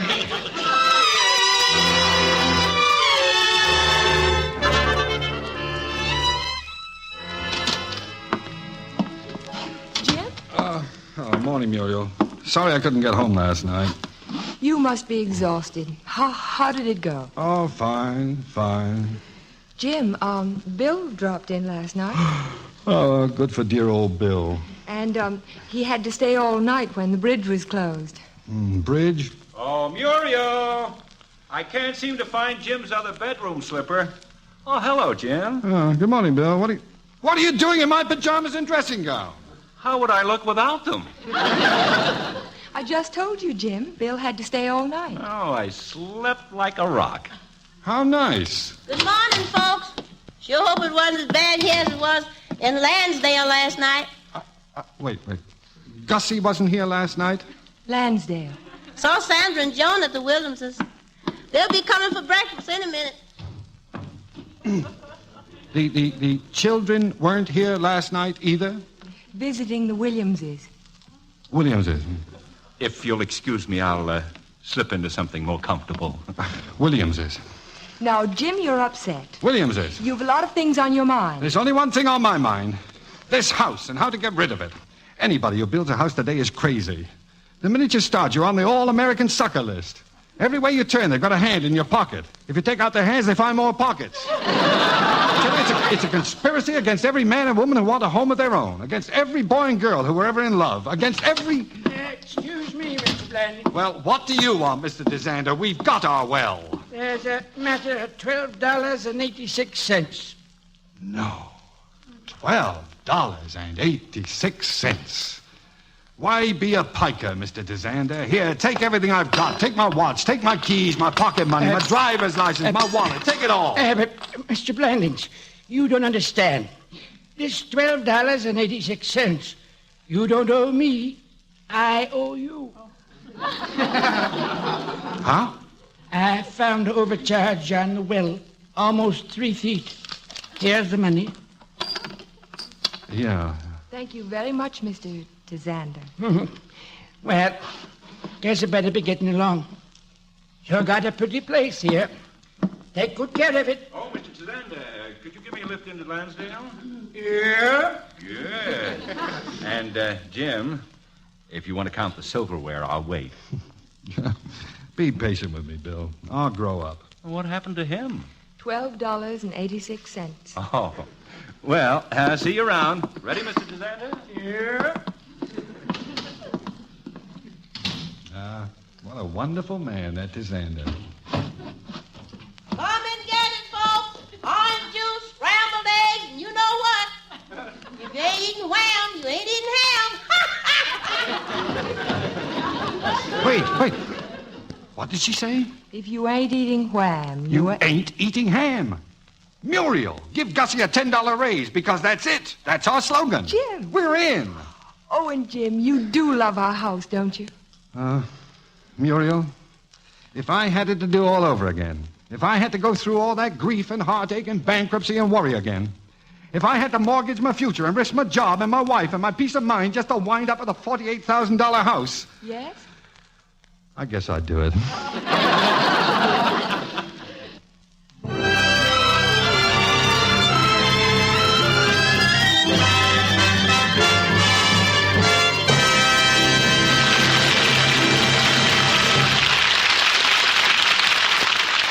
This is Jimmy Wallington speaking.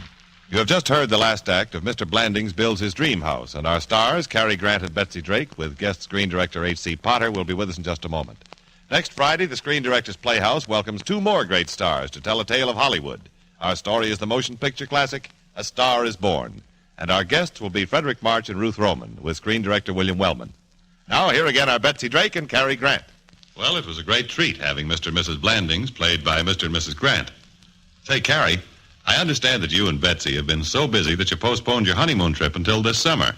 May I ask where you're going? Oh, yes, you may ask, but you must know I can't help you. We won't even give you a hint, Jimmy. Well, all I want to know is, will there be a good dance orchestra where you're going? What a peculiar question.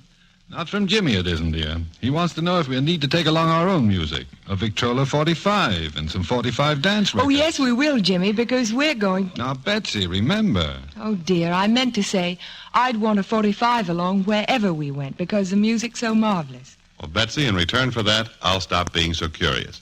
Anyway, I just wanted to tell you about a wonderful special offer on the 45.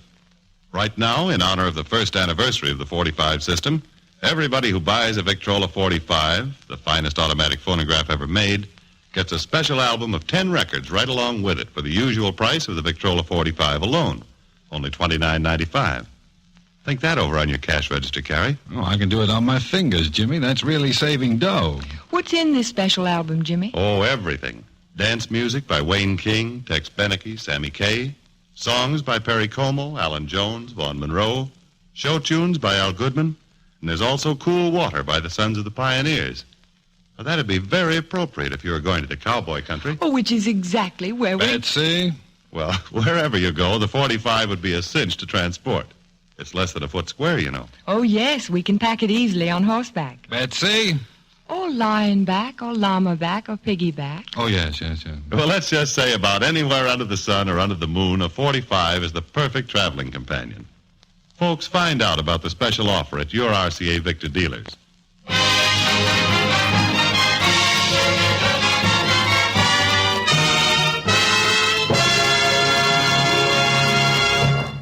Ladies and gentlemen, Betsy and I have been presented with a grave responsibility. It concerns directors. A particular director. The fellow who created the Mr. Blandings picture. Come on, Carrie, stop beating around the bush. Well, it's just that we only have a few words to describe and introduce a man who has done so much, so well, that... that it takes a woman to sum it all up by saying, ladies and gentlemen, meet the director of Mr. Blandings, and of such other wonderful pictures as Mr. Lucky, Shop-Worn Angel, and The Farmer's Daughter, Hank Potter.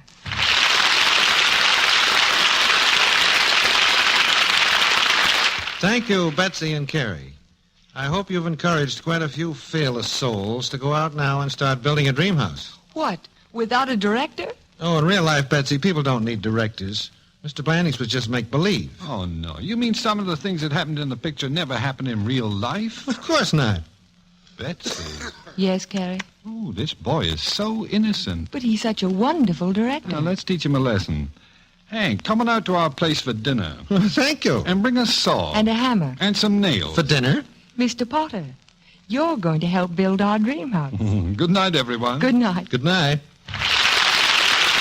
And good night to you, Betsy Drake, Cary Grant, and H.C. Potter. Remember, next Friday, Frederick March and Ruth Roman in A Star is Born with screen director William Wellman, brought to you by RCA Victor, world leader in radio, first in recorded music, first in television. Mr. Blandings Builds His Dream House was presented through the courtesy of RKO Pictures, producers of the Technicolor production The White Tower, starring Glenn Ford and Valley. Cary Grant will soon be seen as the star of the Metro-Goldwyn-Mayer production Crisis. Betsy Drake will soon be seen in the title role of the United Artists production Ellen. H.C. Potter's next picture is the soon-to-be-released Metro-Goldwyn-Mayer production The Miniver Story. The Eric Hodgins novel Mr. Blandings Builds His Dream House was adapted for radio by Milton Geiger from the screenplay by Panama and Frank. Portions of tonight's program were transcribed. You are invited to listen again next Friday when RCA Victor presents... Screen Directors Playhouse, stars Frederick March, Ruth Roman, production A Star is Born, director William Wellman.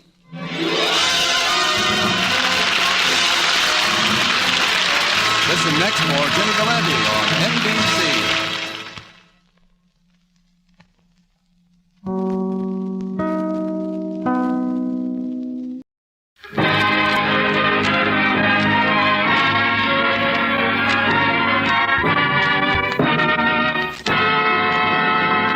RCA Victor, world leader in radio, first in recorded music, first in television, proudly presents...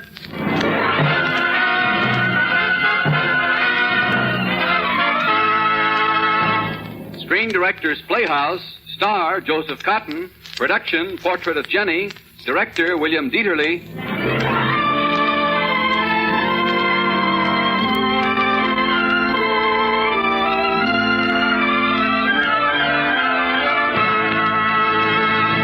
Hollywood Screen Directors present a story, a fantasy on the edge of time.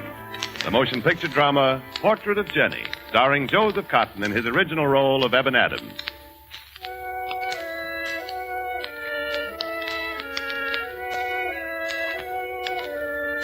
To you who believe in your own immortality, I give this story, The Portrait of Jenny. It was colder than usual for me that winter in New York in 1934.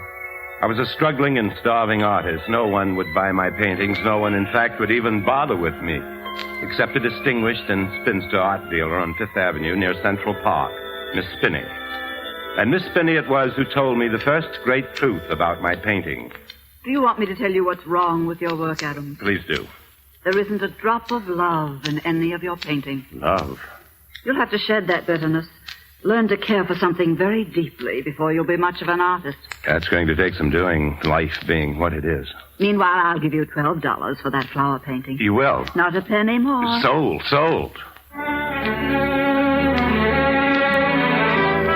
I practically floated out into Central Park in the wintry twilight. I was a success, $12. I was a little lightheaded from exhilaration and from not having had enough to eat.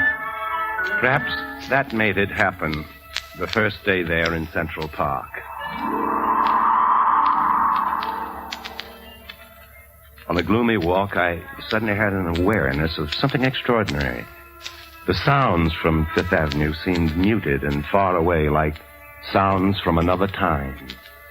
I felt faint. I groped for a bench and sat down. My hand touched a silk scarf lying there. I heard a voice. Hello. A pretty little child was coming toward me. A girl with great dark eyes and a delicate oval face and dark hair down her back and dressed quaintly in a style that people used to call Buster Brown, I think. Hello. Hello. May I have my scarf? Oh, thank you. Isn't anybody here with you? No, why should there be? It's getting pretty dark. Where are your parents? Oh, they're not home yet. Anyway, you're with me now. I'm Jenny Appleton. What's your name? Eben Adams. Your parents aren't home? Well, Father and Mother are a tightrope act. The Appletons. Oh, really? They're working down at Hammerstein's Victoria. Hammerstein's Victoria? Well, Hammerstein's Victoria was torn down years ago when I was a boy. Oh, you must be thinking of some other place, because I was there yesterday. May I look at your pictures? Well, how did you know this portfolio contained pictures? Well, Father and Mother were painted once, and the artist had a big portfolio just like yours. I see. It's a rather famous painting. Appletons in Air, it's called. Well, how do you like my work? This one, say. Oh. Those are awful little windows for such a big church. Well, they have to be little. There's so much wind at Cape Cod. I don't like it. It scares me. The black water. Why does it? There should be a lighthouse out there in the ocean. Well, yes, there should, but how did you know that? I just know. I wish I liked your pictures, but I don't. Well, that's what everybody says. Why don't you paint people? Cecily Brown's home is full of pictures of people. Who's Cecily Brown? Oh, she's my best friend. Her father knows the Kaiser, the King of Germany. Oh, he was the King of Germany years and years ago. I know a song. Would you like to hear it? Very much. Where I come from, nobody knows. And where I am going, everything goes. The wind blows, the sea flows. Nobody knows. And where I am going, nobody knows. What a strange song. Who taught you that? Nobody. It's just a song. Do you know what I wish most? What? I wish that you would wait for me to grow up so that we could always be together. Well, that's very flattering, Jenny. Well, I can't talk to you anymore now. I've got to call for Mother and Father. Goodbye, Mr. Adams. Goodbye, Jenny. Goodbye.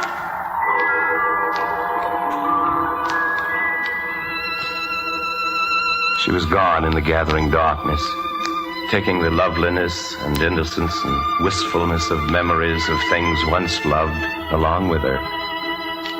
And I felt lonelier then than ever in my life.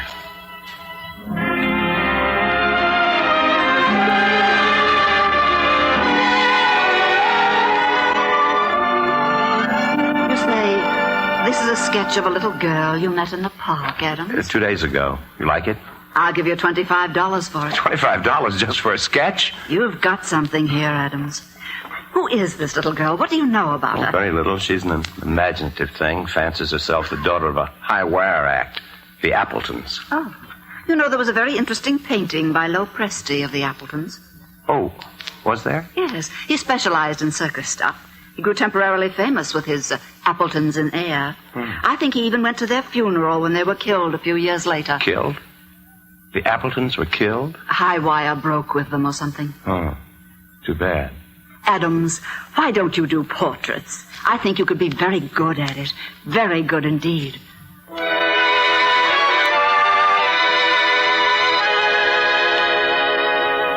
With $25 in my pocket and a strange bewilderment in my brain, I took the afternoon off and went skating in Central Park. A cold, feeble sun slanted weirdly on the ice. The sounds of traffic grew remote and muffled. Hello, Mr. Adams. Hello. I'm Jenny. Don't you remember? Jenny? Isn't it fun? The ice is wonderful. Jenny, I can't believe it's you. You've grown so. I'm hurrying to catch up with you. But only a few days ago, you were just a little girl. Let's skate arm in arm, shall we? All right. You know what? What? I did a sketch of you and sold it. Oh, I'm so glad. People at the gallery said I ought to paint portraits. Who would you paint? Well, I haven't decided. Maybe. Would you paint me? Who else? Oh, I'm going to have my picture painted. I'm going to have my picture painted. Oh, won't Dolores be mad, though? Dolores? She's had her picture painted. Dolores is my best friend. I thought you said Cecily was your best friend. Cecily? Yeah. Oh, you mean Cecily Brown. She moved to Boston 3 years ago. 3 years ago? But just the other evening... We'd better skate.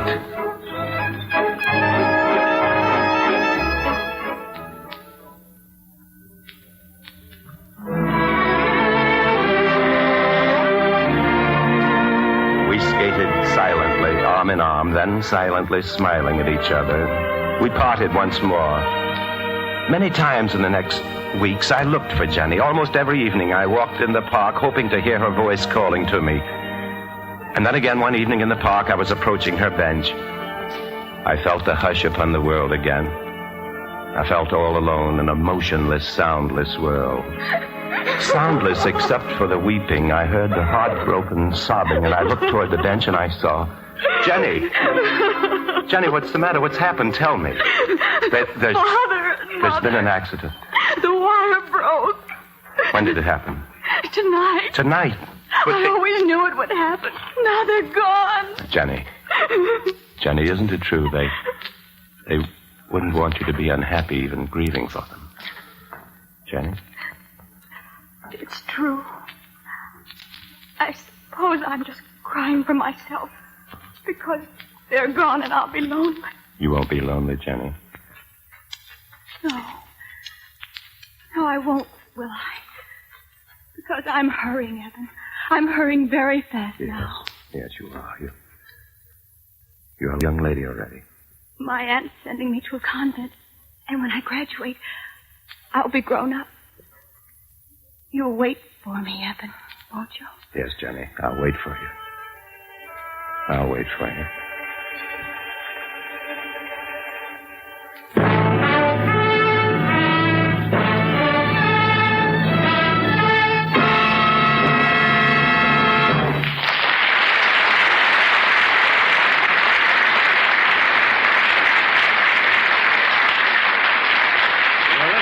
Screen Directors Playhouse production of Portrait of Jenny, starring Joseph Cotton and presented by RCA Victor.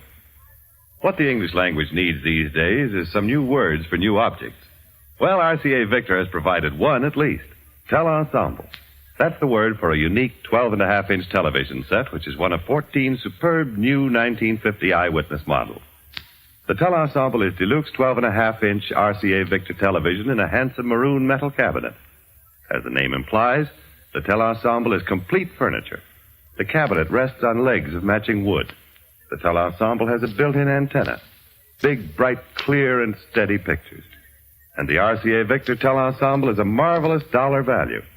Its suggested list price, slightly higher in some locations, is only $229.95, plus the small federal tax. Here's wishing for your family the endless delight of RCA Victor television. America's first, America's finest, America's favorite.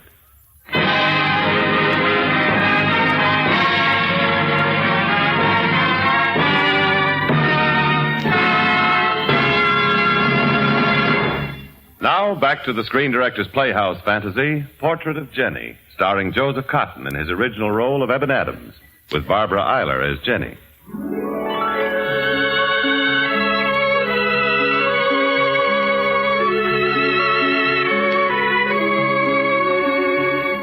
Where I come from, nobody knows, and where I'm going, everything goes. In the weeks and months that followed, I was haunted by that song and by memories so poignant that nothing was real for me except Jenny. The days lengthened, spring broke through. Then one evening I came home from searching and hoping vainly for Jenny in the park. My studio door was ajar. I pushed it open. Sitting on the floor in a frost of crisp white dress was Jenny. Eben. It can't be you, Jenny, but it is. I tried to get here sooner, but I couldn't. Oh, you're beautiful. You're a young lady. I know. I'm hurrying. I'm in my first year of college at the convent. What convent, Jenny? Mother of Mercy on the Hudson. Mother of Mercy. Oh, Eben, I've thought of you so much. I've thought of nothing except you. Look there, I've even prepared a canvas for you, making it ready for the portrait of Jenny. Oh, Eben, you're really going to do it. Yes, really. Eben. Yes, Jenny. I'm so glad you're waiting for me. It's been so very lonely.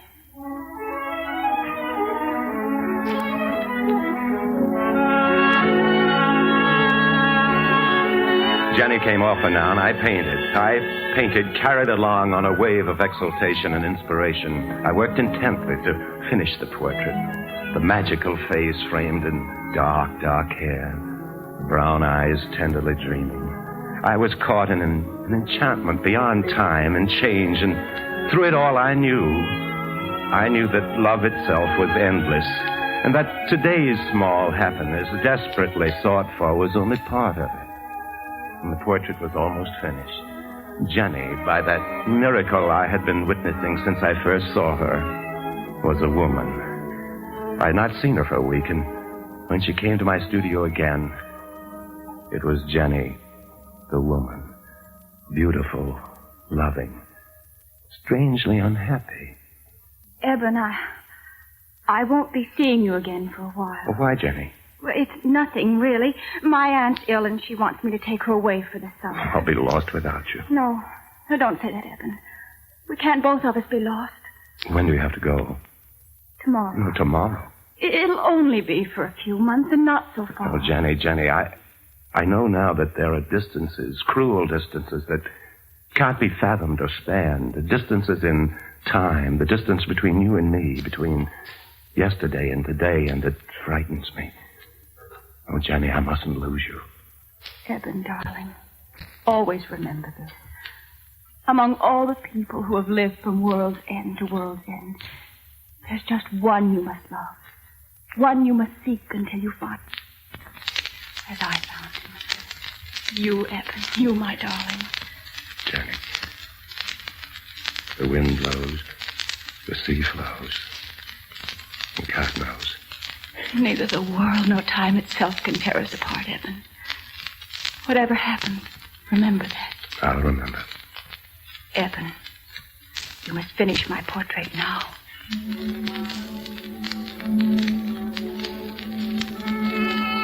Evening. and the portrait of Jenny was done. I think, Evan, it will make you famous. Someone once told me my work lacked love. This does not. Oh, Jenny, what is it that makes a man and a woman know that of all the other men and women in the world, they belong to each other?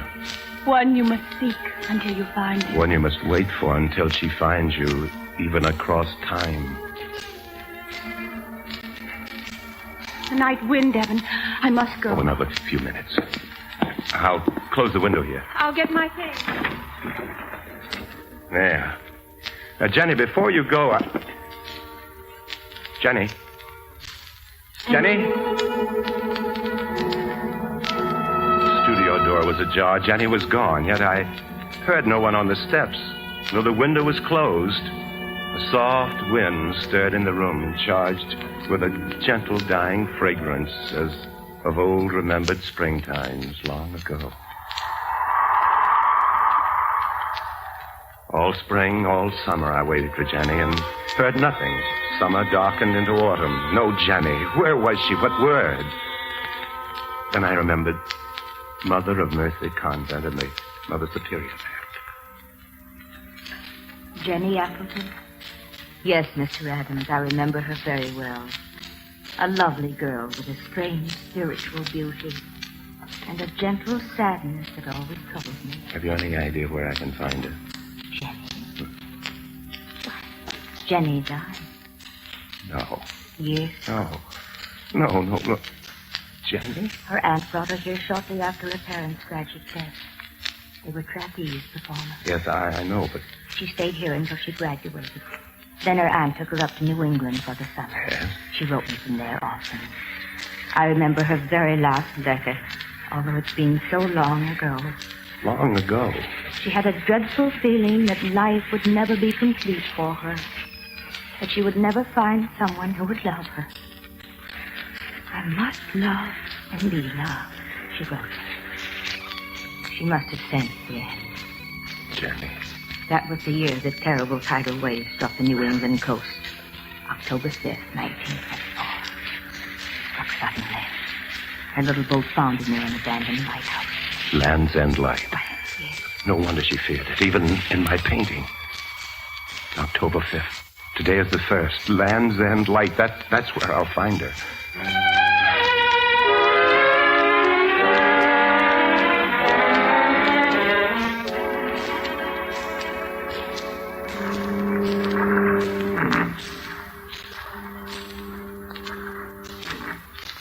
I arrived at Cape Cod with time to spare.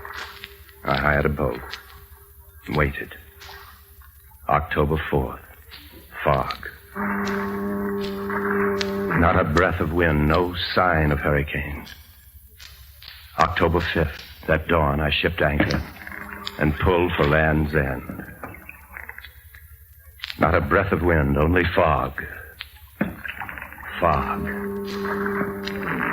And then suddenly out of the fog, out of nowhere, the wind. And then I knew. I knew that the whole pattern of Jenny's life was to be relived to the very end. The fierce, tormented end.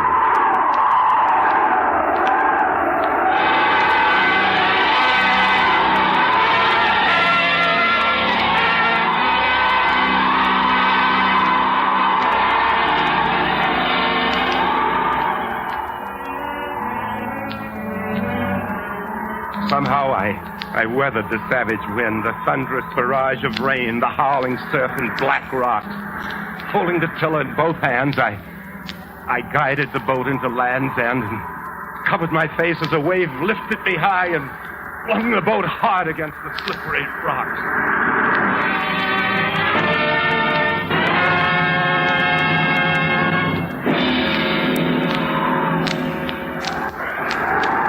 Stunned and bleeding, I struggled up the screaming rocks. Jenny! Jenny! Jenny! Jenny Appleton! Jenny Appleton! Jenny, it's Evan! Jenny, it's Evan! Evan! Jenny! Here I am, Evan. Here I come. No, Jenny. Oh, Evan, darling. Oh, Jenny, I was afraid I was too late. Hold me, Oh, hold me. forever, darling. Let me look at you. A long, long look. Oh, Jenny, the wave will be here, and you can't stay here. The lighthouse. Eben, don't you understand? I can't escape. I died. Jenny, look. We'll have eternity together. The wave. It's too late. You'll die again. There is no death. Here it comes. Remember, Eben. Here it comes. There is no death. Jenny! Goodbye, Eben. Jenny!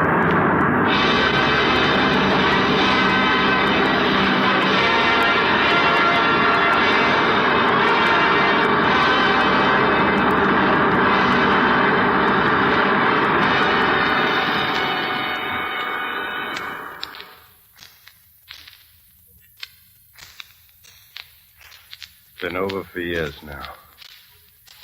The doctors shake their heads over me today. Well, let them. I've painted my last canvas. Land's End and the biblical wave are years behind me now. I died, leaving my work to mock me. Thanks to the inspiration and the love of Jenny. Die. Oh, no.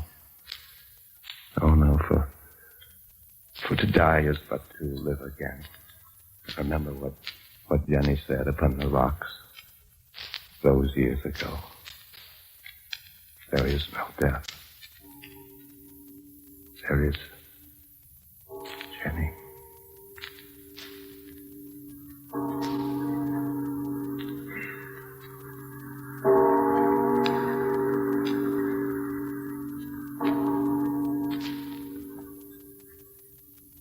At dawn, of a dim winter's day, 1950, Evan Adams, one of the most brilliant and magically inspired young painters America has ever produced, passed away, leaving a host of immortal canvases as his monument.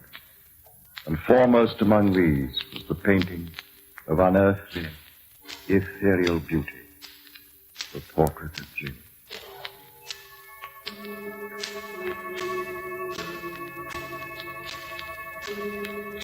The dawn came through the bare trees in Central Park, that timeless morning that Eben Adams died. It was winter in the park, but spring where Eben Adams sat on a certain familiar bench. Hello. A young woman came running down the path, her dark hair flying, and Eben Adams rose and took her hand in his and said, Hello, Jenny. You're here sooner than I thought, Eben. Yes, Jenny. I hurried too.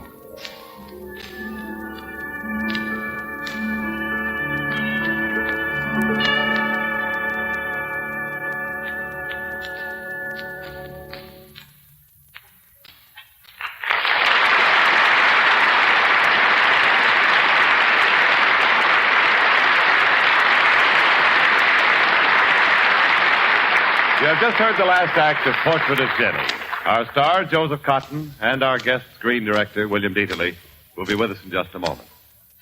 Next Friday, on Screen Directors Playhouse, a brilliant young actor brings you the dynamic performance which made him a star. Our story is Champion, and recreating his original role will be Kirk Douglas, with screen director Mark Robeson. And now, here again is tonight's star, Joseph Cotton.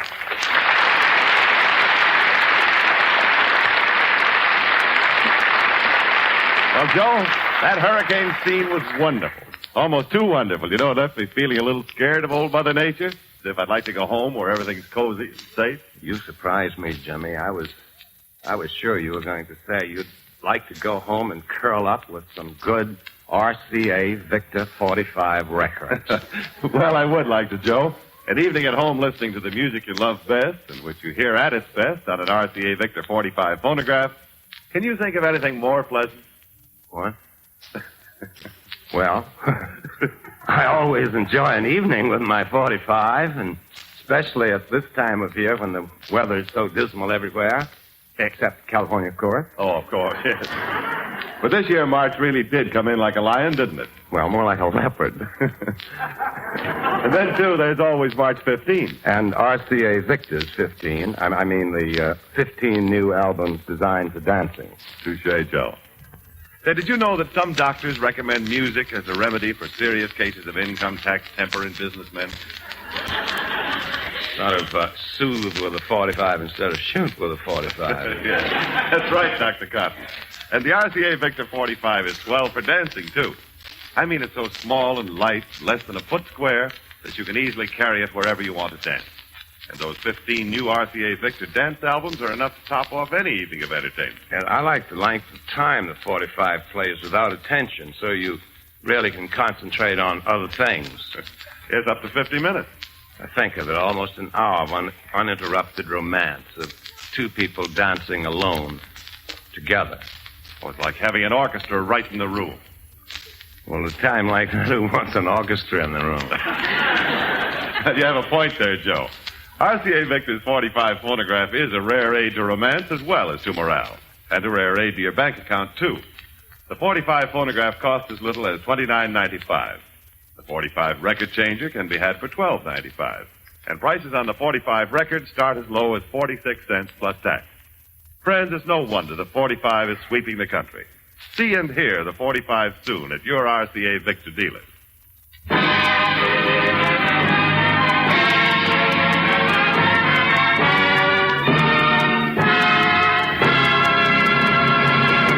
Tonight, ladies and gentlemen, it was my pleasure to act again in one of the strangest love tales ever brought to the screen. Now it's fitting that you should meet the man who brought it to the screen. A director for whom familiarity has bred nothing but respect, for we've worked together in such other pictures as Love Letters and I'll Be Seeing You. Here, then, is my director, William Dieterle. Thank you, Joe. You referred to Butler's Jenny as a tale. But really, it is more than that. It really happened. Oh, dear, that you'll have to prove. Easily. First, the New England storm. You will admit, Joe, there is such a place as New England. Naturally, but... Second, Jenny skated in Central Park. You will admit there is such a place as Central Park. Well, certainly there is, but that doesn't mean... Please, Joe, and third, the final proof. Remember Jenny's scarf, the one she left on the park bench? Oh, well, you're not going to tell me this. Yes, here it is, Jenny's scarf in my hands. Dear, that's just an ordinary scarf. Why should I believe it was Jenny's? Joe, when another actor tells you it's Jenny's scarf, you don't have to believe it. When a director tells you, you don't have to believe it. But when a poet tells you... I see what you mean. And that, ladies and gentlemen, is the secret of believing an unbelievable movie. Good night, T. Good night, Joe. Good night, everyone. A good night to you, Joseph Hopkins, and the Beagle. Remember next Friday, Kirk Douglas in Champion with screen director Mark Robeson, brought to you by RCA Victor, world leader in radio, first in recorded music, first in television. Portrait of Jenny was presented through the courtesy of David O. Selznick, currently releasing Carol Reed's The Fallen Idol. Joseph Cotton's most recent production is The Third Man. William Dieterle's forthcoming picture is the Hal Wallace production for Paramount, Paid in Full, starring Robert Cummings, Elizabeth Scott, and Diana Lynn. Included in tonight's cast were Barbara Eiler as Jenny, Lorene Tuttle, Eleanor Audley, Wilms Herbert, Ramsey Hill, Vic Perrin, Norma Jean Nilsson, and Frank Barton. Portrait of Jenny from the novel by Robert Nathan was adapted for radio by Milton Geiger, and original music was composed and conducted by William Lava. Screen Directors Playhouse is produced by Howard Wiley with dramatic direction by Bill Karn. Portions of the broadcast were transcribed. This is Jimmy Wallington speaking and inviting you to listen again next Friday when RCA Victor presents Screen Directors Playhouse, star Kirk Douglas, production Champion, director Mark Robeson. Next is Jimmy Galante and Dominique on NBC.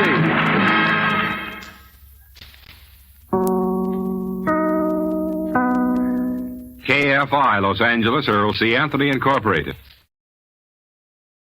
Screen Directors Playhouse, star Alan Ladd, production Beyond Glory, director John Farrell.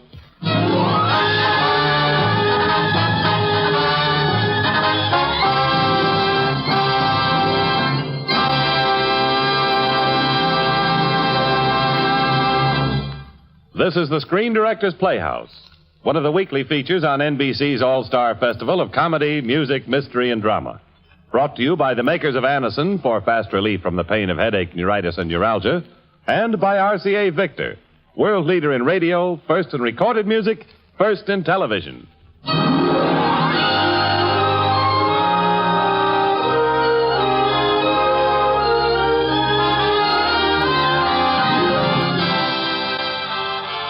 Tonight, the Screen Directors Playhouse is pleased to present, transcribed for the first time on the air, a story of recurrent valor. Here now is the first act of the Screen Directors Playhouse presentation of Beyond Glory, starring Alan Ladd in his original role of Rocky Gilman, with Peter Hansen as Lachlan.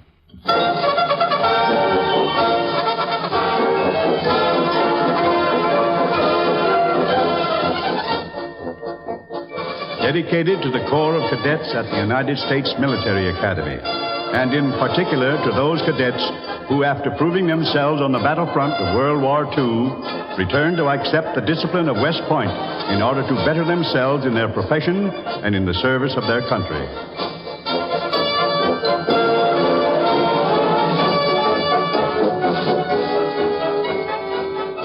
The Board of Investigation at West Point is in special session. There is an air of tension which is heightened by the contrast of uniform and mufti which dots the room.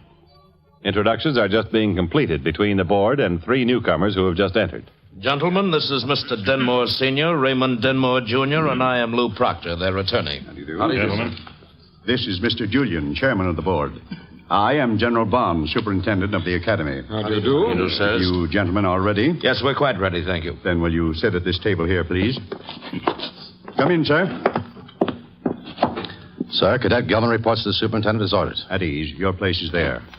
Mr. Julian, if it's agreeable to you, I believe everyone is ready to proceed. Our principal witness, Cadet Gilman, is here. Instead of using the term witness, sir, we prefer to call him defendant, General. That is a question for the board to decide. Go ahead, Mr. Proctor. Thank you, sir. Now, on the surface, this matter would appear too insignificant to justify the convening of a group as this. A congressional board of investigation under the distinguished chairmanship of Representative Julian. My client's son, Raymond Denmore Jr., was compelled to resign from the United States Military Academy for an alleged violation of something with the high-sounding name of the Honor Code of the Corps of Cadets. He was accused of lying by another member of the Academy, Cadet Captain Rockwell Gilman. An apparently insignificant matter, important only to Raymond and his family. An incident. But we are going to prove that only at West Point could such a deplorable incident occur.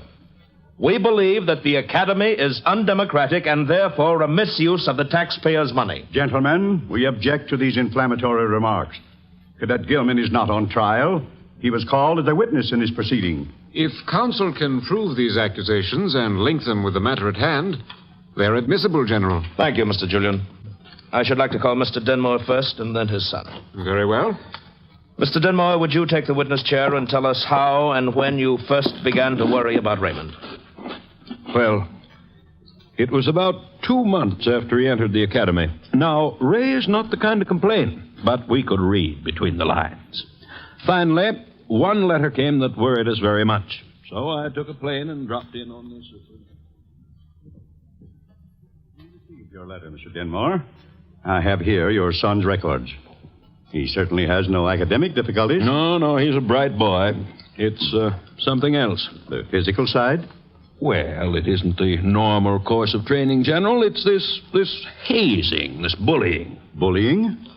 There is no physical mistreatment of fourth-classmen at the academy, Mr. Denmore. I'm afraid that's not what I heard, General. You've made a very serious charge against the academy, Mr. Denmore.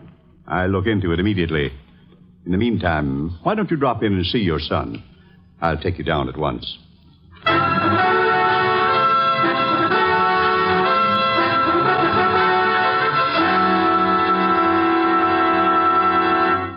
Look, Rocky, I discovered this boodle behind his field equipment. Lucky for the company it passed inspection. Sir, may I make a statement? You may not. Get a brace on those shoulders. Let's hear his statement, Thomas. Not statement, alibi. I put it there after the inspection, It sir. doesn't ever belong there, Mr. Dumb John. That's the second time in a week, and I intend to report it. No report will be necessary. We'll let Mr. Danmore repeat his favorite speech. Well, go ahead. Pop off, mister. I'm not going to be pushed around by any hero who fought the war at West Point. My father is... is just as important as any general in the Army. Ray! Who made up that speech? Plebes are always given speeches to provide entertainment, Mr. Denmore. A curious form of entertainment. Who's responsible? I am, sir. I'm responsible for everything that happens in this company. Oh, then you made up this speech. Not the first time, sir. Ray? Plebes aren't allowed to make up anything. Mr. Denmore, did you or did you not make that speech up yourself the first week you were here? No, sir, I didn't. That'll be an official statement unless you want to change it immediately. I won't change it. What difference does it make who thought it up? This is the Honor Committee's business, sir. Your son is lying. Honor Committee? Cadets are required to report breaches of honor to the Honor Committee. Gee. I'd like to talk to Raymond alone, General. May I take him outside? Very well, Mr. Denmore. Come along, Raymond. Carry on, gentlemen.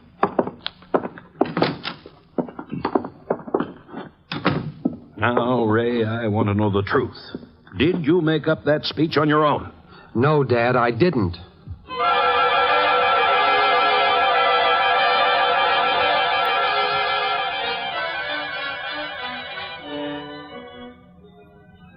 I flew home that night positive that everything would be all right. Later in the week, Raymond arrived. He'd been forced to resign from the academy. Convicted on the unsupported testimony of the man who had been persecuting him, Cadet Gilman. I would like to make an official statement concerning treatment of new cadets by upperclassmen. Under no circumstances is an upperclassman allowed to strike a plebe or order him to do anything injurious to his health or repugnant to his conscience. There is no regulation of the academy more strictly enforced. There are many methods of mistreatment, General. Raymond, would you take the stand, please? Now, suppose you tell us about a few of your encounters with Cadet Gilman so that the board may judge whether or not there is any bullying at West Point. Well, it began the first day we got here. We'd all heard about the beast detail that would be waiting for us when we got inside the barracks area. None of us knew exactly what the upperclassmen in the detail were going to do. We found out soon enough. We were ordered to halt and fall out. Drop the bag. Drop it. Stand tall, mister. What's your name? Ray Denmore. No, it's not. It's New Cadet Denmore. You understand? Yeah? Yes, sir. Yes, sir. Now, what's your name? New Cadet Denmore. New Cadet Denmore, sir. New Cadet Denmore, sir. That's better. Now, pull up your tie, roll down your sleeves. Mr. Denmore, you've joined the best company in the Corps. Do you know who's going to make it that way? Yes, sir. You are, that's right. You're to salute all members of the detail. We'll recognize them by the white gloves. Yes, sir. Keep on the double in this area at all times. Do you expect me to remember all of this? You didn't have permission to ask a question, mister. Now, let's hear your report to the first sergeant. Sir, New Cadet Denmore reports to the first sergeant of the first company as ordered. Very well. Report to the first sergeant.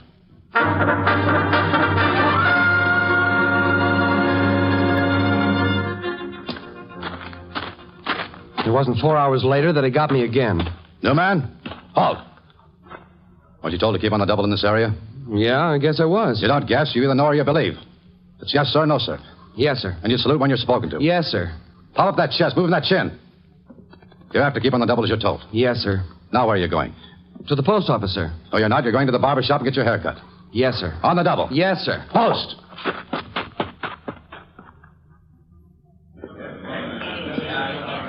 That first day seemed to set the pattern.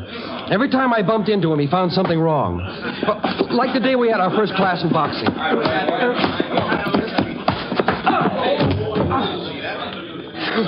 All right, Sanders. You hurt? All right, come on, get up there. Weren't you told left jab only, Mr. Denmore? I guess I forgot. Someday you're going to forget and get hurt. Leading with that phony high school right cross of yours. Don't you believe in my right cross, sir? No, I don't. Let me see it.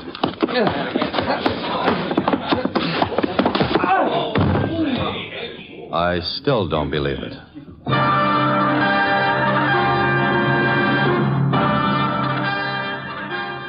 How about the speech, Raymond? Well, there was no regulation I knew about a man mentioning his father. Anyway, all I said was that he'd done all right where we'd come from. I guess Gilman must have heard about it. And made up the speech for you? Yes, sir. Sir, that is not true. Your turn will come, Mr. Gilman. Gentlemen, you must realize by now that this so-called honor committee was merely a secret group designed to perpetuate the autocratic army system. Now we propose to show you how false and unfair that system can be by examining the character of the man it's championing. A man who came to this academy while this country was still fighting in Japan. Mr. Chairman, this attack on the academy and on the character of Cadet Gilman is completely unexpected. We request an adjournment until tomorrow. Granted. We will convene here tomorrow at 9. Just a moment, sir. We are making very serious charges against Cadet Gilman. What guarantee have we that he'll be here tomorrow? I'll be here, sir. Shouldn't Cadet Gilman be placed under guard? He has given his word. I'm sorry. I should like something a little more positive than that. Very well. Cadet Gilman, you are hereby confined to barracks after evening meal formation, and you will discuss this matter with no one. Yes, sir. The meeting is now adjourned.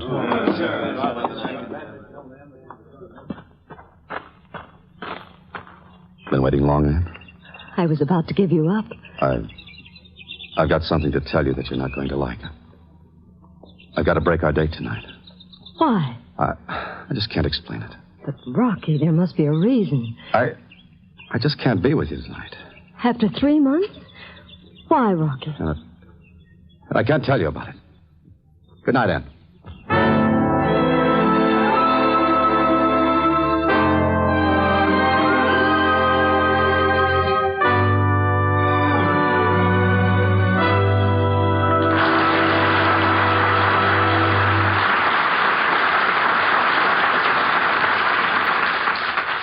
If you suffer from pains of headaches, neuritis, or neuralgia, you should discover what many thousands have known for years, that Anacin brings incredibly fast, effective relief. Anacin is like a doctor's prescription. That is, Anacin contains not just one, but a combination of medically proven active ingredients in easy-to-take tablet form. Probably at some time you have received an envelope containing Anacin tablets from your physician or dentist. Thousands of people have been introduced to Anacin this way. Try Anacin yourself the next time you suffer from the pains of a headache, neuritis, or neuralgia. You'll be delighted at how quickly relief can come. Anacin is spelled A-N-A-C-I-N. Your druggist has Anacin in handy boxes of 12 and 30 tablets and economical family-size bottles of 50 and 100 for your medicine cabinet. Ask for Anacin today. Now the second act of the Screen Directors Playhouse presentation of Beyond Glory, starring Alan Ladd with Peter Hansen.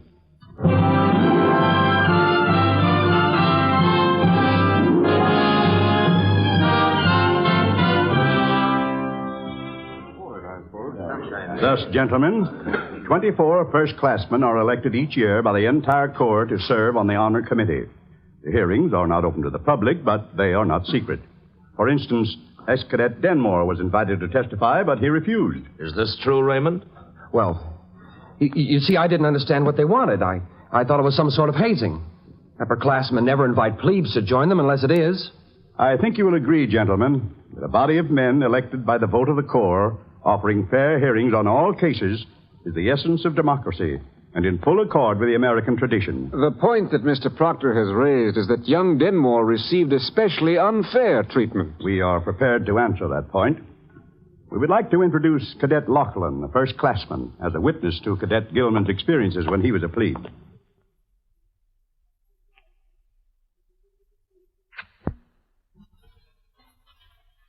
Take the stand, Mr. Lachlan. Yes, sir. Mr. Lachlan, you saw a good deal of what Cadet Gilman went through as a plebe, didn't you? Yes, sir. His first year as a plebe, my second. I had a little trouble with mathematics. We sat at the same table in the mess hall. Now, a plebe can't speak unless spoken to, and it's the duty of the upperclassmen who sit at the table to ensure that plebes observe good table manners. You see, I'd known Cadet Gilman before, and at first I was afraid he might object to some of the customs. But, well, I needn't have worried. Sir, the cold beverage to this meal are water and lemonade. Is there anyone who doesn't care for lemonade? Send me water first, Mr. Dumbjohn. Water for Mr. Milton, sir. Get your chin in while you're doing it. You plebes all sit up. You've been dead beating at this table long enough now. Pull out like fourth classmen should. Sit up, misters.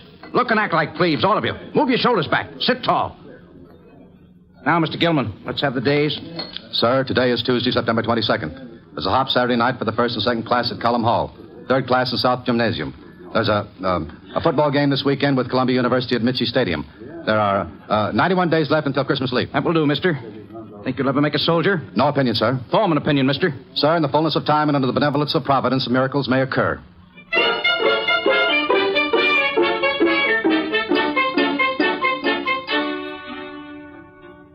Rocky's not only more experienced than any upperclassman at the point, but he had something else to cope with, something pretty rough.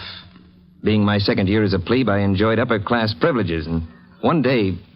Mister, don't you know you should come to attention, clear the way, and brace when upperclassmen pass? Yes, sir. Then why are you standing improperly? No excuse, sir. Let's see the proper posture. Head high, shoulders flat.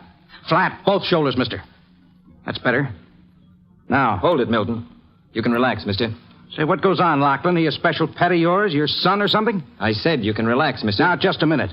If there's been a special order making a privileged character out of Mr. Dumbflicket here, nobody's passed me the word. Now, look, in 42, we were together and... Well, I make myself responsible for his continued proper conduct, for my own reasons. Well, it better not be he has a good-looking sister. I told you could relax, Rocky. Now, relax. What is it, that shoulder again? I'm doing all right. You crazy? You want to wreck yourself for good? Can't go around bracing that shoulder. It's been torn apart like yours has. No statement, sir? Oh, knock it off, Lieutenant. You can't do it all, you know. Not when you've got half the lead in North Africa making that shoulder hump. Now, don't go around bracing it. It's going to hurt. Well, the way I see it, sir, it's like disobeying an order. Well, you've got to learn when not to obey. I've learned that all right. Well, anyway, you pull that shoulder apart and you'll be dismissed for disability. Sir, may I ask a question? Ah, don't be stupid. Who did you whine to last year? My guess is that Cadet Gilman took as much or more than 90% of the men who've gone through the academy. He didn't whimper. But then, of course, he didn't have a rich father to write home to. Mr. Chairman, I object to that. This is not a court of law, Mr. Proctor. In the last few years, we've had a number of veterans in the plebe class, including 1 major, 7 captains, and over 100 lieutenants. But we've made no concessions, not even to those who were decorated for conspicuous bravery, as was Cadet Captain Gilman. Oh, we're very interested in Mr. Gilman's war record. Perhaps he'd like to tell us something about it. If you want me to, sir. We'd like to hear about every detail. But I warn you, Mr. Gilman, we know a good deal about your history, so I advise you not to distort anything. I don't intend to, sir. Well, suppose we start at the beginning. You were drafted, weren't you? Yes, sir. I was drafted. But I never thought it was anything to be ashamed of. You see, it happened to quite a lot of us. I'll admit I wasn't very happy about it. You see, I had a job, and there was a future in it. And I had a girl. And Christmas was coming on. Christmas of 1941. And I had a pretty good idea I wasn't going to like the Army. I started out by not liking officers, some of them anyway. I remember one shaved tail who wanted to court-martial me because I was trying to help another kid with his gear. The first lieutenant came up just in time. Lieutenant, come with me. There's something I want to talk to you about. That shaved tail's kind of crusty. Yeah, proud of his bar. Yeah. He can keep it. My name's Lachlan. What's yours? Rocky Gilman. Thanks, Rocky, for your help. It's okay. Well, the next couple of weeks didn't change my opinion about the Army. Well, Lieutenant Daniel seemed to be a pretty good Joe, even if he was a West Pointer. Then something happened that gave me a different slant. Lieutenant Daniels had just been reading us excerpts from the Articles of War. Any person subject to military law who, on any pretense whatsoever, willfully disobeys any lawful command of his superior officer shall suffer death or such other punishment as the court-martial may direct. Any questions, men? Oh, Lieutenant, does that mean that we have to obey every order of an officer? That's the way it reads, as long as it's a lawful order. Well, even when you know that officer is incompetent or inexperienced? Gilman, if you don't like the quality of the Army's officers, that's your responsibility. Huh? Why is it my responsibility? You can apply for officers' candidate school and improve it. Oh, no thanks, Lieutenant. This is your Army. It's our Army. Lieutenant, this just came in.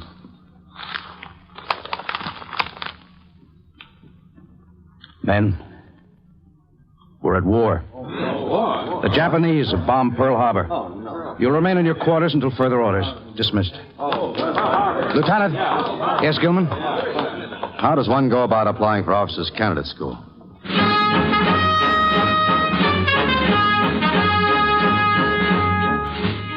Well, the next 3 months were a scramble for a guy who'd breezed through high school. Well, because things in books came easy for him. But who couldn't get it into his head that an order wasn't a term used when they wanted to kick you around. I didn't think I was going to make it. But finally I did. And when I got my orders... Sir, Lieutenant Gilman reporting as... Lieutenant!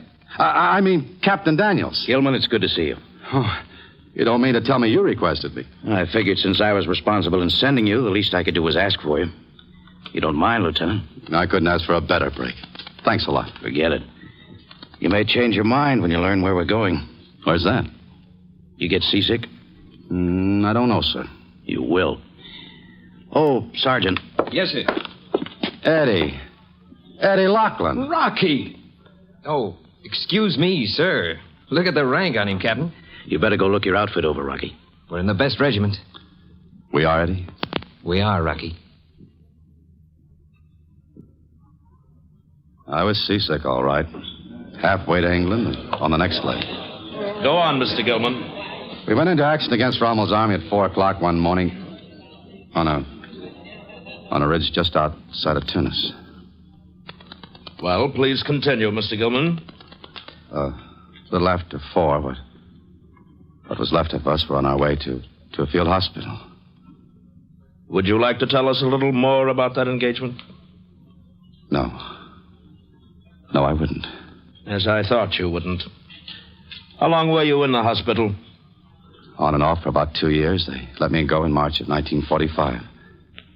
They said spring was just around the corner, and I guess peace was, too. Tell me, Mr. Gilman, did you pay a call along about that time on Mrs. Harry Daniels, the wife of your commanding officer? Yes, sir, I did. When was that? Just before I got my appointment to West Point. And would you care to reveal to us what you had to tell Mrs. Harry Daniels? That was and still is a personal matter, sir. Did this personal matter have anything to do with your entering West Point? In a way, yes. Is that all you've got to tell us? Yes, sir. You may step down. Gentlemen, you have heard Cadet Captain Gilman's testimony. I shall now prove that this paragon of West Point is lacking in all essentials of responsibility. That he's unfit to take his place among normal, decent men. I would like to introduce Mr. John Craig. You please, Mr. Craig? Of course. Mr. Craig was medical co-lieutenant at Walter Reed Hospital. Mr. Craig, did your duties involve attending on the then Lieutenant Rockwell Gilman? Yes, sir. He was in a 4-bed ward. He was plenty of trouble, too. He had nightmares. I say he deserved them. Ordinarily, I could shake him out of them, but one night, I couldn't make any headway. It's my fault. 3 minutes.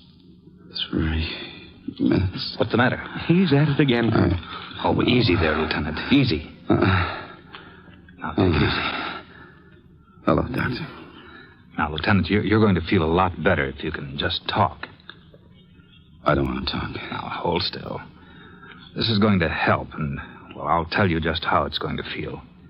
You're going to get a little drowsy, but you'll remain conscious. Now, just relax. Unclench your fist, Lieutenant. Now, start counting backwards from 100. You hear? 100, 99, 98. Start counting.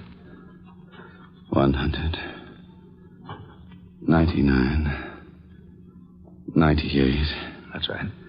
97, 96, 95. Come on, keep it up. 95, 94. 95, 94. Yeah, that's fine. Now we can begin our talk. Lieutenant, you're going to remember everything just as you saw it. Every detail. No. Now, don't fight it. You're going to remember everything just as you saw it. It was something that happened in combat, wasn't it? You were being fired at. Yes, that's it. We were under fire. We were on a ridge. Mm-hmm. And you were being shot at? Shot at from an olive grove. Tank kept spitting fire at us every few minutes. Yes, go on. We were holding the ridge. Were you in command? No. Well, who was? He was. Who was he? Say his name. You know it. Harry. His full name. Captain Harry Daniels. You didn't like him, did you? Yes. Yes, I did. Then he was your friend? He was my friend. All right, fine. Now let's talk about the tank. You feel like talking now, don't you? I suppose so. What did you do about the tank? Harry. Yes? Harry took some of the men. He went down the right. I took the rest and went down the left. He ordered me. He ordered you to do what? 4:15. 4:15. What happened at 4:15? He made a racket to attract attention. And you were to attack, to rush the tank? Yes, but I didn't. Why didn't you? you? I don't know. Yes, you do. No, I don't. I don't know. Think. You knew if you didn't, Captain Daniels would be knocked out. Now, why didn't you attack, Lieutenant? There must have been a good reason. There wasn't any reason. But you did go after it. No. You got the tank, remember? You knocked it out personally with a bazooka. I disobeyed. When I came out, Harry was gone. They don't give the DSC for disobeying orders, Lieutenant. Now, there must be something, some reason you didn't come out. Yes, there was. I turned yellow. That's the reason I turned yellow. I killed him, Doctor. I murdered my best friend.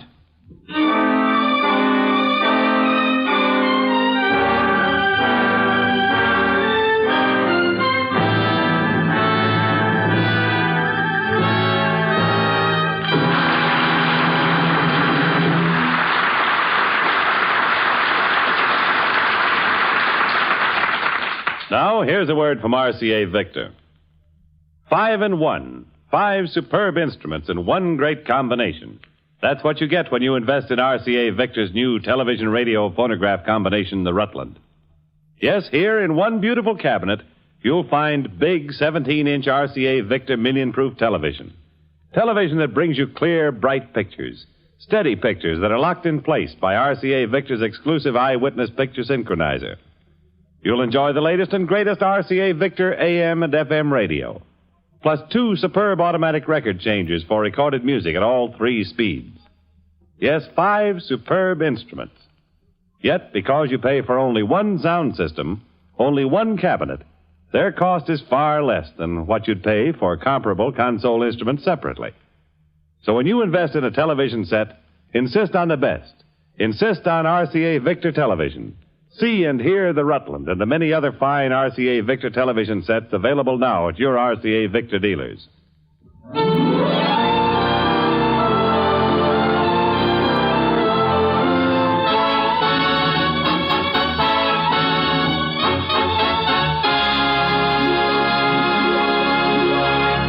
You are listening to Screen Directors Playhouse, one of the weekly features on NBC's All-Star Festival, brought to you by the makers of Anacin for fast relief from the pain of headache, neuritis, and neuralgia, and by RCA Victor, world leader in radio, first in recorded music, first in television.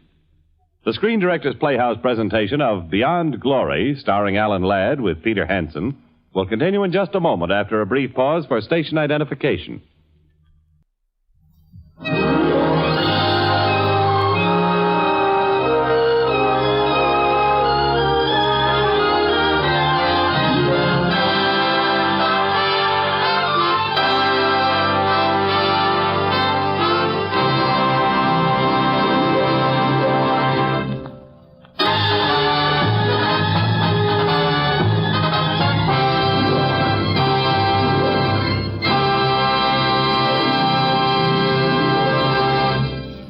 This is the Screen Directors Playhouse.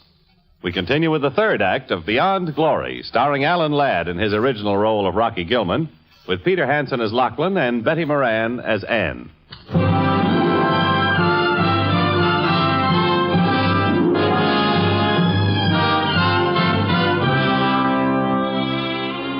And there, gentlemen, you have the Academy's model cadet. The man whose word this institution accepts above that of my client's son. A man whose criminal disobedience resulted in murder. Do you wish to amplify Mr. Craig's testimony, Mr. Gilman? No, sir. Mr. Julian? Just a minute, Mr. Proctor. Mr. Gilman, do you realize these charges, if substantiated, are very serious? Yes, sir. And you will make no statement? No, sir. Gentlemen, I think this young man should be given a few hours to reconsider. There may be mitigating factors. We will reconvene at 9 o'clock tomorrow morning.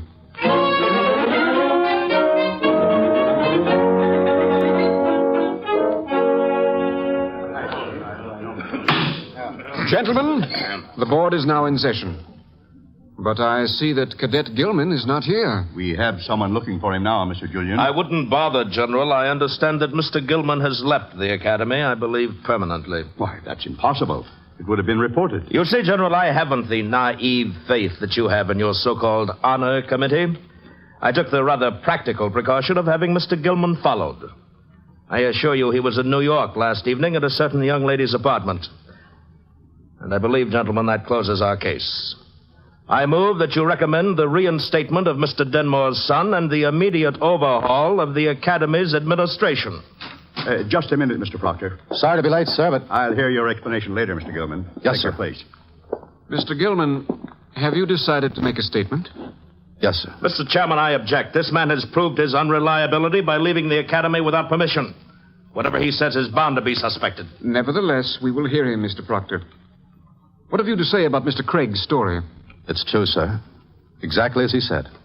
You are admitting your disobedience caused the death of Captain Daniels? Yes, sir. That's not true. And you mustn't. Just a moment, please. What is your name, young lady? This is Harry Daniels. Mr. Gilman isn't responsible for anybody's death. Are you sure of that, Mrs. Daniels? I know Mr. Gilman too well to believe anything like that. I've known him for 3 years. Mrs. Daniels, may I ask you, did you know him before your husband That will do, Mr. Proctor. If you'll just let me tell you about him. How we first met. How and why he came to the point. How he's done everything in his power to make a perfect officer out of himself. I think you'll see he can't be guilty of I suggest that the young lady confine her testimony to what happened last night in New York. As I have said before, this is not a court of law, Mr. Proctor. Please be seated, Mrs. Daniels. Mr. Regan. I first met Mr. Gilman on VE night. The streets were crowded with people celebrating. But I didn't go out of my apartment. I understood how they felt and couldn't blame them for wanting to celebrate. They were happy and relieved that half a war had been won. To me, the war had ended a long time ago. On a hill in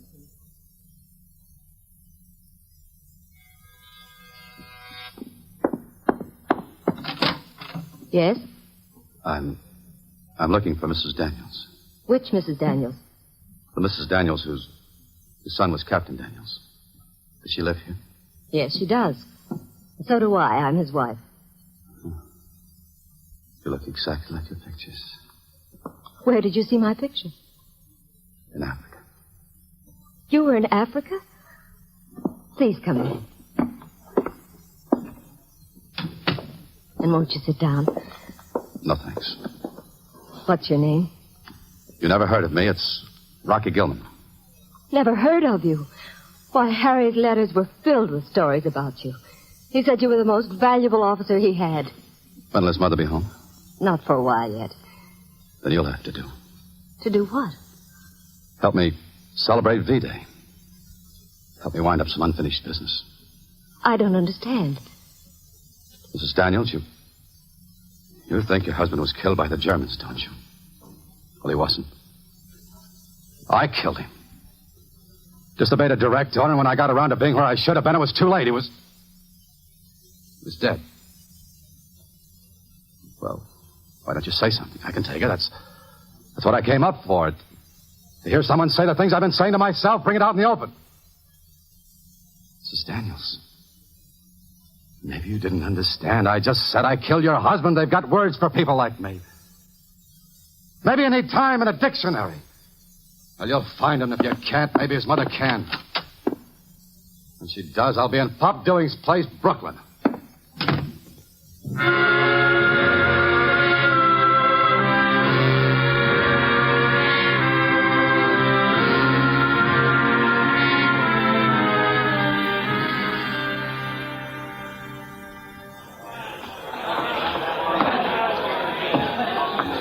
Could I speak to you, please, Mr. Gilman? Must have found your dictionary. May I say something? Sure, go ahead. Even if you did disobey, you didn't mean to. It was a mistake, wasn't it? You don't make mistakes like that in the army. People make mistakes everywhere. That's a part of being human. You mustn't blame yourself too much. I don't get it. Didn't you love Harry? I loved him very much. Then why are you concerning yourself about me? You're just like all these people around here, all dancing on coffins. Don't you know 1,000,000 men died for this day? They just believed it's over. What's the matter with everybody? And what's the matter with you? I don't get your kind wording me. I think maybe I could make you understand. But not here. Where? Will you come with me? It's not far. All right.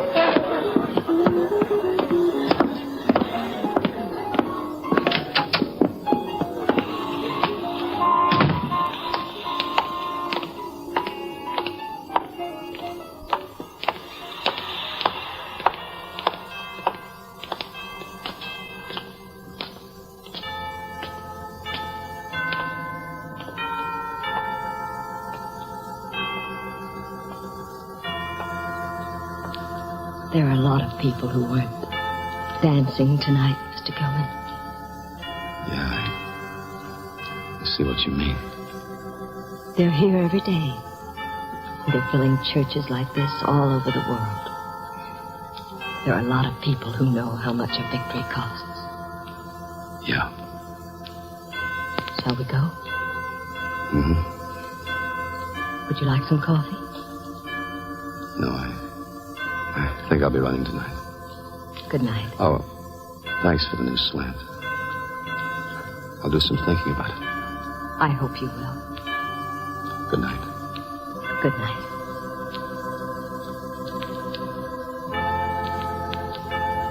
I didn't sleep that night. I couldn't. Memories of Harry tumbled through my head like leaves in a windstorm. And in the lulls, I thought of Rocky. Tortured by a guilt complex that was on the verge of unsettling his mind. It was almost dawn when I realized what I had to do. Realized that my obligation was not only toward the dead, but toward the living, too. 2 days later, I found Rocky again.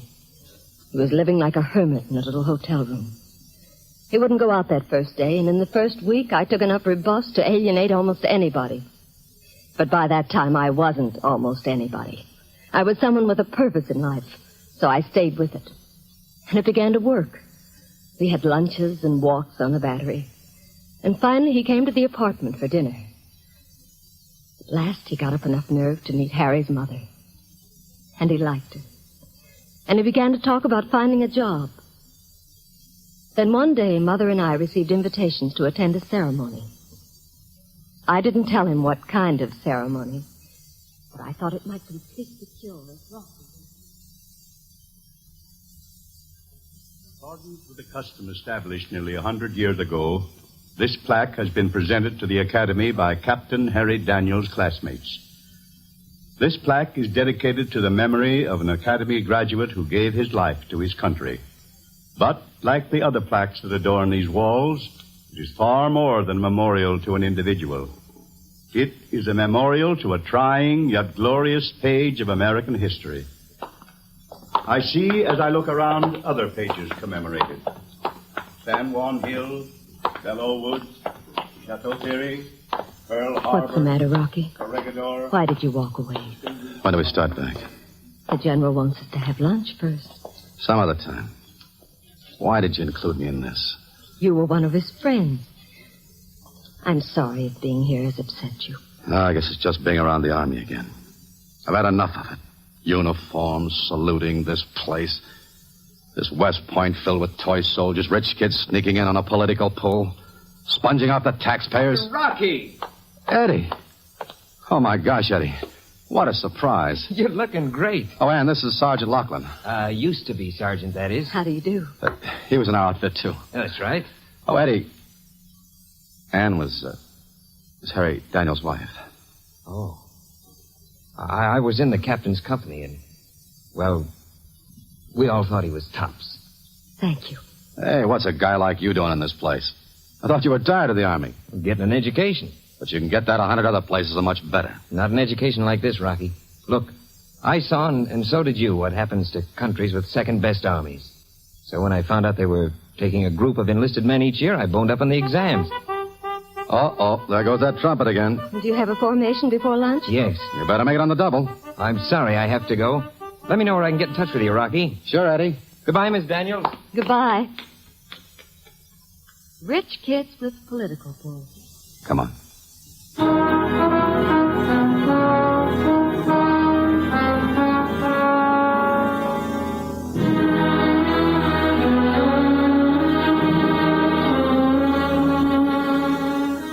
Mother, I'm going out for a while. But I thought Rocky was coming over. He is. Would you tell him that I have a date? Who with? You don't have to tell him who with. It's just that I don't want to see him. Had a quarrel? No. Anne, I've known all the time somebody was bound to come along. I'm going to miss you, but I'm very happy for you. I can't. Of course you can. No. I haven't the right. Oh, darling, is that what you've been thinking? Let me show you something.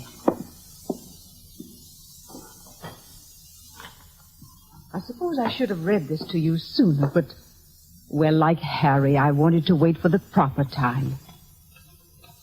This was his last letter. I'll read the part about you. Listen. And now, Mother, I want to say something very serious. Things happen fast here, and you never know. If I'm unlucky, I want you to give Anne a message for me. Not right away, but when the time comes. I don't want her to mourn me too long. She's too young to spend the rest of her life living with a memory. I want her to have a normal life. To have a husband and a home and...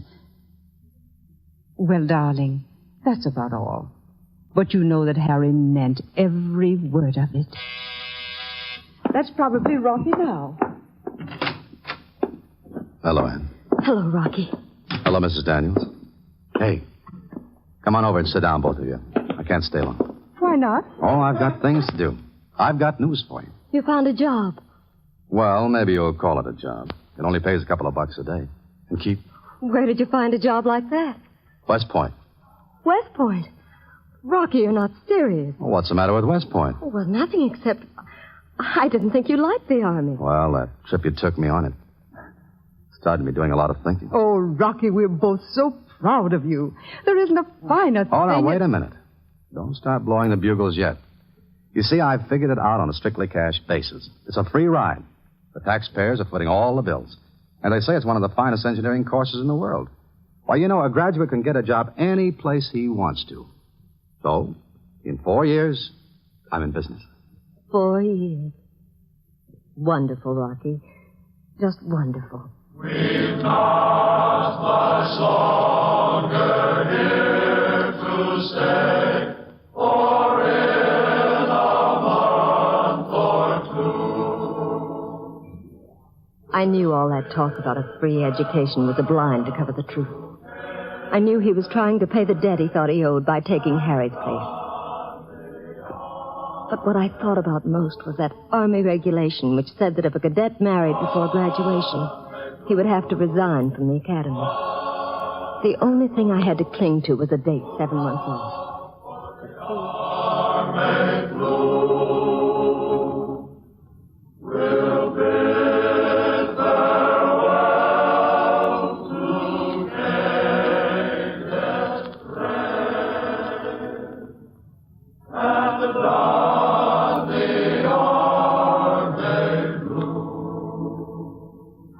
Enjoying yourself? It's fun. But I wish it was more often. Only 3.5 years till graduation. Then what? Then what? Uh-huh. Why, then I get my commission. Here's hoping they'll be married soon and join the army crew. Army Blue? I love it. You'll be back for Easter, won't you? Do you want me to? You know I want you to.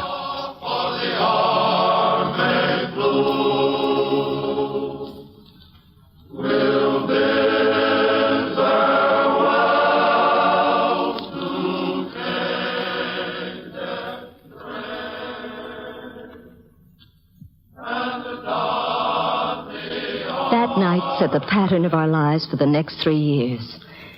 Minutes of happiness, separated by months of waiting. But I realized that Rocky was finding himself at the point. He'd pushed the dark thing in his mind out of sight. But as he became more normal, I began to disintegrate. I still had nothing to cling to, no understanding, only hope.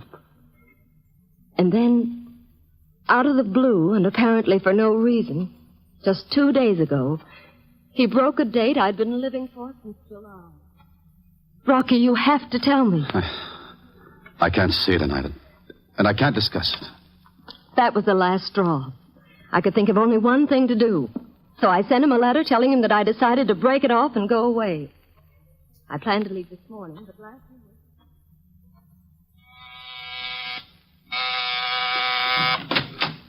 Rocky! Well, aren't you going to let me in? What are you doing in New York? And in civilian clothes? I picked them up at Pop's place. How did you happen to get leave? It doesn't matter. The only thing that matters is that we go away. Rocky, answer me. Do they know you've come to New York? What difference does it make if they know? You're deserting? I'm saving them all the trouble of firing a misfit, that's all. Oh, Rocky, I don't understand, but you have to tell me.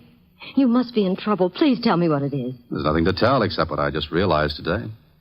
I'm just not for the point. I'll never be a soldier, and, well... So I beat them to the punch and resigned.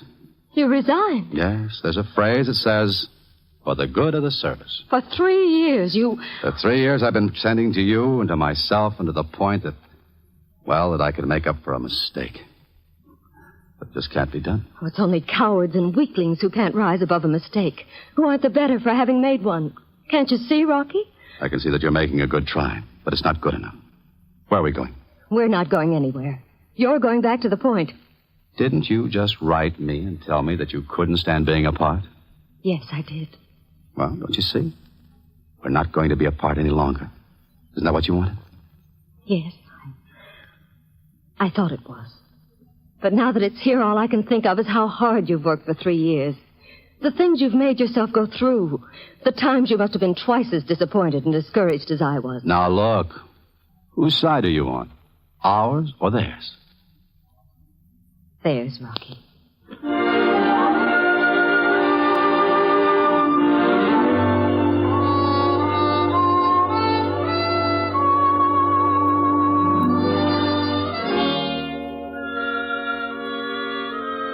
I won. Finally. I think perhaps because he wanted me to win. So early this morning, I drove him back to the point in time for him to tear up his letter of resignation. This is very touching, but aren't we getting away from the original point? This man's flagrant disobedience caused the death of his commanding officer. What does the Army do in such cases? I think it calls for a general court-martial, doesn't it? Mr. Julian, the Academy has one more witness. Dr. Joseph White, formerly a psychiatrist at the Walter Reed Hospital in Washington. With him is Cadet Laughlin, who has already been on the stand. Dr. White.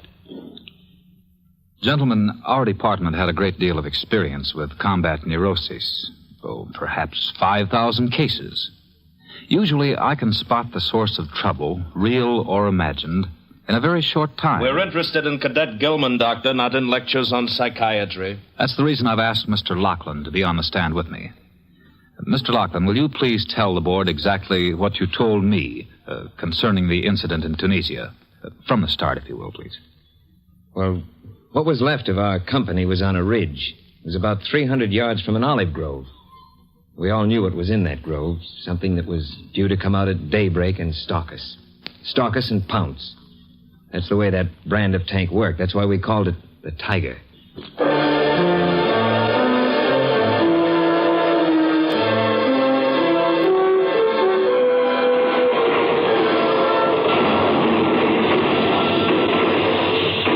Rocky. Yes, Captain. There are 2 ravines cutting through this ridge. I'll take 4 men and go through the one on the right. You take 5 men on the bazooka and go around to the left. At exactly 4:15, I'll attract his attention by making a lot of racket. As soon as he traverses to me, you move up with a bazooka. If you can get close enough with it, we'll be in business. Gotcha. You've got to move fast. We can't take more than 1 or 2 shots. You must be there at exactly 4:15 or it's curtains for us. Now let's check our watches. Right. Let's get going. Good luck, Rocky.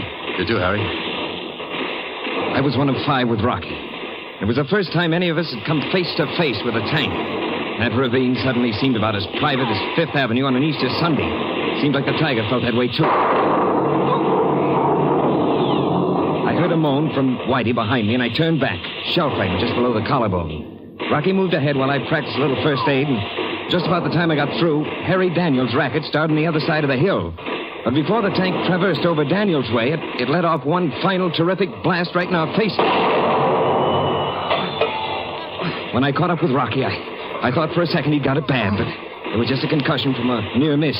He apparently didn't know he'd been out cold. He was still dazed, groggy. What's wrong, Rocky? Well, what time you got? Oh, 4:18. 3 minutes. Huh? Give me that bazooka. He grabbed it, crawled straight through the muck and rock and men and machines until he was almost in the tank itself. And then he let fly. You got him, Rocky. Come on, let's get to Captain Daniels. Okay. 3 minutes, just 3 lousy minutes.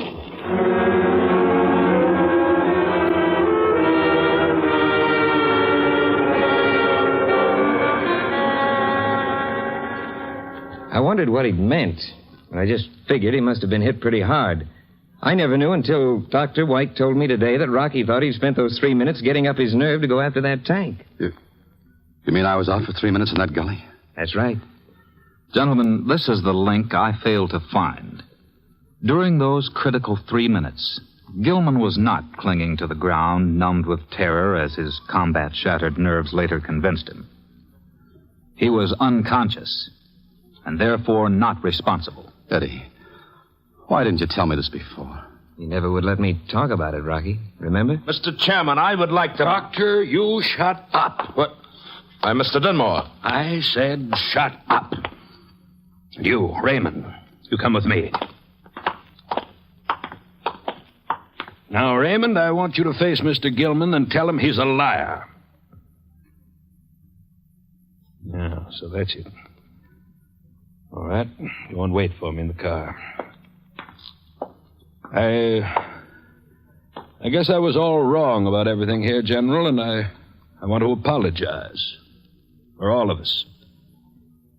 Mr. Gilman, I'm very sorry, sir.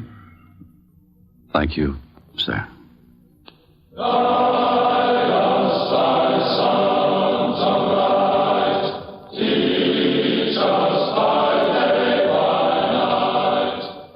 In graduating this class, I say to you who have chosen to devote yourselves in the military service of the nation, you help man the fortress for which freedom still finds need. This, your immediate mission, is one upon which the very existence of our nation may depend. The fortress must be strong. Its garrison the embodiment of military efficiency. So long as West Point's graduates continue one in spirit with the men they lead, that long shall this school live in the proud boast that it serves America faithfully and well.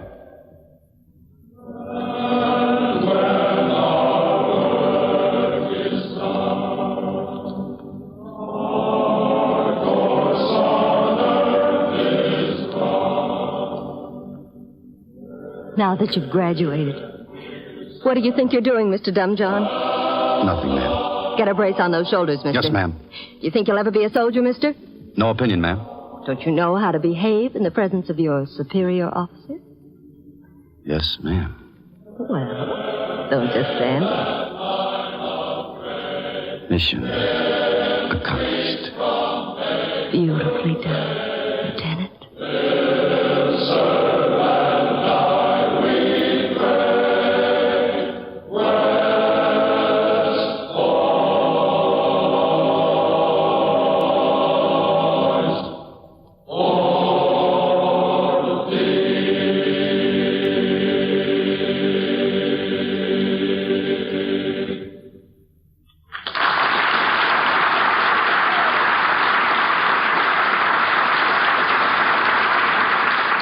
Thank you, Alan Ladd and Peter Hansen, for your fine performances. Our star will return in just a moment with screen director John Farrell. Next week, the Screen Directors Playhouse will bring you one of the greatest Western stories of all time, The Gunfighter. And our star will be Gregory Peck, with screen director Henry King. Now, here is tonight's star, Alan Ladd.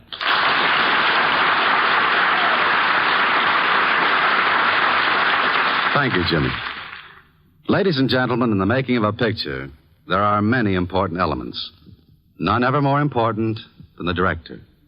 May I introduce the man under whose direction I have made 4 pictures up to now? Mr. John Farrell. Thank you, Alan. Well? What do you mean, well? Well, how'd you like the show? Do you know, Alan, I think it's the very first time that I ever really heard the whole story of Beyond Glory. I'm not surprised. When we got to West Point, do you remember what General Taylor said to us? I certainly do. He said very firmly, "Gentlemen, I would like to see the script." And you said, just as firmly, "General, so would I." It was true, too. We only had a half a page when we got there, but with the help of General Eisenhower, the Academy staff, and the Corps of Cadets, it worked out, and I think it helped. You know, John, I was mighty happy to do the picture. And it might interest you, ladies and gentlemen, to know that at the time we made Beyond Glory, every university in the country was overcrowded. But West Point had only a few applicants for admission. In view of the situation, the Army suggested to one of our executives that a picture be made of this great, great institution as it is today. That's true. And the General himself appeared in it, which is a pretty good plus for any picture.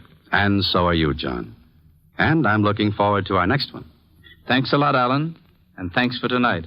And my thanks, too, to Peter Hansen. Peter, as you know, Alan, is a member of Paramount's famed Golden Circle of Future Stars. And tonight he played the part of Lachlan. Thanks for being here, John.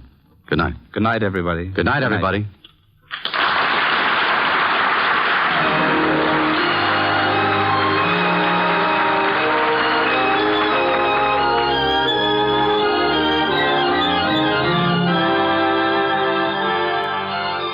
Beyond Glory was presented through the courtesy of Paramount Pictures, whose forthcoming release is Ace in the Hole, starring Kirk Douglas and Jan Sterling, which will have its world premiere in Albuquerque, New Mexico on June 14th. Alan Ladd is currently being seen in the Paramount picture Appointment with Danger. Peter Hansen can be seen in the Pine Thomas production for Paramount, The Last Outpost. John Farrell's forthcoming Paramount picture is Submarine Command, starring William Holden, William Bendix, and Nancy Olson.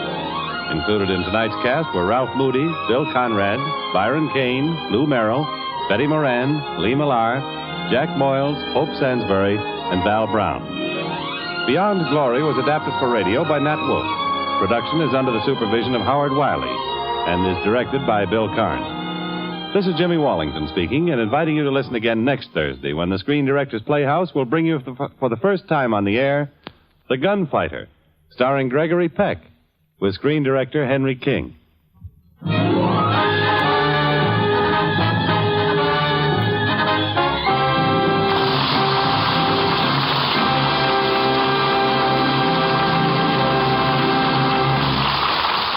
Listen again next week to the Screen Directors Playhouse, one of the weekly features on NBC's All-Star Festival of Comedy, Music, Mystery, and Drama. Listen tomorrow evening for Van Heflin as The Man Called X, the Friday night feature of the All-Star Festival. Tomorrow, The Man Called X and The Amazing Mr. Malone on NBC.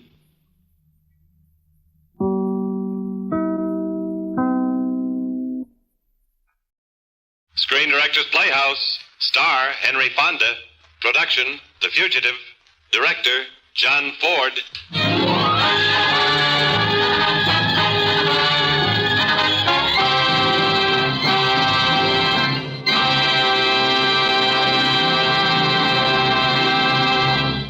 This is the Screen Directors Playhouse, one of the weekly features on NBC's All-Star Festival of Comedy, Music, Mystery, and Drama. Brought to you by the makers of Anacin for fast relief from the pain of headache, neuritis, and neuralgia. By RCA Victor, world leader in radio, first in recorded music, first in television, and by Chesterfield, always milder, better tasting, cooler smoking, plus no unpleasant aftertaste. And that's the biggest plus in cigarette history.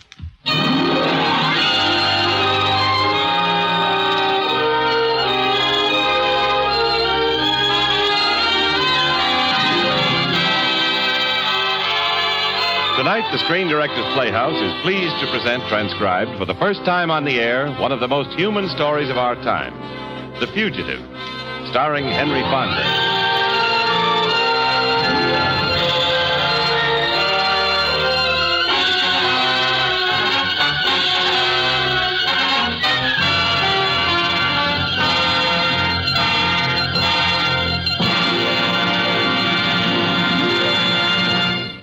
And now, ladies and gentlemen, here is tonight's star, Mr. Henry Fonda.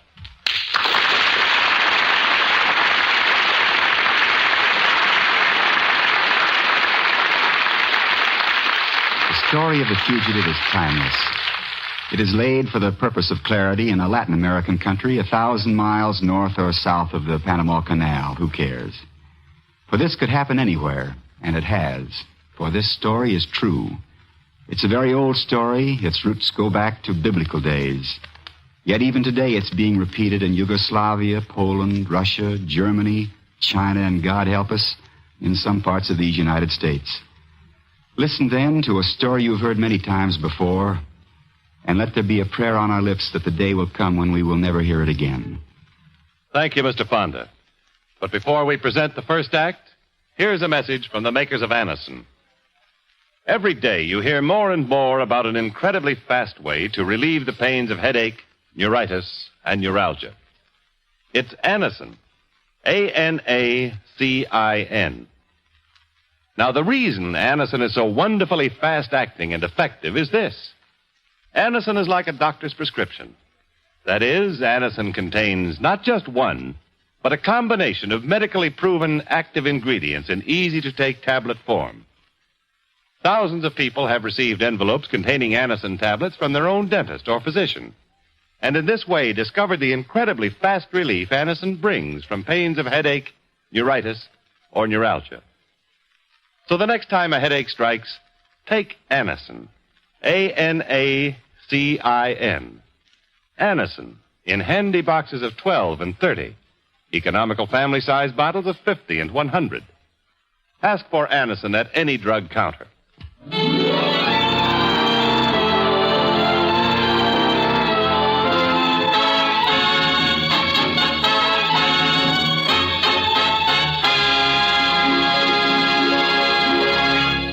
Now, the first act of the Screen Directors Playhouse presentation of The Fugitive, starring Henry Fonda in his original role of the priest, with Lorene Tuttle as Maria Dolores.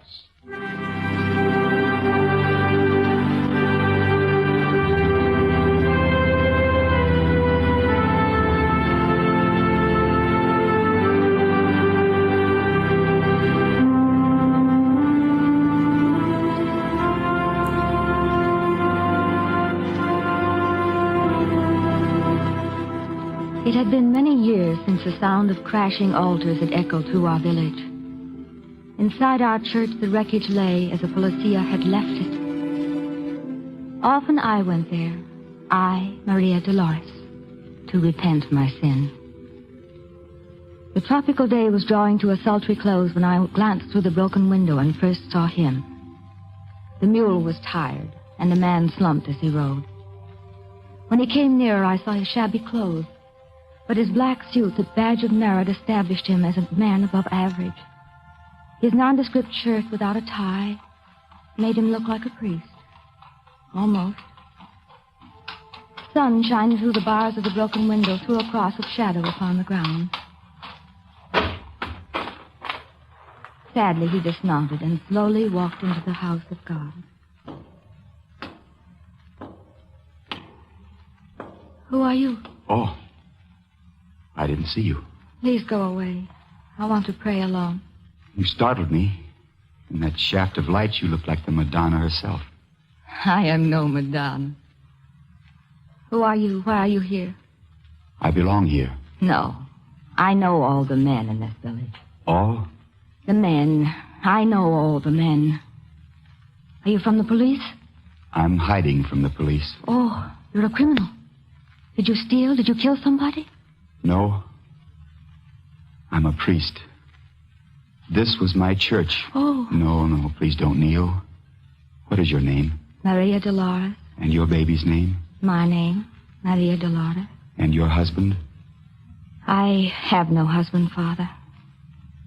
Look, Father. Look at the face of my child. She's pretty, no? Very. She is sweet. She is pure. She's never done anything wrong, but she has not been baptized. Could you give her a name, Father? So when she grows up to be married in a church, she can be called by name. When she is married in a church. There will be churches again. There will, won't there, Father? We must hope so. How long can one hope? In our village, they've given up hope. They say the priests have all left us, that the church is dead. There are many babies in the village like mine that have not been baptized. Is that why you've been sent here, Father? Perhaps. And you are not afraid? Oh, yes, I am afraid. Maria Dolores. Yes, Father.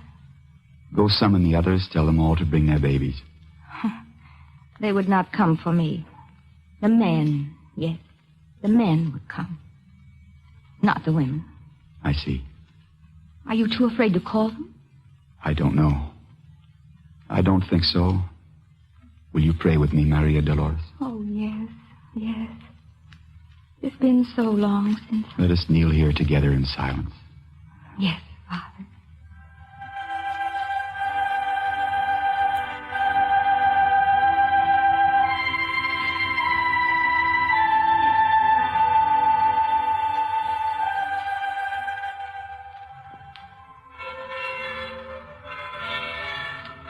I name you Maria Dolores in the name of the Father and the Son and the Holy Ghost. Amen. Thank you, Father. Thank you. When you have finished with the others, you must come with me. No, I will stay here. There's much to be done to restore my church. We will help you. The whole village will help you. But we must work at night, and you must be kept in hiding. I cannot. You must. The police are everywhere. They would kill you the minute they knew you were a priest. I'm quite safe. I don't even look like a priest. You're never safe. Aren't you afraid anymore? Yes, I am. I will come with you, Maria Dolores.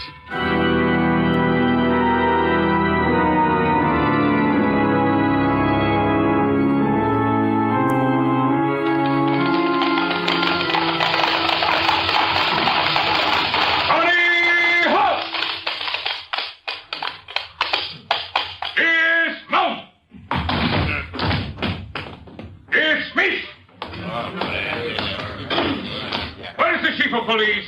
I wouldn't know. All right. What are we waiting for? I'm in charge here. Bring in the prisoners. They are here. Charges? Ignacio Valdez, drunk and disorderly. Fine, 5 pesos. He can't pay you. He has nothing, Excellency. I am not Excellency. Won't you people ever learn? I'm an Indian like you are. Have pride. Stand up straight. Look me in the eye. Yeah. Let him work off the fine. Clean out the cells. Next. Iñigo Martino, drunk and disorderly. 5 pesos. Gaspar de Soto. Alcohol found in his possession. 10 pesos. Diego Gonzalez. Found wearing a holy medal under his shirt. A religious medal. Open his shirt. This medal will not be worn again. Superstitious fool. 30 days in the bullpen. Hard labor. Take him away. Good afternoon. What are the rest of the charges? All drunk and disorderly. Dismiss them.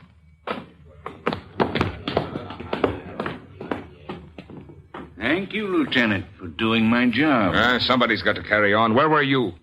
I was with the governor. He's in splendid health. You don't look very happy. Oh, yes, he's my friend. We understand each other. He did ask a few questions about you, Lieutenant. About me? What about me? Well, he had your report on his death. What about my report? You know how he feels about the clergy. I feel exactly the same way. We shot the last priest 6 months ago. He doesn't think so. Well, he's wrong. I tell you, the last priest was shot 6 months ago. You want to argue with the governor? Remember, he gets information we don't get. Oh, there's no doubt about it. What's the name of this priest? Who knows? What's his village? Don't know. What's his parish? Who knows? Where was he born? No idea. That's the trouble. Nobody knows anything when it comes to these traitors. No one talks. No one knows their names. They go from village to village. The people hide them in their barns, in their stables, under beds. Superstitious fools. They'll do anything to save a priest. Nobody even knows what they look like. How does the governor expect us to find a man when we haven't even got a photograph? This time the governor says we have. Here. Oh. You can tell he's a priest by the collar, that's all. No, it's not very good, but it's the best we've got. They all look alike to me. We've shot him a dozen times. Not this one. And the governor says we must have him before the rains come. We have killed every priest in the country. I don't know where this new one came from. But I know how to get this man before the rains come. You know what I'll do? Take hostages. Take a hostage from every village. If the people don't report him, if they don't give him up, I'll shoot the hostages. What's a little blood? Isn't it worth it to get rid of these people forever? I think the governor would agree. Then I have the authority? Go as far as you like, on one condition. The governor and I will hold you responsible if the priest is not caught before the rains. You've been asking for this. And if I don't find him? I should imagine you would be treated like one of your hostages. Good night, Lieutenant. Oh, by the way, here's a picture of an American bank robber, El Gringo. Find him, too, and his 50,000 American dollars.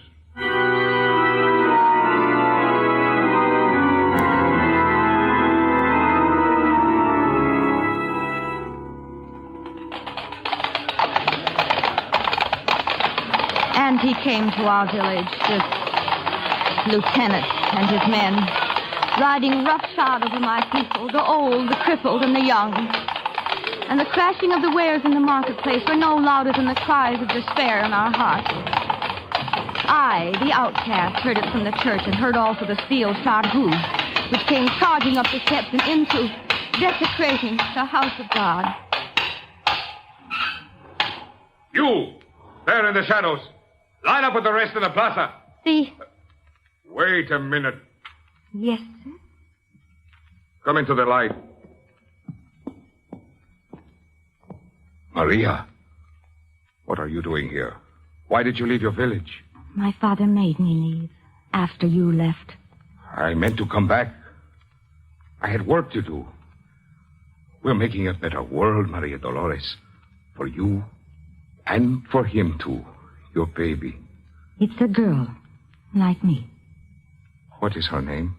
My name, Maria Dolores. How do you live? Do you work? I work. I wear the rose of the cantina in my hair. Why? Do you care? Lieutenant. In here, in the church. They're all corralled in the plaza. They're all... what are you doing here? Get out. Get out to the plaza. Get going. Get up off your knees. Go on, Let her alone. What? We have work to do. Let's get out of here. They're all waiting for us at the plaza.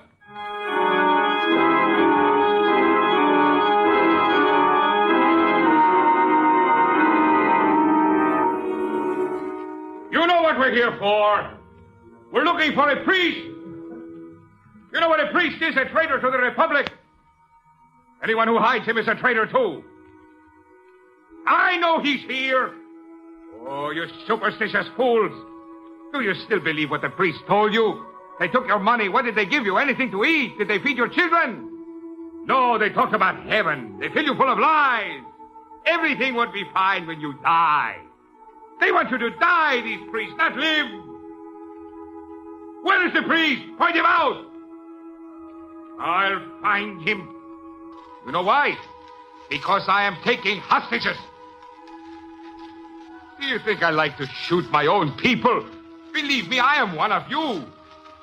This priest is a coward. If he were half the man you think he is, he would have given himself up to save you.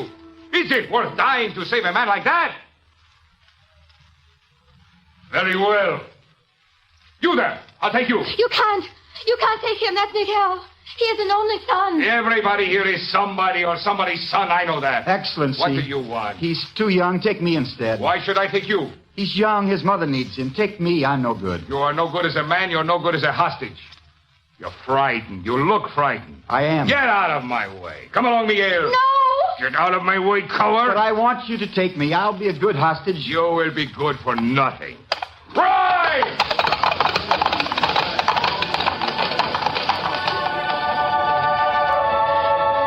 We didn't take you, Father.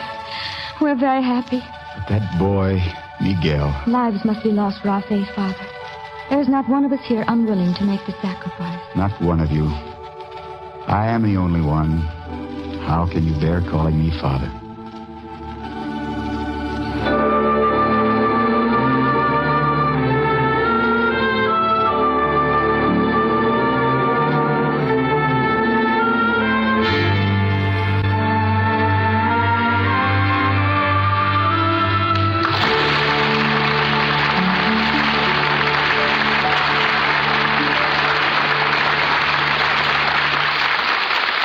And now, here is a word from RCA Victor. There's one good reason for you to buy television. It's fun. And there's no better reason for you to stop in at your RCA Victor dealers tomorrow and see the wide selection of RCA Victor television sets available now. You and your family will have a lot more fun every day of the week, all year round, with television in your home. Tomorrow you can buy the receiver you want, the right one to suit your budget. And here's a good reason for you to buy RCA Victor television. It's the best. You get a clearer picture, a steadier picture, a picture locked in place with RCA Victor's exclusive eyewitness picture synchronizer. And besides the world of entertainment television brings you, you'll find the RCA Victor television set of your choice is a magnificent addition to your living room. It's wonderful to look at, beautiful to see. RCA Victor Million-Proof Television.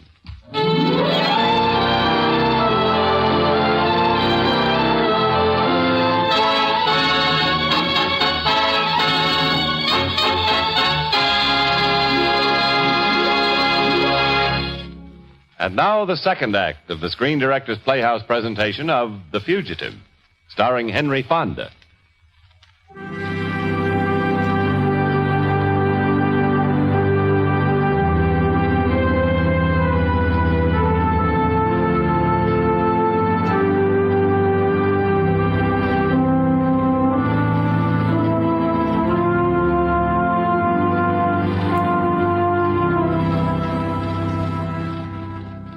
Soldiers left the village, galloping up the stone steps of the churchyard, dragging a young hostage behind them, a rope around his neck. And when they had gone, the people took the priest to the edge of the village. And to me, Maria Dolores, the sinful one, fell the honor of walking beside the mule to point out the mountain path leading to freedom and sanctuary. You should ride mostly at night, Father. It is safer. I should not be leaving. This is my village, my parish. They will find you here. Will they kill that boy, Miguel? Who knows? I could save him. And be killed yourself. You cannot bring the word of God that way, Father. I don't know. I don't think I'm a very good priest. You are a very good man. Oh, here's the beginning of your trail. Follow it. You will be safe if you are careful. Safe? Yes. Thank you, Maria Dolores. I shall not forget you. Goodbye, Father. Goodbye.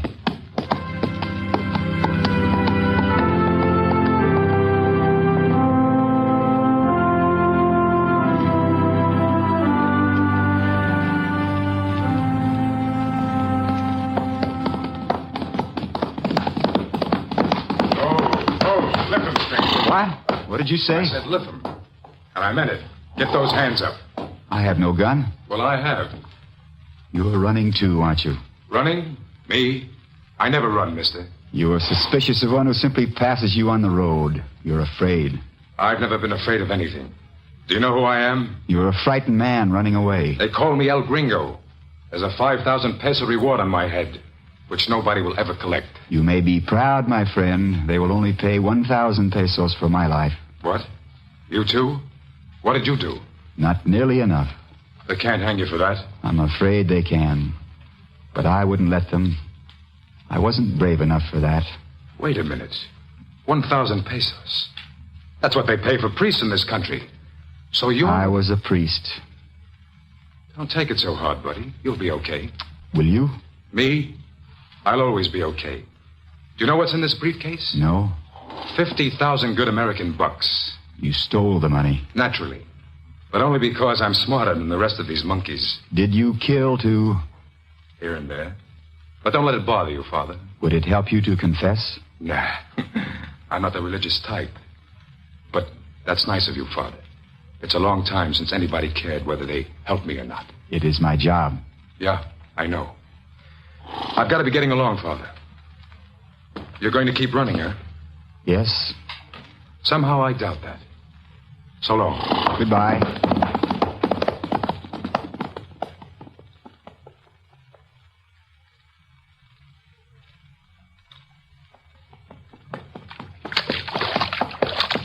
It is too deep. What's that? Where are you? Under the trees. I do not like to stand up while the sun is high. It's more shallow farther up. Thank you. Wait, I show you. What a fine mule. A beautiful mule, huh? You must be a rich man. You come a long way, eh? Where can I cross the river? Walk across right up here. Fine mule like that will take you. How much you pay for him, huh? How far is it to Puerto Grande? It's not far. 2-3 days. On a mule like that, maybe 1 day, perhaps 2.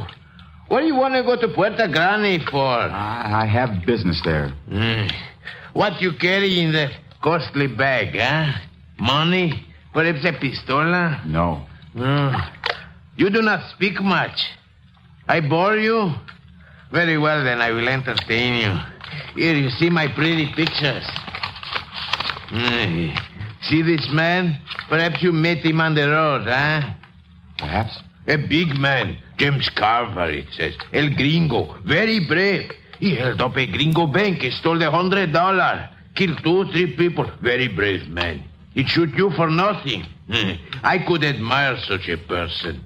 Me, I am but a poor man. I do not even have such a beautiful mule. Have a banana. Where did you get those posters? Oh, the police, they put them up. I take them down. If I was more brave, maybe I might get a reward. The police are fine men. Lots of money, beautiful horses. They do nothing and they get paid. When were they here? 2-3 days ago. I must go. Oh, you run from the police too, maybe? Your picture is here too, maybe? Goodbye. I found it. I found it. Your picture is here. Come back. 1 meter of 1,000 pesos reward. But I am a full man. I will catch up with you. I will catch up with you.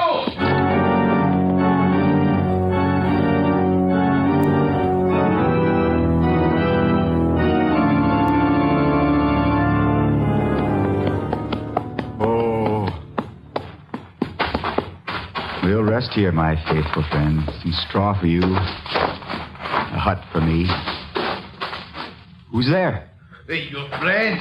Your benefactor. Your servant, mestizo. What do you want? I got business in Puerto Grande, too.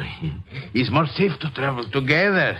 The gringo, you know, he'd shoot you dead for nothing. Me, I'll protect you because I'm trying to be a Christian. Are you? Are I what? A Christian? Of course. I'm a very good Christian. Then why is that hunting knife lying open on your lap? For your protection, naturally. Why? You do not trust me? It is difficult for me to trust a man who talks nonsense to my face while his hands explore my knapsack and the point of a knife lies facing my heart. I was simply looking to see if you were armed, if you have anything to drink. You have.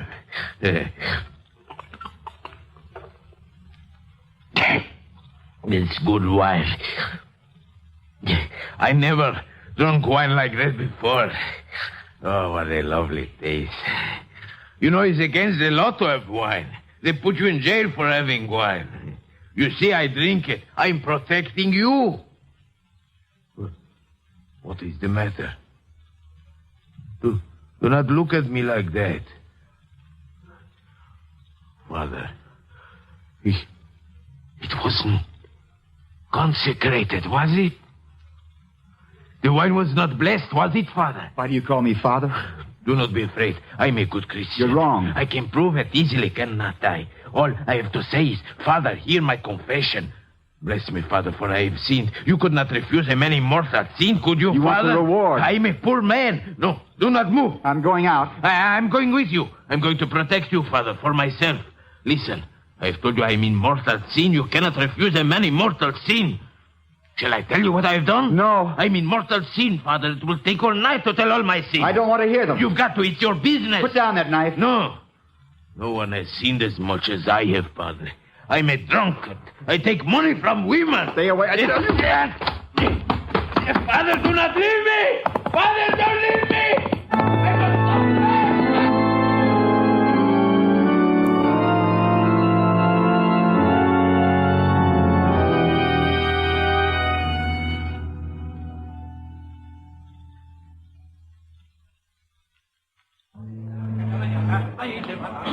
Next. One ticket, third class, please. Here you are. Next. What time does the boat sail? 10 minutes. Next. Father. Father, please. Oh, I'm sorry, son, if you're speaking to me. I must hurry. I'm late. Please, Father. Quiet, right here. Walk over to this corner with me. Now, why do you call me Father? Don't you know me, Father? I'm Luis Juarez. You gave me first communion. My mother is sick. She is dying. I'm sorry, but there's nothing I can do. Won't you come to her? She needs you, Father. I must sail on this boat. Does this boat need you more than my mother? No. No, I don't think it does.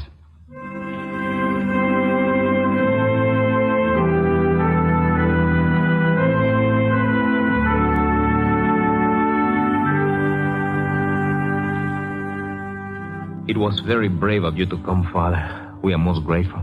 It was the faith of your son that gave me the courage. My wife was a good woman. She worked hard all her life. A good wife, good mother. She deserves the Mass to be said. Have you any Mass wine in the house? It is forbidden. Can you get any? Mine has been stolen. I will try. It is better if you tell me where. My son will show you. Father, if you are caught... I know. Are you afraid, Louis? Not with you, Father. Imagine not being afraid with me.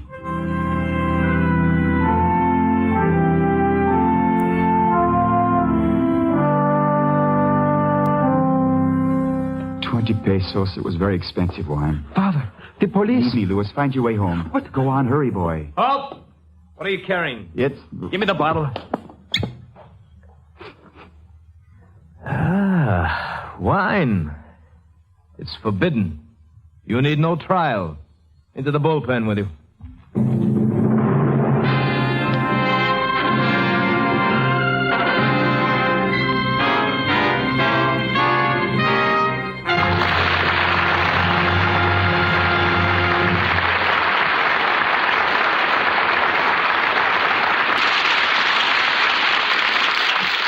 And now here's Ben Crosby with a word about vacation.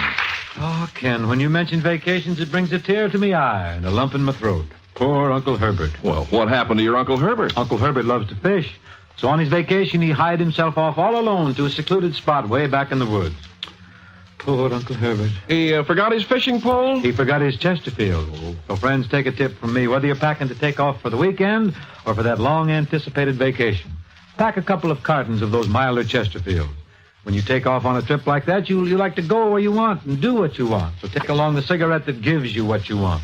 Chesterfield. Chesterfield gives you its famous ABCs. Always milder, better tasting, cooler smoking. Plus, no unpleasant aftertaste. Yep, the country's first and only cigarette taste panel reported, of all brands tested, only Chesterfield leaves no unpleasant aftertaste. Vacation time, anytime. Take Chesterfields with you.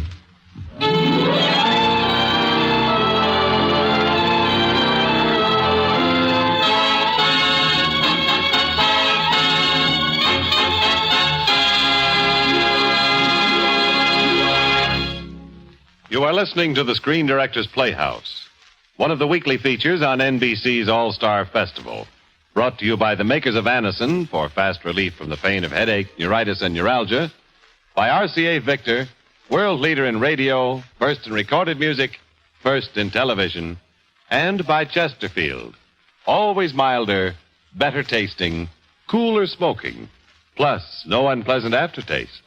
And that's the biggest plus in cigarette history. The Screen Directors Playhouse presentation of The Fugitive, starring Henry Fonda, We'll continue in just a moment after a brief pause for station identification.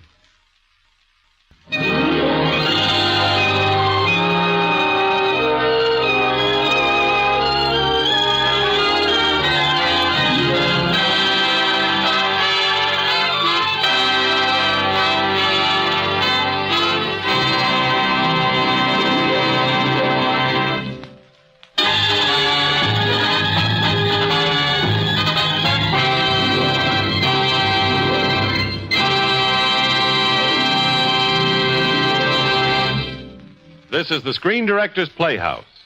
We continue transcribed with the third act of the Screen Directors Playhouse presentation of The Fugitive, starring Henry Fonda in his original role of the priest, with Lorene Tuttle as Maria Dolores.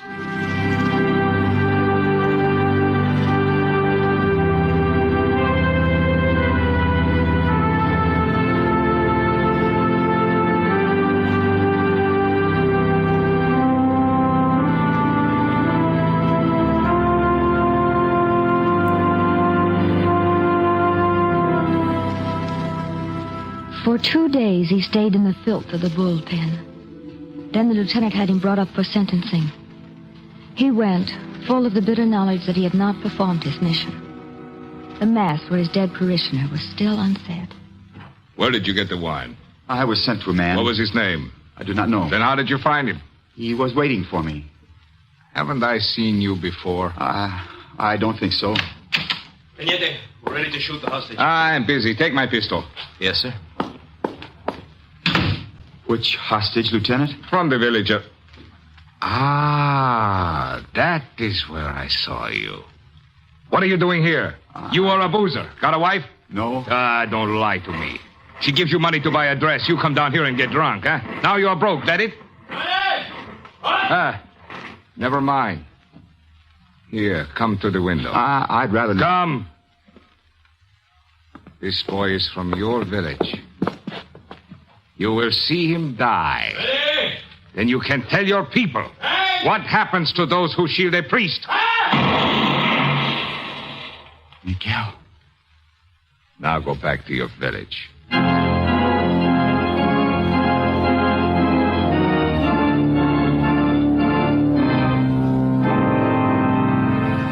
As I left, he shoved some pesos into my hand and said gruffly, "Get yourself something to eat." I started the long journey back to my little village. I was free to come and go as I pleased, but only as long as I could keep them from discovering that I was a priest. The lieutenant had recognized me as the hostage he didn't want, and I knew that it would not be long before he examined the police posters carefully and discovered who I was. The moment of charity he had displayed to me did not mean that he could not be as cruel as he had always been. But it gave me the certain knowledge that in his soul he still had the faith with which he'd been born, but which he'd spent his life denying. My thoughts, racing through my mind, were faster than my feet. But I finally saw the dim light of the cantina of my village and wearily turned toward the door. As I walked in, I saw a slight move from a table toward the rear. A man was sitting there alone, and it looked to me as though he'd pulled his gun when I walked in. I couldn't make out his face in the dim light. Maria Dolores walked toward me as I sat down at a table, her face drawn with fear, and without a word, placed a pitcher of water and a glass before me. As she walked away, I heard the one word whispered behind my ear, "Gringo." Come here, sister. Yes, sir. Give me another bottle to take with me. Here's the money. This is too much. I know it is. Give the change to him. To him? Yeah, the monkey that just came in. Looks like he needs it. I'll tell him. Tell him nothing. Just give it to him. And see that you give it all to him. Yes, sir.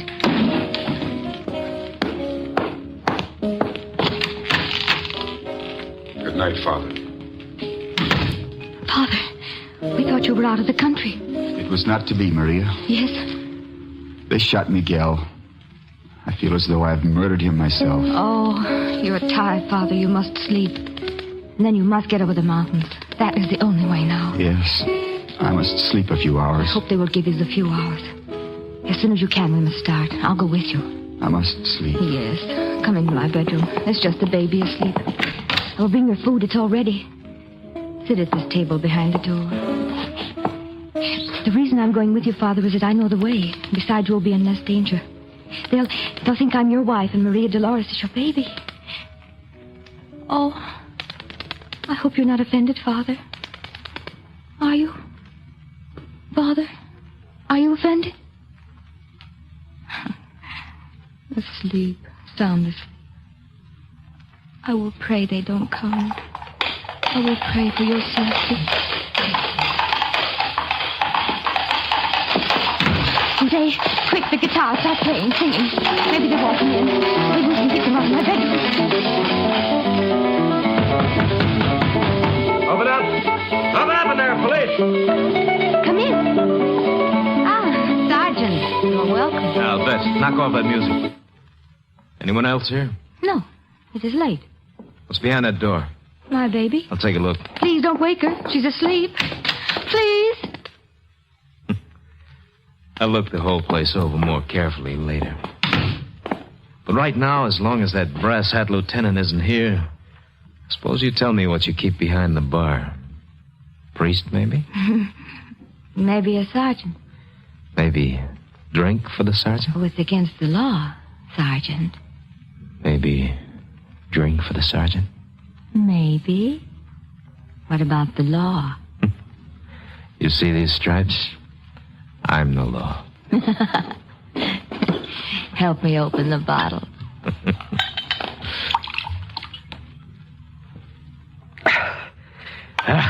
Oh, it's good for a dusty throat. How about a little dance, sweetheart?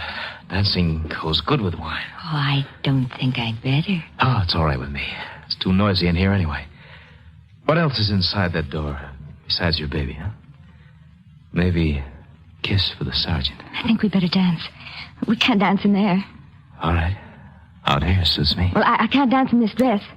Give me 2 minutes to change. Right. Alone. Oh, Promise? go ahead. Father, wake up, wake up. What is it? Quiet. The police, they're here. You must get away. There's not a minute to lose. Get out this window and through that cornfield. Get across the river somehow and wait for me there. I'll find you. Well, what are you going to do? Me? I'm going to do what I've been doing for men for years, Father.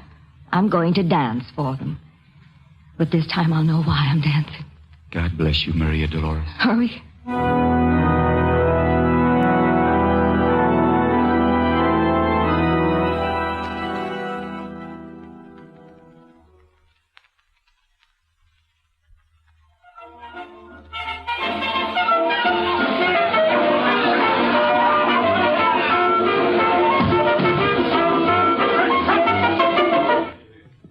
What kind of men are you?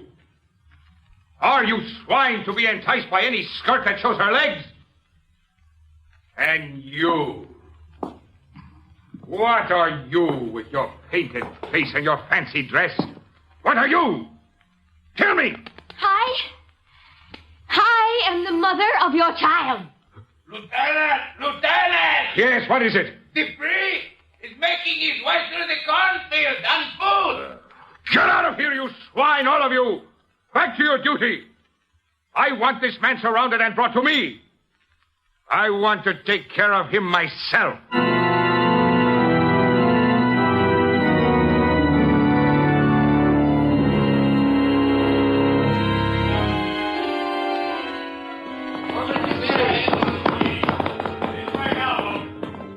Then the hunt began.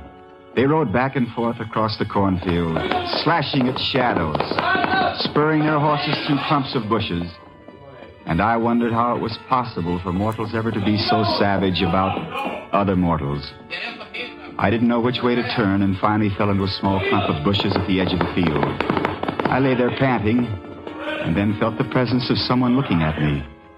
I opened my eyes and looked straight into the evil face of El Gringo. Get up, Father. If I can. You can. When your life depends on it, you always can. Come on. Why, are you helping me? I don't know. I guess because our pictures are hanging in the same gallery. Now look, this trail, follow it. It takes you over the mountains. It's a tough trip, but not as tough as lying down and not getting up again. It's no use. They saw me. They know I'm here. There are too many of them. There are more of us than you think. You never seen me shoot, have you, Father? Too bad you won't have time to stick around and watch me. It ought to be quite a sight. You can't hold off a whole troop of cavalry. Maybe not, but don't lay any odds. There are a few of those guys I'm going to get rid of, just for my own happiness.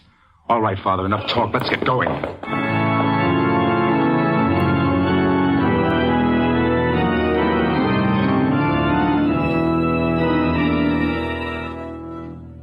It seemed to me I had been running away all my life, but I went. The trail was long, but every footstep I took imprinted more deeply in my mind the unrelenting fusillade of shots that I'd run away from. The picture of El Gringo lying alone, an evil smile on his lips, coldly and steadily killing everyone within range of his pistol. For me. The lieutenant, the man who spent his life hunting down priests. He had given me money. He had been kind to me. The Gringo, a robber, a murderer, had taken up a one-man garrison to cover my escape. I began to feel some of my own physical cowardice being replaced by a certain calmness, a more sure belief that I had been put on earth for a reason. I began to want to live more than I ever had before, because I had a job to do. Two of the most wicked men I had ever known had taught me that there was faith, even in the worst of men. I don't know how many hours or days later, I staggered to a house marked with a red cross and the sign, Dr. Johann Mayer, M.D. I guess I collapsed because when I knew anything again, I was in bed and the doctor was talking to me. Have some coffee, Father. It will do you good. Thank you. Can you really call me Father and not be in fear? Yes, indeed. You have crossed the border and are in a friendly and God-fearing land. How long have you tried to fight the revolutionists? 5 years. Very long time. You've shown great courage. No, it wasn't courage, Doctor. I can't deceive myself. It was nothing but pride. I see it now. It was pride. Go on, Father. I think it is good for you to talk. Yes, it's been so long since I have. The first year, well, the whole thing seemed fantastic. I couldn't believe there was any real reason to leave the country. Things like that have happened before. Of course. I thought I'd stay another month and see if things got better, then another month and another month. You know how time goes by. Then I began to lose grace. I began to have pride. I began to think I was a brave man. Who knows, a martyr. I suddenly realized I was the only priest left in the country. Those who weren't shot had escaped. They went. I can't blame them. They were quite right to go.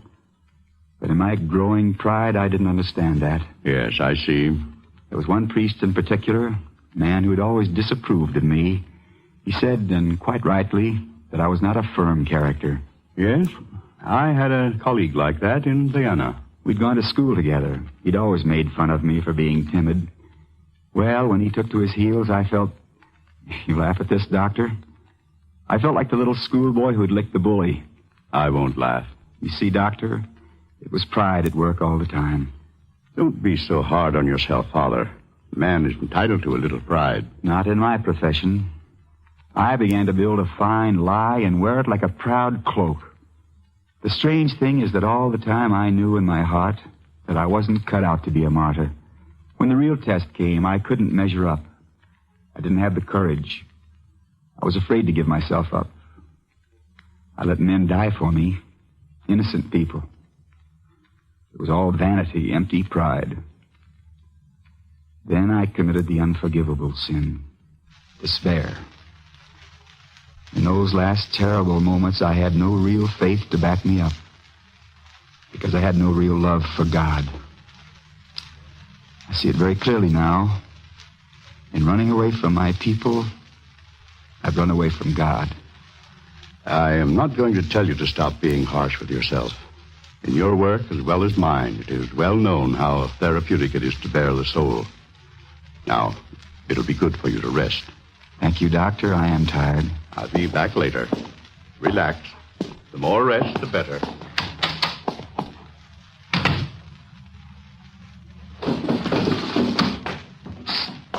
Father. Mestizo. Oh, no, not here. Do not be frightened, Father. I'm your friend. I am here on an errand of mercy. I'm sure. And have you brought your friends, the police, with you? Police? Oh, what things you say, Father. Look, I'm here to do good. Believe me, Father, I want to make up for my sins. I have 2 mules outside. Hurry, Father, the man is dying. What man? El Gringo. He is repented, Father. He is dying. He wants you to come. You cannot refuse a man who is dying, can you, Father? He's killed. He has robbed. He has so much to confess. He has never betrayed his friends. Oh, go back where you came from. Do you think I'm a fool? But he is dying, Father. He is asking for a priest. Stop lying. I'm not. I prove it. Here, look at this paper. It's his police picture. No, on the other side. In the name of God, Father. Who wrote it? The Gringo, Father. On my word of honor. Your word of honor. You still think I am lying? Yes, I do, but I can't take the chance.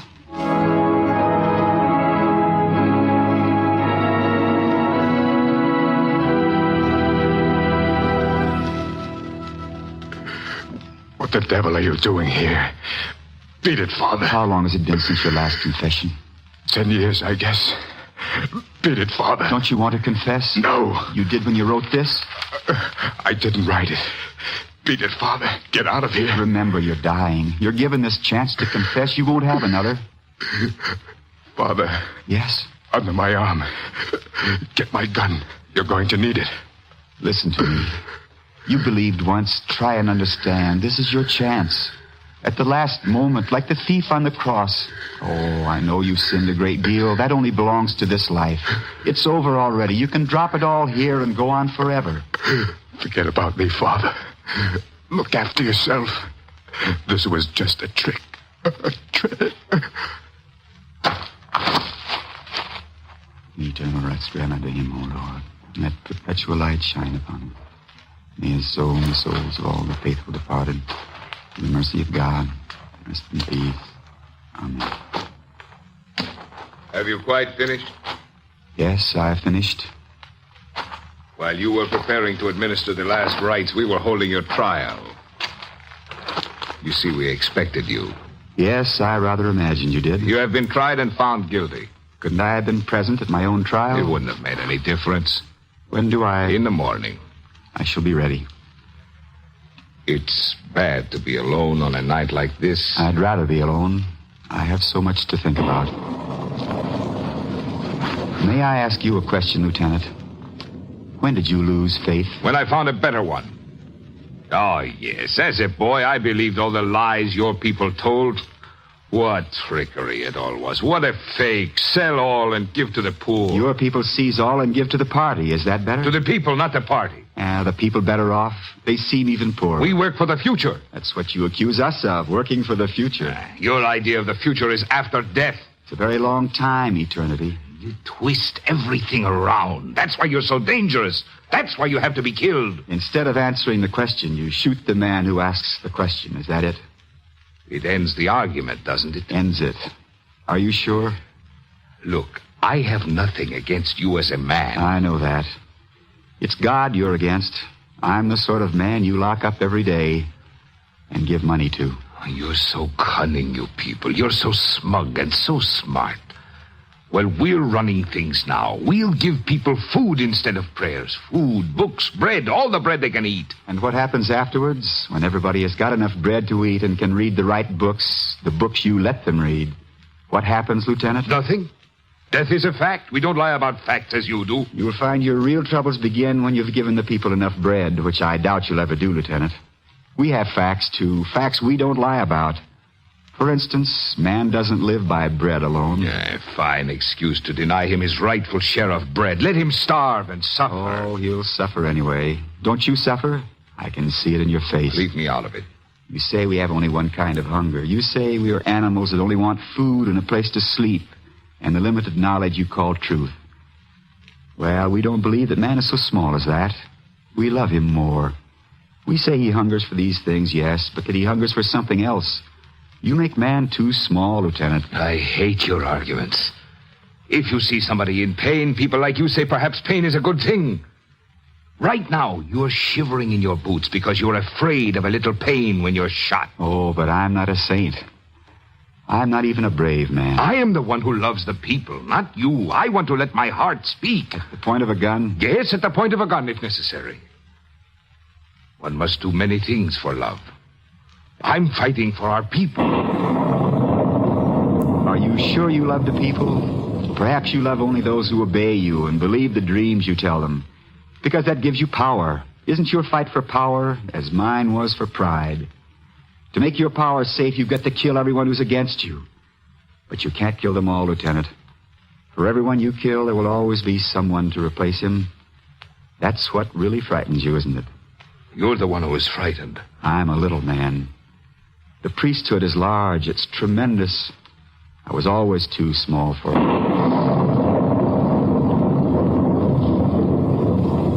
You know, it's very strange. I'm beginning not to be afraid. Even you believe in God. That's not true. Of course you believe. That's why you're so afraid. You want to kill God, and you can't do it. You think that by shooting us, you'll get rid of him. You know, Lieutenant, we have a lot in common. We have nothing in common. Yes, we've been very much alike. In my fear, I ran away from my people, and I found I was running away from my faith. You're trying to run away, and it's harder for you. You're backed into a corner, so you've got to use a gun. Words, lies. Yes, you're angry now. You think you hate me, but that's only because you're afraid. It's only the indifferent man, the man who feels nothing, who's lost. You're a brave man. You'll fight and fight, but you can't get away from what's inside. And it's a lot of nonsense. You can't tell me you're not afraid. Listen, priest, do you want to die? Oh, no. Then maybe I can save you. I'll go to the governor myself. Renounce your faith publicly in the plaza tomorrow. Say to the people you've been telling them lies. Oh, now you want me to save you. Since you can't get God out of your heart, you want me to say publicly he doesn't exist. You want me to help you destroy him. No, Lieutenant. That's all I can do. Do you want some brandy? It'll make it easier in the morning. That's very kind of you, but no, thank you. It'll make you forget? No, Lieutenant. I want to live my death.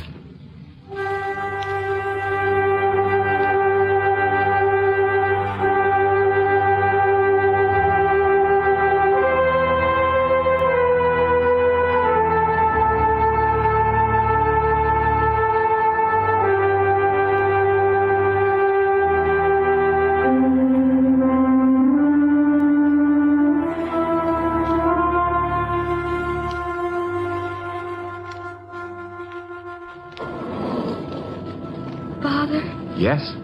At the window. It is I, Maria Dolores. I have brought you your crucifix for tomorrow. Thank you, Maria. And tell my village to have faith.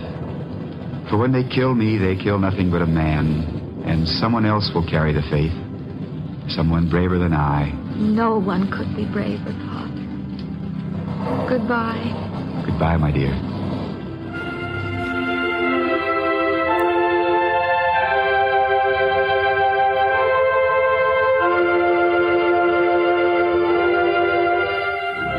All ready, Lieutenant.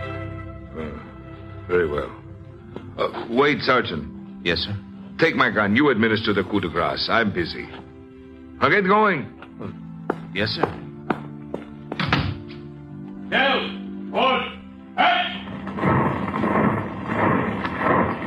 What's the matter, Lieutenant?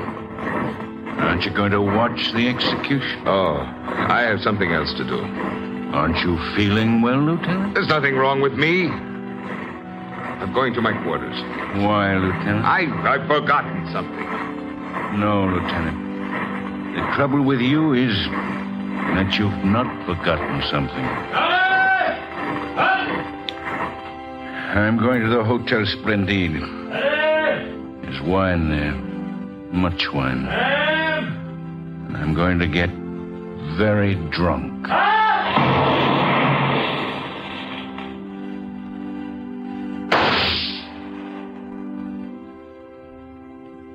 God, have mercy on my soul.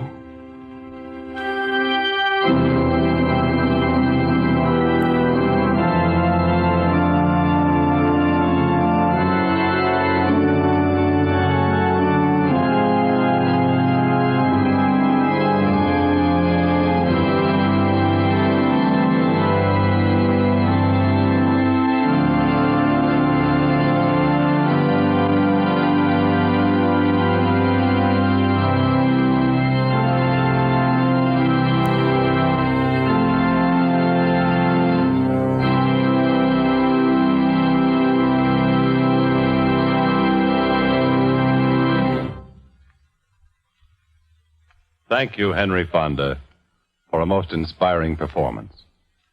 Mr. Fonda will return in just a moment, ladies and gentlemen. Next week, the Screen Directors Playhouse presents a drama, At the Feet of Justice.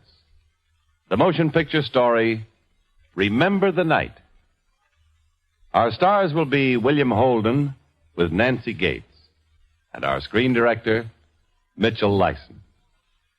And now, here again is tonight's star, Henry Fonda.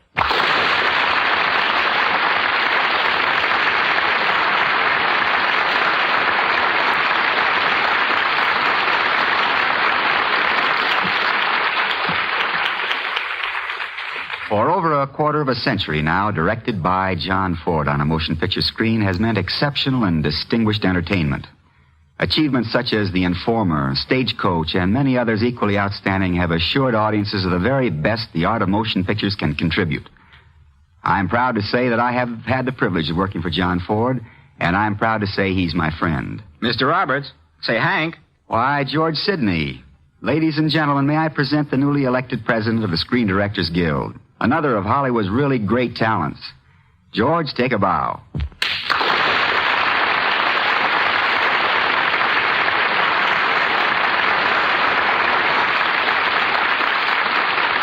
Thank you, Hank. But tonight it's you who should take the bow for the performance we've all just heard. I sure wish John Ford were here to have heard it for himself. But you know, at the moment he's in Ireland directing another great picture. By the way, Hank, you know, we've all missed you for a long time. When are you coming home? Well, I don't know, George. Maybe when the run of Mr. Roberts is over. That's not very encouraging. Mr. Roberts seems to go on forever. But we'd like you to know we're always waiting to welcome you back to Hollywood anytime you're ready. And we look forward to seeing you again here on the stage of our Screen Directors Playhouse. Good night, Hank. Good night, George. Good night, everyone.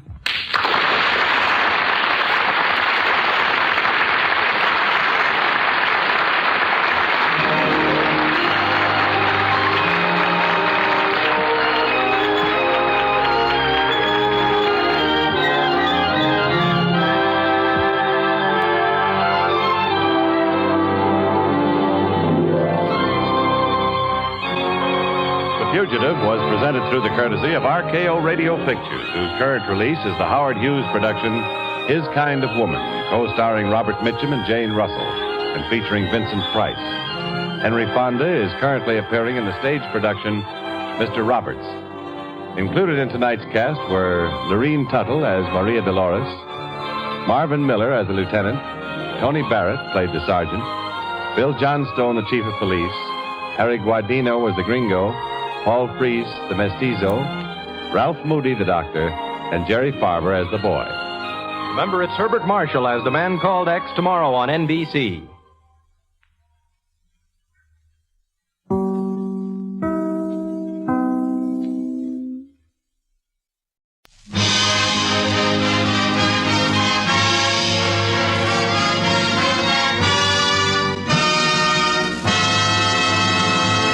RCA Victor, world leader in radio, first in recorded music, first in television, proudly presents...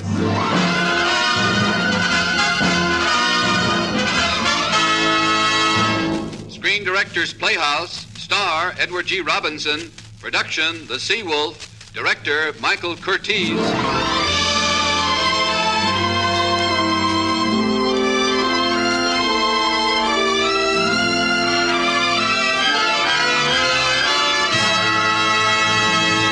The Hollywood Screen Directors present A Chronicle of Evil, the motion picture drama The Sea Wolf, starring Edward G. Robinson in his original role of Wolf Larson.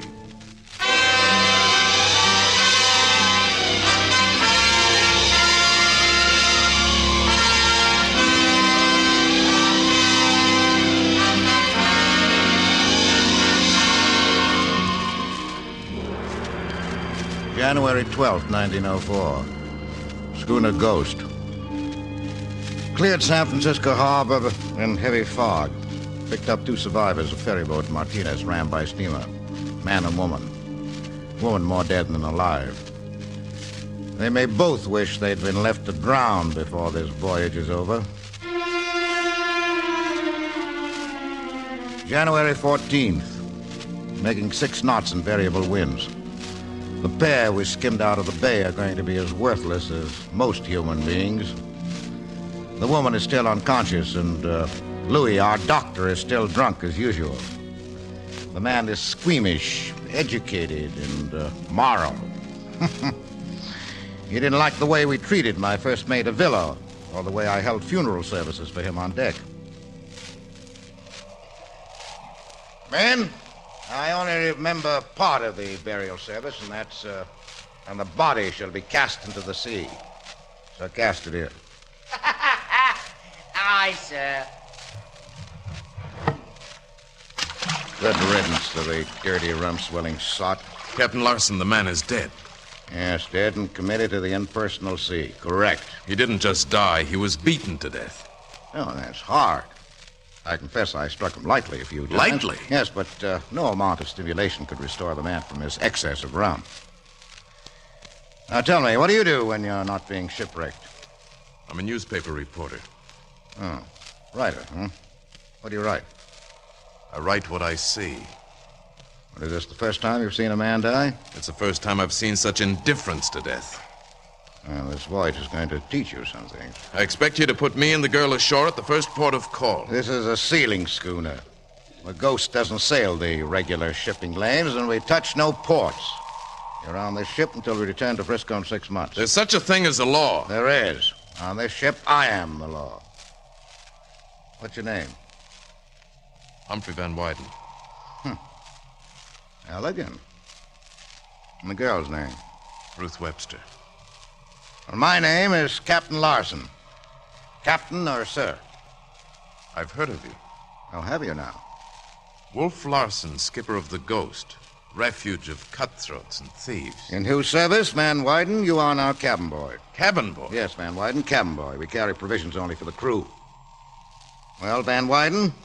Very well. Sir! Very well, sir. You're working for Wolf Larson now.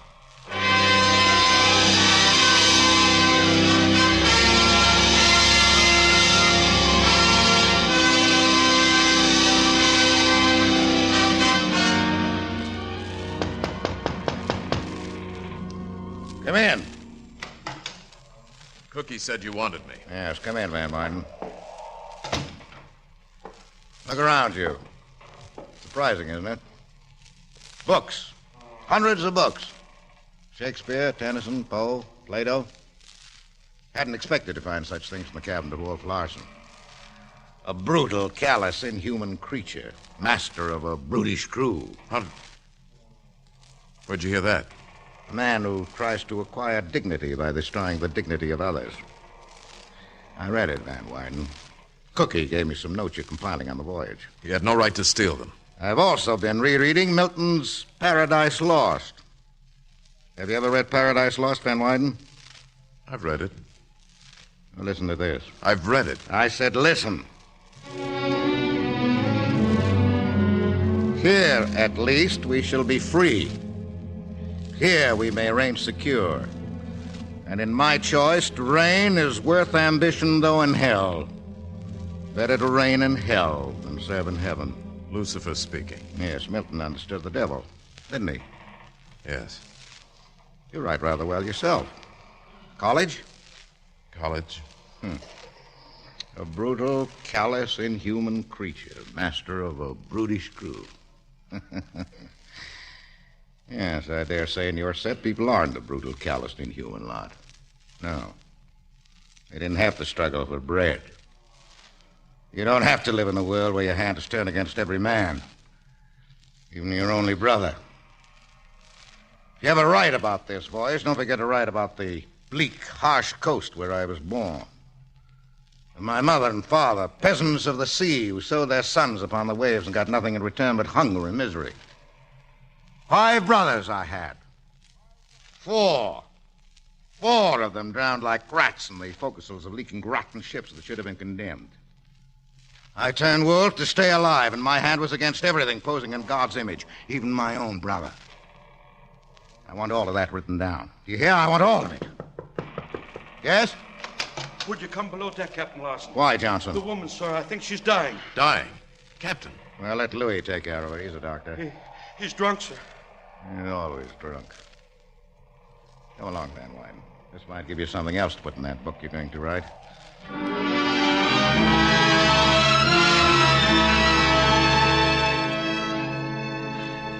Morning, Captain. Fine day. You drunken parody of a doctor. How's the girl? Please, don't let them take me back. What's she muttering about, Van Wyden? I don't know. I'd rather die. I don't want to go back to prison. Prison? I'd rather die. Did you hear that, Johnson? Prison. She's one of us. A jailbird! Captain Larson. Well, now, tell us about your charming friend, Van Wyden. I met her on the ferry boat. I knew she was an escaped prisoner. I about convinced her to give herself up and serve the couple of years she had left. And we were rammed. That's why she's got to get off this ship and get back to San Francisco. The sooner she gives herself up, the easier it'll be on her. Yeah, she also happened to have taken a nice fancy to our pretty little jailbird.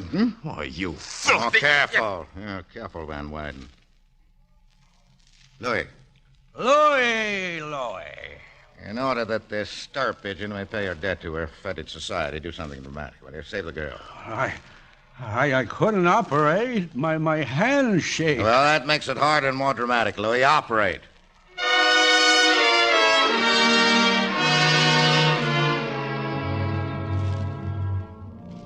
February 19th, 1904. We're in sealing waters now, and I keep a double watch constantly for the Macedonia under 6 cannon. Although the men don't know what they're watching for. That could be troublesome. My headaches get worse and worse. Ruth Webster is recovered miraculously. She came on deck today when I was watching Van Wyden trying to sharpen the harpoon. She wanted to thank me, she said. You've been very kind, Captain. I wanted to thank you. Kind? Oh, no, you've been very lucky. Louis, our doctor, was just drunk enough not to be able to practice all of his ignorance. Saved your life. Louis did a good job, Captain Larson. Now, when can I get back to San Francisco? It's important. Not for 6 months or so, Miss Webster. 6 months? Or 7. But I must get back. The sooner the better. I explained it to you, Captain. This is a sealing schooner. There's nothing I can do. However, we want you to feel perfectly at home here. Now, Johnson. Aye, sir. We want Miss Webster to feel right at home. Take 2 men and put some bars on her window.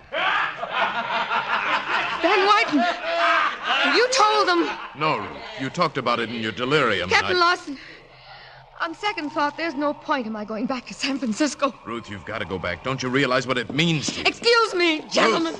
Ruth! Spirit, eh? Captain Larson, I talked my heart out to get that girl to give herself up, to save herself. And you've destroyed it all. What makes you keep on feeding that bitter ego of yours on helpless people who've never had anything but degradation? I had it. I fought back. You fought back. No. You ran away. You hid. You couldn't face the world, so you created a world of your own. A hell on water, a ship where you alone could be master. Van Wyden.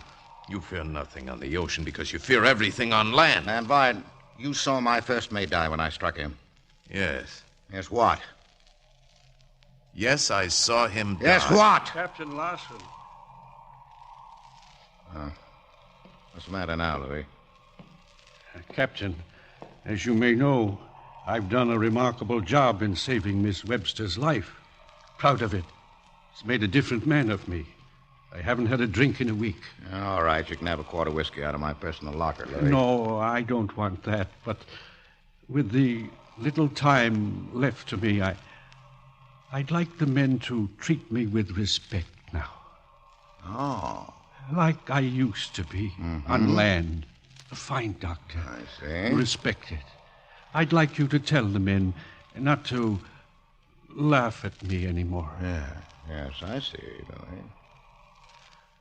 Van Wyden, you once said I had no feeling for a man's dignity, and I'm going to show you something. Bosun! Aye, sir. Wipe the man aft here.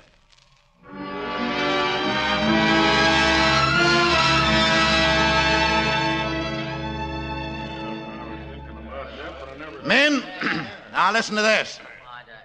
From now on, Louis here is not to be laughed at. Now shut up, Cookie. Shut up. Dr. Prescott here is to be given all the courtesy and respect due him as a doctor. Now, is that clear? Thank you, Captain. Thank you. Well, you're welcome, Doctor. I'm glad to do it. I'll go down and put on my old frock coat. Yes, by all means. And be careful of that top step, Doctor. You devil! You kicked me! You kicked me down those steps! Ah, you slipped, Doctor. You fell. I don't have to stand for this anymore! Larson, you must be insane. I won't stand for this another day! He's climbing into the rigging. Well, let him. He's an old man. He may fall. Well, let him. You regret that you ever made a fool of me, Wolf Larson? You men! You know why there's a double watch all the time now? I know! I've sailed with the ghost long enough to know. Tell him, Wolf Larson. Tell him about your brother, Death Larson. Now, shut up, Louis. Come down. Tell him about Death Larson and the Macedonia and the cannon he has on board to blow you and your filthy tub to kingdom come when he finds you. Tell him. Come down here. If you men had 1 ounce of human spirit left in you, you'd mutiny. Come out of that rigging, Louis, before I shoot you down. I'm coming. But there's no price. No price no man will pay for living.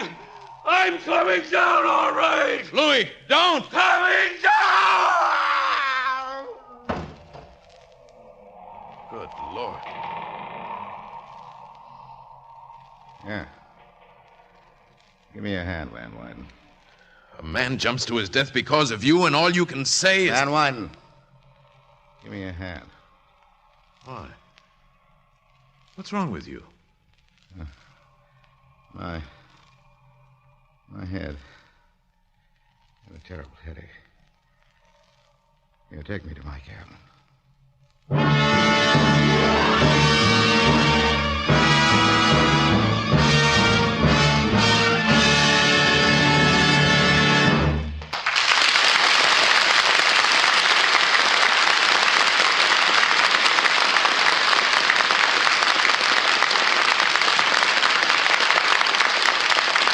You are listening to the Screen Directors Playhouse production of The Sea Wolf, starring Edward G. Robinson and presented by RCA Victor. Just a month ago today, RCA Victor sprang a big, beautiful surprise on the American people. A breathtaking lineup of 14 brand new RCA Victor television models, all at the lowest prices in RCA Victor history. Somewhere among these 14 new masterpieces, you'll find the television set you've been yearning for. The one which exactly suits your family, your furniture, your finances. Let's say you have an average-size home and about $280 to spend. You'll probably choose the new console model with a 12.5-inch screen. It's traditionally styled in your choice of rich woods. And, of course, like all RCA Victor television sets, it gives you those maximum values in pictures, sound, and dependability which only the world leader in electronics can achieve. To find the television set which exactly fits both your earning and your yearning capacities, join the parade to your RCA Victor dealers.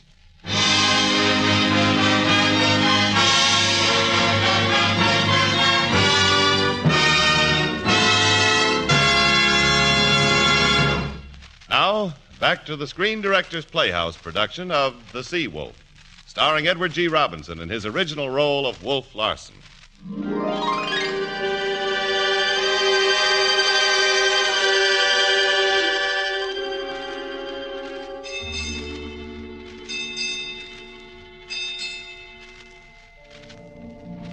That last attack was the worst. The headaches are getting worse, more frequent. There's something brewing among the men. They're sullen and silent. That's bad. They'll bear watching.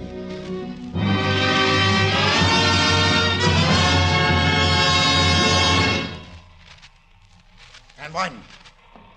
Larson, what's happened? Mutiny. Some yellow dog just slugged me and threw me overboard, but I pulled myself up by a tow line. Those swine, they're mutinous swine. I'll get them. Hold out your hand, Van Wyden. Why?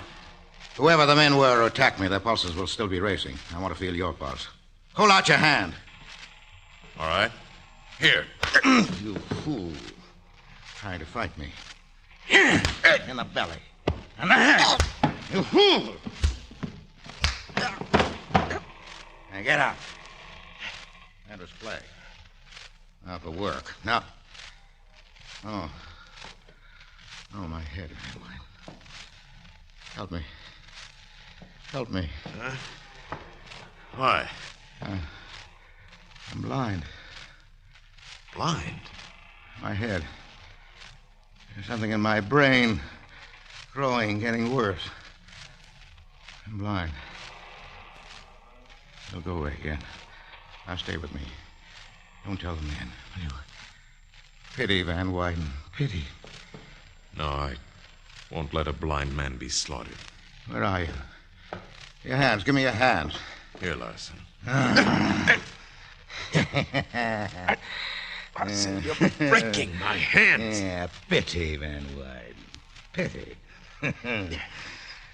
You had your chance, you fool, and you lost. Let go. Now, you'll have to stay with me until my sight comes back. Cannon. The Macedonia. My brother, he's sworn to sink me, and over a woman. The fool, the fool. You won't let them murder a blind man. You wouldn't let my brother sink a blind man, would you? No. Well, take me up on deck. There's a fog. Tell me what it is, and I'll order the crew to take the ghost into the fog. Hurry, we're hit!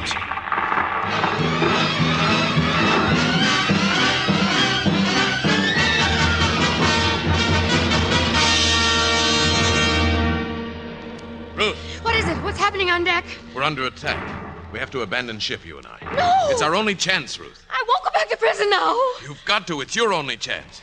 I've had number 3 lifeboat ready for this for a week. Now hurry.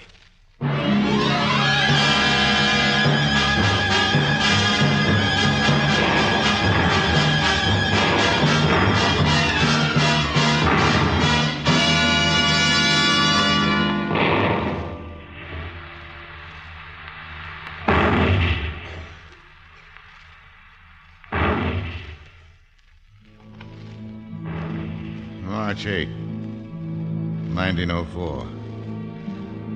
Pain. Beating, tearing pain in my head.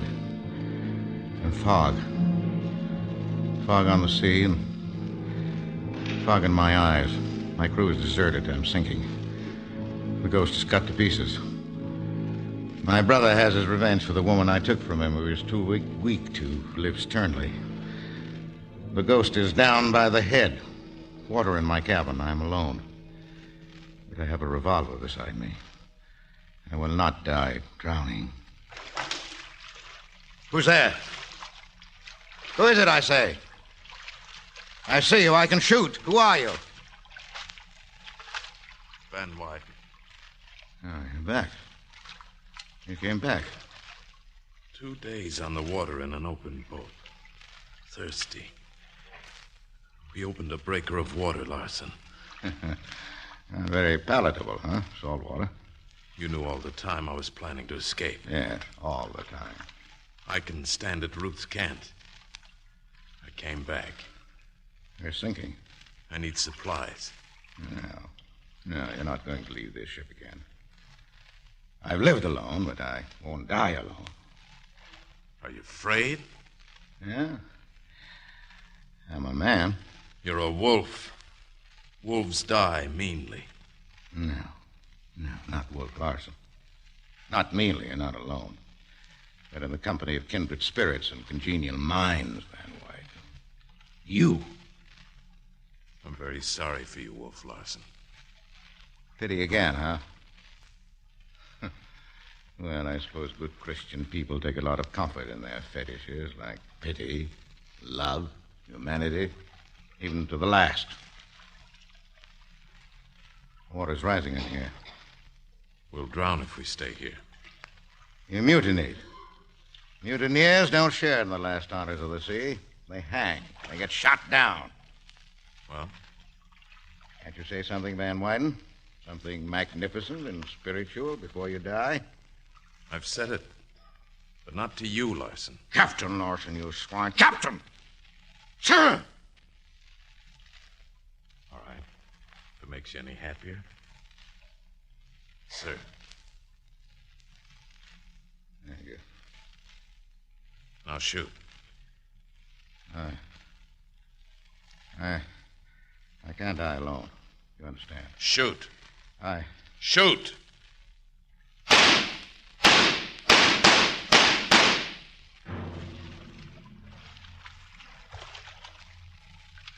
He was not only mad, he was blind.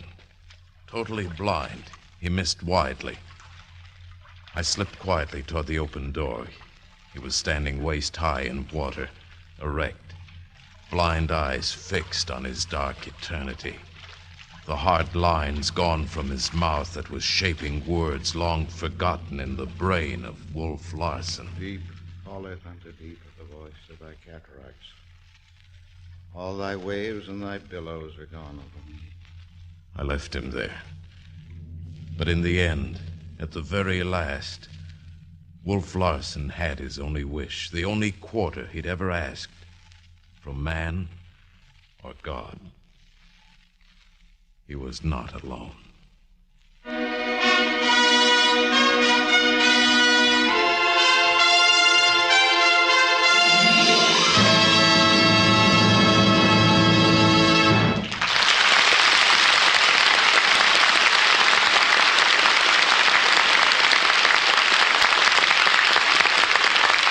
You have just heard the last act of The Sea-Wolf. Our star, Edward G. Robinson, and our guest screen director, Michael Curtiz, will be with us in just a moment. Next Friday, one of the screen's most delightful comedians visits the Screen Directors Playhouse. Our story, for the first time on the air, is This Thing Called Love. And recreating her original role will be Rosalind Russell, with screen director Alexander Hall. Now, here again is tonight's star, Edward G. Robinson.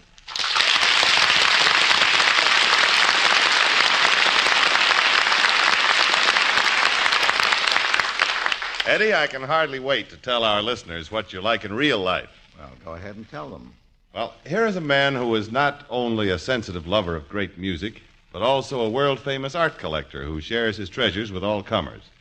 In short, friends, beneath the ferocious sea wolf dwells but the harmless art hound. And now, what are you trying to do, Jimmy? Ruin my reputation? Get me drummed out of the mob? No, Eddie. I'm just trying to make sure everybody knows about your deep interest in art before I ask you a $64 question. What do you think of the appearance, the design of RCA Victor's new 45 RPM system? Why, Jimmy, I'd say it's a great triumph of functional design. That is, if I'm not talking too fancy. That is, the size and the shape of the 45 record changer and records are entirely determined by their function, and that is to make better music. Isn't that right? Absolutely. The RCA Victor engineers found that music was at its finest when recorded and played at 45 revolutions per minute instead of the standard 78. And that's what determined sizes, much smaller than in the old systems. Say, Eddie, how do you like those tiny 7-inch records? Well, they're marvelous space savers, Jimmy. I have a couple of hundred, and they fit on about 1.5 feet of ordinary bookshelf. I like their rainbow colors, too. Say, what's the engineering reason for the big donut holes in the middle of the records? Well, the engineers found they could get the fastest, easiest automatic record changing ever if they put all the mechanism inside the big fat center spindle with no gadgets to adjust. So the records were made to slip easily over the spindle, 10 at a time, for up to 50 minutes of music. Well, I'd say the 45 is a triumph any way you look at it. Well, that's what everybody's saying, Eddie. Saying with purchases of over 50,000 of the record changers and over 2 million records a month. The 45 is sweeping the country. See and hear it at your RCA Victor dealers soon. Prices start as low as $12.95 for the players and 65 cents for the records.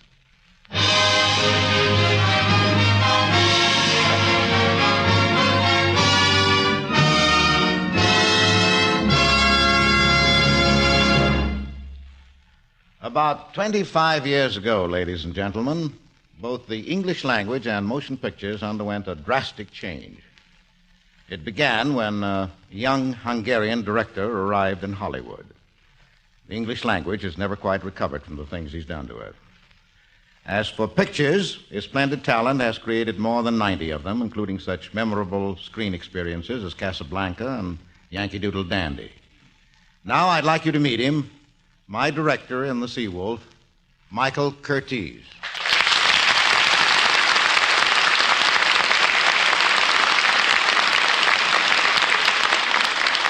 Thank you, Eddie. But those was very unkind things you said about my English. Really? I admit that people before thought my speech was abominable. You mean awful? I meant abominable. Oh, well, we'll let it go at that. But they are improved. They? What do you mean, they? They are used to me. Oh. Well, Mike, you know, those were very unkind things you did to me in the Seawolf, making me as nasty as you did. Well, Eddie, it was very difficult to directing you in a role like that. You were really so charming, so likable, and we just had to make a beast out of you. Well, I don't know. I'm a pretty tough guy, you know. From now on, I'm putting directors on a shooting schedule, and I don't mean cameras. Understand? Friend, who showed it to you how to be a beast? Well, you did, Mike. Who turned you into the terror of the sea? You did, Mike. And who is going to give you a good spanking if you don't behave yourself? Oh, but Mike... Quiet! All right, Mike.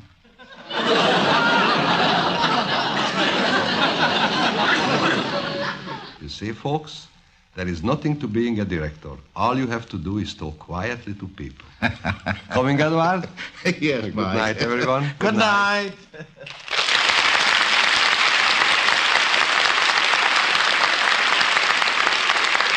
And good night to you, Edward G. Robinson and Michael Curtiz. Remember next Friday, Rosalind Russell in This Thing Called Love with screen director Alexander Hall, brought to you by RCA Victor, world leader in radio, first in recorded music, first in television.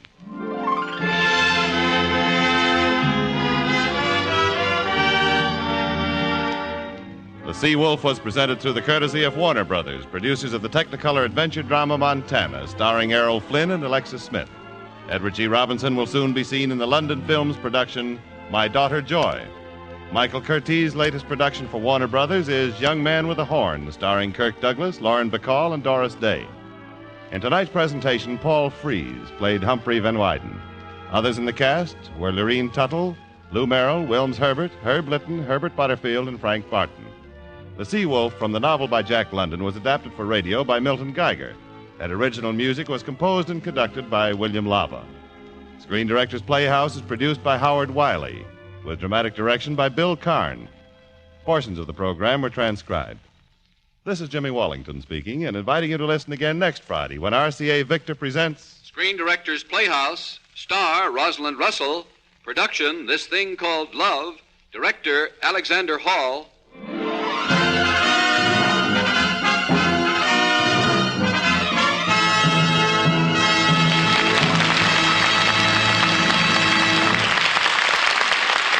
Next, it's Jimmy Durante with Don Amici on NBC.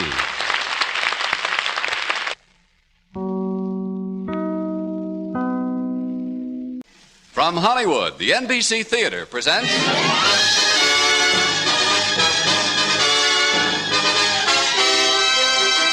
Screen Director's Assignment, production Trade Winds, director Tay Garnett, star Frederick March.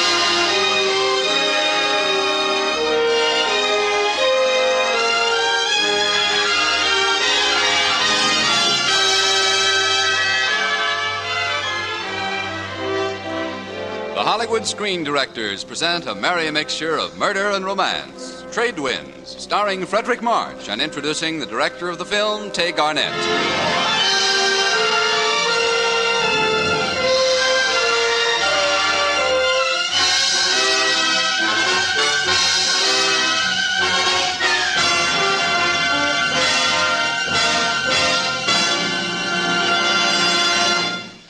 The first motion picture job taken by tonight's guest screen director literally put him head and shoulders above everyone else.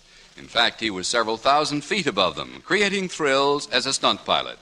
And when he came back to Earth, he went right on creating thrilling entertainment as a writer and director. His expert direction ornaments such standout films as Mrs. Parkington, Valley of Decision, The Postman Always Rings Twice, and tonight's story, Trade Winds. Ladies and gentlemen, Mr. Tay Garnett.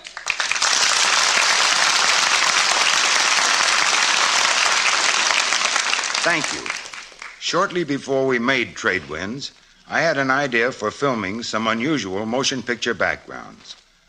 The plan called for someone to take a small boat and cruise the world with a camera, sailing the South Seas, the tropics, the Orient. But how could I ask a man to tear himself away from Hollywood and do a thing like that? I just couldn't. So I did it myself. It was quite a sacrifice. But we came back with much of the background for Trade Winds and with the story itself. Now, here it is, Trade Winds, starring Frederick March as Sam Y., the role he created, with Lorene Tuttle as Kay Kerrigan.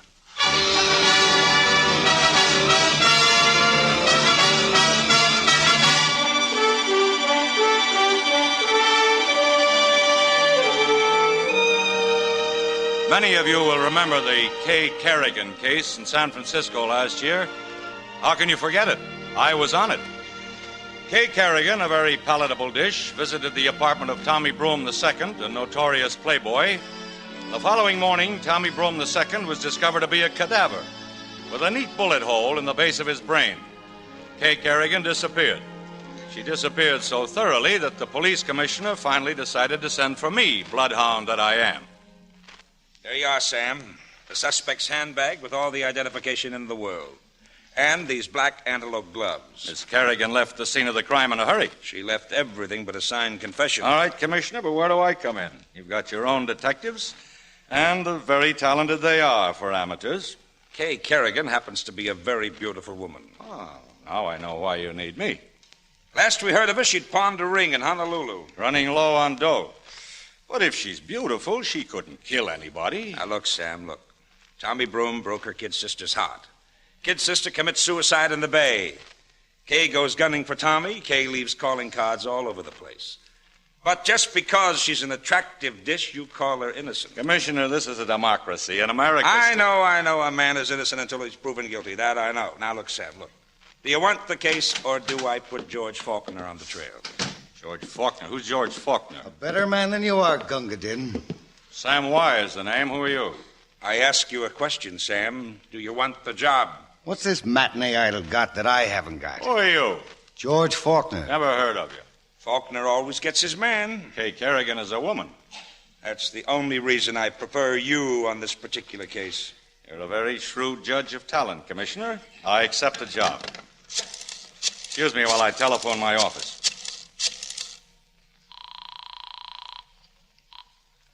Sam Y., private investigation. Jean, honey, I'm off to the Orient to bring back Kay Kerrigan. Oh, swell. When do we leave? I'm going alone.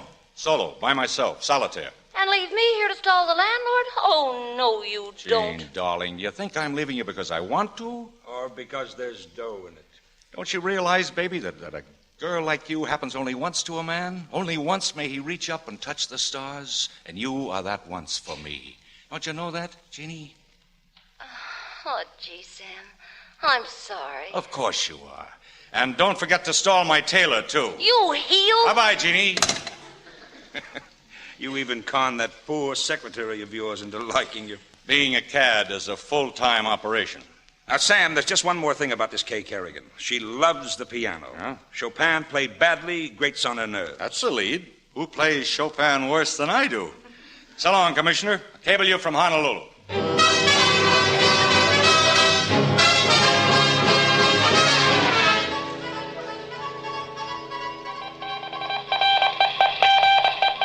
Dear Commissioner, having a fine time. Wish you were her. Who is her? What gives? Reply at once. Sorry, correction. Having fine time. Wish you were here. Where is Kerrigan? Kerrigan? Oh, her. Kerrigan leaving Honolulu tonight for Singapore under name of Mary Holden. Will remove Hawaiian Babe from my lap at once and dash off after Kerrigan. Worshipfully, Sam Y.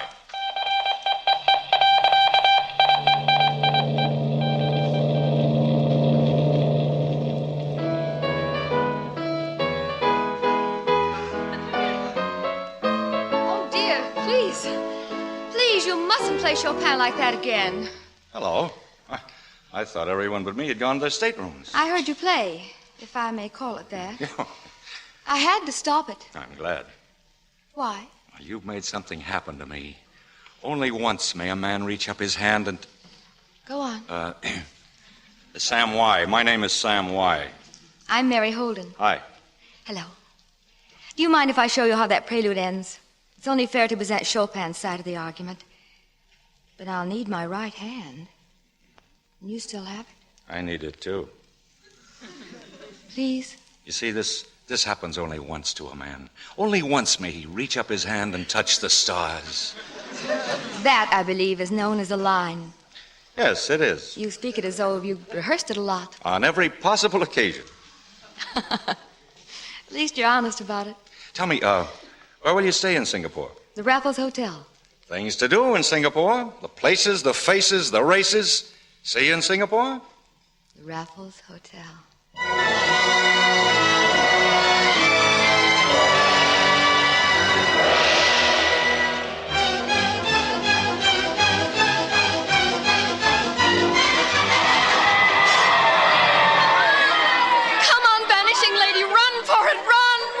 Easy, Mary. She's coming up all right. Sam, who's that horrible big horse ahead of her? Oh, that's Sahib. He's a long shot. I hate Sahib. I hate Sahib. Sahib, she hates you, so there. Vanishing Lady stumbled. She's down. Sahib wins! What'll I do? Oh, what'll I do? Did the money really mean that much to you, Mary? If you only knew. And I'm glad I placed your money on Sahib. Put my money on Sahib? Yes, Mem Sahib. Oh, Sam. I switched your bet at the last moment. Oh, I don't know what to do in a case like this. Just send me flowers. No, really, it means so much to me. Well, then, dinner at 8, and let's hold hands in the moonlit jungle patio, hmm? Yes, but what can I do for you?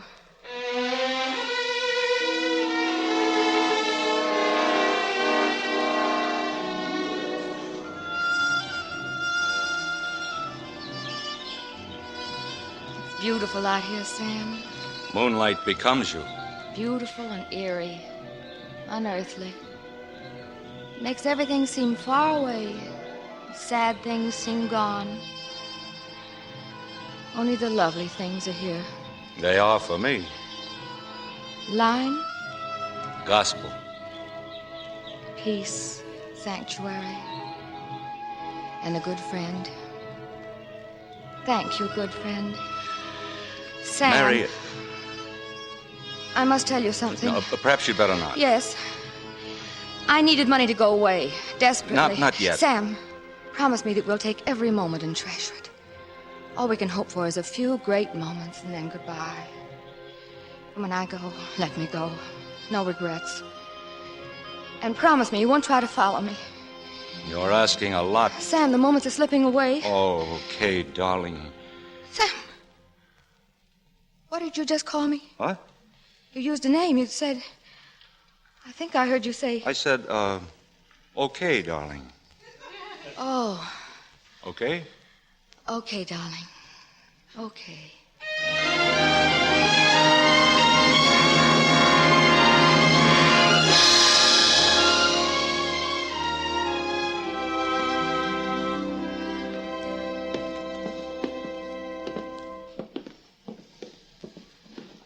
Come in for a minute in the nightcap, Sam? I don't mind if you don't mind.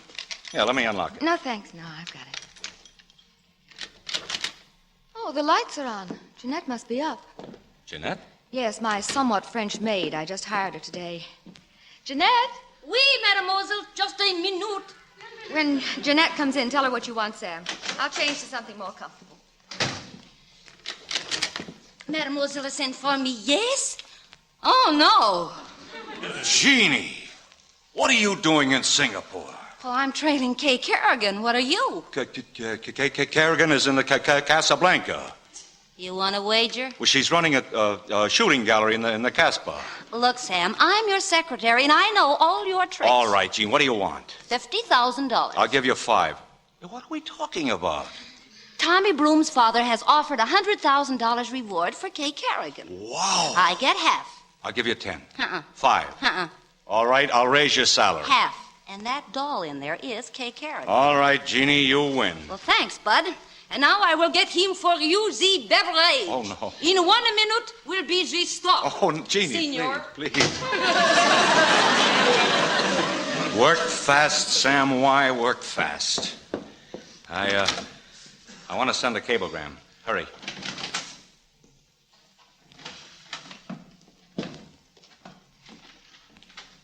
Jeannie. Yes? Rye for me, please. What you say, Mr. White? Rye, please. Merci. Hello. This goes to the Chief of the Chief of Detectives, San Francisco Police. Have captured Kerrigan single-handed. 100,000 payable to me only. Love and kisses, Sam Y. Yeah. Just charge that to the San Francisco. What do you mean? Isn't the city of San Francisco good for a lousy few bucks? All right, I'll come down and pay you. Mary, Yeah? I'm going down for some cigarettes. All right, Sam. I'll be right back, honey.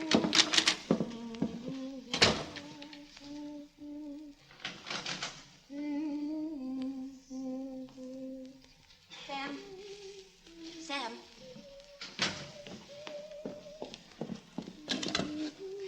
Cable office, please. This is Jean Flannery, Mr. Sam White's secretary. For my records, what was that message he just sent to the San Francisco police? Uh-huh. Oh, the heel, the double-crossing heel. I'll murder the bum. May we?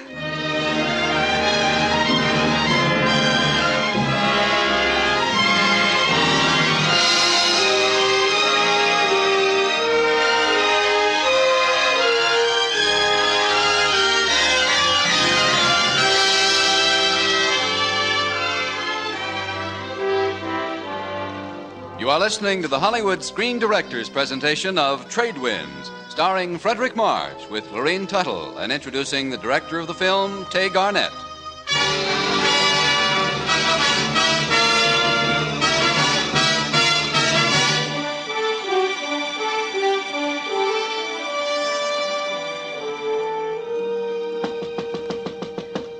Mademoiselle, hey, mademoiselle, open up. Jeanette, whatever's the matter? Je vous seriously advise to take a powder. Take a powder? But I feel fine. Look, this Sam Y personality is not whom you think he is. He is a detective. A detective? The poor man's Ellery Queen, and he's after you. Oh, I can't believe it. You gotta believe it. I'm his secretary, and I know. But I'm on your side now. We women have just got to stick together. Also, there is 100 G's on your head, and Sam is gobbling the whole reward. I've got to get away. Well, you can try, but he's awfully good at finding people. I'll go to Colombo. Oh, no. They got cops in Ohio, too. I mean Colombo, Ceylon. Oh, well, I'll go with you. Why? I don't know. I guess it's just because I want to help you. Why are you trying? Oh, it's such a beautiful gesture, giving up 50 grand for a friend. Such a beautiful gesture!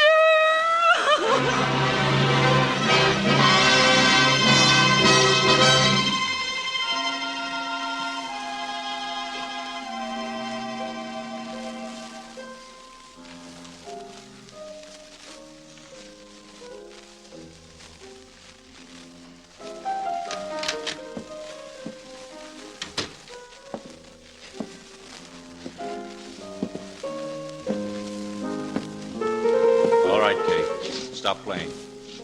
Turn around. I knew it was you when I heard your steps. Stop playing, Kay. I've come for you. I knew coming to Colombo wouldn't help. You can't get away from me, Kay. Turn around. I ought to hate you. You do? No. You're a confirmed heel, a grand chancellor, the head of the lodge. But I can't hate you. Oh, Kay. Oh, Sam, hold me. Hold me in your arms. Darling. Hold me tight for a moment. And then take me back. I don't care. I do, darling. Oh, darling. And now let's see you put up your hands. Hey. All I wanted was your shoulder gun, you cheap flatfoot. You wouldn't shoot me. Oh, yes, I would. I shot Tommy Broom, didn't I? And you're two of a kind. Don't move, Kay. I've heard that one, too. Don't move, darling. I want to remember you always, just the way you are. Listen to me, Kay. I know how you feel about me, but you've got to believe in me unquestioningly in the next few moments. Believe in you? As you value your life, Kate, don't move. Why? What's the matter? Don't turn around to the piano again. Don't raise your voice or make any sudden motion. And very carefully, very, very carefully lower that gun and drop it on the floor in front of me, or I can pick it up without moving a step. Give you back the gun. Ridiculous. Do as I tell you, Kay, and in heaven's name, don't turn around, because there's a king cobra behind you coming out of the piano, and he can't decide whether he should bite you or not. But if he does strike, he'll get you in the back of your neck, and you won't live 30 seconds. So easy does it, Kay. Perhaps the drone of my voice will keep him steady. How do I know you're not lying to me? How do I know it's not just another trick? Baby, you've got to take your chances either with me or with the big, ugly brute weaving back and forth behind you. Now lower the gun, I say, slowly, slowly. That's it, slow, slow. Now drop it. Don't throw it. Drop it. All right, but if it's a trick... Good girl. Now stand perfectly motionless while I stoop and try to pick up the gun, because besides being the deadliest snake in the East, the hooded cobra is absolutely an hysterical creature. Flies into a frenzy over nothing, and then watch out. That's all. Watch out. And I've got the gun now. Get straightened up, and again, I've got to keep on talking. I don't know what to say anymore, except maybe 77 years ago, our fathers brought forth on this continent. Steady, girl. I think I can get a beat on its head past your left ear. A new nation received in liberty. He's weaving, he's weaving, and dedicated to the proposition, don't move. And I'm waiting for my chance, Sterling, and I've got to keep on talking. And it came to pass that when they were in the field, that Cain rose up against Abel, his brother, and slew him, steady, honey. And the Lord said unto Cain, where is Abel, thy brother? And he said, I know not. I know not. Sam. Am I my brother's keeper? Sam, is... It's all right now. You can turn around. Oh, it was true. 8 feet of murder, Kay. Oh, how horrible. 8 feet of death with his head shot off. Oh, Sam, darling, hold me. I'm so afraid. Oh, don't. I'm so afraid. It's over now, dear. You'll never have to be afraid again. We're going away together, Kay, you and I. We'll lose ourselves from men and their manhunts, away from everything, just you and I. I shot a man, Sam. I killed a man. You killed a snake, too. You can't justify murder, Sam. I shot him, I tell you. I shot him in the heart. The heart? But Tommy Broom was shot in... Don't throw your life away from me. Listen, we'll drift together, peacefully drifting down the trade winds of the East together, you and I. No, Sam, no. Let's have 3 months together. 3 months of perfect happiness, Sam. It's more than most people have in their entire lives. It's more than I deserve. It's a lot more than you're going to get, Sam. Who the... Faulkner. Faulkner? Headquarters yanked me off that narcotics job I was on. They said something smelled funny around here. They were right. Oh, Sam, don't let him take me. He won't, baby. You represent $100,000 on the hoof, and it's all mine. Not handcuffs, Sam. 100 grand, Kay, bound to me by loops of steel. You're doing this for money. Look, baby, I'm losing you in any case. You can't expect me to pass up that reward, too. You are vile. The dregs. Let's go, girl. San Francisco. You coming, Faulkner?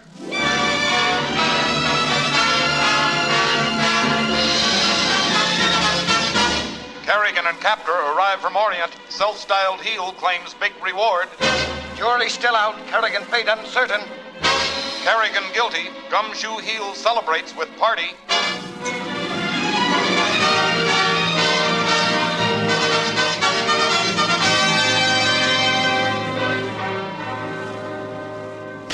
Sam, why, you miserable hound. Miserable bloodhound to you. Oh, you're funny, aren't you?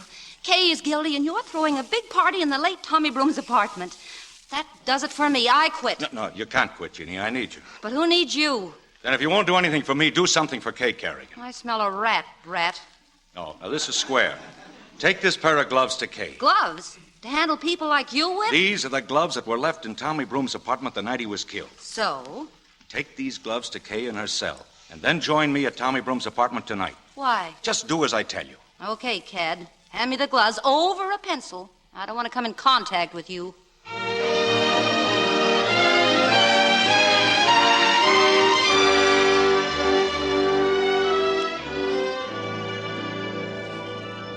Well, where's the big party, Mr. White? It hasn't arrived yet.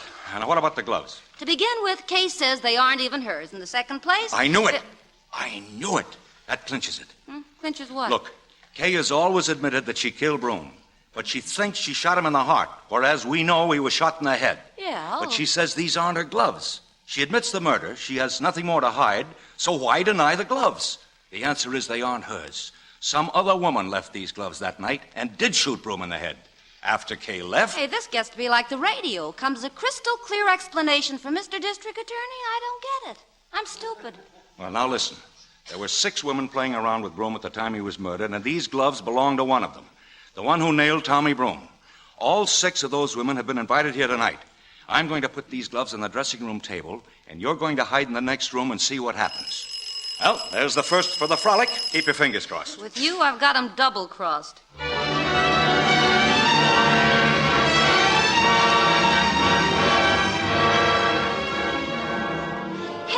Hey, Sam. Yeah, Jean? You know that Bartlett woman, the sex boat? Yeah? She didn't touch the gloves. Sam! Yeah? Been casing that kitty Utterback on the gloves. Go on. Nothing. Oh. Hey, Sam. Yeah? Got a nibble. Which one? Taffy Holiday, you know, the strip teaser. She picked up the gloves. She did? Put them back again. Oh, great. Yeah. What does she want with clothes?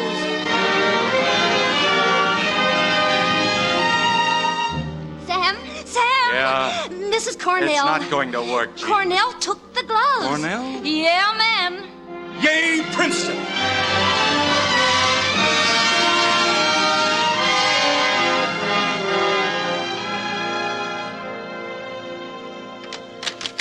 Mrs. Cornell? Oh. You like that pair of black antelope gloves? What gloves? The ones you just slipped into your purse. Oh, I thought they were mine. I'm sorry. They are yours. No, really. Although they did look like a pair I lost months ago. They are the pair you lost months ago in Tommy Broom's apartment. This apartment. No. Mm-hmm. I didn't kill Tommy. I didn't say you did, but I was going to. It's a lie. I didn't shoot him. I was there, but I didn't kill him. Walter, my husband, found me there. Go on. Walter killed him. No. If Walter didn't kill him, you did. All right, Walter shot him. But I'll never admit that to anyone else. After Kay Kerrigan left, Walter came in and found me with Tommy and shot him. You've been darling so far. Can you help me out on one more thing? What makes Kay Kerrigan think she killed Tommy? Oh, what a worm Tommy Broom really was. He had a revolver loaded with blanks that he'd give to women who threatened to kill him. It always cooled them off. But not Kay. She pulled the trigger on him. He had to fall down just to make it look good. But was he surprised? Satisfied? Too bad you haven't a witness to all this. Yes, isn't it? Jeannie! Jeanette! On deck, monsieur. Did you get it all? Got it all. Why, you... Good girl. My arm, Mrs. Cornell? Shall we go down to the courthouse and simply wow the customers?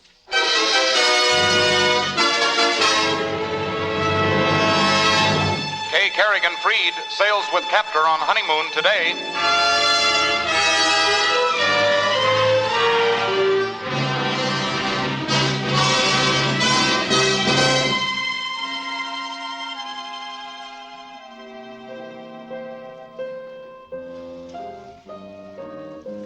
Kay. Yes, Sam? Kay. Yes, Sam? Kay. You're in a rut. Yeah, it's awful. I have only 2 moods. Either I'm shooting a line or I can't talk at all. When I'm sincere and feel something very richly and deeply, darling, I can't say a word. When I know at last that this happens only once to a man, that only once may he reach up his hand and touch the stars. Line. See what I mean? Yes, Sam. Kay. Yes, Sam. Kay. Yes, Sam. Kay. Now you're talking.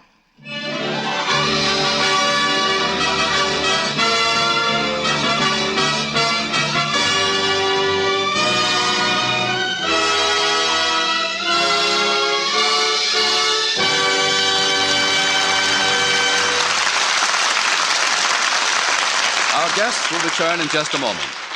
Next week, the NBC Theater proudly presents a motion picture drama based upon one of America's most distinguished short stories, Ernest Hemingway's hard-hitting tale, The Killers. And our stars will be Burt Lancaster and Shelley Winters. The NBC Theater extends cordial 7th anniversary birthday greetings to the Armed Forces Radio Service, which each week broadcasts our program on 60 overseas stations to an audience of thousands of American service personnel and millions of foreign listeners. And now, here again are tonight's stars, Frederick March and Lorene Tuttle, and screen director Tay Garnett. Mr.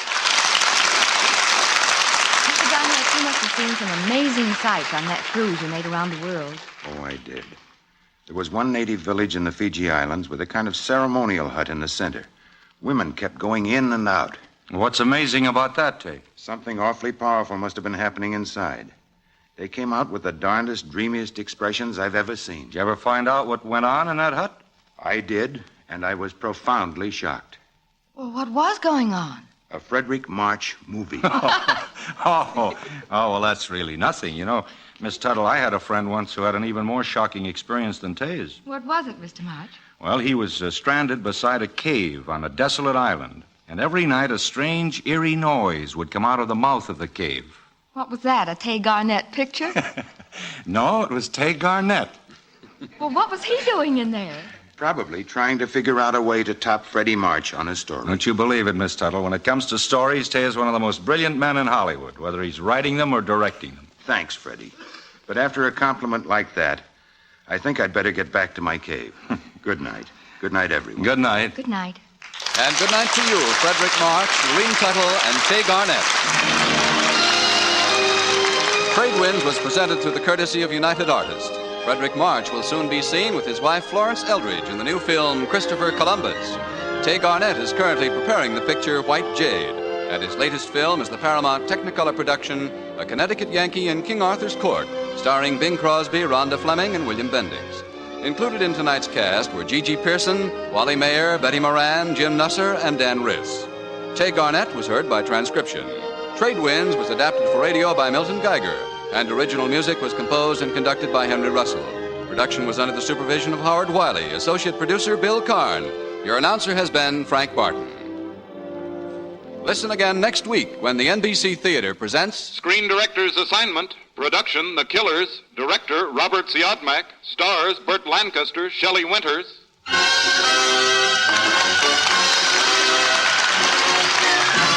The NBC Theater came to you from Hollywood.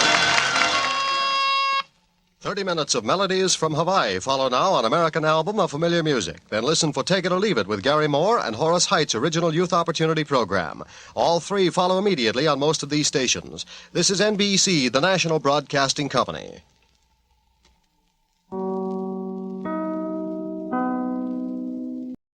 Waiter. Yes, sir? I'll have some cold salmon, some potato salad, and a cold bottle of Pabst Blue Ribbon. Yes, sir. Finest beer served anywhere.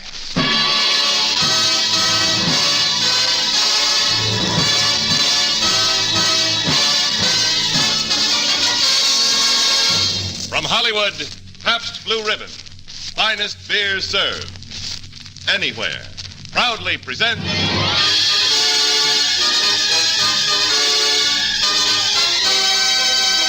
Screen Directors Playhouse, production Mr. Blandings Builds His Dream House, director H.C. Potter, star Cary Grant.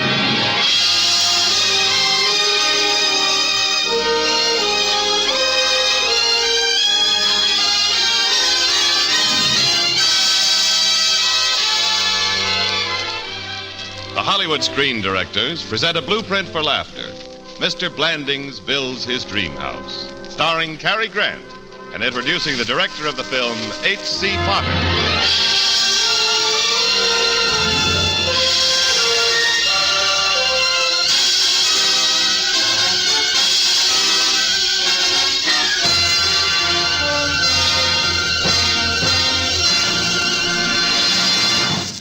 Directing of motion pictures can ordinarily be expected to satisfy anyone's urge for creative achievement. But not our guest screen director tonight, for he's also the director of such significant Broadway plays as A Belle for Adano and Anne of 1,000 Days. On the screen, he's brought you such fine entertainment as Mr. Lucky, The Farmer's Daughter, and tonight's story, Mr. Blandings Builds His Dream House. Ladies and gentlemen, Mr. H.C. Potter.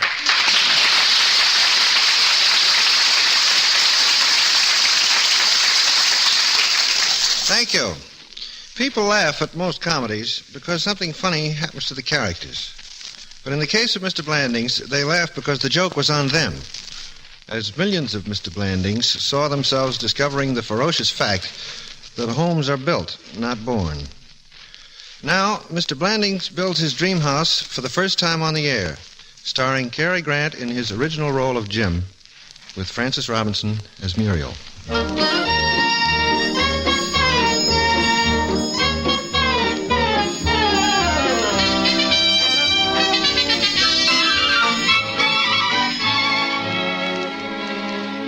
Man was once a carefree fellow who swung happily through the jungle trees, every man his own Tarzan. But then he wanted to get out of the trees and into caves. Then he yearned to get out of the caves into a house. He's still yearning. This is the story of Jim Blandings, New York apartment dweller, who yearned to get out of his cave. Tall, good-looking, college graduate, advertising business, VP in charge of the Wham Ham account. Has 2 fine daughters and 1 lovely, intelligent wife named Muriel. I'm Muriel. Every morning in our apartment, we fought for firsts, with the bathroom the big bonanza. Started first thing in the morning. I'd open one eye, and there would be Jim nuzzling the furniture like a strange dog. Looking for something, dear? My socks. Why don't you look in your sock drawer? That's where I found my underwear. Try your underwear drawer. I am in my underwear drawer. Well, what did you find? Your underwear. Then the Great American Bathroom Derby. And there goes Jim Blandings, an odds-on favorite. He's at the door. He opens it. Sorry. Father, I wish you'd knock. That was Betsy, age 10. Joan has a different scream.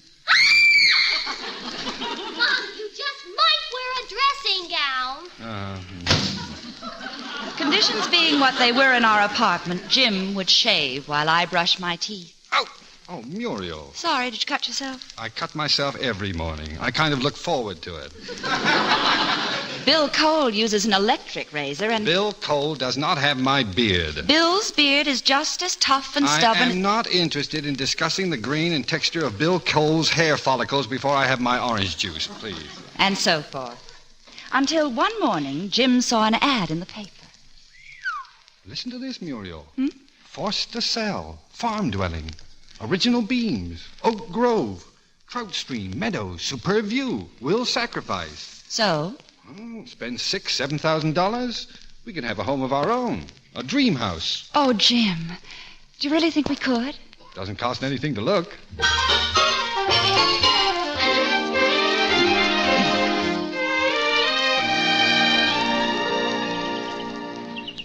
Well, there she stands, folks. The old Hackett place. Finest old house in Connecticut. My, it's just charming. Dear, we're just looking. First year she was here, General Gates stopped right there to water his horses. Yes, sir. If you act fast, you can get that place for a steal. And I mean a steal. Tell me, Smith, what are you hoping to get for that broken-down old relic? Well, we're asking $10,000. $10,000? He's asking. How much will you take? $10,000. Well, that's more like it. We'll take it.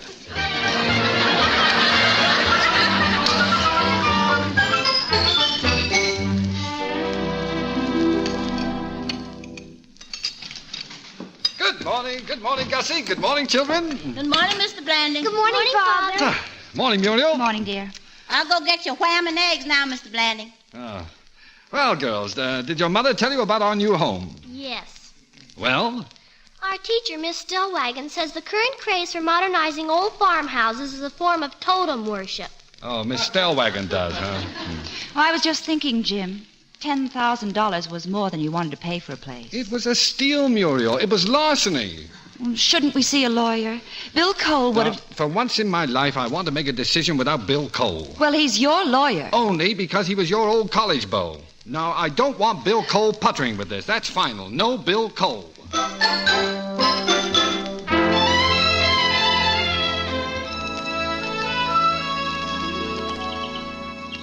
Well, there's our house, Bill. What do you think? What's that? Just a few shingles. Oh, it's a nice old house, Bill. It just needs someone to love. That's all.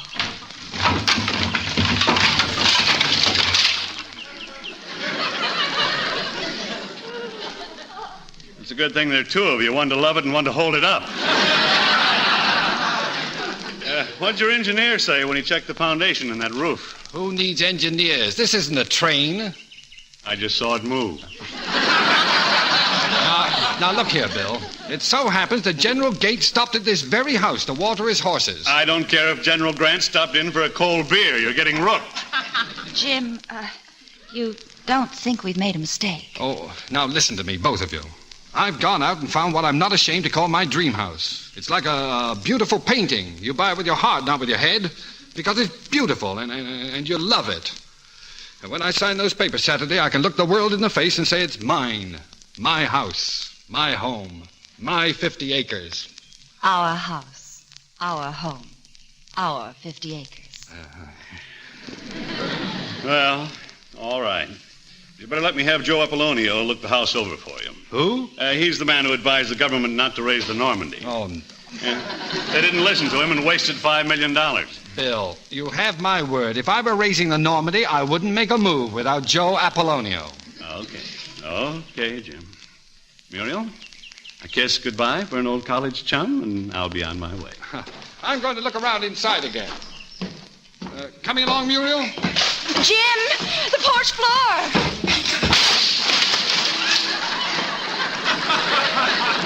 Oh, dear. Well, don't just stand there. Get me out of this hole. Bill? Hey! I guess you'd better get in touch with Joe Apollonio.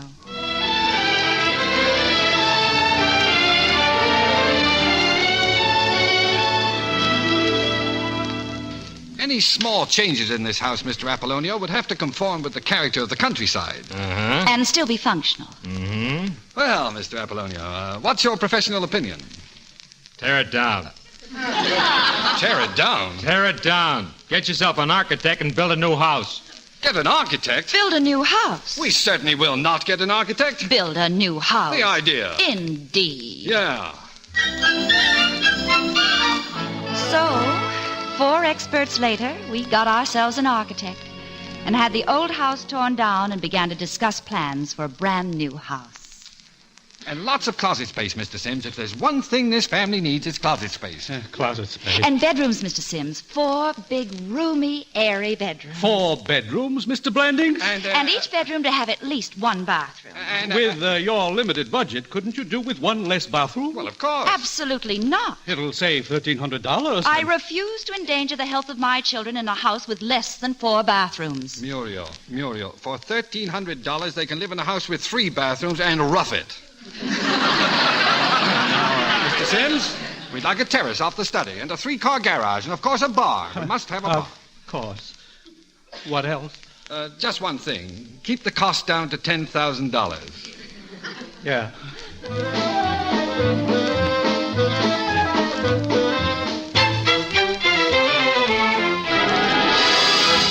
Well, Jim, you've done it again.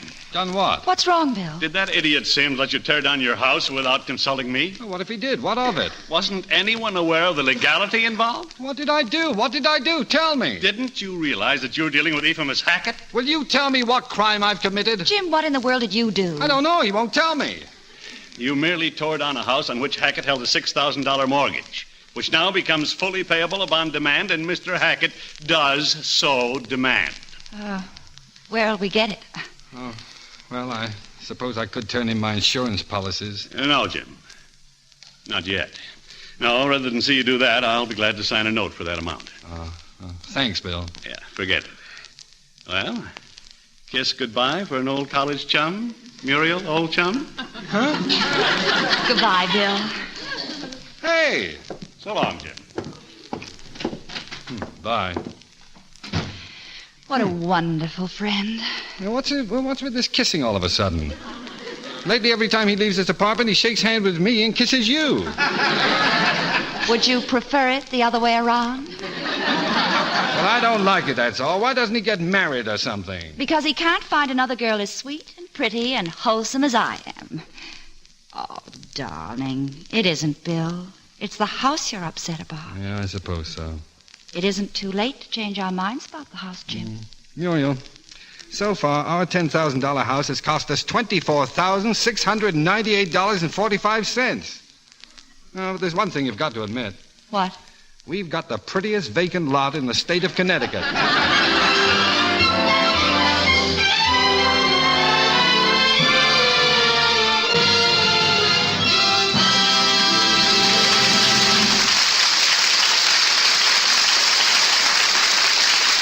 You are listening to Screen Directors Playhouse, starring Cary Grant in Mr. Blandings Builds His Dream House, and introduced by the director of the film, Mr. H.C. Potter.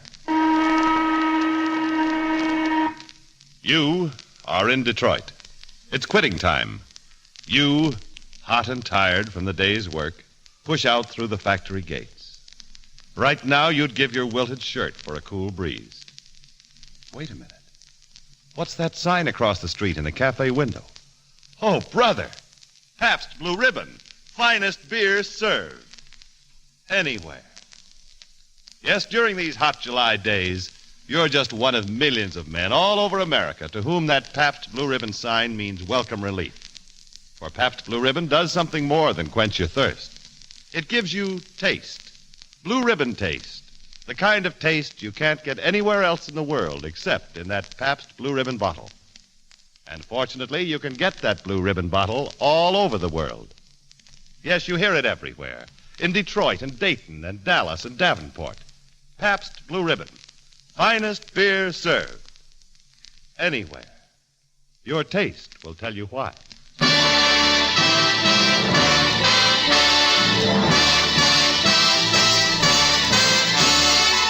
Now, back to our Screen Directors Playhouse production of Mr. Blandings Builds His Dream House, starring Cary Grant.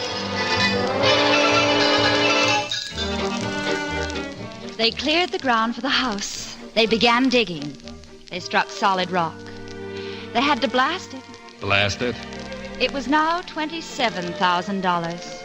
And down at the office, Jim's deadline for the new slogan for Wham was getting nearer. Mary. Yes, sir. How about this? When you want a snack of ham, why not take a whack at Wham? You want a professional opinion? Never mind. The highly touted trout stream dried up. We had to dig a well. At $4 1/2 a foot, Jim thought he ought to have a word with Mr. Tassander, digger of wells. Mr. Tassander! Oh, Mr. Tassander! Yep. How's it coming? Oh, it's coming. No, I mean, Mr. Tassander! Yep. I meant, oh, how far down are you? Oh, about 190 feet. Well, isn't that pretty deep? Yep. Have you hit anything at all? Hit some nice limestone yesterday. Limestone? Yep. Oh, swell. Nothing on a hot day like a nice cold glass of limestone. Oh, nothing. Go right ahead. I'll just slink back to my office and pop the petty cash. And then, wonderful to relate, we had our well at last. In fact, we had two wells. One in the yard and another in our basement, 6 feet down. Now, how do you explain it, Mr. Tassander? The men hit good water in my basement at 6 feet. And over there, just 25 yards away, you had to go down 227 feet to hit the same water. Yep. Well, how do you account for it? Well, way it seems to me, over here the water's down around 6 feet. And over there, it's down around 227 feet. Yeah,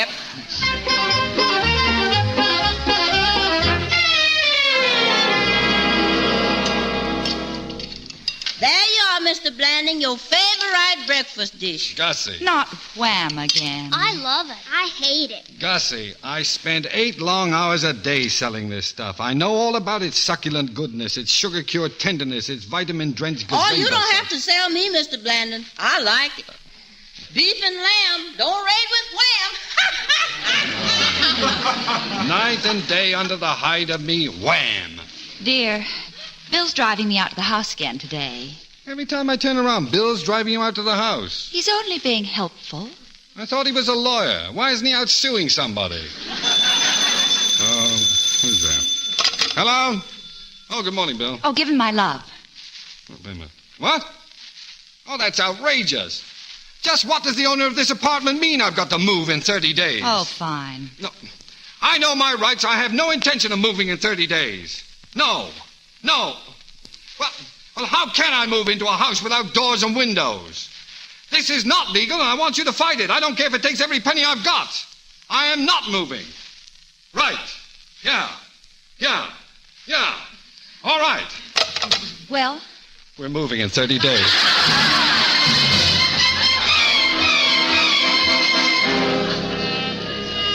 We moved in 30 days into a house with no doors, no windows, and no carpets. We walked around in our overcoats, and at no time did General Eisenhower drive up to share a cup of hot toddy with us. Instead, the green-eyed monster showed up, that old devil jealousy, because Jim, while unpacking, came across Bill Cole's fraternity pin and my college diary. He didn't say anything until just before we went to bed. I merely asked a question. What is Bill Cole's fraternity pin doing in your jewel box? Especially after you told me you gave it back to him 15 years ago. Jim Blandings, I think you're jealous. Yeah, and his name all over your diary. Oh, now you've been reading my diary. Well, it just happened to fall open. I'll just bet. If you were so crazy about the guy, why did you marry me? I'm beginning to wonder. Maybe it was those big cow eyes of yours. Or that ridiculous hole in your chin. Or maybe I just happened to fall in love with you. Don't ask me why. Oh, Muriel, I'm sorry. Sometimes I act like a schoolboy. Forgive me. Oh, Jim. Oh, why do I love you so much? Kiss? Darling, it's awfully late. Maybe better go down and lock the doors. Well, what for? The windows are all out anyway. We'd better get to bed. Yeah. Do you think the mattress will hold on these 4 chairs? Certainly.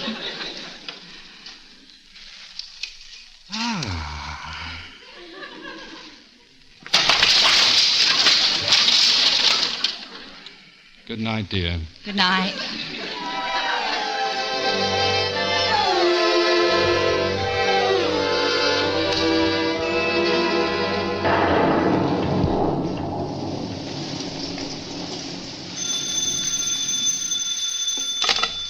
Good evening, Danton and Bascom Advertising. Oh, yes, Mrs. Blandings, he's right here. It's your wife, boss. Yes, Muriel? Yes, it's raining here, too. Well, no, I'm sorry, dear. I can't make it for dinner. I'm going to be here all night with this slogan. What? Bill is coming to dinner. Bill. Oh, all right, Muriel. I've got to get back to work. Bye, Muriel. Bill. Boss, how's this for a slogan? East is east and west is west. Ham is ham, but wham is best. Sorry. Wait a minute. How's this? If you'd buy better ham, you'd better buy wham. That's Boyle Petroleum. You better buy oil, you better buy Boyle. Yeah, confound those monopolies. Wait a minute. I've got it. Win with wham. The ham that came from behind. Oh,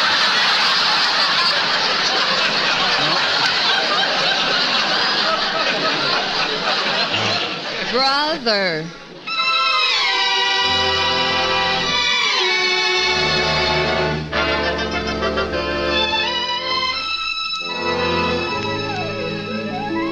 Well, by 5 o'clock in the morning, Jim gave up in disgust and started out for the house. Jim, dear. Morning, Muriel. Oh, you must be exhausted. How'd it go? Oh, fine. Oh, Muriel, I can't seem to find Jim's other slipper. Oh, hello, Jim. Morning, Bill. What brings you... What are you doing in my pajamas and dressing gown? Well, how would I look without them? Bill dropped in and had to stay all night when the bridge was washed out. Yeah, slept like a rock. Rock. Slept like. Good morning, folks. Sure hope it wasn't as bad here last night as it was in Lansdale. Gussie wasn't here last night? Lansdale. Saw the girls at the Williamses. They'll be along for breakfast any minute. The children weren't here last night either? Visiting the Williamses. Williamses? If you'll excuse me, I'll slip into something more comfortable. Williamses? Now, Jim, you're upset. You've a lot of things on your mind, and... There's only one thing on my mind. This house and how to get rid of it. That's not what you're thinking. Well, maybe I'm thinking I was once a happy man. I didn't have a closet, and I didn't have 3 bathrooms, but I did have my sanity, a few dollars in the bank, 2 children who loved me, and a wife I could trust. That's a fine thing to say. I also had a job, something I don't have at the moment. Jim. I'm resigning, and I blame this house for everything. You love this house. I hate it. Anybody who builds a house today is crazy. The minute you start, you're on the all-American sucker list. Everywhere you turn, there's a hand in your pocket. Take out the hand, they find more pockets. I tell you, it's a conspiracy against every man and woman who want a home of their own, against every boy and girl who were ever in love, against... Excuse me, Mr. Blandings. Now, what do you want, Mr. Desander? We've got our well. There's a matter of $12.86. $12.86. Why be a piker, Mr. Desander? Take everything I've got. Here, take my watch, my keys, my pocket money, my driver's license, my wallet. Take it all. Mr. Blandings, you don't understand. This $12.86, you don't owe me. I owe you. Huh? I found overcharged you on the well. Almost 3 feet. 3 feet? Oh, thank you very much, Mr. Desander. Well, guess I better be getting along. Sure got a mighty pretty place here. Now, you folks take good care of it. Goodbye. Wonderful man, Desander. Come and get it, folks. Orange juice, scrambled eggs, and you know what. Ham. Not ham, wham. If you ain't eating wham, you ain't eating ham. Wait, what is she saying? If you ain't eating wham, You ain't eating ham. Darling, that's it, the slogan. Give Gussie a $10 raise. Oh, Jim. Oh, Muriel. Oh, and darling, you didn't mean what you said. You do love our house, don't you? Oh, Muriel, I don't know. If I had it to do all over again, if I had to put up with tearing it down and architects and well diggers and builders and contractors and bathrooms, if I had to mortgage my future, my job, my peace of mind, just to wind up with a house, a simple $45,000 house, if I had it to do all over again... Yes. I guess I'd do it.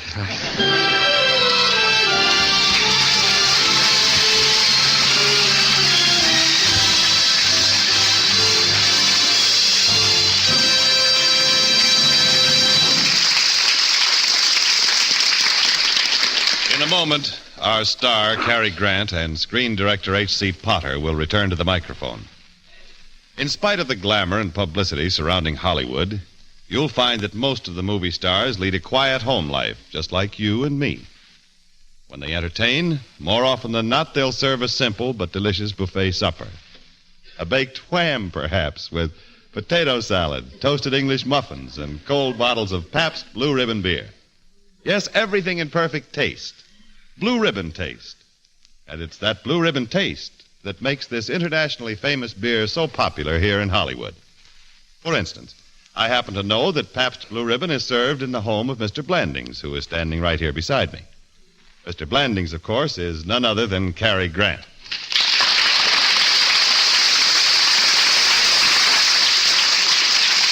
Cary, it's true, isn't it?